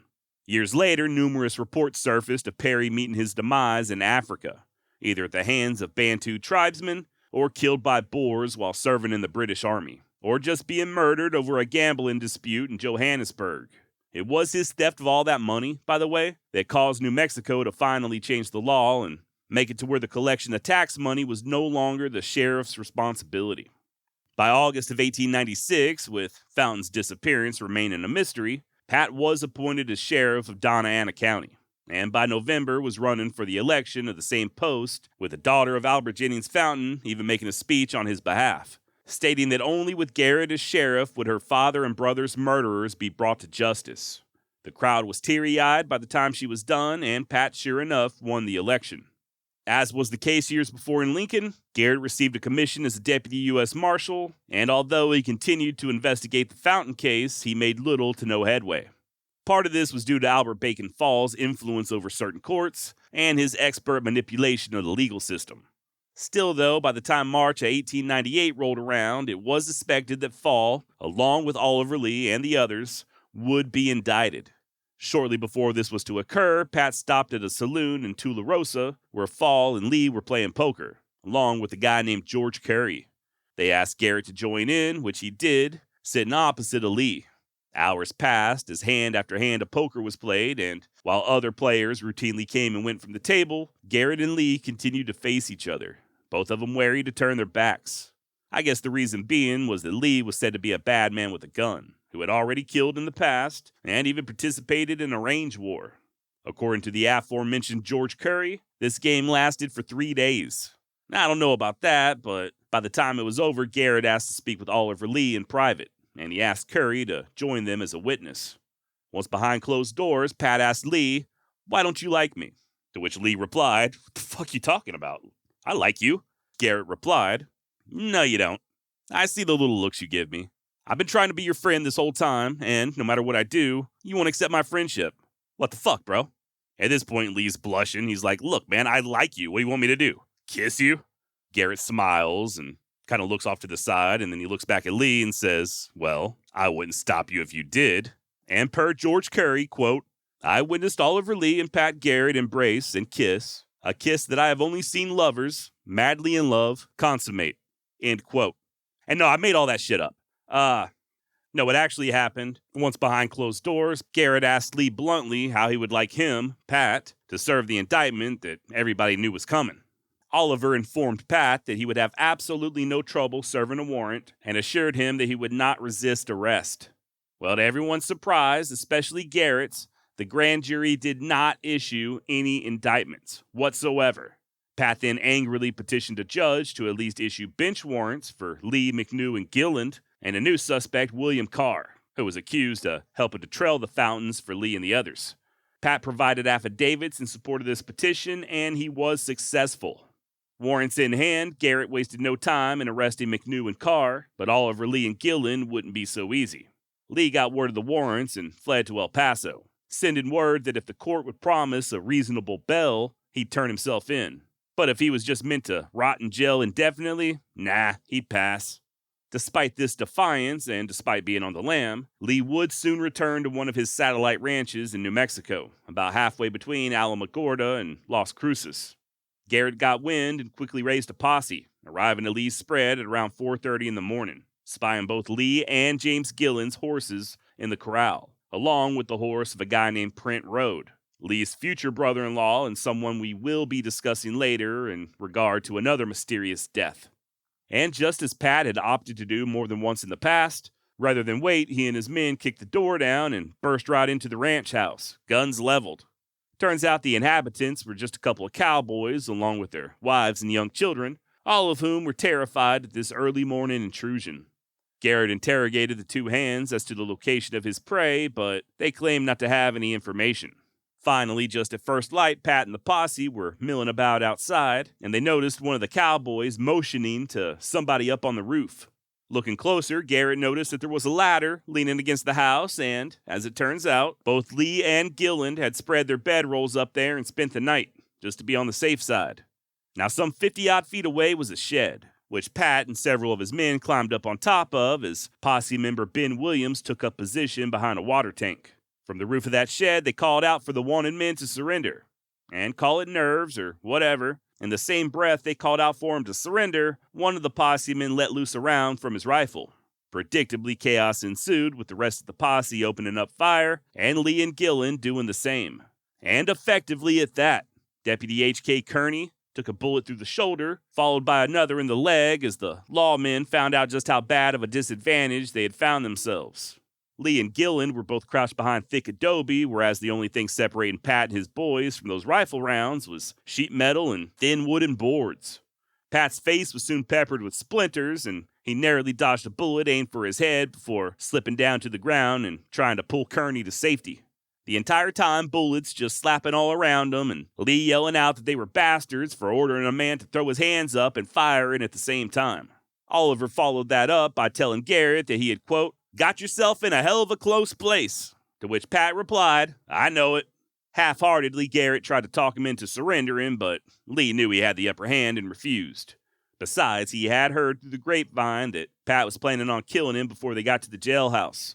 Garrett countered that that was not true and that they'd be perfectly safe in his hands if only they would surrender. No dice. Instead, Oliver told Pat that if he and his posse would pull out and give he and Gilland a little distance, They would refrain from shooting as they left their cover and skedaddled. "You ain't gonna shoot us in the back, are you?" Pat asked, to which Gillen responded, "You know damn well we won't." And true to their word, the wanted men held their fire as Pat and the others looked at Kearney's wounds. The outlaws grew impatient, though, and ordered the posse to skin out. Kearney could lay where he was. And as embarrassing as I'm sure it was, Garrett did just that, leaving the wounded man behind as he and the rest of the men made their way back to town. Sadly, Kearney would die of his wounds 2 days later. Now, the following day, Oliver Lee hauled ass to a bank, withdrew all of his money, and lit out for the middle of nowhere, just laying low. And when the Donna Ana grand jury did finally issue that indictment, Lee swore that he would never let Pat Garrett take him alive. Guess he was still mad about that posse opening up fire after telling him to surrender. As for Albert Bacon Fall, he was still not under indictment. Hell, when all this was going on, he became a captain in the New Mexico Volunteers bound for service in the Spanish-American War. Garrett tried to join as well, but the governor forbid it as long as Lee and Gilland were still on the lam. Now, earlier I mentioned an old boy named George Curry, who was at that poker game. He was a friend of Oliver Lee's. Well, Curry ran for and was elected as the sheriff over in Otero County. Lee then sent Curry a letter saying that he would surrender to him as long as Pat Garrett wasn't around and so long as he didn't have to spend not 1 minute in Garrett's Donna Ana jail. Sheriff Curry agreed, as did a judge out of Las Cruces, and by mid-March 1899, both Lee and Gilland boarded a train bound for Las Cruces. What they didn't know was that Pat Garrett was on the same damn train. Hell, Pat didn't know it either. This was a surprise for all involved. Upon noticing the sheriff, both outlaws laid low, slinking in their seats and holding up newspapers over their faces as Garrett was none the wiser until the train arrived at its destination. That friendly judge was waiting at the depot, so Lee and Gillen both ran off and into his protection, and that was that. It's reported that once Garrett learned that they had just been within his grasp, he was, quote, considerably chagrined, end quote. I think that's the fancy talk for being pissed off. And guess who the defense attorney was? None other than the man who some think ordered the dastardly deed in question, Albert B. Fall. The Spanish-American War only lasted like 5 seconds, and he and his volunteers never even left the country. Fall arrived back in New Mexico just in time to head up the defense team. And the lead prosecutor was crooked-ass Thomas Catrone, one-time honcho of the infamous Santa Fe Ring. Now, this trial made national headlines, but in the end, the jury delivered a verdict of not guilty. Much of the evidence was circumstantial, and Albert Fall did one hell of a job discrediting the witness testimony. Plus, the whole thing became extremely political, with the Democrats and Republicans using this as an opportunity to bash each other rather than attempting to seek justice for Fountain and his little boy. Guess some things never change, huh? Nobody would ever again stand trial for the disappearance of Albert Jennings Fountain or his son Henry. And to this day, nobody truly knows what happened. If Fountain and Henry were murdered, as most assume is the case, we still don't know for sure who did it or why. I mean, some even think that the outlaw Black Jack Ketchum was involved. His brother Sam Ketchum claimed that Jack confessed to it, but at this point in our timeline, Black Jack was already dead himself, so who knows? That detective from the Pinkertons, John Frazier, seemed pretty confident that it all led back to Oliver Lee, and in the eyes of many, Lee still remains the most likely suspect. Supposedly Jim Gilland, in his later years, confessed that the bodies were buried on his ranch, and even gave a friend of his a Masonic pin that he took off of Fountain, a pin that the Fountain family said did indeed belong to Albert. But as of yet, no bodies have been located, at least not that I'm aware of. I think I did read something in regard to some charred remains that were found, but A, I'm not sure how true this is, and B, if it is true, I don't know that anyone has ever proved it was Albert and his boy. And despite Oliver Lee probably being a murderer, he would go on to be elected several times as both a New Mexico state representative and senator. Lee lived all the way till 1941 and even has a damn park named after him, the Oliver Lee Memorial State Park. As far as Albert Bacon Fall, there's no proof that he ordered or otherwise orchestrated Fountain's demise. And even those that are pretty convinced that Oliver Lee was the killer aren't so positive that Fall was involved. If anything, he was just guilty of being an asshole.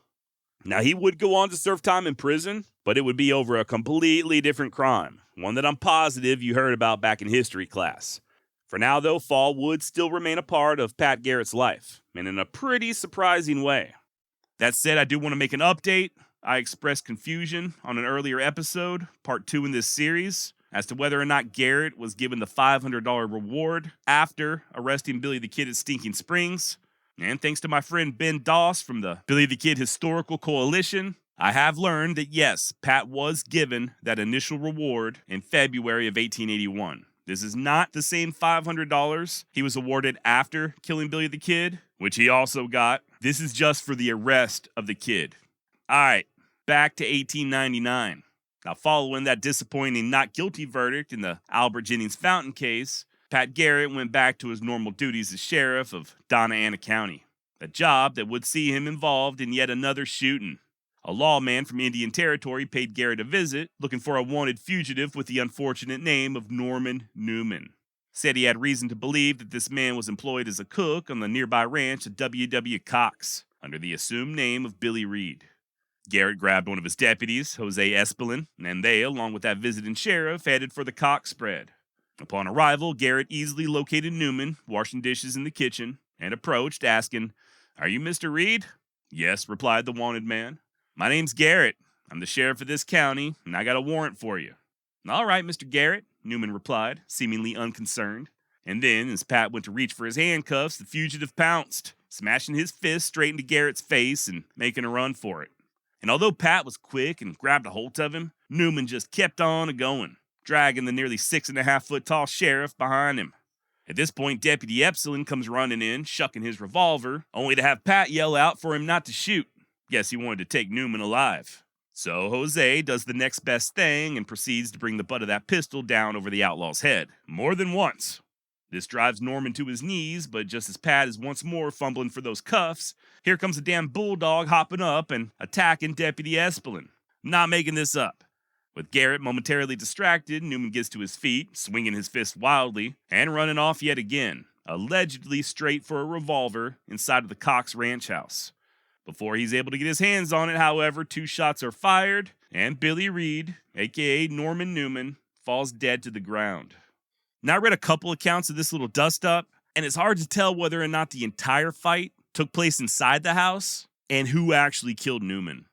According to Pat Garrett himself, as told to his friend Emerson Huff, it started in the kitchen, spilled out onto the porch, and then after that bulldog got involved, that's when Newman made a mad dash back into the house, presumably for a gun, and then Pat claimed that his, quote, Mexican, referring to Deputy Espelin, shot the fugitive twice in the back.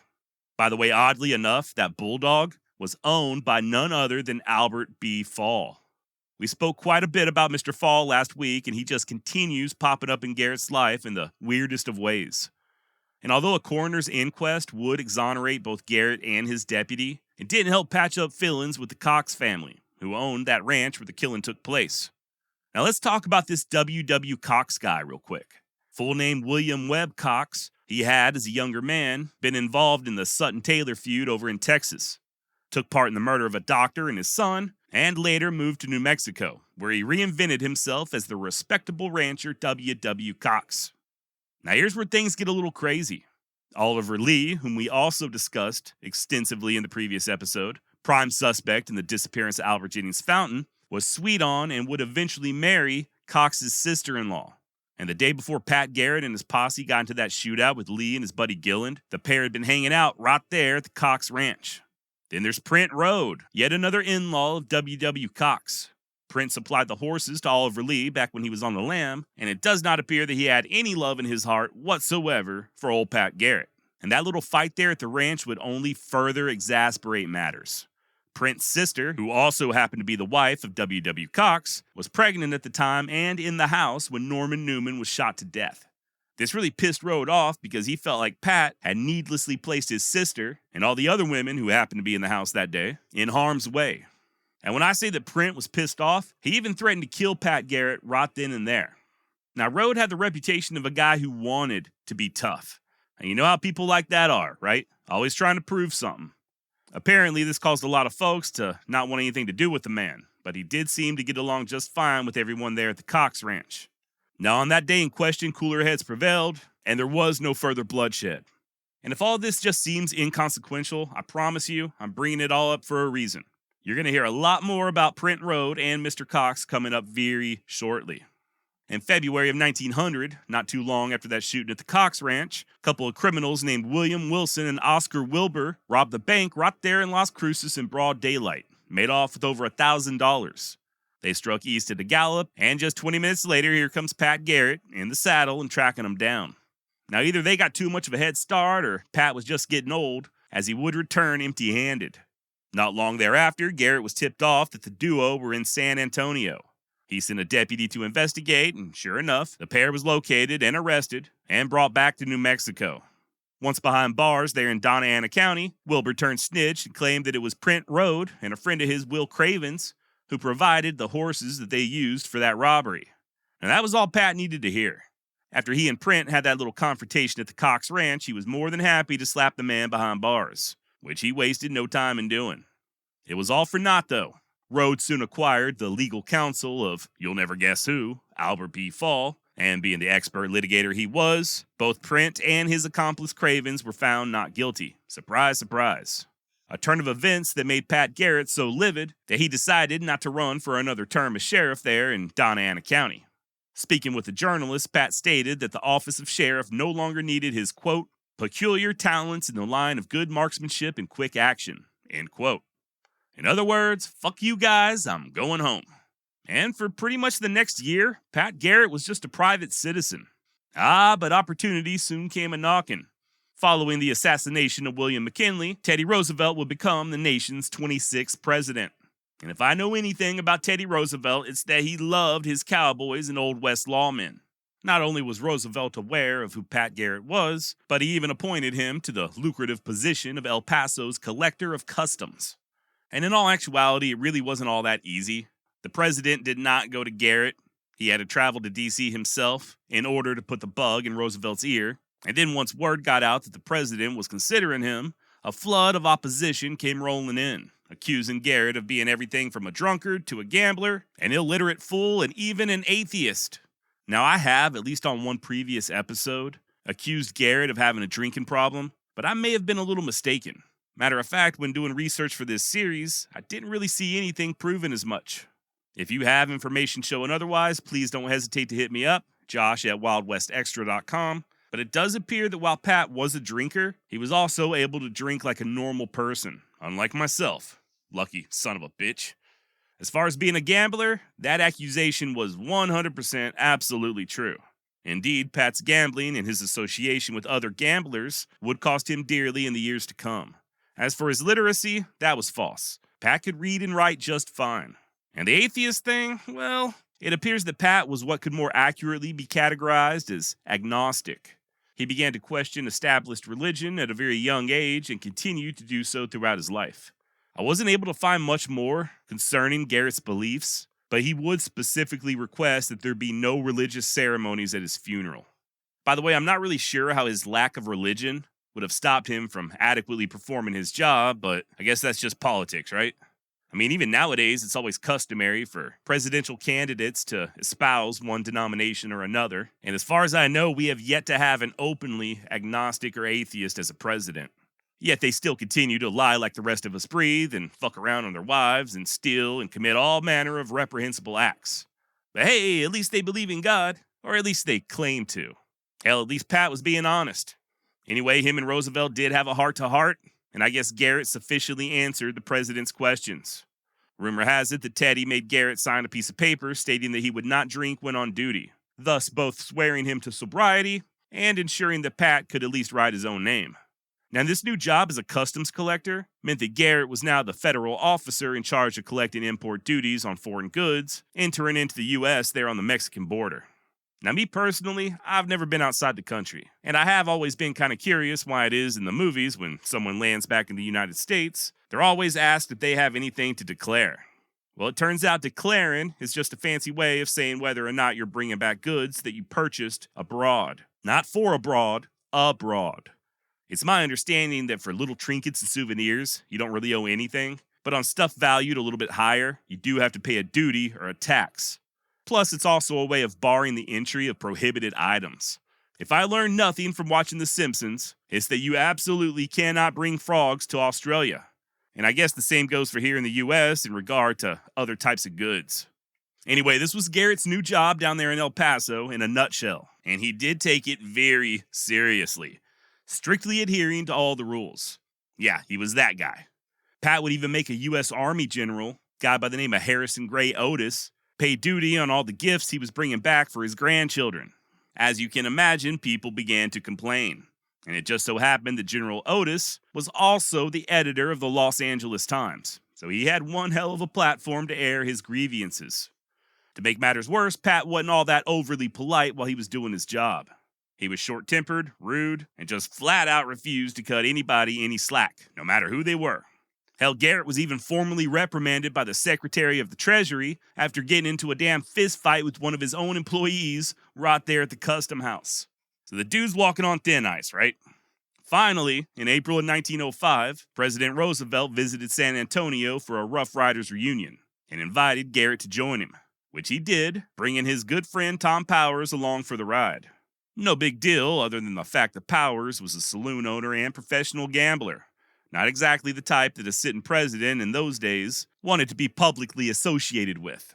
And sure as shit, the press got a bunch of pictures of Teddy, Garrett, and Powers all standing together, cheesing it up, and Roosevelt had to learn through the grapevine about Tom's true profession. This angered the president, and a few months later, when it came time to renew Pat's appointment as collector, Roosevelt declined to do so. Teddy would later claim that it wasn't the photos with Powers that caused this decision. And I do think he was at least partially being honest. It was that and everything else. You're never fired for being just a minute late to work, right? Chances are the guy who got fired for showing up to work just a minute late was also late on a very regular basis. Pat's appointment there in El Paso pissed off a lot of people from the get-go, especially the Texans who considered him an outsider. Then there were all the complaints and Garrett's bad relationship with the Treasury Secretary, that fight with his own employee, and yeah, finally the straw that broke the camel's back, all that bad press with Tom Powers. Roosevelt said save the drama for your mama, and that was that. Embarrassingly enough, Garrett then traveled to D.C. to plead his case in person, very stupidly bringing Tom Powers along with him. Pat even had his author friend Emerson Huff send a letter to Roosevelt, but it was no use. He was out of a job and a Texan took his place. I have a ranch in New Mexico, Garrett stated to the press, and I will go there for a time. Just what my future plans will be, I do not know. However, I am going to do something and don't expect to remain idle. I have no complaint to make against anyone for my removal. I simply take my medicine. End quote. Now, Garrett wasn't lying about not staying idle. In no time flat, he went back to doing what he'd always done, hunting down criminals. And by January of 1906, Pat was down in Chihuahua, Mexico, investigating a killing that involved an American rancher by the name of Finstead. The Mexican authorities accused Finstead of brutally murdering his brother-in-law and another man, but the rancher claimed that they were all three attacked by quote-unquote assassins. As Garrett studied the evidence, he came to the same conclusion and worked to getting Finstead freed. He even appealed to Teddy Roosevelt, but you can probably guess how that went. The Mexican court sentenced the rancher to 12 years in the pen, and that was Pat's first and last legal case he worked in Old Mexico. Meanwhile, Garrett's debts continued to mount. Instead of using that nice little salary he had as a customs collector to pay down some of his outstanding loans, he instead took to gambling. And I guess that's not exactly fair. Pat was always looking into various interests, like when he was doing all that irrigation work and running them stables and ranches and all that stuff. He was always speculating, which I guess is sort of a form of gambling, especially if everything you're investing in is what one author refers to as get-rich-quick schemes. And it's not that Pat was stingy. He was known to help his friends if they were coming up short. He may not have paid his creditors, but when he was flush, he would toss a few dollars to his buddies. Just apparently not the buddies who loaned him money in the first place. It's hard to fault Garrett on his generosity, but those debts do not just magically disappear, especially debts owed to snakes like Thomas B. Catrone of the Santa Fe Ring. Things got so bad that not only was Pat's name blacklisted in the ledgers of shop owners, but eventually the sheriff of Donna Ana County, the guy doing Pat's old job, came and seized all of his property, including the Garrett family house. All of it to be put up for auction. The only thing Pat was able to keep was a portion of his land and a homestead that was legally protected by a New Mexico statute. Any livestock he wasn't able to sneak off his property was also auctioned. And surprisingly, Albert B. Fall, yeah, him again, Actually stepped in and paid off some of Pat's debts at one of those grocery stores. I guess so that his wife and kids would still be able to eat. In addition, Fall also sent Garrett a check, unprompted, for $50. Not sure how much of this was due to kindness or ulterior motives, but I doubt the disgraced lawman was feeling picky at that point.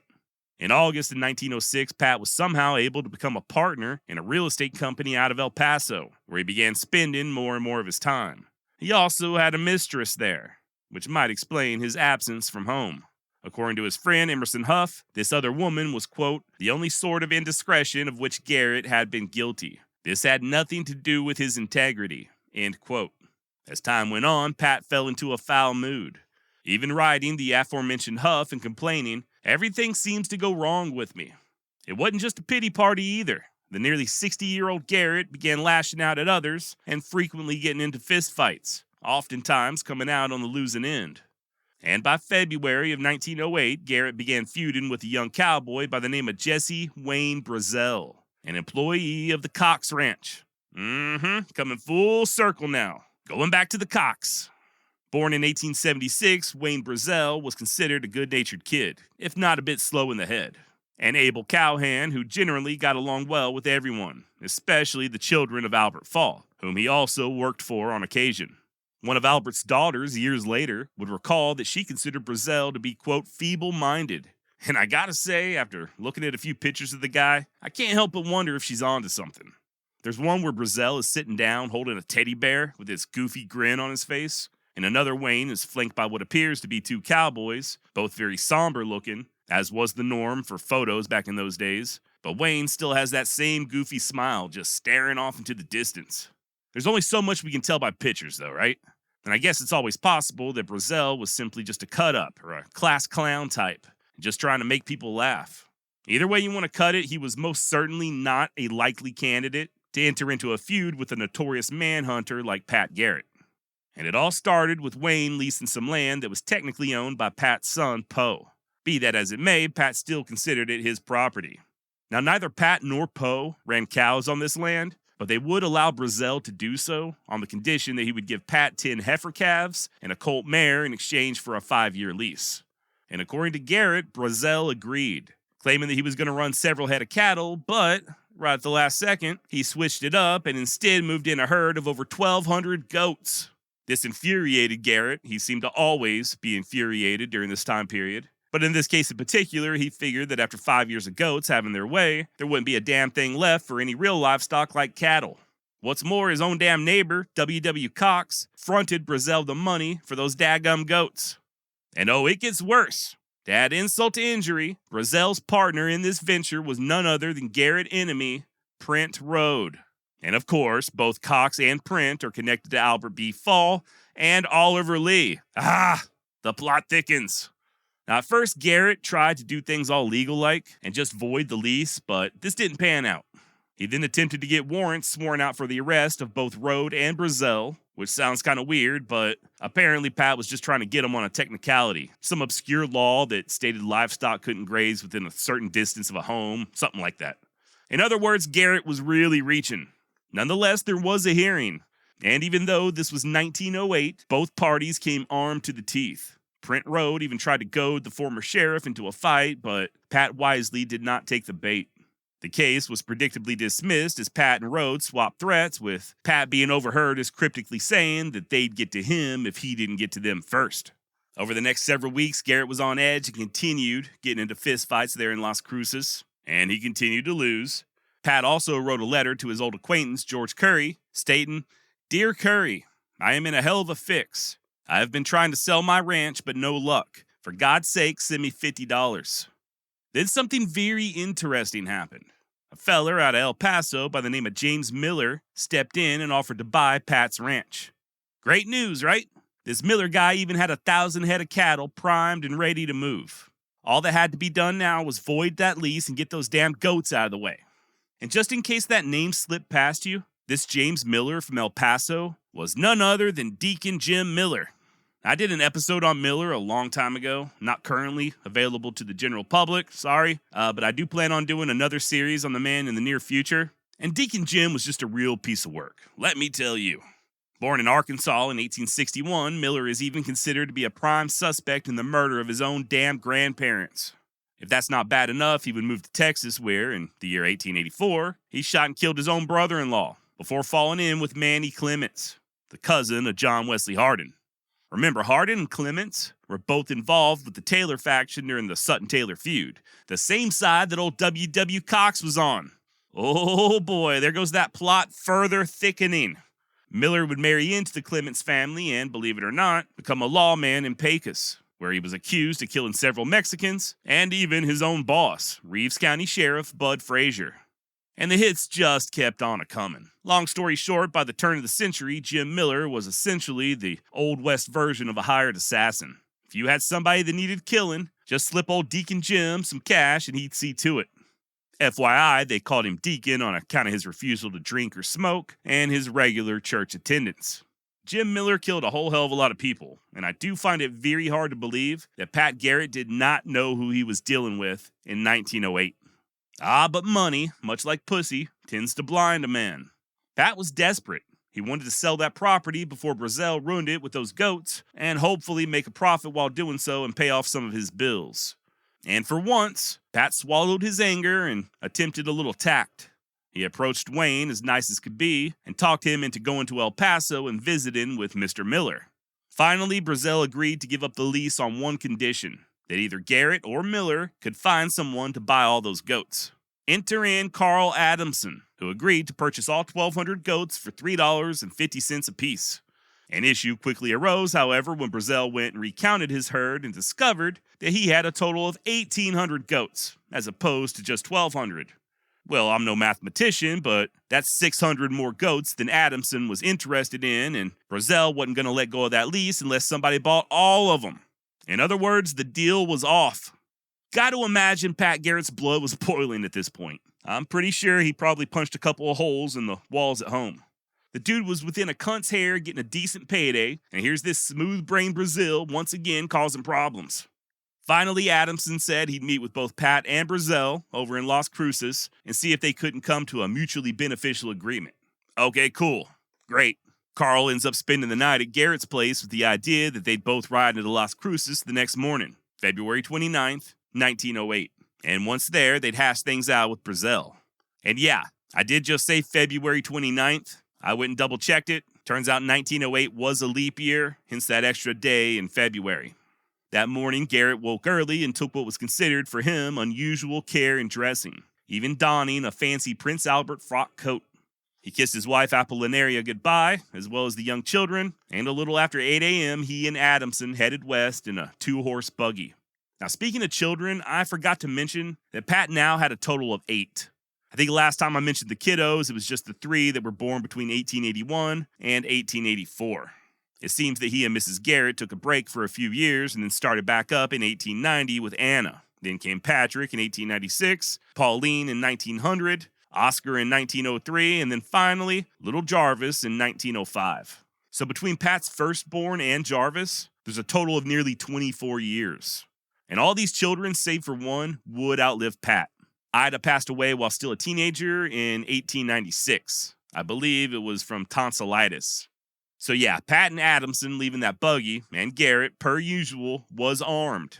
He had at his side a fancy Burgess 12-gauge folding shotgun in a custom-made leather holster. Now, I had to Google this shotgun, and if you're interested, you can find videos on YouTube. But it is not what I envisioned. It almost looks more like a lever-action rifle without the lever, if that makes any sense. Still a very beautiful firearm, though. Sort of a break-open shotgun. Only this one would fold completely in half with the barrel under the stock. There's one photo I found, which appears to be a sketch, maybe for marketing back in the day, showing a man carrying the Burgess folded up and in a holster on his hip. Not sure if this is the same type of holster that Garrett had, but from what I understand, he was not wearing the shotgun on his hip, but rather carrying it separately at his side. After leaving the ranch, Pat and Adamson stopped to water their horses about a half a mile west of Oregon. And while waiting at the trough, Pat questioned a teenage employee if he had seen Brazel, and the boy answered yes, stating that Brazel had just very recently passed by. Sure enough, there was a plum of dust in the direction that the kid pointed. And once the horses drank their fill, Pat and Adamson continued on their way. A journey that Garrett would never complete. Approximately 2 hours later, Wayne Brazel came rushing into the sheriff's office in Las Cruces, visibly distressed and telling the deputies to lock him up, that he had just killed Pat Garrett. At first, they just figured Brazel was playing around and they laughed it off. It soon became apparent the goat herder was not joking, though.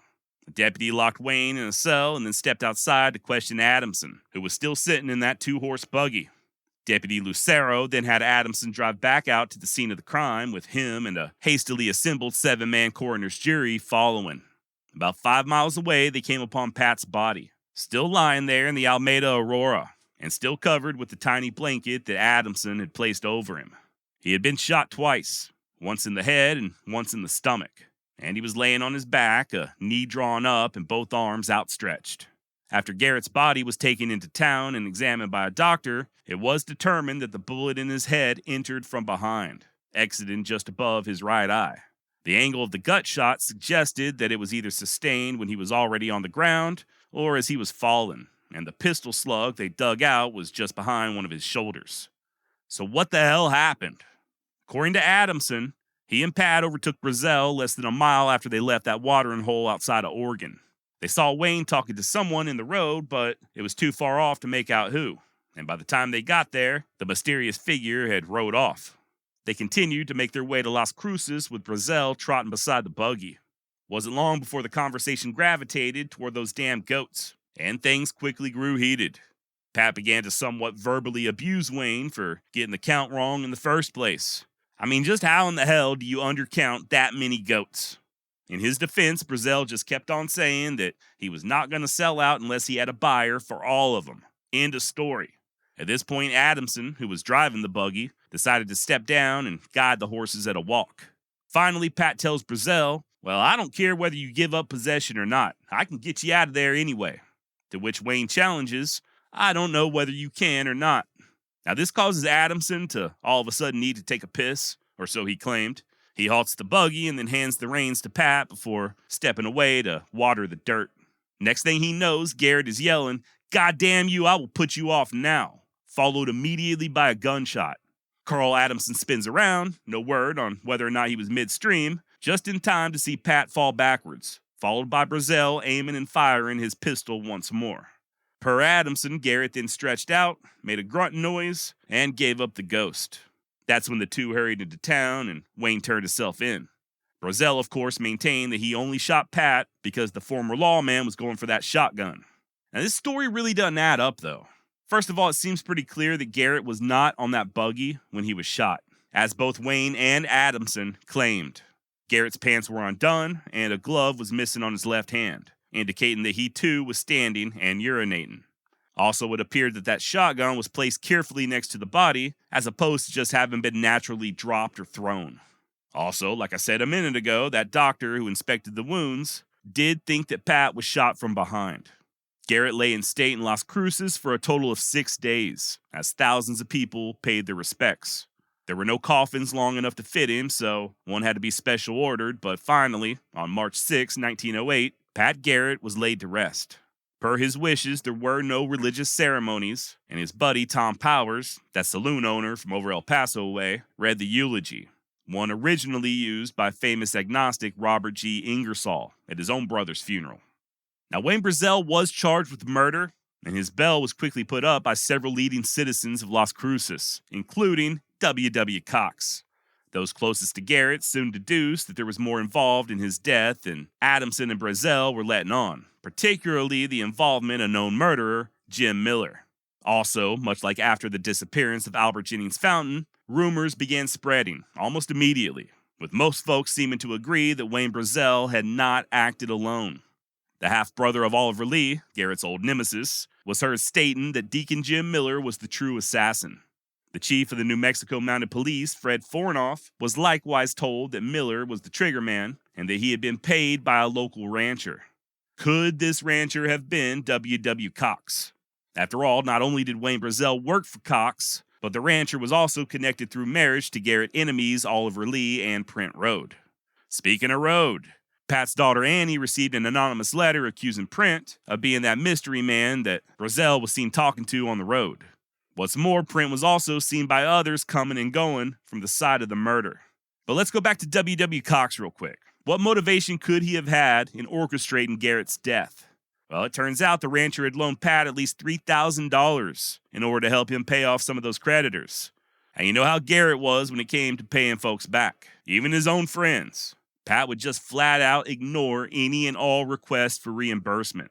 Some think that the money, along with the past shooting there at the Cox Ranch, and all this recent drama over those goats, was enough to sever the relationship between Cox and Garrett for good. Also, per ranch employees, W.W. Cox was deathly afraid of Pat. Starting to sound like a frontier version of that game Clue. Only instead of the butler or the maid, we gotta figure out if it was the dim-witted cowboy, the wealthy rancher, or the notorious assassin, or some weird combination of all three. Needless to say, the authorities had their work cut out for them. But weirdly enough, they did not have the money needed to conduct a proper investigation, or so they said. The Attorney General for the Territory of New Mexico even began making the rounds to all of Pat's old friends, hat in hand, attempting to collect donations in order to fund the case. Both Emerson Huff and Jim Powers were approached, but neither were interested in contributing to the cause. I guess Pat had owed both of them money as well, and despite the very real friendship that both men had with Garrett, I reckon they weren't willing to go further in the hole for a dead man. And there was also a little bit of a fear factor.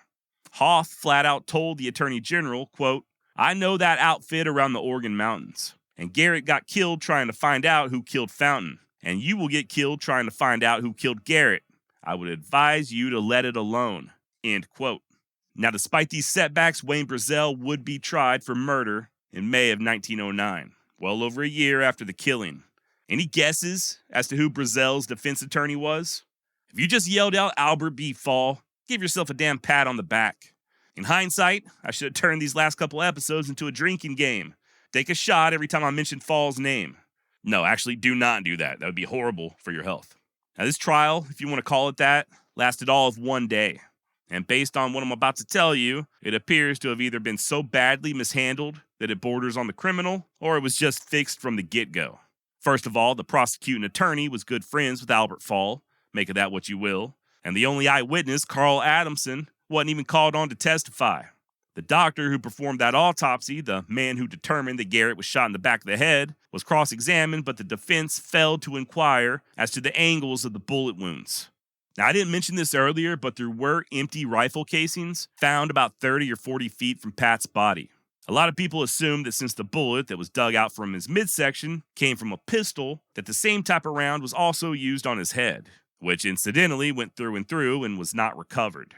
It could very well be that Pat was shot in the head with a rifle, followed by somebody else, possibly Wayne Brazel, then plugging him in the gut with a pistol. As far as I could ascertain, none of this was brought up at the trial. The jury deliberated for 15 minutes and returned with a verdict of not guilty. And just to be clear, there was no doubt that Brazel killed Garrett. He admitted to it, but the jury just figured it was done in self-defense. In other words, it was justifiable. Shortly thereafter, a big barbecue was held at the Cox Ranch in celebration, with Wayne Brazel as the guest of honor.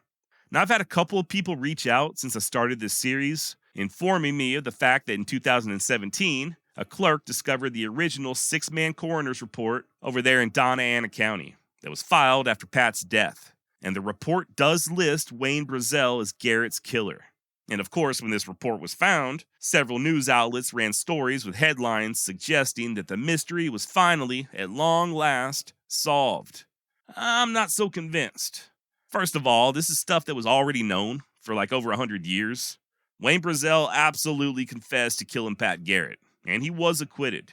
And unless I'm missing something here, that coroner's report was filed way before the trial. So while Wayne Brazel is officially listed as Pat Garrett's killer, I'm not disputing that whatsoever. I do think there are enough red flags for us to assume that not all is as it seems. And that maybe, just maybe, Brazel didn't act alone.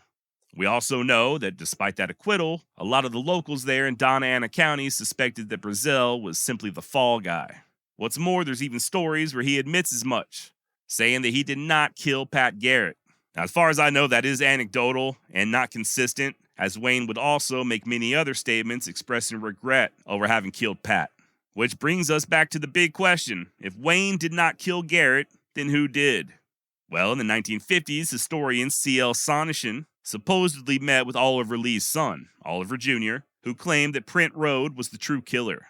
Apparently, W.W. Cox did indeed hire Deacon Jim to be the assassin, but Road shot Garrett in the back of the head with a Winchester before Miller could make good on the deal. By the way, apparently Manning Clements was the bag man between Cox and Miller. Now, C.L. Sonneshin is also a big brushy build proponent, so I do generally dismiss anything he touches, but he wasn't alone here, as it seems Oliver Lee Jr. did share this same version with at least one other person, New Mexico lawyer W.T. Moyers. And like I said, the story they got was that Print Road shot Garrett in the back of the head with a rifle, and that Brazil just went and fired his pistol into Pat's body. As far as Miller's involvement, a deal's a deal though, right? And when you shake hands with the devil, you best be prepared for the hell that follows. Deacon Jim, despite not having completed the job, still felt like he needed to get paid. And there just weren't a whole lot of people willing to tell old Killer Miller to go get fucked. As such, W.W. Cox still had to pony up the money. And he did. Speaking of Cox, his son would also claim that Uncle Print Road was the shooter. Uh-oh. Not so cut and dry anymore, is it? And how the hell do we know who to believe? Let's just keep going, though. Assuming that Cox and Print Road did conspire to have Pat murdered, and that Brazil was just the dumb fall guy, what would their motivation have been? There's no way they murdered a man simply over goats, right? I know Pat and Print Road had their disagreements in the past, but why wait so long to get even? Did he really kill Garrett over that leased land, or was that just the tipping point? And there are a lot of people who think that it simply came down to fear. Pat was not much of a, how should I put this? He wasn't a respecter of feelings. Garrett could be rude, and some of his statements to both Print Road and Wayne Brazil may have seemed a little threatening.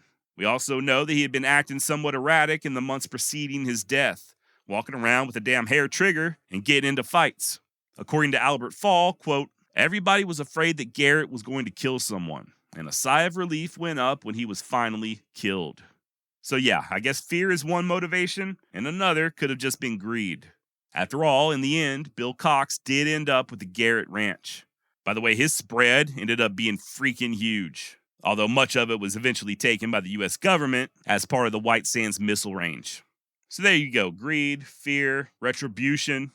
Was it Print Road? Was it W.W. Cox? Was it Deacon Jim Miller? Or was it really Wayne Brazil? And who knows, it could all go back to the Albert Jennings fountain case. Maybe Pat was getting close to solving it. Maybe Cox was involved. Pretty sure Oliver Lee was. And maybe they removed this thread before Pat could come forward with his findings. Now, historian Leon Metz is not quite as suspicious as I am.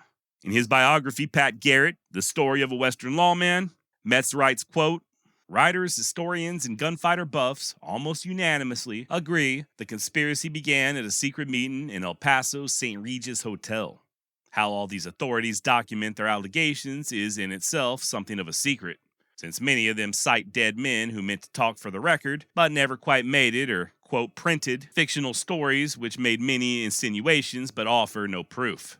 Although the names of those attending the meeting vary, depending on whom you read, or whom you choose to believe, those most frequently mentioned have been Oliver Lee, Bill McNew, Jim Miller, Carl Adamson, Manning Clements, Print Road, Wayne Brazil, W.W. Cox, and Albert B. Fall. The subject of this get-together was Pat Garrett and how to get rid of him. Cox supposedly called this group of Garrett haters together and explained the problem and its solution. He despised Garrett because of the Newman killing. He wanted Garrett's land, especially the water, and he feared that Garrett was getting too close to solving the fountain mystery. Cox agreed to pay for the shooting, but insisted that the murder had to appear as self-defense. Most of the discussion revolved around the methods for provoking Garrett, and Lee finally came up with the most acceptable solution. He suggested that Wayne Brazil, an easygoing, good-natured young man who was liked by nearly everyone, lease the unused Bear Canyon Ranch and put goats on it. Most people could be counted on to be sympathetic to Brazil, and if he took the blame for the killing, a jury would most certainly free him. Since Brazil was not a professional gunman and might himself be killed if he tried to shoot Garrett, someone else would have to do the job and guarantee its effectiveness. All eyes turned towards Jim Miller. There it is, the motive, the conspiracy, and the murderer. Enough romance and mystery for a saddlebag full of paperback thrillers. It seems a shame that none of it is true. End quote. Metz then goes on to explain, very convincingly, I might add, that there is no logical reason for all these dramatics if all they wanted was for Jim Miller to assassinate Garrett.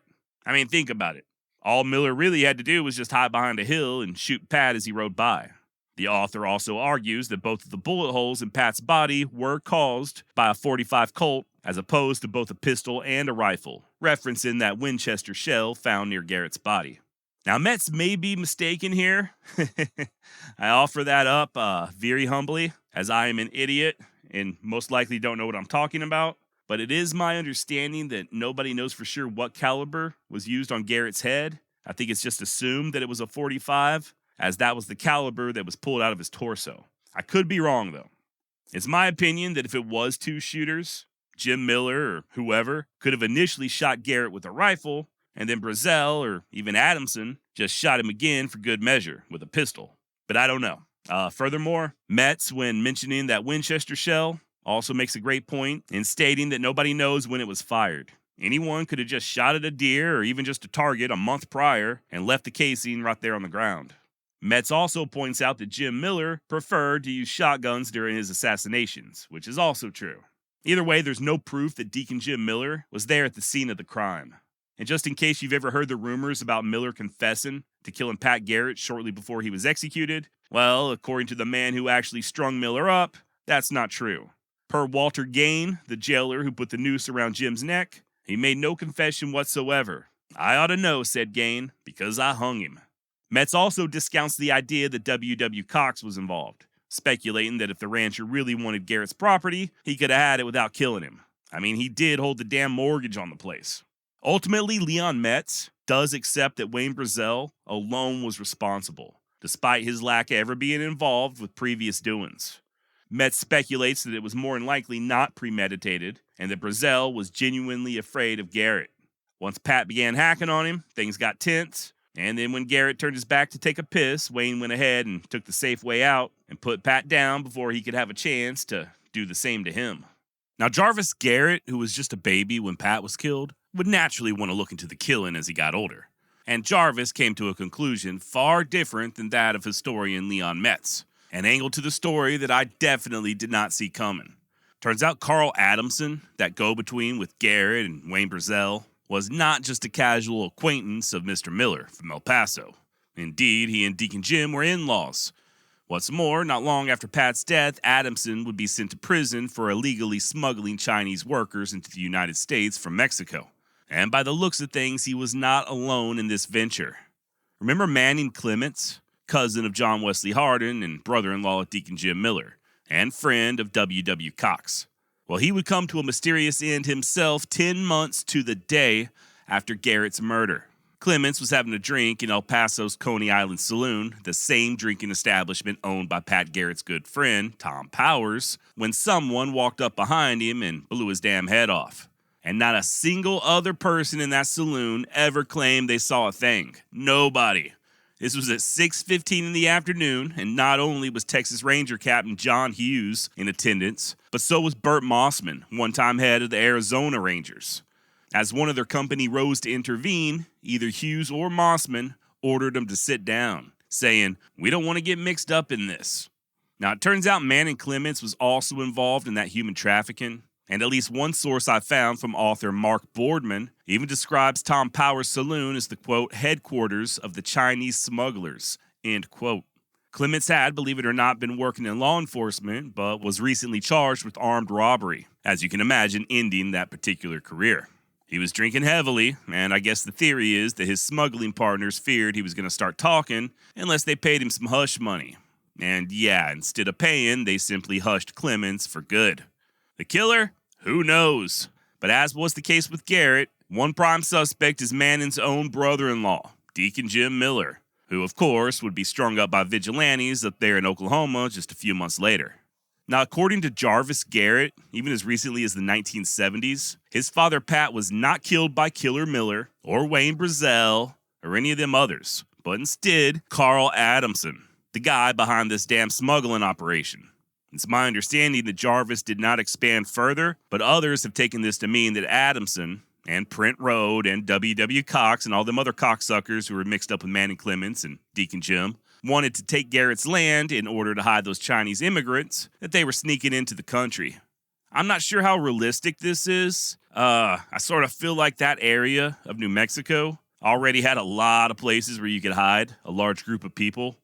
I mean, assuming that W.W. Cox was involved, which I'll admit is an assumption, he did have a lot of property himself, and so did Oliver Lee. It does make me wonder how much Tom Powers knew, though. He was a very good friend of Garrett's at one point. Hell, he even gave the damn eulogy at the funeral. But was he also in cahoots with these smugglers? It kind of sounds like it. Kind of makes me curious as to what he really knew about Pat's death. I'm actually really interested in learning more about this in the future. For what it's worth, Tom would take his own life several years later in 1931 as he was battling cancer. Anyway, Carl Adamson passed away in Roswell in 1919, and as far as I know, he never retracted his statements. Albert Bacon Fall, the attorney who was possibly behind the murder of Albert Jennings Fountain, the guy who successfully defended Oliver Lee and Wayne Brazel, would eventually get involved with a little something known as the Teapot Dome scandal. He did a year in jail, his property was seized, and he died completely broke in El Paso in 1944. Print Rode moved to Arizona after the Garrett murder, and ironically began feuding with his brother-in-law Henry Murphy over a leased land dispute. When Rode attempted to evict Murphy, Murphy refused, just like Wayne Brazel, so Print simply gunned him down. He'd do 2 years in prison and live out the rest of his life in El Paso, dying in 1942 at the age of 73. His full name, by the way, was Archie Prentice Rode, which I think might be why he was so damn high-strung all the time. As far as old Wayne Brazel goes, brace yourself. Shit's about to get even weirder. Brazel would get married to a schoolteacher in September of 1910, and 9 months later, they welcomed a child, Jessie Brazel. Unfortunately, 2 months after Jessie's birth, Wayne's wife died of pneumonia. And 4 years after that, Wayne Brazel pulled an Albert Jennings Fountain and disappeared off the face of the earth. As late as 1935, his son Jesse, who by then was a grown man, hired a private investigator to figure out what the hell happened to his daddy. The detective soon reported back that Brazel had gone down to South America, where he was killed by none other than Butch Cassidy. Okay, so I know there's some debate as far as when Butch died. I do personally believe Cassidy was killed in Bolivia in 1908, but still, could it be that Brazel really was killed in South America just by somebody else? Maybe. Who knows? I found yet another source claiming that Wayne moved to Arizona, where he was also killed. As of this recording, Brazel's fate remains a mystery.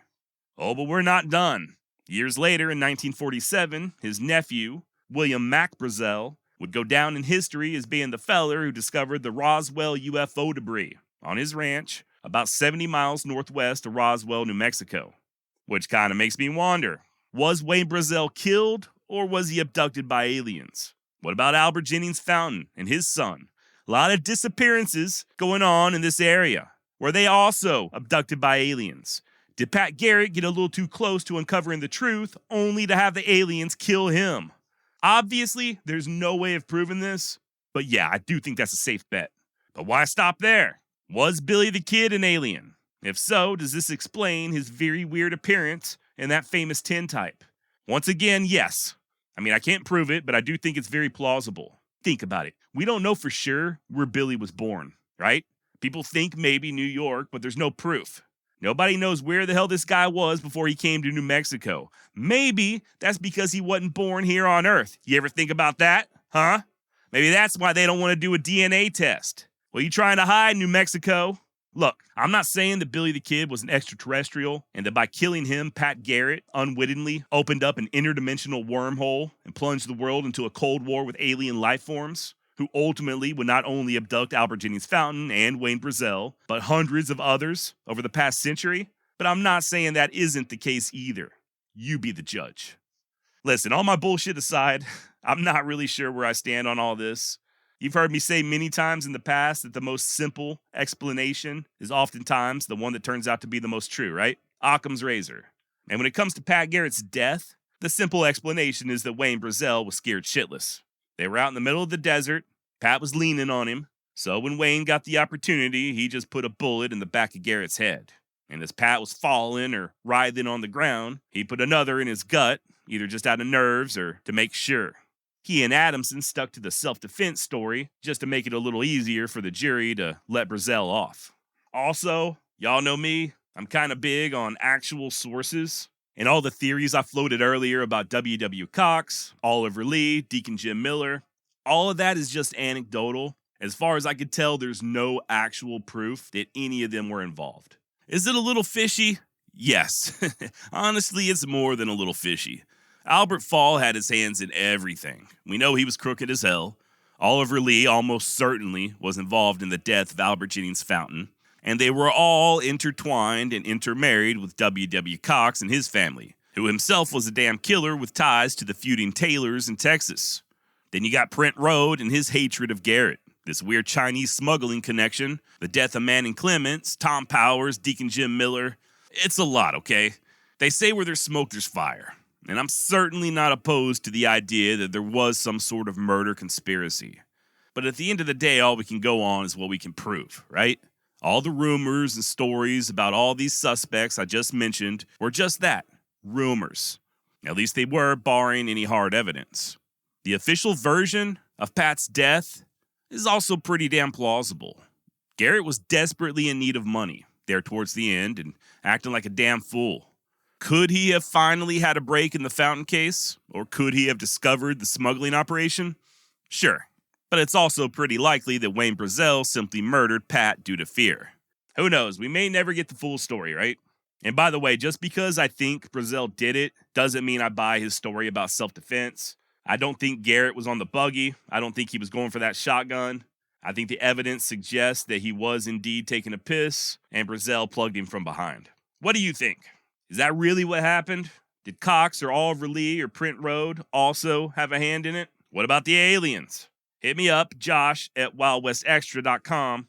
Let me know what's on your mind. Now, I posed a question at the beginning of this series. Was Pat Garrett a good man or a bad man? And has he been unfairly or falsely maligned? I have thoughts. What else is new, right? But I also think the epilogue in Leon Metz's biography on Pat Garrett sums it up pretty damn good. Mr. Metz writes, quote, Walter Noble Burns, author of the exasperatingly popular Saga of Billy the Kid, is credited, with considerable accuracy, with being the principal force behind the legend surrounding the life, and most particularly the death, of the incorrigible young man whose violent end brought Pat Garrett momentary fame, long-lasting rue, and a dubious distinction that can almost be compared to that of the dirty little coward who shot Mr. Howard and laid Jesse James in the ground. Perhaps more than any single person, other than the kid himself, Burns, in his romanticized saga, flagrant with error, distortion, and misinterpretation, became Garrett's nemesis. This vastly popular book served to haunt and cast dishonor upon the lawman long after his mutilated corpse was laid to rest in the Las Cruces cemetery. The saga became an overnight bestseller, and since 1926 has gone through many printings. However, unknown to most casual readers with no particular expertise concerning Southwestern history, the book aroused dismay and wrath among Lincoln County historians.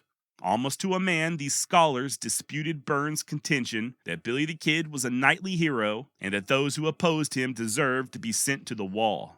It is therefore ironic, in view of the uproar, that Burns himself took further cognizance of his notes and interviews and, in response to the outcry, wrote a perceptive evaluation of Pat Garrett's accomplishments. Writing outside his usual fictionalized historical style, Burns gave a cogent statement on the subject in 1928 when he wrote to Maurice Garland Fulton, one of the most knowledgeable students of the Lincoln County War and its brutal history.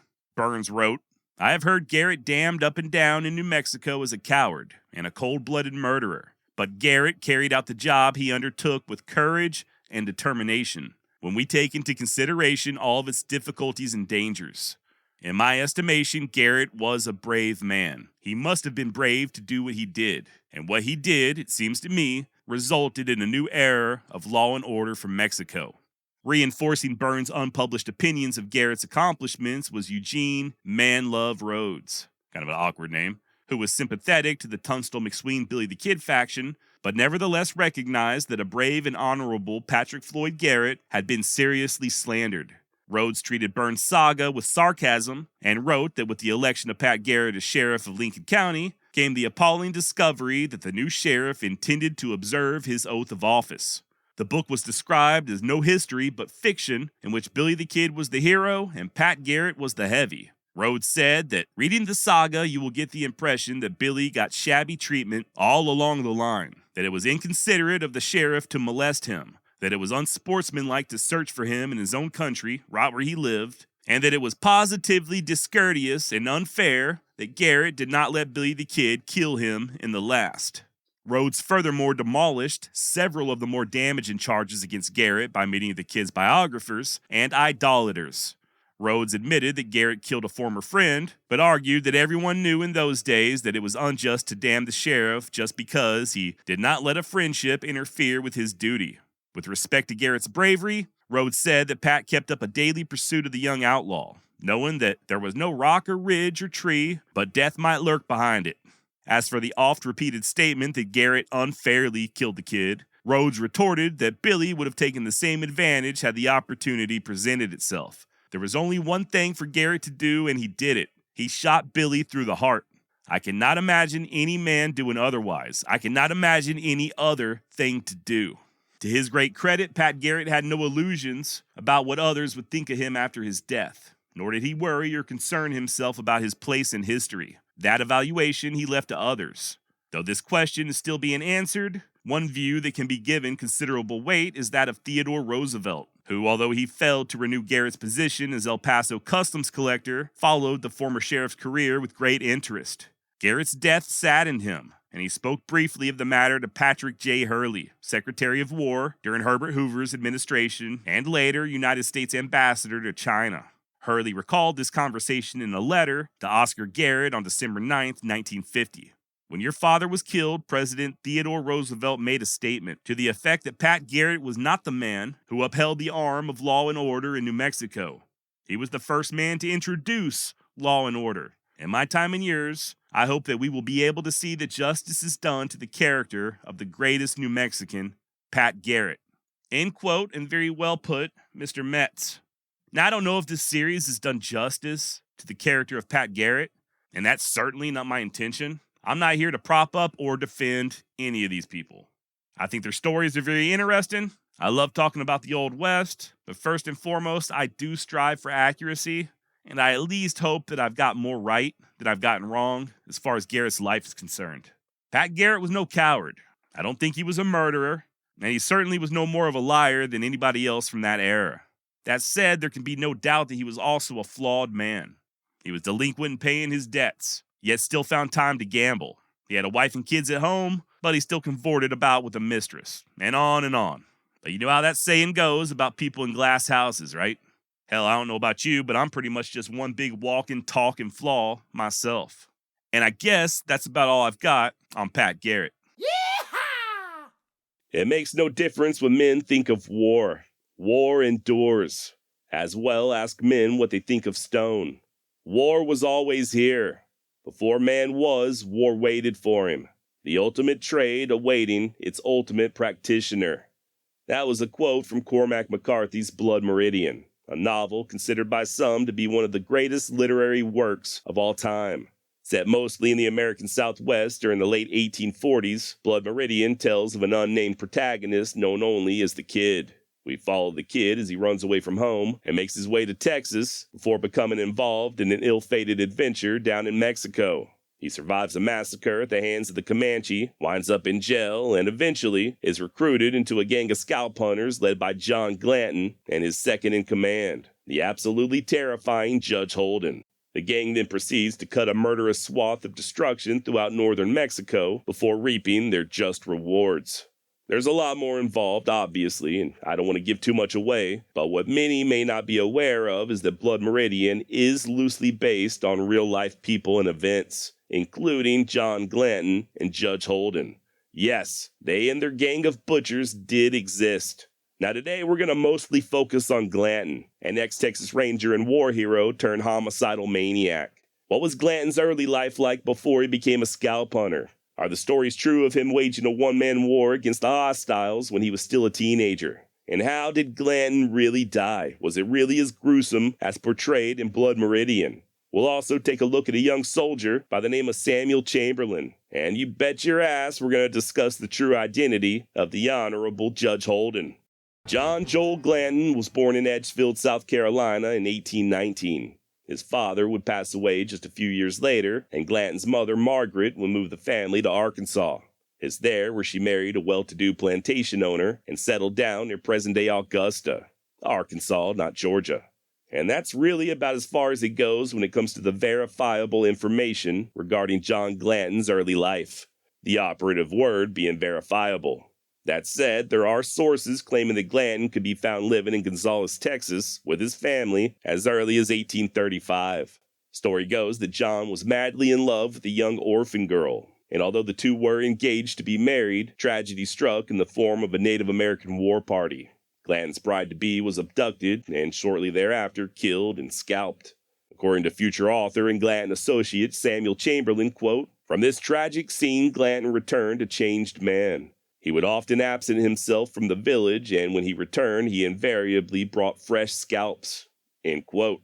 Also, since this was Texas in 1835, that meant that the revolution was about to kick off in full swing. And per legend, a still teenage John Glanton enlisted in the Texian army under Colonel James Fannin.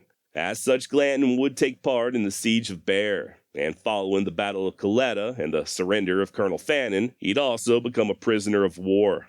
Now, if you're a student of Texas history, you know what happens next. Deguello.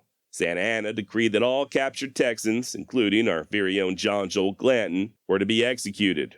And on March 27, 1836, exactly 3 weeks after the fall of the Alamo, these gruesome orders were carried out, with over 300 Texans slaughtered. And those who didn't immediately fall under Mexican fire were then cut down with bayonets and lances. Now, there were a few who managed to escape, at least 24, and according to dubious sources, John Glanton was among them. Of course, the Battle of San Jacinto would take place less than a month later as Sam Houston put an epic ass-whooping on old Santa Anna, thus winning the war.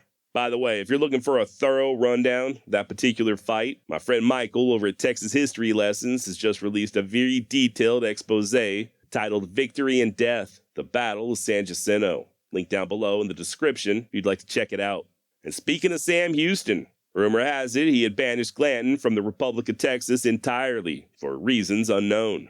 Apparently, this exile was never fully enforced, though, and rather than flee Texas, Glanton instead went ahead and took part in the Regulator-Moderator War. Long story short, there was a group of folks known as the Regulators who took to regulating the rampant crime over in East Texas. Only thing is, they took to regulating a little too far. This led to the creation of a rival faction known as the Moderators, who attempted to moderate the regulating of the Regulators. The feud would last around 4 to 5 years and result in the death of some 40-odd participants. There were assassinations, pitched battles, a poisoned wedding cake. It was a big damn deal. One of the more interesting yet little-known feuds of the 19th century. It wasn't until both sides came together to fight in the Mexican-American War that hostilities finally came to an end. And like I said, John Joel Glanton allegedly was in East Texas during this feud and was said to have killed or wounded some of the best fighters on both sides. So with all of that in mind, let's just do a real quick recap of everything we've just learned. John Glanton arrived in Texas at some point in his adolescence. The family settled in Gonzales, but young John soon met with tragedy as his fiancée was brutally murdered by the hostiles. And for the next few years, Glanton just routinely goes on killing sprees to avenge her death. And that's in addition to fighting in both a revolution and a large-scale feud. But is any of that true? Now, I'll be honest with you. Many of these claims do not seem to be backed up with much in the way of evidence. And to me, at least, some of the stories are just a tad bit unbelievable. Like the one that I didn't even mention about how Glanton was already a captain in the Texas Rangers when he was just 16 years old. That said, according to author, professor, guitarist, and all-around Blood Meridian expert Aaron Gwynn, there are no primary texts on Glanton's early life in Texas prior to the 1840s. So while I suppose there is a possibility that Glanton did indeed reside in Gonzales and that his fiancée was killed and that he became some sort of teenage Old West Rambo, as of this recording, there's just no real proof of that being the case. Nonetheless, thankfully, things do clear up a mite once we skip ahead to the year 1841. There are official records of John being arrested at that time in Louisiana for shooting at a police officer, and then a couple of years later, in 1843, he applied for a land grant over in Jackson County, Texas. He was still living in New Orleans as late as 1845, though. It wasn't until the following year, 1846, that Glanton officially moved to San Antonio, Texas. He'd get married there that October to a lady by the name of Joaquina Menchaca, who, in addition to being the daughter of the former mayor, was also described as one of the most beautiful women in the Republic of Texas. It's also around this same period that Glanton enlisted with the Texas Rangers under legendary Captain John Coffee Hayes. Now, this was back when the primary role of the Rangers was protecting settlers from the indigenous, and truth be told, these early Texas Rangers weren't much more air quotes civilized than the Comanche they often found themselves fighting. A great description of Glanton during this period, and the early Texas Rangers in general, comes from the aforementioned Samuel Chamberlain.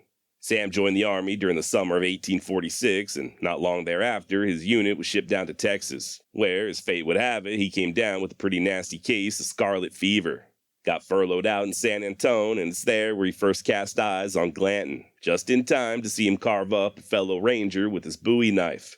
Per Chamberlain, quote, "The barroom was crowded with volunteers, regulars, Texas Rangers, a few Delaware Indians, and Mexicans. The Rangers were the scouts of our army, and a more reckless, devil-may-care looking set it would be impossible to find this side of the infernal regions. Some wore buckskin shirts, black with grease and blood. Some wore red shirts, their trousers thrust into their high boots. All were armed with revolvers and huge Bowie knives. Take them all together with their uncouth costumes, bearded faces, lean and brawny forms, fierce wild eyes, and swaggering manners. They were fit representatives of the outlaws which made up the population of the Lone Star State." End quote. So there you go. Early Texas Rangers not winning any beauty competitions, apparently. Chamberlain then goes on to describe an argument erupting between two of the Rangers who were sitting down playing cards. One was short and thick-set, his face bronzed by exposure to the hue of an Indian, with eyes deeply sunken and bloodshot, and coarse black hair hanging in snake-like locks down his back. His costume was that of a Mexican herdsman, made of leather, with a Mexican blanket thrown over his shoulder. His opponent was a tall, reckless, good-looking young Ranger, dressed in a red shirt and buckskin leggings. A dispute arose. The short ruffian threw a glass of liquor in the tall one's face, who then sprang to his feet, drew his revolver, and placing the muzzle against the breast of the thrower, swore with fearful oaths that if he did not apologize, he would blow a hole through him that a rabbit could jump through. The threatened man did not move from his seat, but replied, "Shoot and be damned. But if you miss, John Glanton won't miss you." When he mentioned his name, a look of fear passed over the Ranger's face. He pulled the trigger, but only the cap exploded. Quick as a flash, Glanton sprang up. A huge Bowie knife flashed in the candlelight, and the tall, powerful young Ranger fell with a sickening thud to the floor, a corpse, his neck cut half through. Glanton jumped over the table and, placing one foot on his victim, said, "Strangers, do you wish to take up this fight? If so, step out. If not, we'll drink." As no one seemed disposed to accept his challenge, all hands went with him to the bar and touched glasses with him. The warm body was carried out, sawdust was sprinkled over the blood-stained floor, Glanton carefully wiped the knife on the leather sleeve of his jacket, and matters in the bare exchange resumed their usual course. I inquired about Glanton, for whom I felt a sort of admiration, in spite of my horror at his bloody deed, and learned that he was a famous Indian fighter and a desperado of the frontier, the hero of many bloody personal encounters with the outlaws of the border. End of quote. Now, John Glanton would have only been in his late 20s at this point, and already, according to Chamberlain at least, he's a famous Indian fighter. Unfortunately, I couldn't find much in the way of particulars regarding Glanton and his dealings with the natives during this period, but sources do show that he was causing quite a bit of chaos there in San Antonio. More on that in a bit, but for now, both Glanton and Samuel Chamberlain would go on to serve in the Mexican-American War. Chamberlain as a dragoon and Glanton with the Texas Mounted Rifles, which was pretty much just the Texas Rangers with a different name. Indeed, it's during this conflict that the Rangers earned their iconic label as Los Diablos Tejanos. And it wasn't just the Mexican army that the Rangers were making nervous. Even General Zachary Taylor was alleged to have said that while he was glad to have the Rangers with him on the day of the battle, he didn't want to see them before or after, just mostly due to how hard they were to keep under control. And this does jive with Glanton's actions during the war.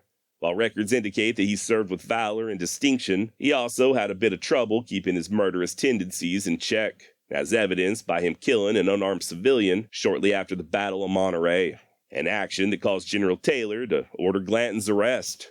Be that as it may, his commanding officer, William Lane, was able to give Glanton a heads up, so he managed to slip off before being placed into custody. Now, after this escape, Glanton may have possibly headed back to San Antonio. Stories abound of his wife becoming pregnant shortly after their wedding, and while there's not a ton of information available concerning their children, there are many sources alluding to an infant child that suddenly passed away while John was fighting down in Mexico. And per these stories, he deserted his unit in October 1846 to spend time with the grieving Joaquina. Then again, that's also about the same time that General Taylor ordered his arrest, so make of that what you will. Whatever the case, Glanton would soon re-enlist and serve throughout the remainder of the war, mustering out for good in April of 1848. Once again, Glanton returned home to San Antonio, this time to a hero's welcome. Only problem was, the man just could not stay out of trouble. Like the time in 1848 when he got drunk and attempted to murder a pair of Methodist preachers. Or that same year when he carved up a guy there on the streets after the poor bastard accidentally spilt water on his freshly polished boots. Hell, Glanton would even be ostracized by the Texas Rangers for once again killing one of his fellow scouts. Maybe. We'll discuss sources soon, but like I said earlier, separating fact from fiction is not the easiest of tasks when researching John Glanton. There's also a story alleging that in November of 1848, he began arguing with a trio of soldiers there in San Antonio. They all went for their guns at the same time, and when the smoke cleared, one of the soldiers lay dead on the ground and the other two wounded. Glanton was supposedly acquitted by a court of law, but as I'm sure you can imagine, old John Joel was quickly beginning to wear out his welcome. And then there's a Dr. William Froebel. He paid a visit to San Antonio in 1853 and would recall hearing the following in regards to Glanton's reputation. Quote, "He was one of the most reckless and wicked of a band of murderers and gamblers, who for many years made San Antonio one of the most dangerous places. He shot men for sport on the high road." End quote. So yeah, pretty nasty dude to say the least, right? While it's unclear as to how many of these stories are true, what's not up for debate is that Glanton had the reputation of being a hard case. Luckily for the good citizens of San Antonio, it wouldn't be long before Glanton departed for good.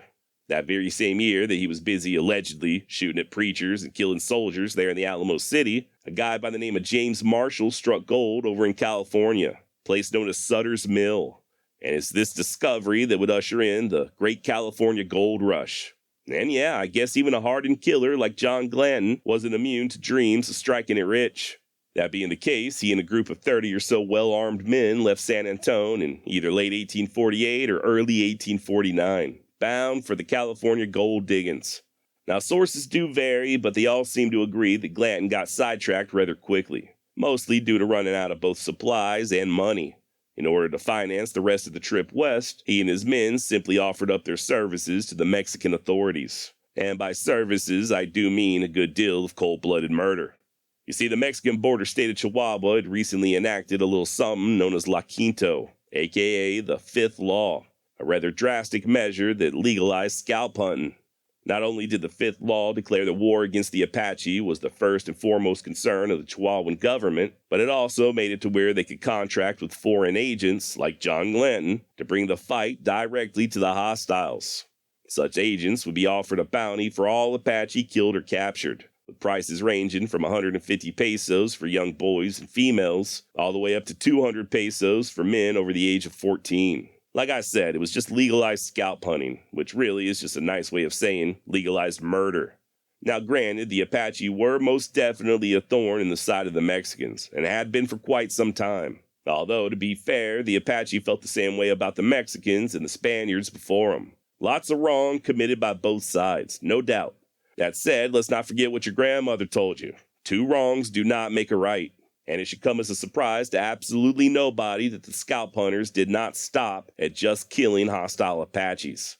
By the way, this was not the first time that such drastic measures were taken there in the Southwest.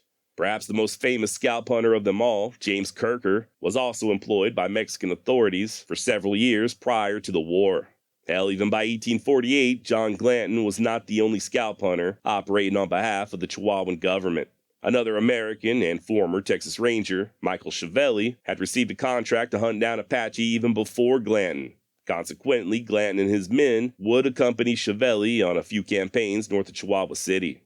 It wasn't until mid-June of 1849 when Glanton secured a contract of his own. And boy, oh boy, did he hit the ground running. According to historian Ralph A. Smith, Glanton's campaigns during the remainder of 1849 were widespread, successful, and financially rewarding. If you've ever read Cormac McCarthy's Blood Meridian, there's a scene where the gang returns to Chihuahua City in triumph with well over 100 scalps. They're dined and toasted by the governor and spend the better part of the next 4 weeks celebrating and otherwise terrorizing the locals. Now, like I said earlier, Blood Meridian is a work of fiction, but such a celebration in Chihuahua City did occur. To what extent they caused trouble for the rank-and-file citizens, I can't say, but Glanton and his men did indeed spend a month there celebrating and blowing off steam. Hell, they had such a good time that they burnt through all that hard-earned scalp money in just a few weeks and were forced to head back out once more in search of hostiles. One of whom was a Mescalero chief known as Gomez. I guess Mr. Gomez and his warriors had been causing so much trouble that the governor had placed a whopping 1,000 peso bounty on his head. Much like in Blood Meridian, the real-life John Joel Glanton did attack Gomez's village. And just like in Blood Meridian, they were ultimately unsuccessful in killing him. That said, Glanton and his men would remain heroes, for the time being at least, as they continued to bring in buku scalps. Just to give you an idea, by the end of 1849, the government of Chihuahua had paid out an astonishing 18,000 pesos for Apache scalps. And that's for all the scalp hunters, mind you, not just Glanton and his men, but still, that's a whole hell of a lot of killing. A fact made even more grim when you realize that not all of the scalps truly belonged to Apache warriors. Per Thomas D. Young in his book Geology of Being, quote, Apache hunting became more difficult, and the hunters found it necessary to supplement their haul with trophies from friendly agricultural Indians, as well as from Mexican campesinos or peasant farmers. In what one former ranger aptly described as a carnival of blood, Glanton's men also took to dressing and arming themselves as Apaches during their attacks on civilians in order to heighten fear of the Apaches and to drive up the price of scalps. End quote. So yeah, in other words, Glanton and his men were just going around killing whoever they could find.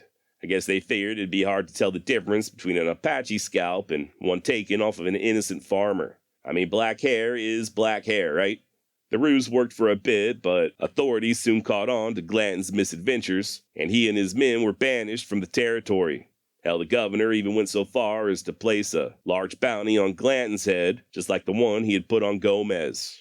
I even found one source claiming that the scalp hunters were attacked by a force of around 400 Mexican soldados as they were fleeing Chihuahua, and that they suffered substantial losses. How true that is, I do not know. But either way, Glanton and his surviving men were able to escape into the state of Sonora. Now, as crazy as this may sound, Glanton's scalp hunters were quite the racially diverse group of men. Numbers fluctuate, but at one point, according to historian Ralph Smith, the gang consisted of 30 Mexicans, 27 Americans, a runaway slave, and, interestingly enough, one lone Apache. And by the time Samuel Chamberlain joined up with him months later, the gang boasted of a large contingent of Cherokee and Delaware natives, as well as an Irishman, a full-blooded Comanche, and even a smattering of French Canadians. It was like the damn United Nations of cold-blooded villains. And yeah, like I said a moment ago, they were forced to flee into Sonora, where, believe it or not, they were once again retained by the local government. Despite the pay being much lower, a mere 50 pesos per scalp as opposed to the 200 they were getting in Chihuahua, Glanton and his men nonetheless busied themselves hunting down natives, and, pretty much anyone else with black hair that they could get their hands on. One of the more notable incidents there in Sonora occurred in late 1849 when the gang came upon the village of Tucson, just as it was being assaulted by Apaches under Chief Mangus Colorados. Surprisingly, Glanton and his men rushed to the aid of the villagers, charging through Apache lines and joining the beleaguered and outnumbered Mexicans. They then somehow were able to work out a truce with Mangus Colorados that may or may not have included a barrel of whiskey. Full disclosure, I had a very hard time nailing down the particulars of this encounter. Why did Glanton choose to make a deal with the Apache rather than fight? Were he and his men outnumbered or outmatched? And if so, why rush to the aid of the village? Why not just skirt around and avoid conflict altogether? Unfortunately, I could not find any answers. I do doubt that Glanton was just looking out for the well-being of the folks living there in Tucson, though, because in the days that followed, he and his men would descend upon a similar village and basically just terrorize the citizenry, riding roughshod through the streets like madmen before being chased out by merchants. It was during this same period that Samuel Chamberlain finally joined up with the scalp hunters. Now, Chamberlain's an interesting character. Originally from Boston, he ran away from home at the age of 14. Much like the mysterious kid in Blood Meridian, Sam bivouacked in New Orleans for a bit, and just 2 years later found himself serving as a dragoon in the Mexican-American War. Took part in the Battle of Buena Vista, as well as a few other engagements, but by 1849, he ended up deserting and joining Glanton in present-day Arizona. Years later, Chamberlain would write of his adventures in a book titled My Confession, The Recollections of a Rogue, and it's this book that would serve as a basis for Cormac McCarthy's Blood Meridian. Now, if the name Cormac McCarthy rings a bell, that's likely due to some of his other books that were turned into movies that you've probably seen. Hits like No Country for Old Men, The Road, and All the Pretty Horses, just to name a few. While Blood Meridian is a fiction novel, I cannot stress that enough, many of its main characters, hell, the majority of its main characters, were real-life historical people, just like John Glanton. And according to Samuel Chamberlain, Glanton's second in command, a large, malevolent figure known only as Judge Holden, was real as well. Yes, you heard that correctly. The terrifying Judge Holden was, allegedly, a real person. According to Samuel Chamberlain, quote, in charge of the camp was a man of gigantic size called Judge Holden of Texas. Who or what he was, no one knew, but a cooler villain never went unhung. He stood 6'6" in his moccasins, had a large fleshy frame, a dull tallow-colored face destitute of hair, and all expression. His desires were blood and women, and terrible stories were circulated in camp of horrid crimes committed by him while bearing another name, in the Cherokee Nation and in Texas. And before we left Fronteras, a little girl of 10 years was found in the chaparral, foully violated and murdered. The mark of a huge hand on her little throat pointed him out as the ravisher, as no other man had such a hand. But though all suspected, none charged him with the crime. Holden was, by far, the most educated man in northern Mexico. He conversed with all in their own language, spoke in several Indian lingos, and at a fandango would take the harp or guitar from the hands of the musicians and charm all with his wonderful performance, and outwaltz any poblano of the ball. He was plumb center with a rifle or revolver, a daring horseman, acquainted with the nature of the strange plants and their botanical names, great in geology and mineralogy, in short, another Admiral Crichton, and withal an arrant coward. Not that he didn't possess enough courage to fight Indians or Mexicans or anyone else where he had the advantage of strength, skill, and weapons, but where the combat were equal, he would avoid it if possible. I hated him at first sight, and he knew it. Yet nothing could be more gentle or kind than his deportment towards me. He would often seek conversation with me and speak of Massachusetts, and to my astonishment, I found that he knew more about Boston than I did. End quote. And don't worry, we will return to the judge later on, including speculation as to his true identity, but for now it's still 1849, and the gang is busy terrorizing northern Mexico. Matter of fact, just a day after Chamberlain's arrival, Glanton and a few of the men headed out to cash in on their latest haul of scalps. Didn't go as planned, though, and they would return a few days later, quote, without money, 3 of the party wounded, and all mad as hornets, end quote. Turns out, on their way to trade in the scalps, Glanton had spied a camp of innocent Sonorans, just minding their own business. Guess he and his compadres figured they'd be easy pickings, so they disguised themselves as Apache and commenced to attack. Most of the Sonorans were able to flee to safety, but Glanton and his boys did manage to kill around 5 or 6, both men and women. They kept 2 of the ladies alive long enough to violate, but the following day, quote, they in turn were surprised by another large body of Sonorans who took them for Apache.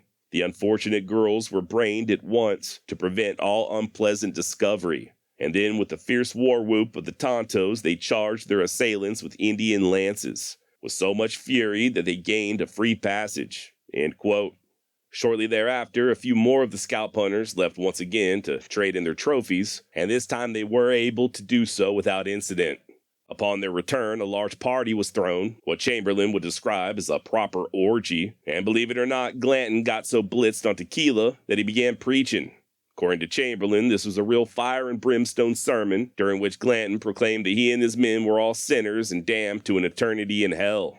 He, Glanton, then knelt down and in well-chosen words prayed with all the fervor of a hard-shell Baptist preacher for the salvation of all. Suddenly he sprang up and, drawing his revolver, opened fire on us right and left. One of the Canadians received a shot in the leg, a gentle reminder to flee from the wrath to come. Judge Holden seized the madman in his powerful arms, laid him down and soothed him as a mother would a fretful child, and Glanton soon sank into a drunken sleep. End quote. So yeah, real stable guy, John Joel Glanton. Totally normal, non-psychotic behavior. Now, as I'm sure you can imagine, Glanton and his men wore down their welcome there in Sonora just as quickly as they did back in Chihuahua. That being the case, they were soon on the move yet again, this time in search of the mythical city of El Dorado, a quest that was somewhat derailed by a large contingent of pissed-off Apache. Samuel Chamberlain describes this attack in detail in his memoirs, My Confession, but long story short, although the scalp hunters were initially taken by surprise, they still managed to drive off their attackers, momentarily at least. The only problem was they were still out in the open and highly outnumbered, so they beat feet, or hooves I guess I should say, for a grove of pecans along a creek bed some 2 miles in the distance. And that's when the Apache really came at them in full force. Of the 38 men who started for the grove, only 24 made it to safety, and of those 24, 7 were wounded, 4 of them fatally. Glanton urged his men not to open up fire until he gave the word, and that word came once the warriors were within 200 yards. At which point, according to Chamberlain, quote, a deadly volley was poured in, and then 12 of us sprang on our horses and charged at them before they could regain their ponies. The result was most glorious. We regained the grove without loss, while 17 Indians lay on the plain, and several warriors had to be helped into the saddle. The Apaches had had enough. Their sentinels withdrew, and the entire party disappeared among the yuccas and the rocks to the south. End of quote. So not a bad showing by the scalp hunters, but like I mentioned a second ago, they had lost quite a few men, and of the 4 who were mortally wounded, Glanton ordered them to be put down like dogs, stating that not only was it a mercy, but that their injuries would put the rest of the men at risk. Lots were drawn to determine who the executioners would be, and the 4 wounded were then dispatched with Apache war clubs, an action later described by Chamberlain as a terrible sacrifice on the altar of necessity. And I don't know about you, but I plan on using that exact line anytime I have to do some trivial task that I don't feel like doing. Gotta wash the dishes or fold laundry? Just another terrible sacrifice on the altar of necessity. Following this battle with the Apache, the scalp hunters would push west to the Colorado River where, at long last, they finally located the fabled city of El Dorado. Kind of. Truth is, there weren't no city of gold, but there was a very lucrative ferry business there on the Colorado, not far from present-day Yuma, Arizona. Now, Yuma, or Fort Yuma, was first established in 1849 as Camp Calhoun. It also happened to be a very popular river crossing for would-be prospectors headed to California. Hell, there were so many people fording the river there at Camp Calhoun that the Army just went ahead and built a ferry. They would temporarily abandon the fort in January of 1850 and leave the ferry, which by that time was known as the Yuma Crossing, to an enterprising businessman by the name of Dr. Abel Lincoln, not to be confused with the future president. And Doc Lincoln did find it to be quite the prosperous affair. Dude was just basically printing money. Not only that, but he also got along well with the neighboring Quitsan or Yuma people. At least he did before the unfortunate arrival of John Glanton. Now, at first, Lincoln, not really knowing who he was dealing with, figured that he could use the gang's help in operating the ferry. This backfired, obviously, and in no time flat, Glanton just strong-armed his way into taking over the entire operation. And you know what that means. At first, Glanton just increased the price of the ferry, but it wasn't long before he and his men took to harassing and then just outright killing and robbing innocent travelers. Skip ahead to the spring of 1850, and a General Anderson from Tennessee passed through with a large group of migrating Americanos. I guess Anderson didn't much care for Glanton's attitude, so he moved downriver a ways and had the Quitsan construct a boat for him and his people. And to add insult to injury, once safely on the other side, Anderson presented this vessel to the natives, who commenced operating their own ferrying business, much to John Glanton's disgust. Worth noting that during this period, it was not just Americans who sought passage across the Colorado River. A good deal of prospectors hailed from the Mexican state of Sonora, and they, much like Anderson, really weren't all that keen on doing business with the filthy scalp hunters. As such, they took to using the other ferry operated by the Quetzon, thus further infuriating Glanton. Now, somewhere along the line, an Irishman by the name of Callahan got himself murdered.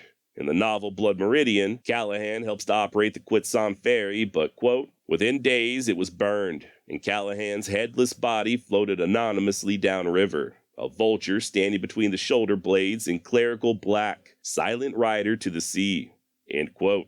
Truth is, I'm not sure if anyone knows exactly who was responsible for Callahan's death. Some historical sources do back up McCarthy's narrative that Glanton was to blame, while others assert that it was the Yuma who did the poor bastard in, and that in all reality Callahan had been working for Glanton. Whichever way it shook out, I think it's clear that tensions were mounting there on the Colorado. Finally, one of the big Quetzon chiefs paid the gang a visit looking to smooth matters over, but it weren't no use. A high-headed Glanton declared that going forward his men would kill one Quetzon for every person they dare ferry across the river. Still hoping for a compromise, the chief proposed that his people just stick to ferrying animals, at which point Glanton picked up a large stick and smashed it down over the chief's head, unwittingly signing his own death warrant in the process. Sure enough, not long thereafter, towards the end of April 1850, as the gang slept in a drunken midday stupor, the Quetzon arose in righteous anger, slaughtering Glanton and damn near all of his men. Even poor Doc Lincoln fell prey to the carnage, his body thrown in a large fire right alongside Glanton's. Now, not everybody was killed. There were a few survivors, like Samuel Chamberlain. Hell, according to Chamberlain, he had been thinking of deserting even before the massacre. Quote, another disgusting orgy was indulged in by Glanton and most of his band, which now numbered only 15. I had become so thoroughly horrified with the hellish deeds of my companions that dread feelings akin to the nightmare took possession of me, making my days miserable and my nights a series of fearful dreams. I sounded Ben Tobin, Hitchcock, and Long Webster on the subject of quitting the gang and going to the mines in California. They were as disgusted as myself, and we agreed to start whenever a favorable opportunity presented itself and formed our plans accordingly. End quote. And yeah, I guess that massacre at the hands of the Yuma presented such an opportunity. When the attack began, Chamberlain and his co-conspirators, Tobin, Hitchcock, and Webster, were all away from camp down by the river and were thus able to escape the carnage. Miraculously, they were not alone. As Chamberlain and his companions began to flee across the desert, they were amazed to see a large form running behind them in the distance. Turns out it was Judge Holden, keeping a dozen or so warriors at bay by swinging his damn rifle like a club. Chamberlain begrudgingly came to Holden's aid, but later on down the trail, the judge returned the favor by attempting to steal Chamberlain's horse and threatening to out him as a murderer to the authorities. I'll spare you all the details, but long story short, Chamberlain and the others ended up leaving the judge behind, unarmed and on foot, as they themselves pushed on ahead to civilization. They're eventually rescued by some friendly natives, ironically, and as they're laid up recuperating, they're astonished to wake up one morning and find the judge right there in camp, just sitting calmly, seemingly no worse for the wear, and cooking some meat over a fire. Turns out Holden had made his way to the village on his own, and upon arrival, he located Tobin's mule and butchered it right there on the spot, hence the cooking meat. At first, Chamberlain and the others considered killing the son of a bitch, but I guess their hunger got the better of them, so they simply joined Holden by the fire and filled their gullets on mule flesh. It wasn't until the following day that they departed the village, sans Judge Holden, making it abundantly clear that if he so much as thought about following them, they'd gun him down. Quote, on the third day, we decided to start for the settlements, informing Holden that he could not go with us, but must remain one day after we left.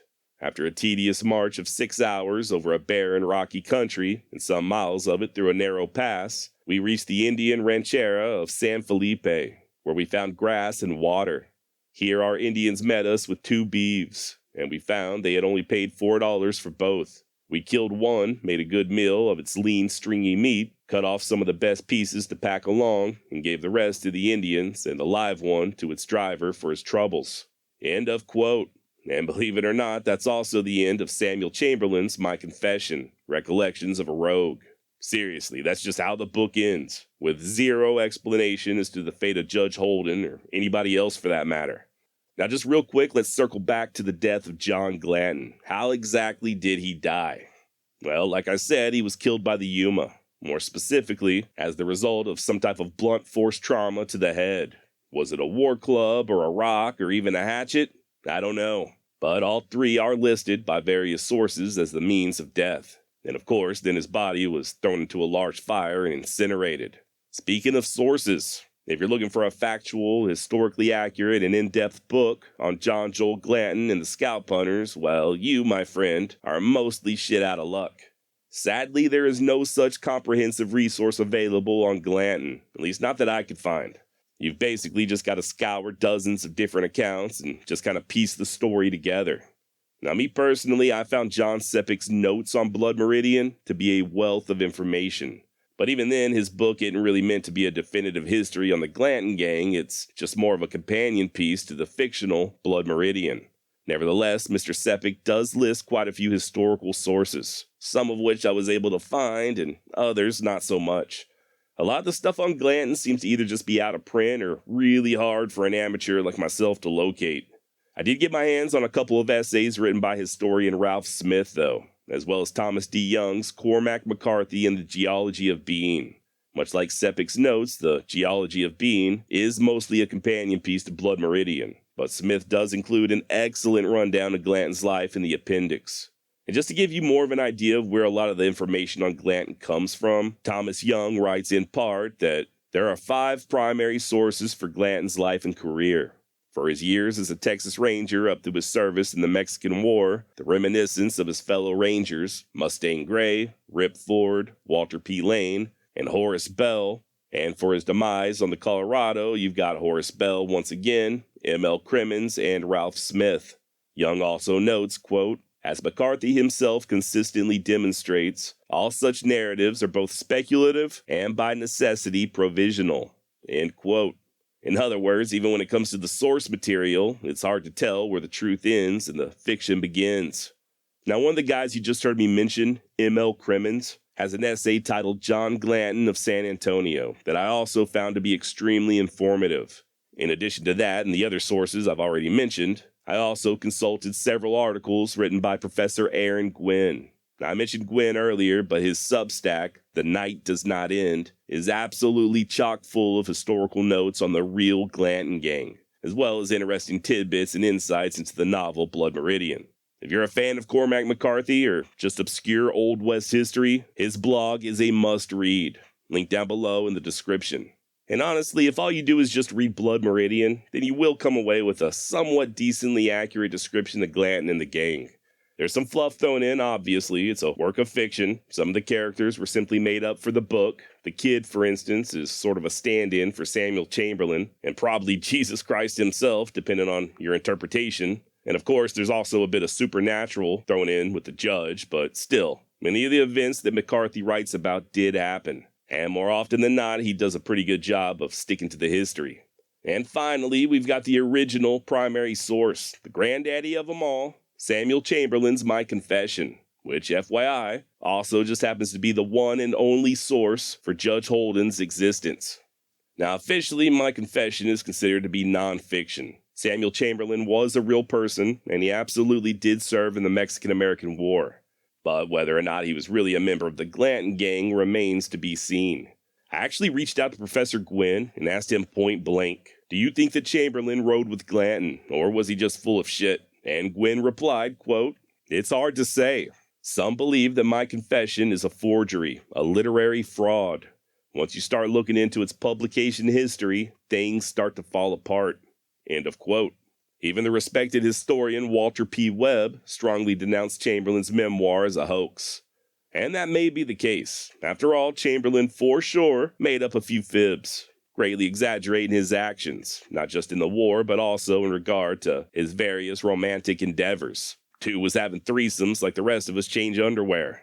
That said, on May 9th, 1850, just a couple of weeks after the death of John Glanton, 3 Americans did appear before the Los Angeles alcalde, stating that they were survivors of the Yuma Crossing massacre. These men gave their names as Joseph Anderson, William Carr, and Marcus Webster. One of them, Carr, ended up giving a pretty thorough deposition. It still exists, you can read it, and he gave a very similar account to the one told by Sam Chamberlain in My Confession. and both Joseph Anderson and Marcus Webster would sign Carr's deposition, swearing to its veracity. There are some who think that maybe, just maybe, Samuel Chamberlain was one of these guys, possibly even Carr, and just going by an alias. Remember, Chamberlain was a deserter, so it's not out of the realm of possibility that he'd use a false name when speaking with the authorities, especially after riding with a bunch of damn scalp hunting murderers. As far as his book being a hoax, I haven't really gone down that particular rabbit hole just yet, but it is worth mentioning that if Chamberlain was lying, then that means there's the chance that Judge Holden did not exist. Then again, if Chamberlain was telling the truth, then that means that the literal embodiment of evil, one of the most frightening Old West figures of all time, Judge Holden, not only survived the massacre at Yuma, but then went on to do devil only knows what else. Which begs the question, if the judge was real, what was his true identity? The reality is that nobody knows, but I figured I'd at least do a quick rundown of the most popular suspects and share my own opinion. First up, we got a guy by the name of Charles Wilkins Weber. Much like the judge, Weber was an educated man.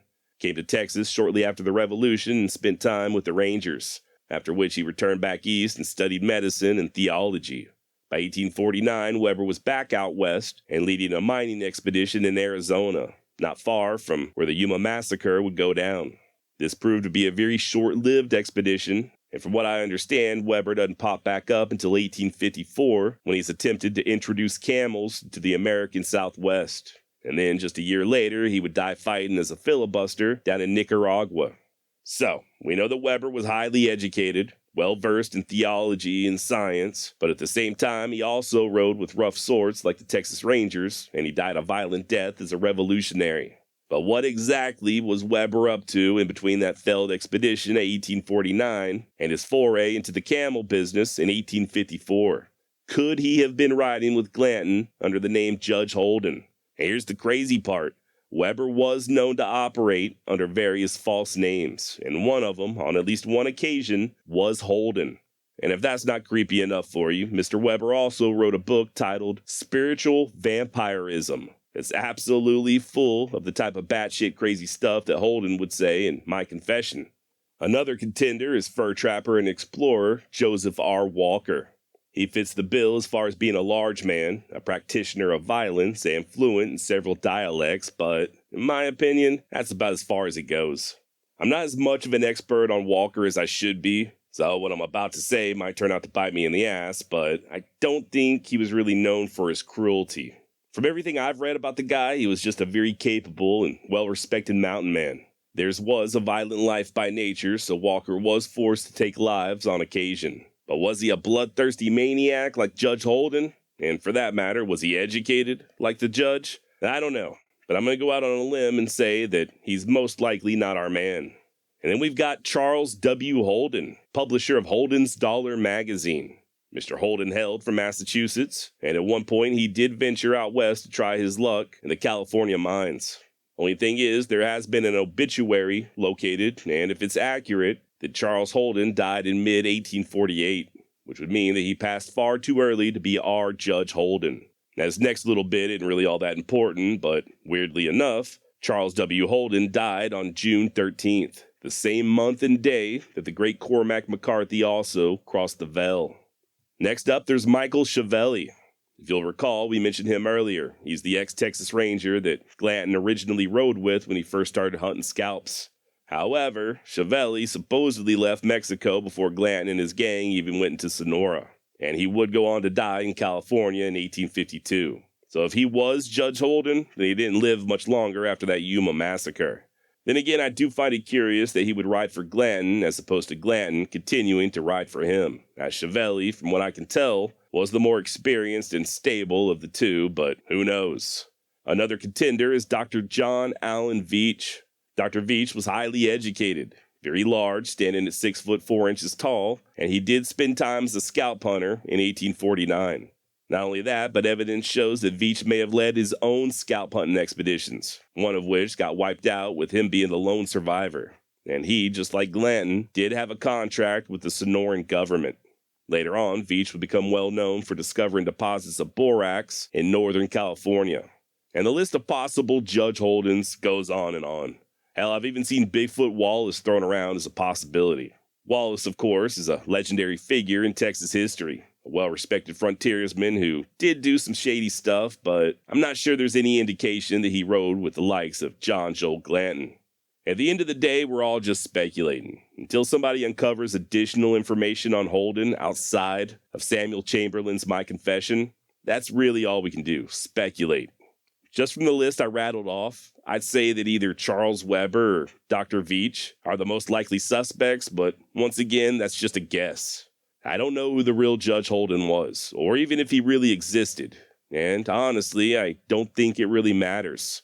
Here's the thing. What Judge Holden represented, and hell, even what John Glanton represented for that matter, in my opinion, was unbridled evil.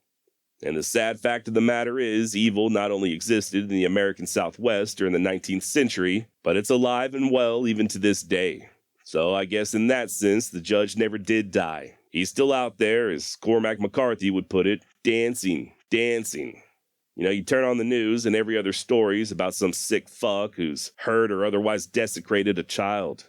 I saw a photo online the other day of a little girl that was starving to death, and this was a recent photo from this month. What the hell are we doing as a society in the year 2024 that we allow children to starve to death? There are wars, rumors of wars, mass shootings, and just all manner of evil seemingly being conducted on a daily basis worldwide. And that's just the big stuff. We've got diseases, illnesses, divorce, overdoses, car accidents, home foreclosures, you name it. Tragedies both big and small occurring every minute of every fucking day. It can be very hard to wrap our minds around such things, and I do think if you focus on this stuff too much, you'll find yourself in a very dark place, much like the darkness abundantly found in Cormac McCarthy's Blood Meridian. In spite of all of that, though, I do not think it's hopeless.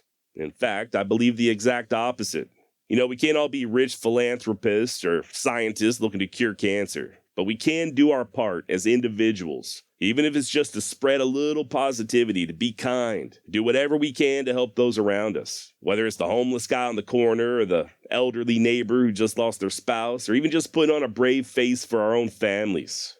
In another one of McCarthy's novels, The Road, which, by the way, is also a very dark story, there's still an underlying theme of light and goodness. We see it in the boy as the bearer of the fire.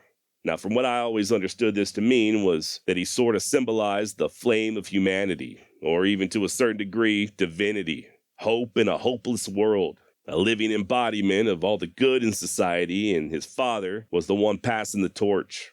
You can see this theme repeated in No Country for Old Men, which was also written by Cormac McCarthy. If you've seen the movie, there's a scene at the very end with Tommy Lee Jones as Sheriff Ed Tom Bell, discussing a dream he had had the night before with his wife.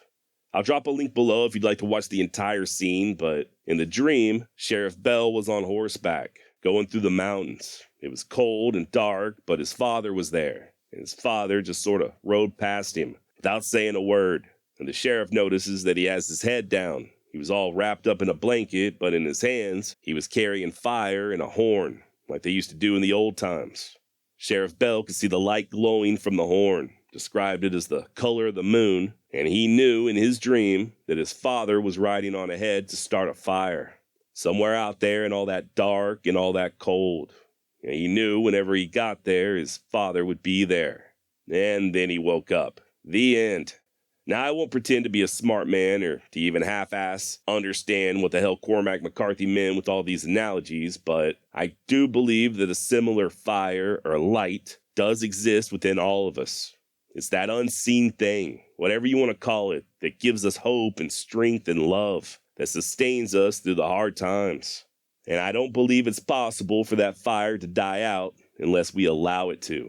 Pain won't kill it, and neither will sickness or even death. No outside force can extinguish that inner fire unless you let it. Yes, evil does exist, but so does good. And as long as we tend to our fires, that good will endure. And it's that goodness, that decency that we can pass down to the next generation. Just always keep it burning. So for everybody out there listening, myself included, especially myself, tend to your fire. Protect it fiercely from the John Glantons and the Judge Holdens of the world and all those metaphorical cannibals. Now, how exactly you go about doing that, I can't really say. I think it's most likely different for all of us. For me, it meant putting down the bottle, and even that doesn't always work. It's a damn daily process of me not giving in to my own debauched urges. Maybe you need to quit social media. Maybe you need to log off the internet, forget about politics, find a hobby or a religion or charity to throw yourself into. I don't know. All I know is that fire inside of you is perhaps the most valuable thing that any of us possess. And I hope and pray that we all do whatever we can to protect it and to protect our loved ones, and if possible, to spread it. And if we do that, then it's my opinion that the John Joel Glantons and the Judge Holdens of the world don't stand a fucking chance. All right, I'm rambling like I know what I'm talking about, which I don't. But on a somewhat related note, there are 2 listeners of the Wild West Extravaganza who are currently going through it. One of them, Brandon, reached out recently, and his son has a rare form of cancer and is currently undergoing a marrow transplant and chemo. And then there's Dell from YouTube. I won't say his real name, but he too is fighting that big C, and not for the first time either. And he's dealing with all the side effects of chemo, the weight loss and the lethargy and all that. Both of these men introduced themselves as fans of the show, but it was clear as day from reading their messages that they are also carriers of that fire. Not even the pain of which I can't even imagine has allowed that light inside of them to dim. I could be wrong, but I'm willing to bet that sometimes these trials, like the sort that Dale and Brandon's boy are going through, can cause that fire to burn even brighter. Now, I don't know. I guess what I'm trying to say is there ain't nothing this world can throw at us, even in a hopeless hellscape like Blood Meridian, that can stop us from doing what's right, from passing that torch. So Brandon, Dale, y'all got this. I know this may sound weird, but just from reading your messages, it inspired me to try harder to be a better person. Okay, and I think on that note, that's about all I've got on John Joel Glanton and the REAL Blood Meridian. Yeehaw! Dangerous Dan Tucker would arrive in the Southwest in the mid-1870s, pin on the badge of a sheriff's deputy, and in a very short amount of time, tally up a body count surpassed only by the likes of John Wesley Hardin and Deacon Jim Miller. To quote historian Leon Metz, Tucker was a better lawman and more dangerous than such high-profile figures as Wyatt Earp and Wild Bill Hickok. But who was he really? Is it true that Dan Tucker once took out half a dozen of the Tombstone Cowboys in one fell swoop? And what about the stories of Doc Holliday giving Dan a wide berth due to his deadly reputation?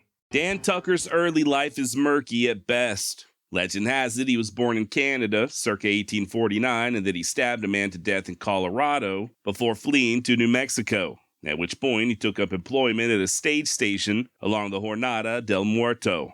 Now, how much of that is true is unknown. What we do know is that Tucker arrived in Silver City at some point in 1877, and for the next decade or so, things do clear up quite a bit. Citizens of Grant County would later recall that the then 28-year-old Tucker was a shy, soft-spoken, and slim-built young man with blue eyes, light brown hair, and a mustache, and that he often dressed in a, quote, dark sombrero, blue flannel shirt, overalls, and light calfskin boots, end quote.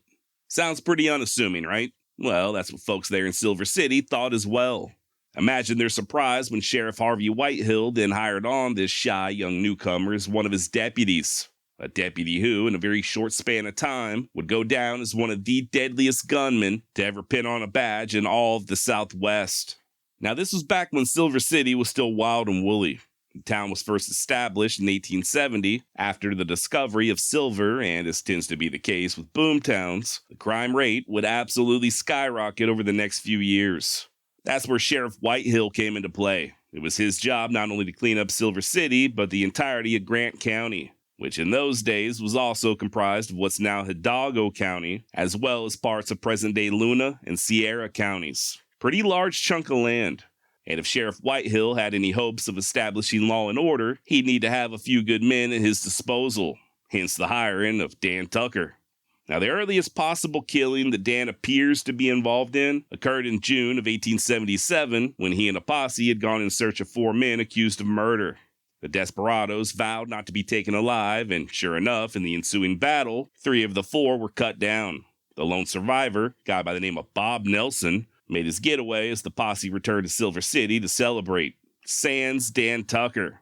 Rather than call it quits, Dan stuck to the trail, returning to town a few hours later, leading Nelson's riderless and blood-stained horse. Now, according to Tucker, he failed to locate Bob Nelson, who had been wounded in that initial gunfight, hence all that blood. However, when Nelson's body was finally discovered, it was just 300 yards from where Tucker found the horse. Whether or not Dan dispatched Nelson or simply missed his body is unknown. That said, per Tucker biographer Bob Alexander, quote, "There are other accounts that Tucker killed outlaws or livestock rustlers in the field, absent of any witnesses. True though the allegations may be, or perhaps not, the shrouded mystery only added to Tucker's mystique at the time." End quote. In a similar incident, when Dan and a posse returned to town, leading a string of riderless horses, he simply stated that the missing riders, quote, "couldn't ride any longer and were left behind." End quote. And I'll let you figure out what happened to them. Skip ahead to August of 1877, and Tucker would make his first verified kill, at least that we know of. And unfortunately, we are short on details, other than the victim apparently attempting to escape. Per the Grant County Herald, quote, "On the 14th of August, 1877, an inquest was held on the body of Atanasio Bencomo, who died from being struck from a pistol ball from a pistol held in the hands of Deputy Sheriff Daniel Tucker. His actions were justifiable as they were in discharge of his duties as the Deputy Sheriff of Grant County, as the deceased was escaping custody." End quote. That's one thing that Deputy Dan just did not put up with, escaping custody and resisting arrest. Indeed, shortly after killing Mr. Bencomo, Tucker was in nearby Central City, attempted to arrest a drunken soldier by the name of Tom Robinson. Tom resisted, so Tucker simply put a bullet in his right arm. To once again quote historian Bob Alexander, "With his right arm wounded and out of commission, with his left hand the errant Buffalo soldier was later forced to fork over a fine for resisting arrest." Just a few weeks later, Tucker would kill yet again. Apparently, two locals had gotten into a fight in a Silver City dance hall, and one of them pulled out a knife and carved his opponent up, to the point that the guy's intestines were hanging out and almost touching the ground. Per an eyewitness, the stabber, whose name I was unable to determine, so we'll just call him Stabby McStabface, then, quote, "ran out of the saloon and up the street. Dan Tucker happened to come along. I was standing right beside him. He drew his six-shooter and, holding it with both hands, fired just as the man turned the corner." End quote. And per the various eyewitnesses, the bullet either struck Stabby in the neck or the lower back.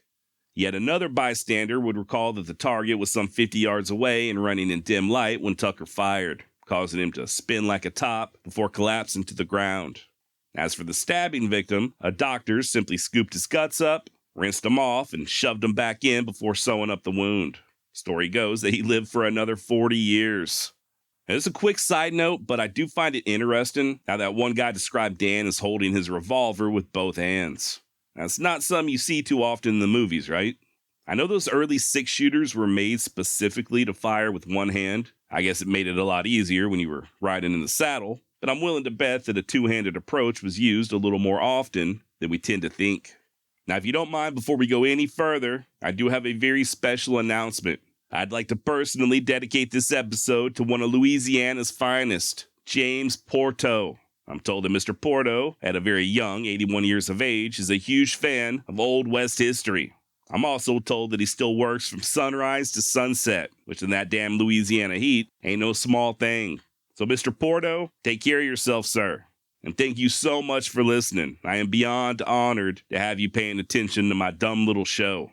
And do me a favor, try to keep an eye on Shannon, okay? I think you know what I mean. All right, back to Dangerous Dan Tucker. Several months after dispatching old Stabby McStabface, Tucker was involved in yet another deadly shooting there in Silver City. And once again, details are sparse. According to the Grant County Herald, quote, "Deputy Sheriff Tucker, charged with killing a man who resisted arrest, had a hearing in front of Justice Givens last Thursday. It was a case of justifiable homicide." End quote. Now, according to Sheriff Whitehill's son Wayne, the victim in this case was a quote-unquote Mexican who had went haywire and had taken to throwing rocks and frying pans out of his window at the people walking by. Deputy Dan was called to investigate, and as soon as this old boy raised himself up to chunk another rock, Tucker wasted absolutely no time in shooting him deader in hell. Once again, per Wayne Whitehill, quote, "Tucker just popped him through the window and killed him," end quote. So yeah, not really big on small talk, Dan Tucker. One has to wonder if he ever gave any type of warning before opening up fire. Then again, like it or not, I guess things were done a mite different back in those days. Per Tucker biographer Bob Alexander, during the days of Tucker's reign in Silver City, indeed throughout Grant County, fleeing from an officer was tantamount to an admission of guilt. And if a suspected lawbreaker wouldn't stand arrest and subsequent legal examination, he could ill afford to anticipate any public sympathy. Likewise, an officer who cast a shadow of utter fearlessness and showed a sheer willingness to shoot could very well expect a degree of restrained compliance. Early frontier lawmen could ill afford the niceties usually mentioned when alluding to the code of the West. Historian Joseph Rosa rightly reminds that in a shooting confrontation, hesitancy could mean death or crippling wounds. And despite examples of romantically pinned litter, the author points out that old-time gunmen had few rules. They were guided by instinct and experience, without which they could not have survived for long. Speaking specifically of Dan Tucker, one old-timer expressed community sentiment that he'd never shot a man unless the man had broken the law. End quote. Or maybe like Mr. Alexander said, Tucker was just setting a precedent, just letting the ne'er-do-wells know that he wasn't a man to be trifled with. Either way, Bob Alexander also rightly knows that had Dan arrived 20 years later, there seems to be little doubt that his tendency to shoot first would have handicapped him with an enlightened populace. And had he tried the same technique still later, he probably would have been imprisoned or hanged. As it were, it didn't take long for word to spread as to Dan's reputation. So much so that when officials in Texas began organizing a posse of fighting men to help put a stop to El Paso's salt war, they headed straight to Grant County in order to recruit Dan Tucker. Not only that, but they made him a captain. Now, if you're not familiar with the El Paso Salt War, aka the Salt War of San Elizario, this is a wild-ass story. I don't want to get too far off in the weeds, but in far west Texas, a little over 100 miles northeast of El Paso, lies a series of dry saline or salt lakes. A very valuable commodity, obviously. Salt has a million uses. And for well over 2 centuries, these salt beds were treated as a communal resource by the local Hispanics, especially those residing in the small village of San Elizario. These deposits were there for whoever wanted access, and oftentimes the villagers would load up wagons full of salt, not just for personal use, but also to sell to the miners down in Mexico. Important to note that over 500 Spanish colonists, along with thousands of head of livestock, first settled in the area of San Elizario in 1598, and these early residents were granted access rights to the salt by the King of Spain himself, rights that were grandfathered in by the Republic of Mexico. So yeah, people had been using these salt deposits as they pleased for damn near 300 years before the Salt War even began. Of course, by the 1870s, the King of Spain no longer mattered, and individuals in Texas were legally allowed to stake claims on mineral rights. A guy by the name of Charles Howard ended up doing just that very thing during the summer of 1877, filing a claim on the salt flats and then announcing to the residents of San Elizario that if they wanted to continue using the salt, they'd have to pay for it. As I'm sure you can imagine, this did not go over all that well. The locals just ignored Howard's claims, at first at least, and went right on using the salt the same way they had been doing for the last 200 plus years. The law be damned. They also formed a number of committees or juntas that would effectively replace the El Paso County government. Things finally came to a head in late September when Howard had a pair of salineros arrested after they threatened to access the salt lakes without paying. And in turn, a large mob of armed Hispanics located Howard and took him hostage. Ended up holding him there in San Elizario for a few days before he agreed to relinquish all rights to the salt. Upon being released, Howard laid over in New Mexico for a spell, but soon returned to West Texas and shot and killed his political rival, Louis Cardis. Bear with me, we'll get to Dan Tucker's involvement very shortly, I promise. Now, Louis Cardis, an elected Texas state representative and Italian by birth, had garnered quite a bit of support from the Hispanics there in San Elizario. Also, he was a very vocal proponent of keeping the salt as a communal resource. That being the case, his death further outraged the Hispanics. Keep in mind that they far outnumbered the gringos, so it wasn't long before white people started getting nervous. And if I know anything about history, when white people start getting nervous, that's when they start killing folks. Sure enough, they asked the governor for help. Matter of fact, Howard even made the outrageous claim that they were being invaded by Mexico, which caused the governor to send in a detachment of Texas Rangers under Major John B. Jones. And when Jones arrived, he recruited an additional 20 new Rangers, somewhat of a ragtag outfit, and placed Lieutenant John Taze in command. This force of irregulars, with Charles Howard in the lead, then descended upon San Elizario. I guess he figured he'd just stroll in with a few Texas Rangers, and they'd help to reestablish his dominance over the Salt Lakes. But things did not go as planned. Howard and the Rangers immediately came under fire, both from San Elizario natives and Mexican nationals. Worth noting that they were outnumbered something like 25-1, so they were soon forced to take refuge in a church, just doing their best to hold off the insurgents. Finally, after a 2-day siege, the Texas Rangers uncharacteristically surrendered. This is the only time, by the way, in all of history, the Texas Rangers have ever laid down their arms, at least that I'm aware of.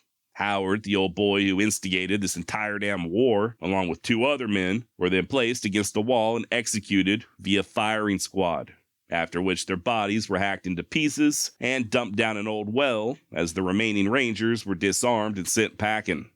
Now, as a result of this embarrassment, the governor gave the go-ahead to El Paso County Sheriff Charles Kerber to organize a small group of mercenaries. And considering Silver City was known to be home to more than a few hard cases, it was there where Kerber went to locate volunteers. And not only did our very own Dan Tucker agree to help out, but so did the outlaw John Kinney and his gang. All total, it was around 30 men described by one source as hard-faced and battle-scarred. They, along with a combined force of Texas Rangers and horse soldiers from the 9th Cav, then paid San Elizario another visit. It was there on December 22nd that they killed several suspected insurrectionists, as the innocent civilians were forced to flee across the border into Mexico. And just an FYI, there were also reports of Tucker and his bunch from Silver City going on a killing spree in the nearby villages of Sleta and Socorro before Colonel Hatch of the 9th Cav made them stop. According to Texas Ranger Lieutenant Taze, these volunteers from Silver City failed to exercise restraint. Then again, Lieutenant Taze may have been projecting a little, because his Rangers were also accused of looting, killing, and even rape. It wasn't until January 10th, 1878, that Tucker and his group were disbanded and sent back to New Mexico.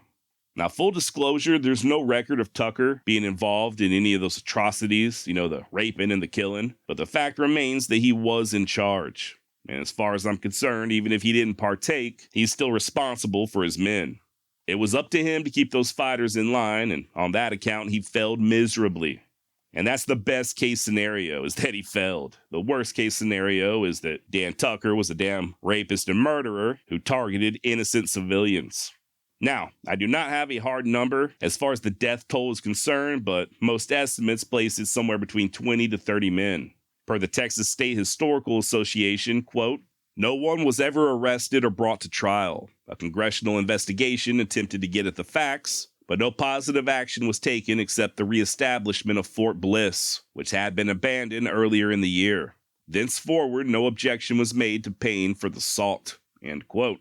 Now, despite this little fight being known as the Salt War, according to many, the salt was simply an excuse. I'm going to once again quote historian and all-around Wild West expert Bob Alexander. It was basically a conflict between Anglo-Americans and Mexican-Americans. At the time, El Paso was completely cut off from the rest of Texas transportation. The Spanish-speaking population out there had a very difficult time understanding the concept of laws being passed at the state capitol in Austin applying to them, especially when they were in conflict with generations of tradition. They had a communal attitude toward the land. Salt and water, that was something that should be shared with the community. The Americans believed that whoever owned the land controlled the resources. That, with the school law that required compulsory schooling for boys and girls, boiled over with strong personalities into the Salt War. End quote. And yeah, man, this does appear to be a constant theme along the border. With the Salt War, obviously, there were bad actors on both sides.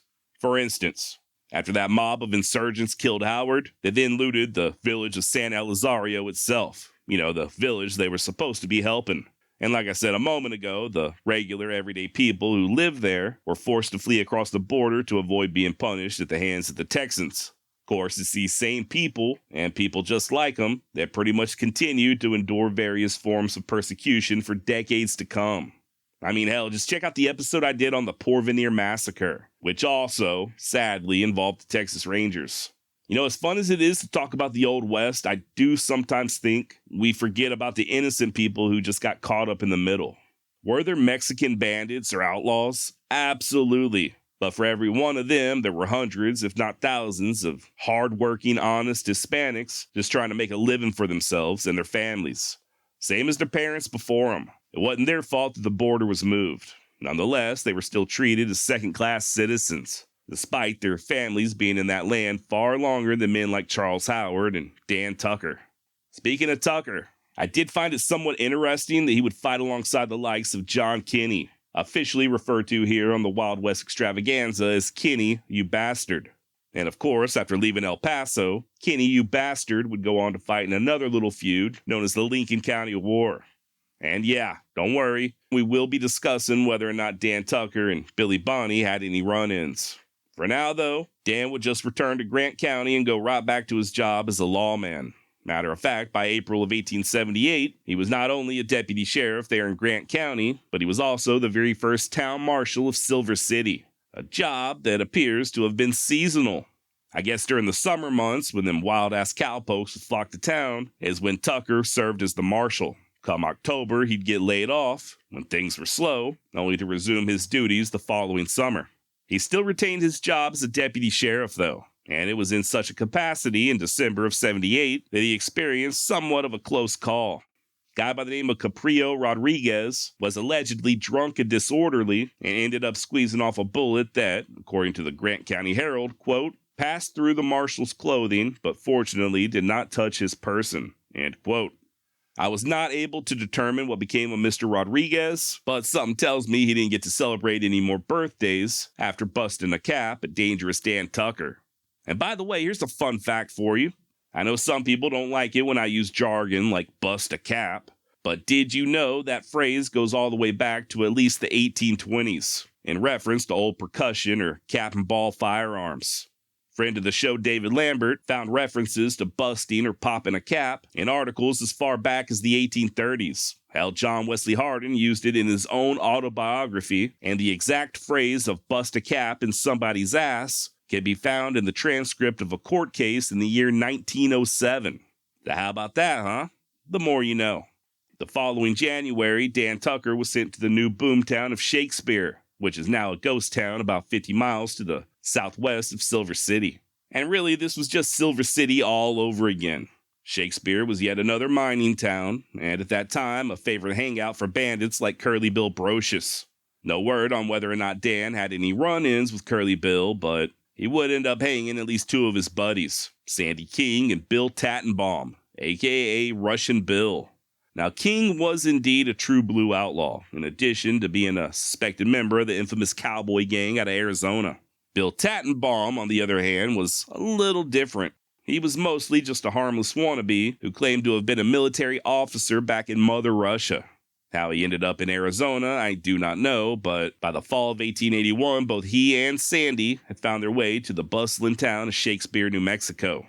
Now, like I said, Sandy was a damn criminal, so he naturally took to causing trouble, throwing his weight around and pretty much just being a bully. Ended up getting into an argument with a shopkeep there in Shakespeare and shooting the man's finger plumb off.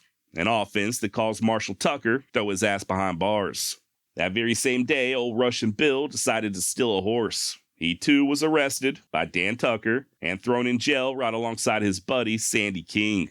Skip ahead to later on that night, around about 2 a.m., and a vigilance committee arrived and hauled the prisoners to a nearby stage station. A mock trial was held, and minutes later, both men were unceremoniously jerked up with nooses and hung from the rafters. Mostly just for being a public nuisance, I guess. Now, you may be wondering where Dan Tucker was when all of this was occurring, and I wish I had an answer for you. At least one newspaper would report that the guard there at the jail was overpowered by the mob, but it doesn't seem as if Tucker was at the jail when the mob arrived, so go figure. Now, whether or not Dan was part of the mob is also unknown. Be that as it may, Tucker would preside over at least 4 legit executions. one of which was the somewhat controversial double hanging of Lewis Gaines and Charlie Williams. You see, Gaines was black and Williams was white, and I guess the good citizens of Shakespeare didn't much cotton to the idea of an integrated execution, which may be about the most ridiculous thing I have ever heard in my entire life. Was Charlie Williams a convicted murderer? Yes. Yes, he was. Did he deserve to hang for his crime? Well, that's up for interpretation, but according to the judge, once again, yes. There was no argument about that from anyone. Not a single person objected to Charlie's premature demise. They just didn't think that it was proper for Charlie to be executed alongside a black dude. Good God Almighty. Now, I'm not joking, by the way. The people were so outraged over this that both Dan Tucker and Sheriff Whitehill received death threats. To their credit, though, the execution did go forward as planned, and Williams went a swinging right alongside of Gaines. That was in August of 1880. A few months later, Tucker assisted the good sheriff in the necktie party of yet another convicted murderer, Richard Remine. Now, this Remine character was a pretty bad seed, apparently. He got drunk one night and took an axe to his slumbering partner, chopped him up real good-like, and then crawled in bed with the bloody remains to sleep his drunk off. And although his execution was delayed due to appeals, Tucker would ultimately help with his hanging in March of 1881. Now, after Dan cleaned up Shakespeare, he then set his sights on a new railroad town known as Deming. And just to give you an idea, a passer through once wrote of Deming, quote, "The roughs and thieves are so numerous that no man ventures any distance from the village without his Winchester rifle, ready to repeat 12 to 16 times without reloading. With this element constantly on the watch for plunder, a man's life goes for naught." End quote. And yeah, Deming would remain rough until Tucker arrived and began patrolling the streets with a double-barreled shotgun. According to the Silver City Independent, he killed 3 men within his first 3 days in town, wounding 2 others, and within just a few weeks, he had jailed 13 members of the quote-unquote cowboy gang. After just 1 month in town, the New Southwest and Grant County Herald would report that thanks to Tucker, quote, "the most perfect order now prevails at Deming," end quote. Not long thereafter, towards the end of July, Tucker would end up making a trip west to Maricopa, Arizona on undisclosed business. At least one researcher believes that this was on account of the hot mineral baths and that Dan was seeking to treat some type of previously inflicted wound. Whether that's true, I can't say, but as you'll soon hear, Dan Tucker would be the recipient of several wounds sustained in combat, and he would travel back to Arizona on at least one occasion to seek the talents of a physician. Fast forward to September of 81, and Tucker was involved in 2 more deadly shootings there in Deming. Maybe. The dates are a little confusing, and it's hard to tell which killings occurred first or whether or not they were just mistaken for one another. But that said, it was reported that on September 28th, 1881, Dan, quote, "killed one Charlie Hugo, who had been deporting himself in a riotous manner and who resisted arrest," end quote. Unfortunately, that's all we know, but the next little fight, which occurred right around this same time, was much more widely reported. It seems that an outlaw by the name of Jake Bond, along with 2 of his running buddies, arrived in town and began causing quite the ruckus, just galloping up and down the streets and firing off their pistols and even going so far as to ride their ponies straight into one of the hotels. Soon as they emerged, Dan Tucker was waiting, armed with that trusty scattergun of his and telling the troublemakers to throw their hands up. Per the September 30th, 1881 edition of the Las Vegas Optic, the command was not heeded, and without further parleying, the officer, Dan Tucker, fired, landing 9 buckshot in Bond's body. He instantly fell to the ground a corpse. The other 2, seeing the fate of their comrade in crime, sought safety in flight, followed by a shower of bullets. It is not known whether or not either of them were injured. Deputy Sheriff Tucker deserves great credit for courage in tackling the demons, and but for his timely appearance, they would have run the town to suit themselves. The only thing to be regretted is the fact that the other 2 desperados did not share the fate that so fortunately befell their companion. End of quote.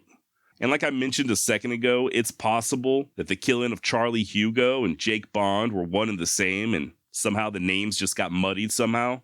The reporting was very confusing for this particular month in 1881. If you'd like to learn more, I'd suggest picking up a copy of Bob Alexander's Dangerous Dan Tucker, as he does discuss this further in the notes. And yeah, this is the book that I used as my primary source for today's episode. That's why I keep quoting Mr. Alexander so much. It really is a great resource on all things Dan Tucker. Link down below if you'd like to pick up a copy for yourself.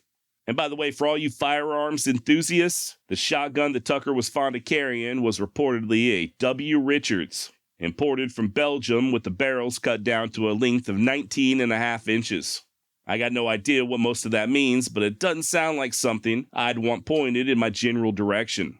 Now, just a few minutes ago, I hinted at Tucker earning himself a number of wounds, one of which he received in October of 1881. Per the New Southwest, quote, 5 military officers from Cummings went over to Deming on a little jaunt, and 3 of them got boisterously drunk. Deputy Tucker started to arrest and disarm one of them, but he resisted, and in the struggle, the drunken officer's pistol went off, burning Tucker's hands. The latter effected the arrest, however, as he usually does. End quote. Tucker would then again return to Arizona, possibly to treat the burns on his hands, and while he was there, he was wounded yet again. The Tombstone Epitaph would publish the following on October 20th, 1881. A desperate shooting affair is reported as having occurred at Benson, Sunday night. The particulars are very meager. It appears that during a dispute between Deputy Sheriff Tucker and George Brown, the latter drew a revolver and shot the other in the leg and abdomen. As Tucker fell, he fired twice at Brown, but neither bullet hit its mark. The deputy sheriff was in town last Friday. His wounds were pronounced fatal. Now, luckily, despite the Tombstone Epitaph's unsolicited medical prognosis, Dan Wood pulled through. However, these wounds would prove to cause quite a bit of discomfort for the rest of his life. And if that ain't bad enough, Tucker's popularity would take a hit nearly a year later when he participated in the killing of a fellow lawman. The victim, James Burns, who kept the peace over in the nearby mining camp of Pashal, rode into Silver City one day and went on what author Robert K. D. Arment described as a quote-unquote monumental drunk. And the more Burns drank, the more he got to playing with his sidearm, just taking it out and twirling it around like he was Johnny Ringo. This continued all of Thursday, September the 24th, all that night and into the following day, with Burns just continuing to drink and getting more and more belligerent. Worth noting that Dan Tucker was not the marshal of Silver City at this time. That particular job was being held by the awesomely named Gladius W. Moore. Both Moore and at least one of his deputies had attempted to disarm Burns, but he wasn't having any of it. Said that as a member of law enforcement, he had the right to retain his firearm, and that was that. Things finally came to a head later on that night when Burns fired off his pistol outside of the Continental Saloon, for no apparent reason other than just liking the way it sounded. He then strolled inside and sat down to play a few hands of poker. As luck would have it, sitting at that very same poker table was our topic du jour, Dangerous Dan Tucker. Next thing you know, here comes Marshal Moore, gun in hand and investigating that errant shot. He once again tried to disarm Burns, but the inebriated deputy basically just told him to kick rocks, nerd. Another one of the poker players, a former deputy by the name of John Gilmo, talked Marshal Moore into holstering his revolver, just trying to calm an already very tense situation. Moore did as Gilmo suggested, but no sooner was his gun back in the holster than Burns jumped up, brandishing his own six-shooter and aiming it right at the marshal. That's when Dan Tucker sprang into action. He too went for his gun and aimed it directly at Mr. Burns. Just as it looked as if gunplay was imminent, John Gilmo once again proved to be the voice of reason. He assured Burns that if he'd just surrender, he'd be out of jail in no time flat. After all, no real harm was done, right? No need to escalate things further. And it worked. Burns holstered his sidearm, as did Dan Tucker, and Marshal Moore departed in search of an arrest warrant. I do have to admit I don't really understand that part. Not sure why a city marshal would need a warrant in order to place somebody like Burns into custody. I mean, the man had just been pointing a damn gun in his face. I'd say that was plenty enough cause for arrest, but as we'll soon touch on, things may not have been all that they seemed. Meanwhile, back in the Continental Saloon, Burns started mouthing off at Tucker for getting involved. They began arguing, and I guess they continued arguing, all the way up till the marshal returned, this time with backup in the form of a sheriff's deputy named William J. McClellan.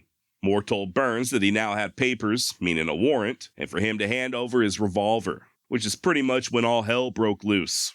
Details are sketchy, but it appears that Burns jerked iron and managed to fire off at least one ineffective round toward the marshal before Dan Tucker put a bullet straight into his breadbasket.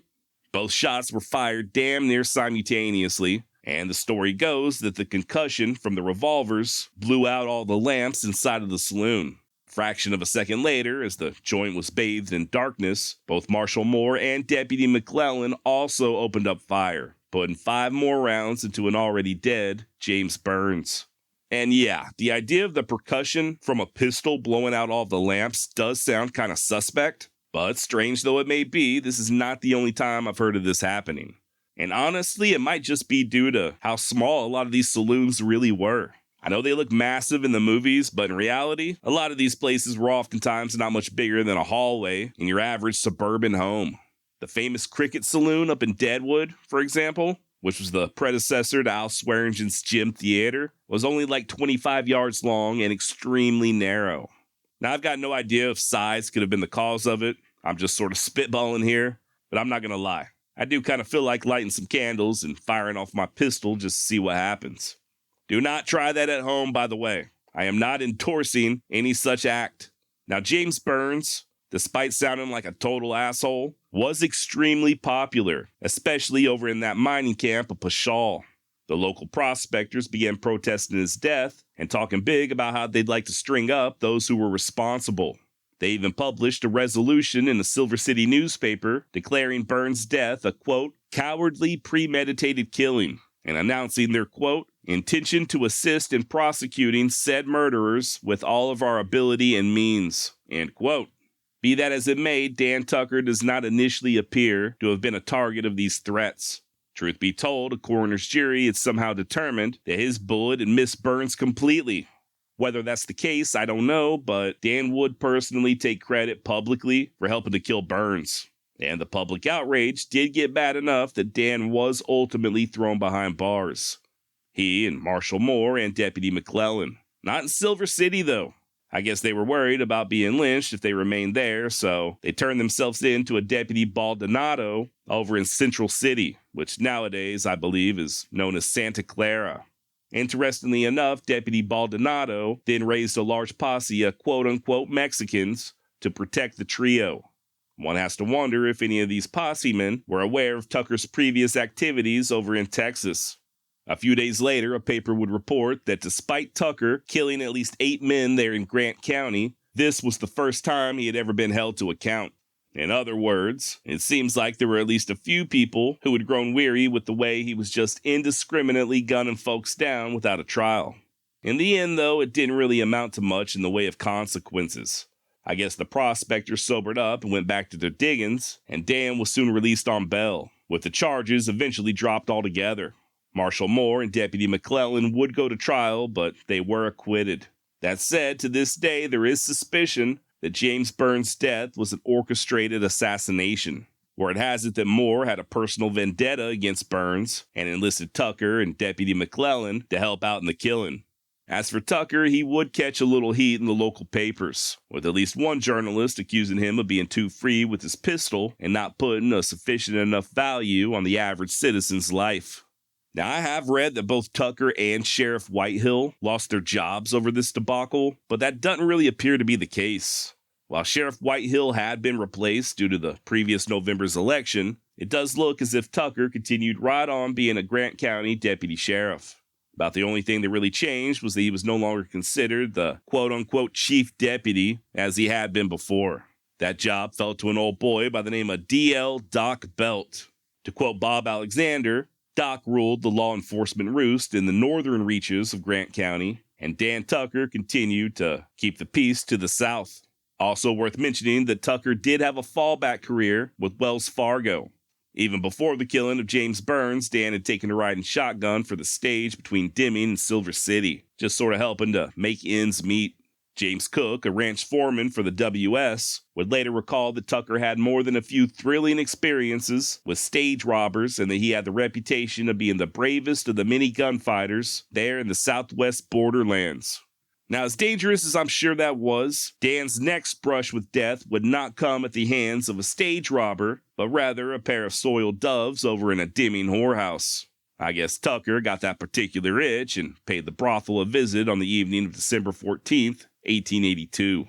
According to the New Southwest and Grant County Herald, Dan had just stepped inside when two of the working gals threw their arms around him. Tucker just figured they were playing around, so he didn't make all that much of a fuss trying to free himself.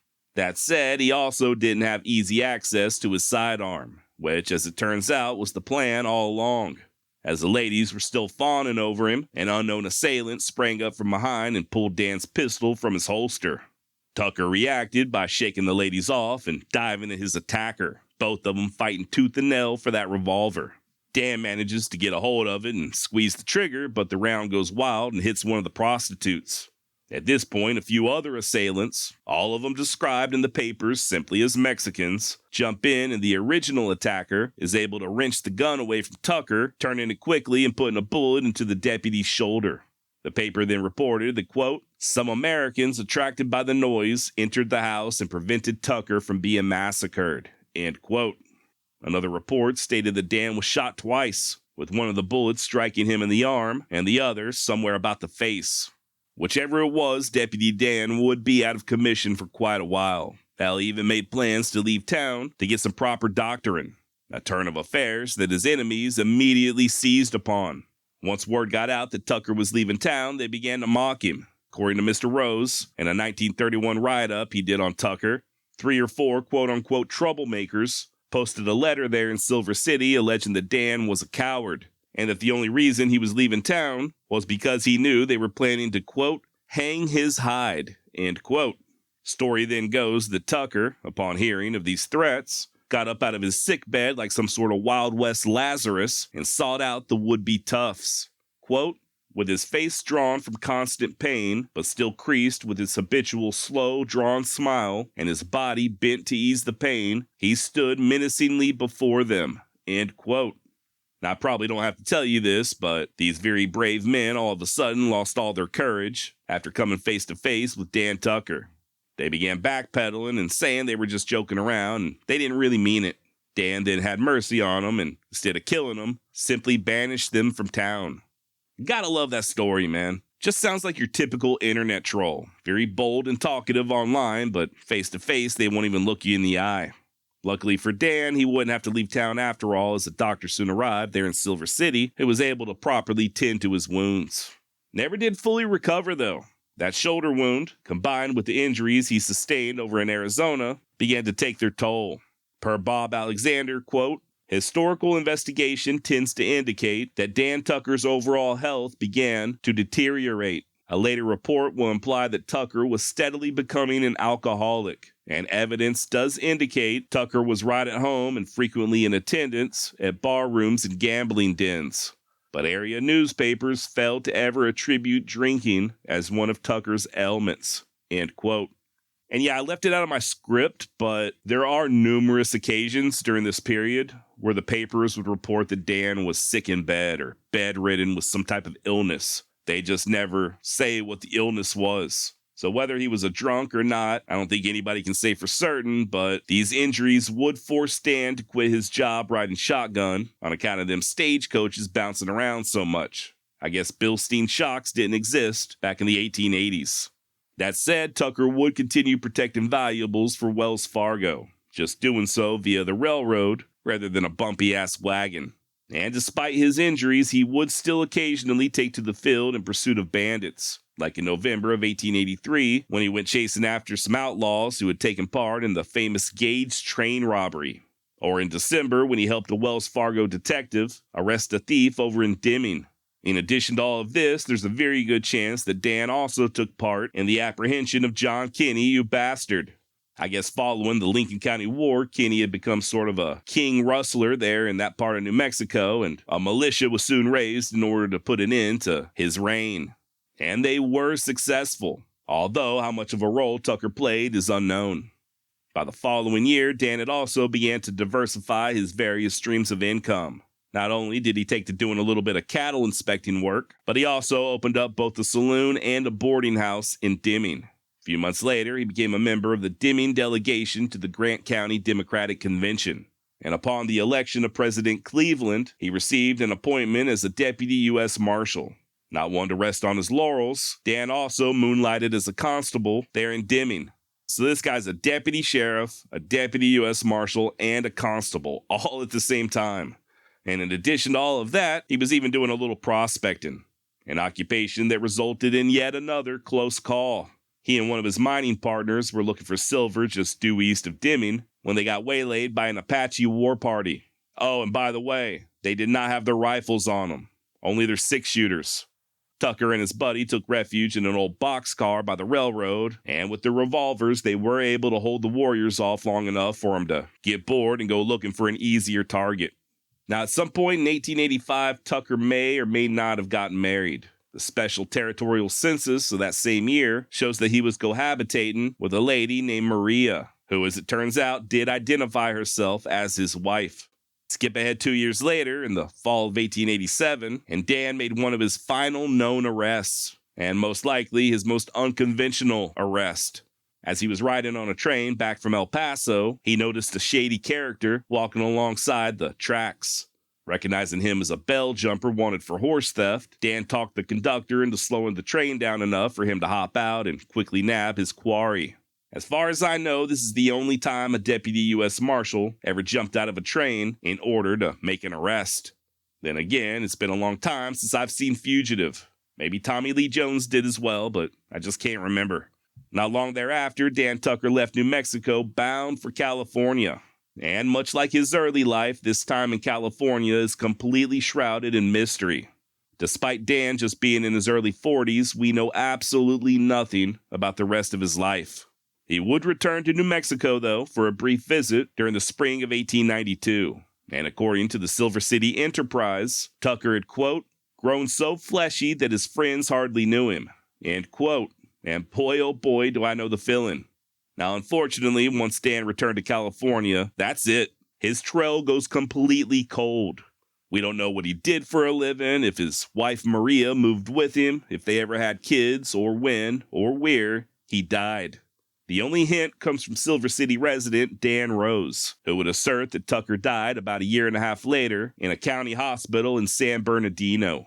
This is somewhat backed up by Sheriff Whitehill's son Wayne, who stated, quote, he went out to San Bernardino and died, I think, end quote.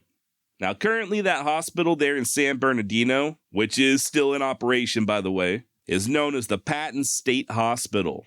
But back in the 1890s, it was the Southern California State Asylum for the insane and inebriates. I don't know what that says about Tucker's last couple of years, but per the Patton State Hospital Wikipedia page, they list other notable patients up to and including Betty Page and porn star Ron Jeremy.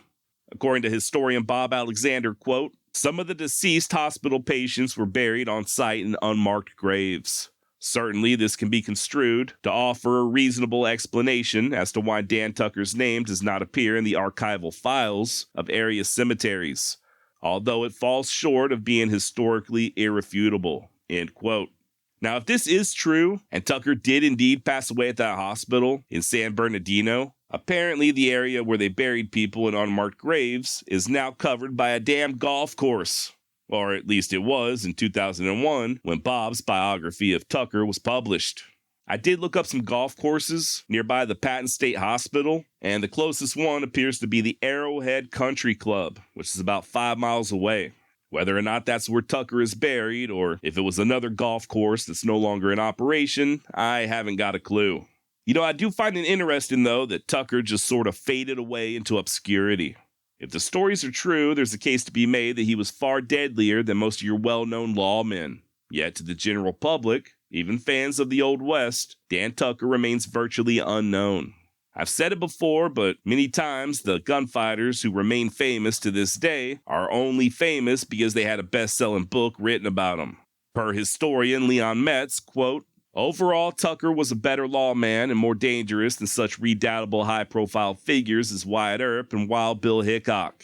Yet he is practically unheard of today, largely because he lacked the ability or the need to exploit himself. Somehow Tucker slipped between the pages of Wild West history, a deserving lawman but having no literary champions, such as Ash Upson or Walter Noble Burns, who brought fame to Pat Garrett and Billy the Kid, or Stuart Lake, who lionized Wyatt Earp, or Ned Buntline with Buffalo Bill, or Harper's New Monthly Magazine with Wild Bill Hickok. And unlike John Wesley Hardin, Tucker never considered writing his own autobiography. End quote. Speaking of Wyatt Earp, historian Dan Thrapp even goes so far as to claim that when Wyatt and Doc Holliday were heading to Colorado, following their infamous Vendetta ride, they gave the town of Deming a very wide berth. I guess rather than risk an encounter with Dangerous Dan, they just took a more indirect, scenic route. Truth is, there's no way of determining whether that's the case, though. Apparently, Doc and Wyatt did lay over in Silver City under assumed names, after which they traveled by stage to Rincon and caught a train north to Colorado. Did they purposely bypass Deming on account of Dan Tucker? Who knows? This may just be one of those things attributed to Dangerous Dan that can't be proven. Kind of like the story that I failed to mention that has him gunning down 7 members of the quote-unquote Curly Bill Brocious gang.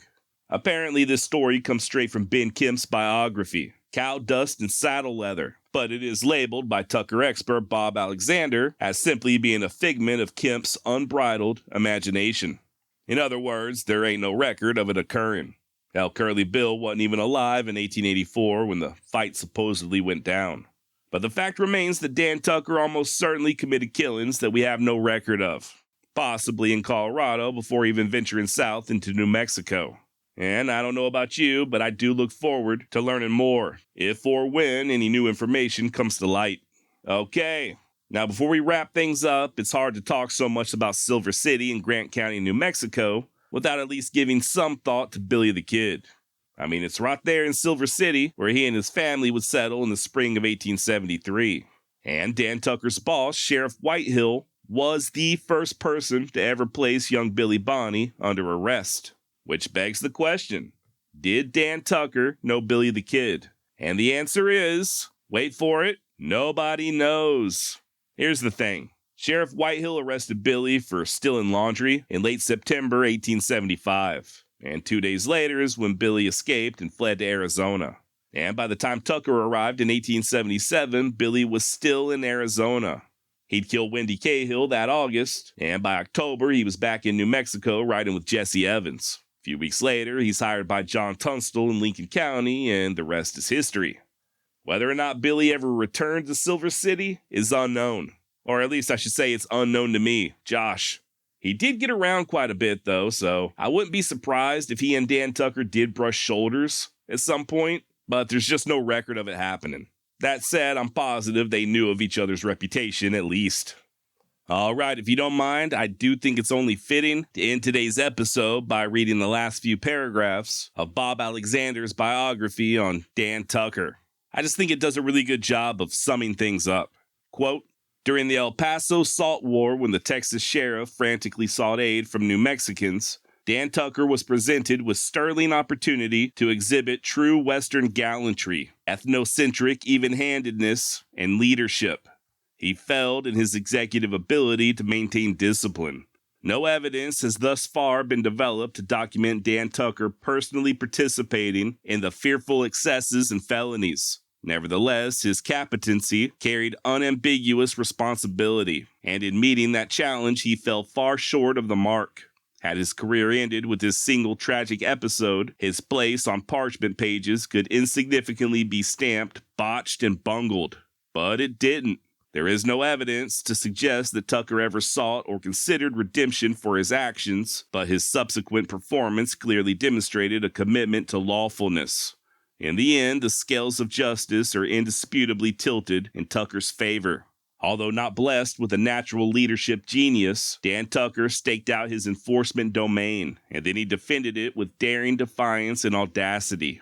Whether any of his courage was derived from a pull on the bottle is guesswork, but unlike so many a Western hero who never fought unless surrounded by cronies, Tucker never depended on others to impregnate his reservoir of raw nerve. Dan Tucker can aptly be described as a lone wolf, fiercely independent, self-reliant, and dangerous. That Dan Tucker sought pleasure with hard drinkers, trollops, and gamblers is clear. Evidence suggests that he could carouse, drink, gamble, and play in the same league with the best of them, most of the time. Someone might even imply Dan Tucker was a sporting man due to an observable fondness for barrooms, bordellos, and gambling tables. But in reality, this proclivity was recreational rather than vocational. Was Dan Tucker a hero? That question will have to be answered by the particular reader, or I guess in our case, listener. Evidence does not indicate Tucker's positive entanglement in any spectacular historic happening of momentous proportion.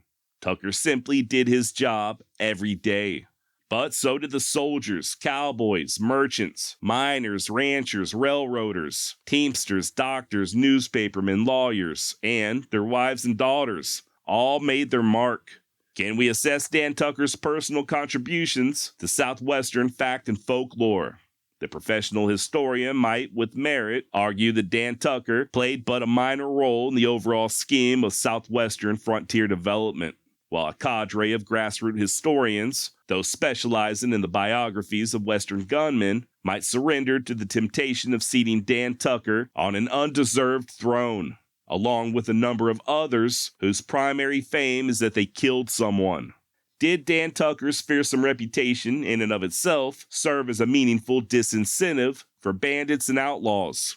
There is no statistical or other method to measure what didn't happen. Therefore, that question is hard to answer.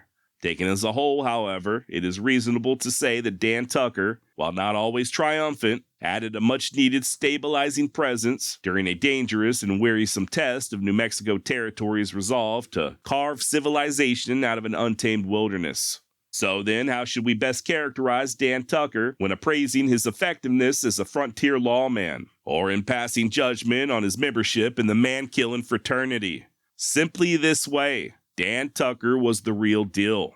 End of quote, and thank you, Bob Alexander. All right, that about does it for Dangerous Dan Tucker.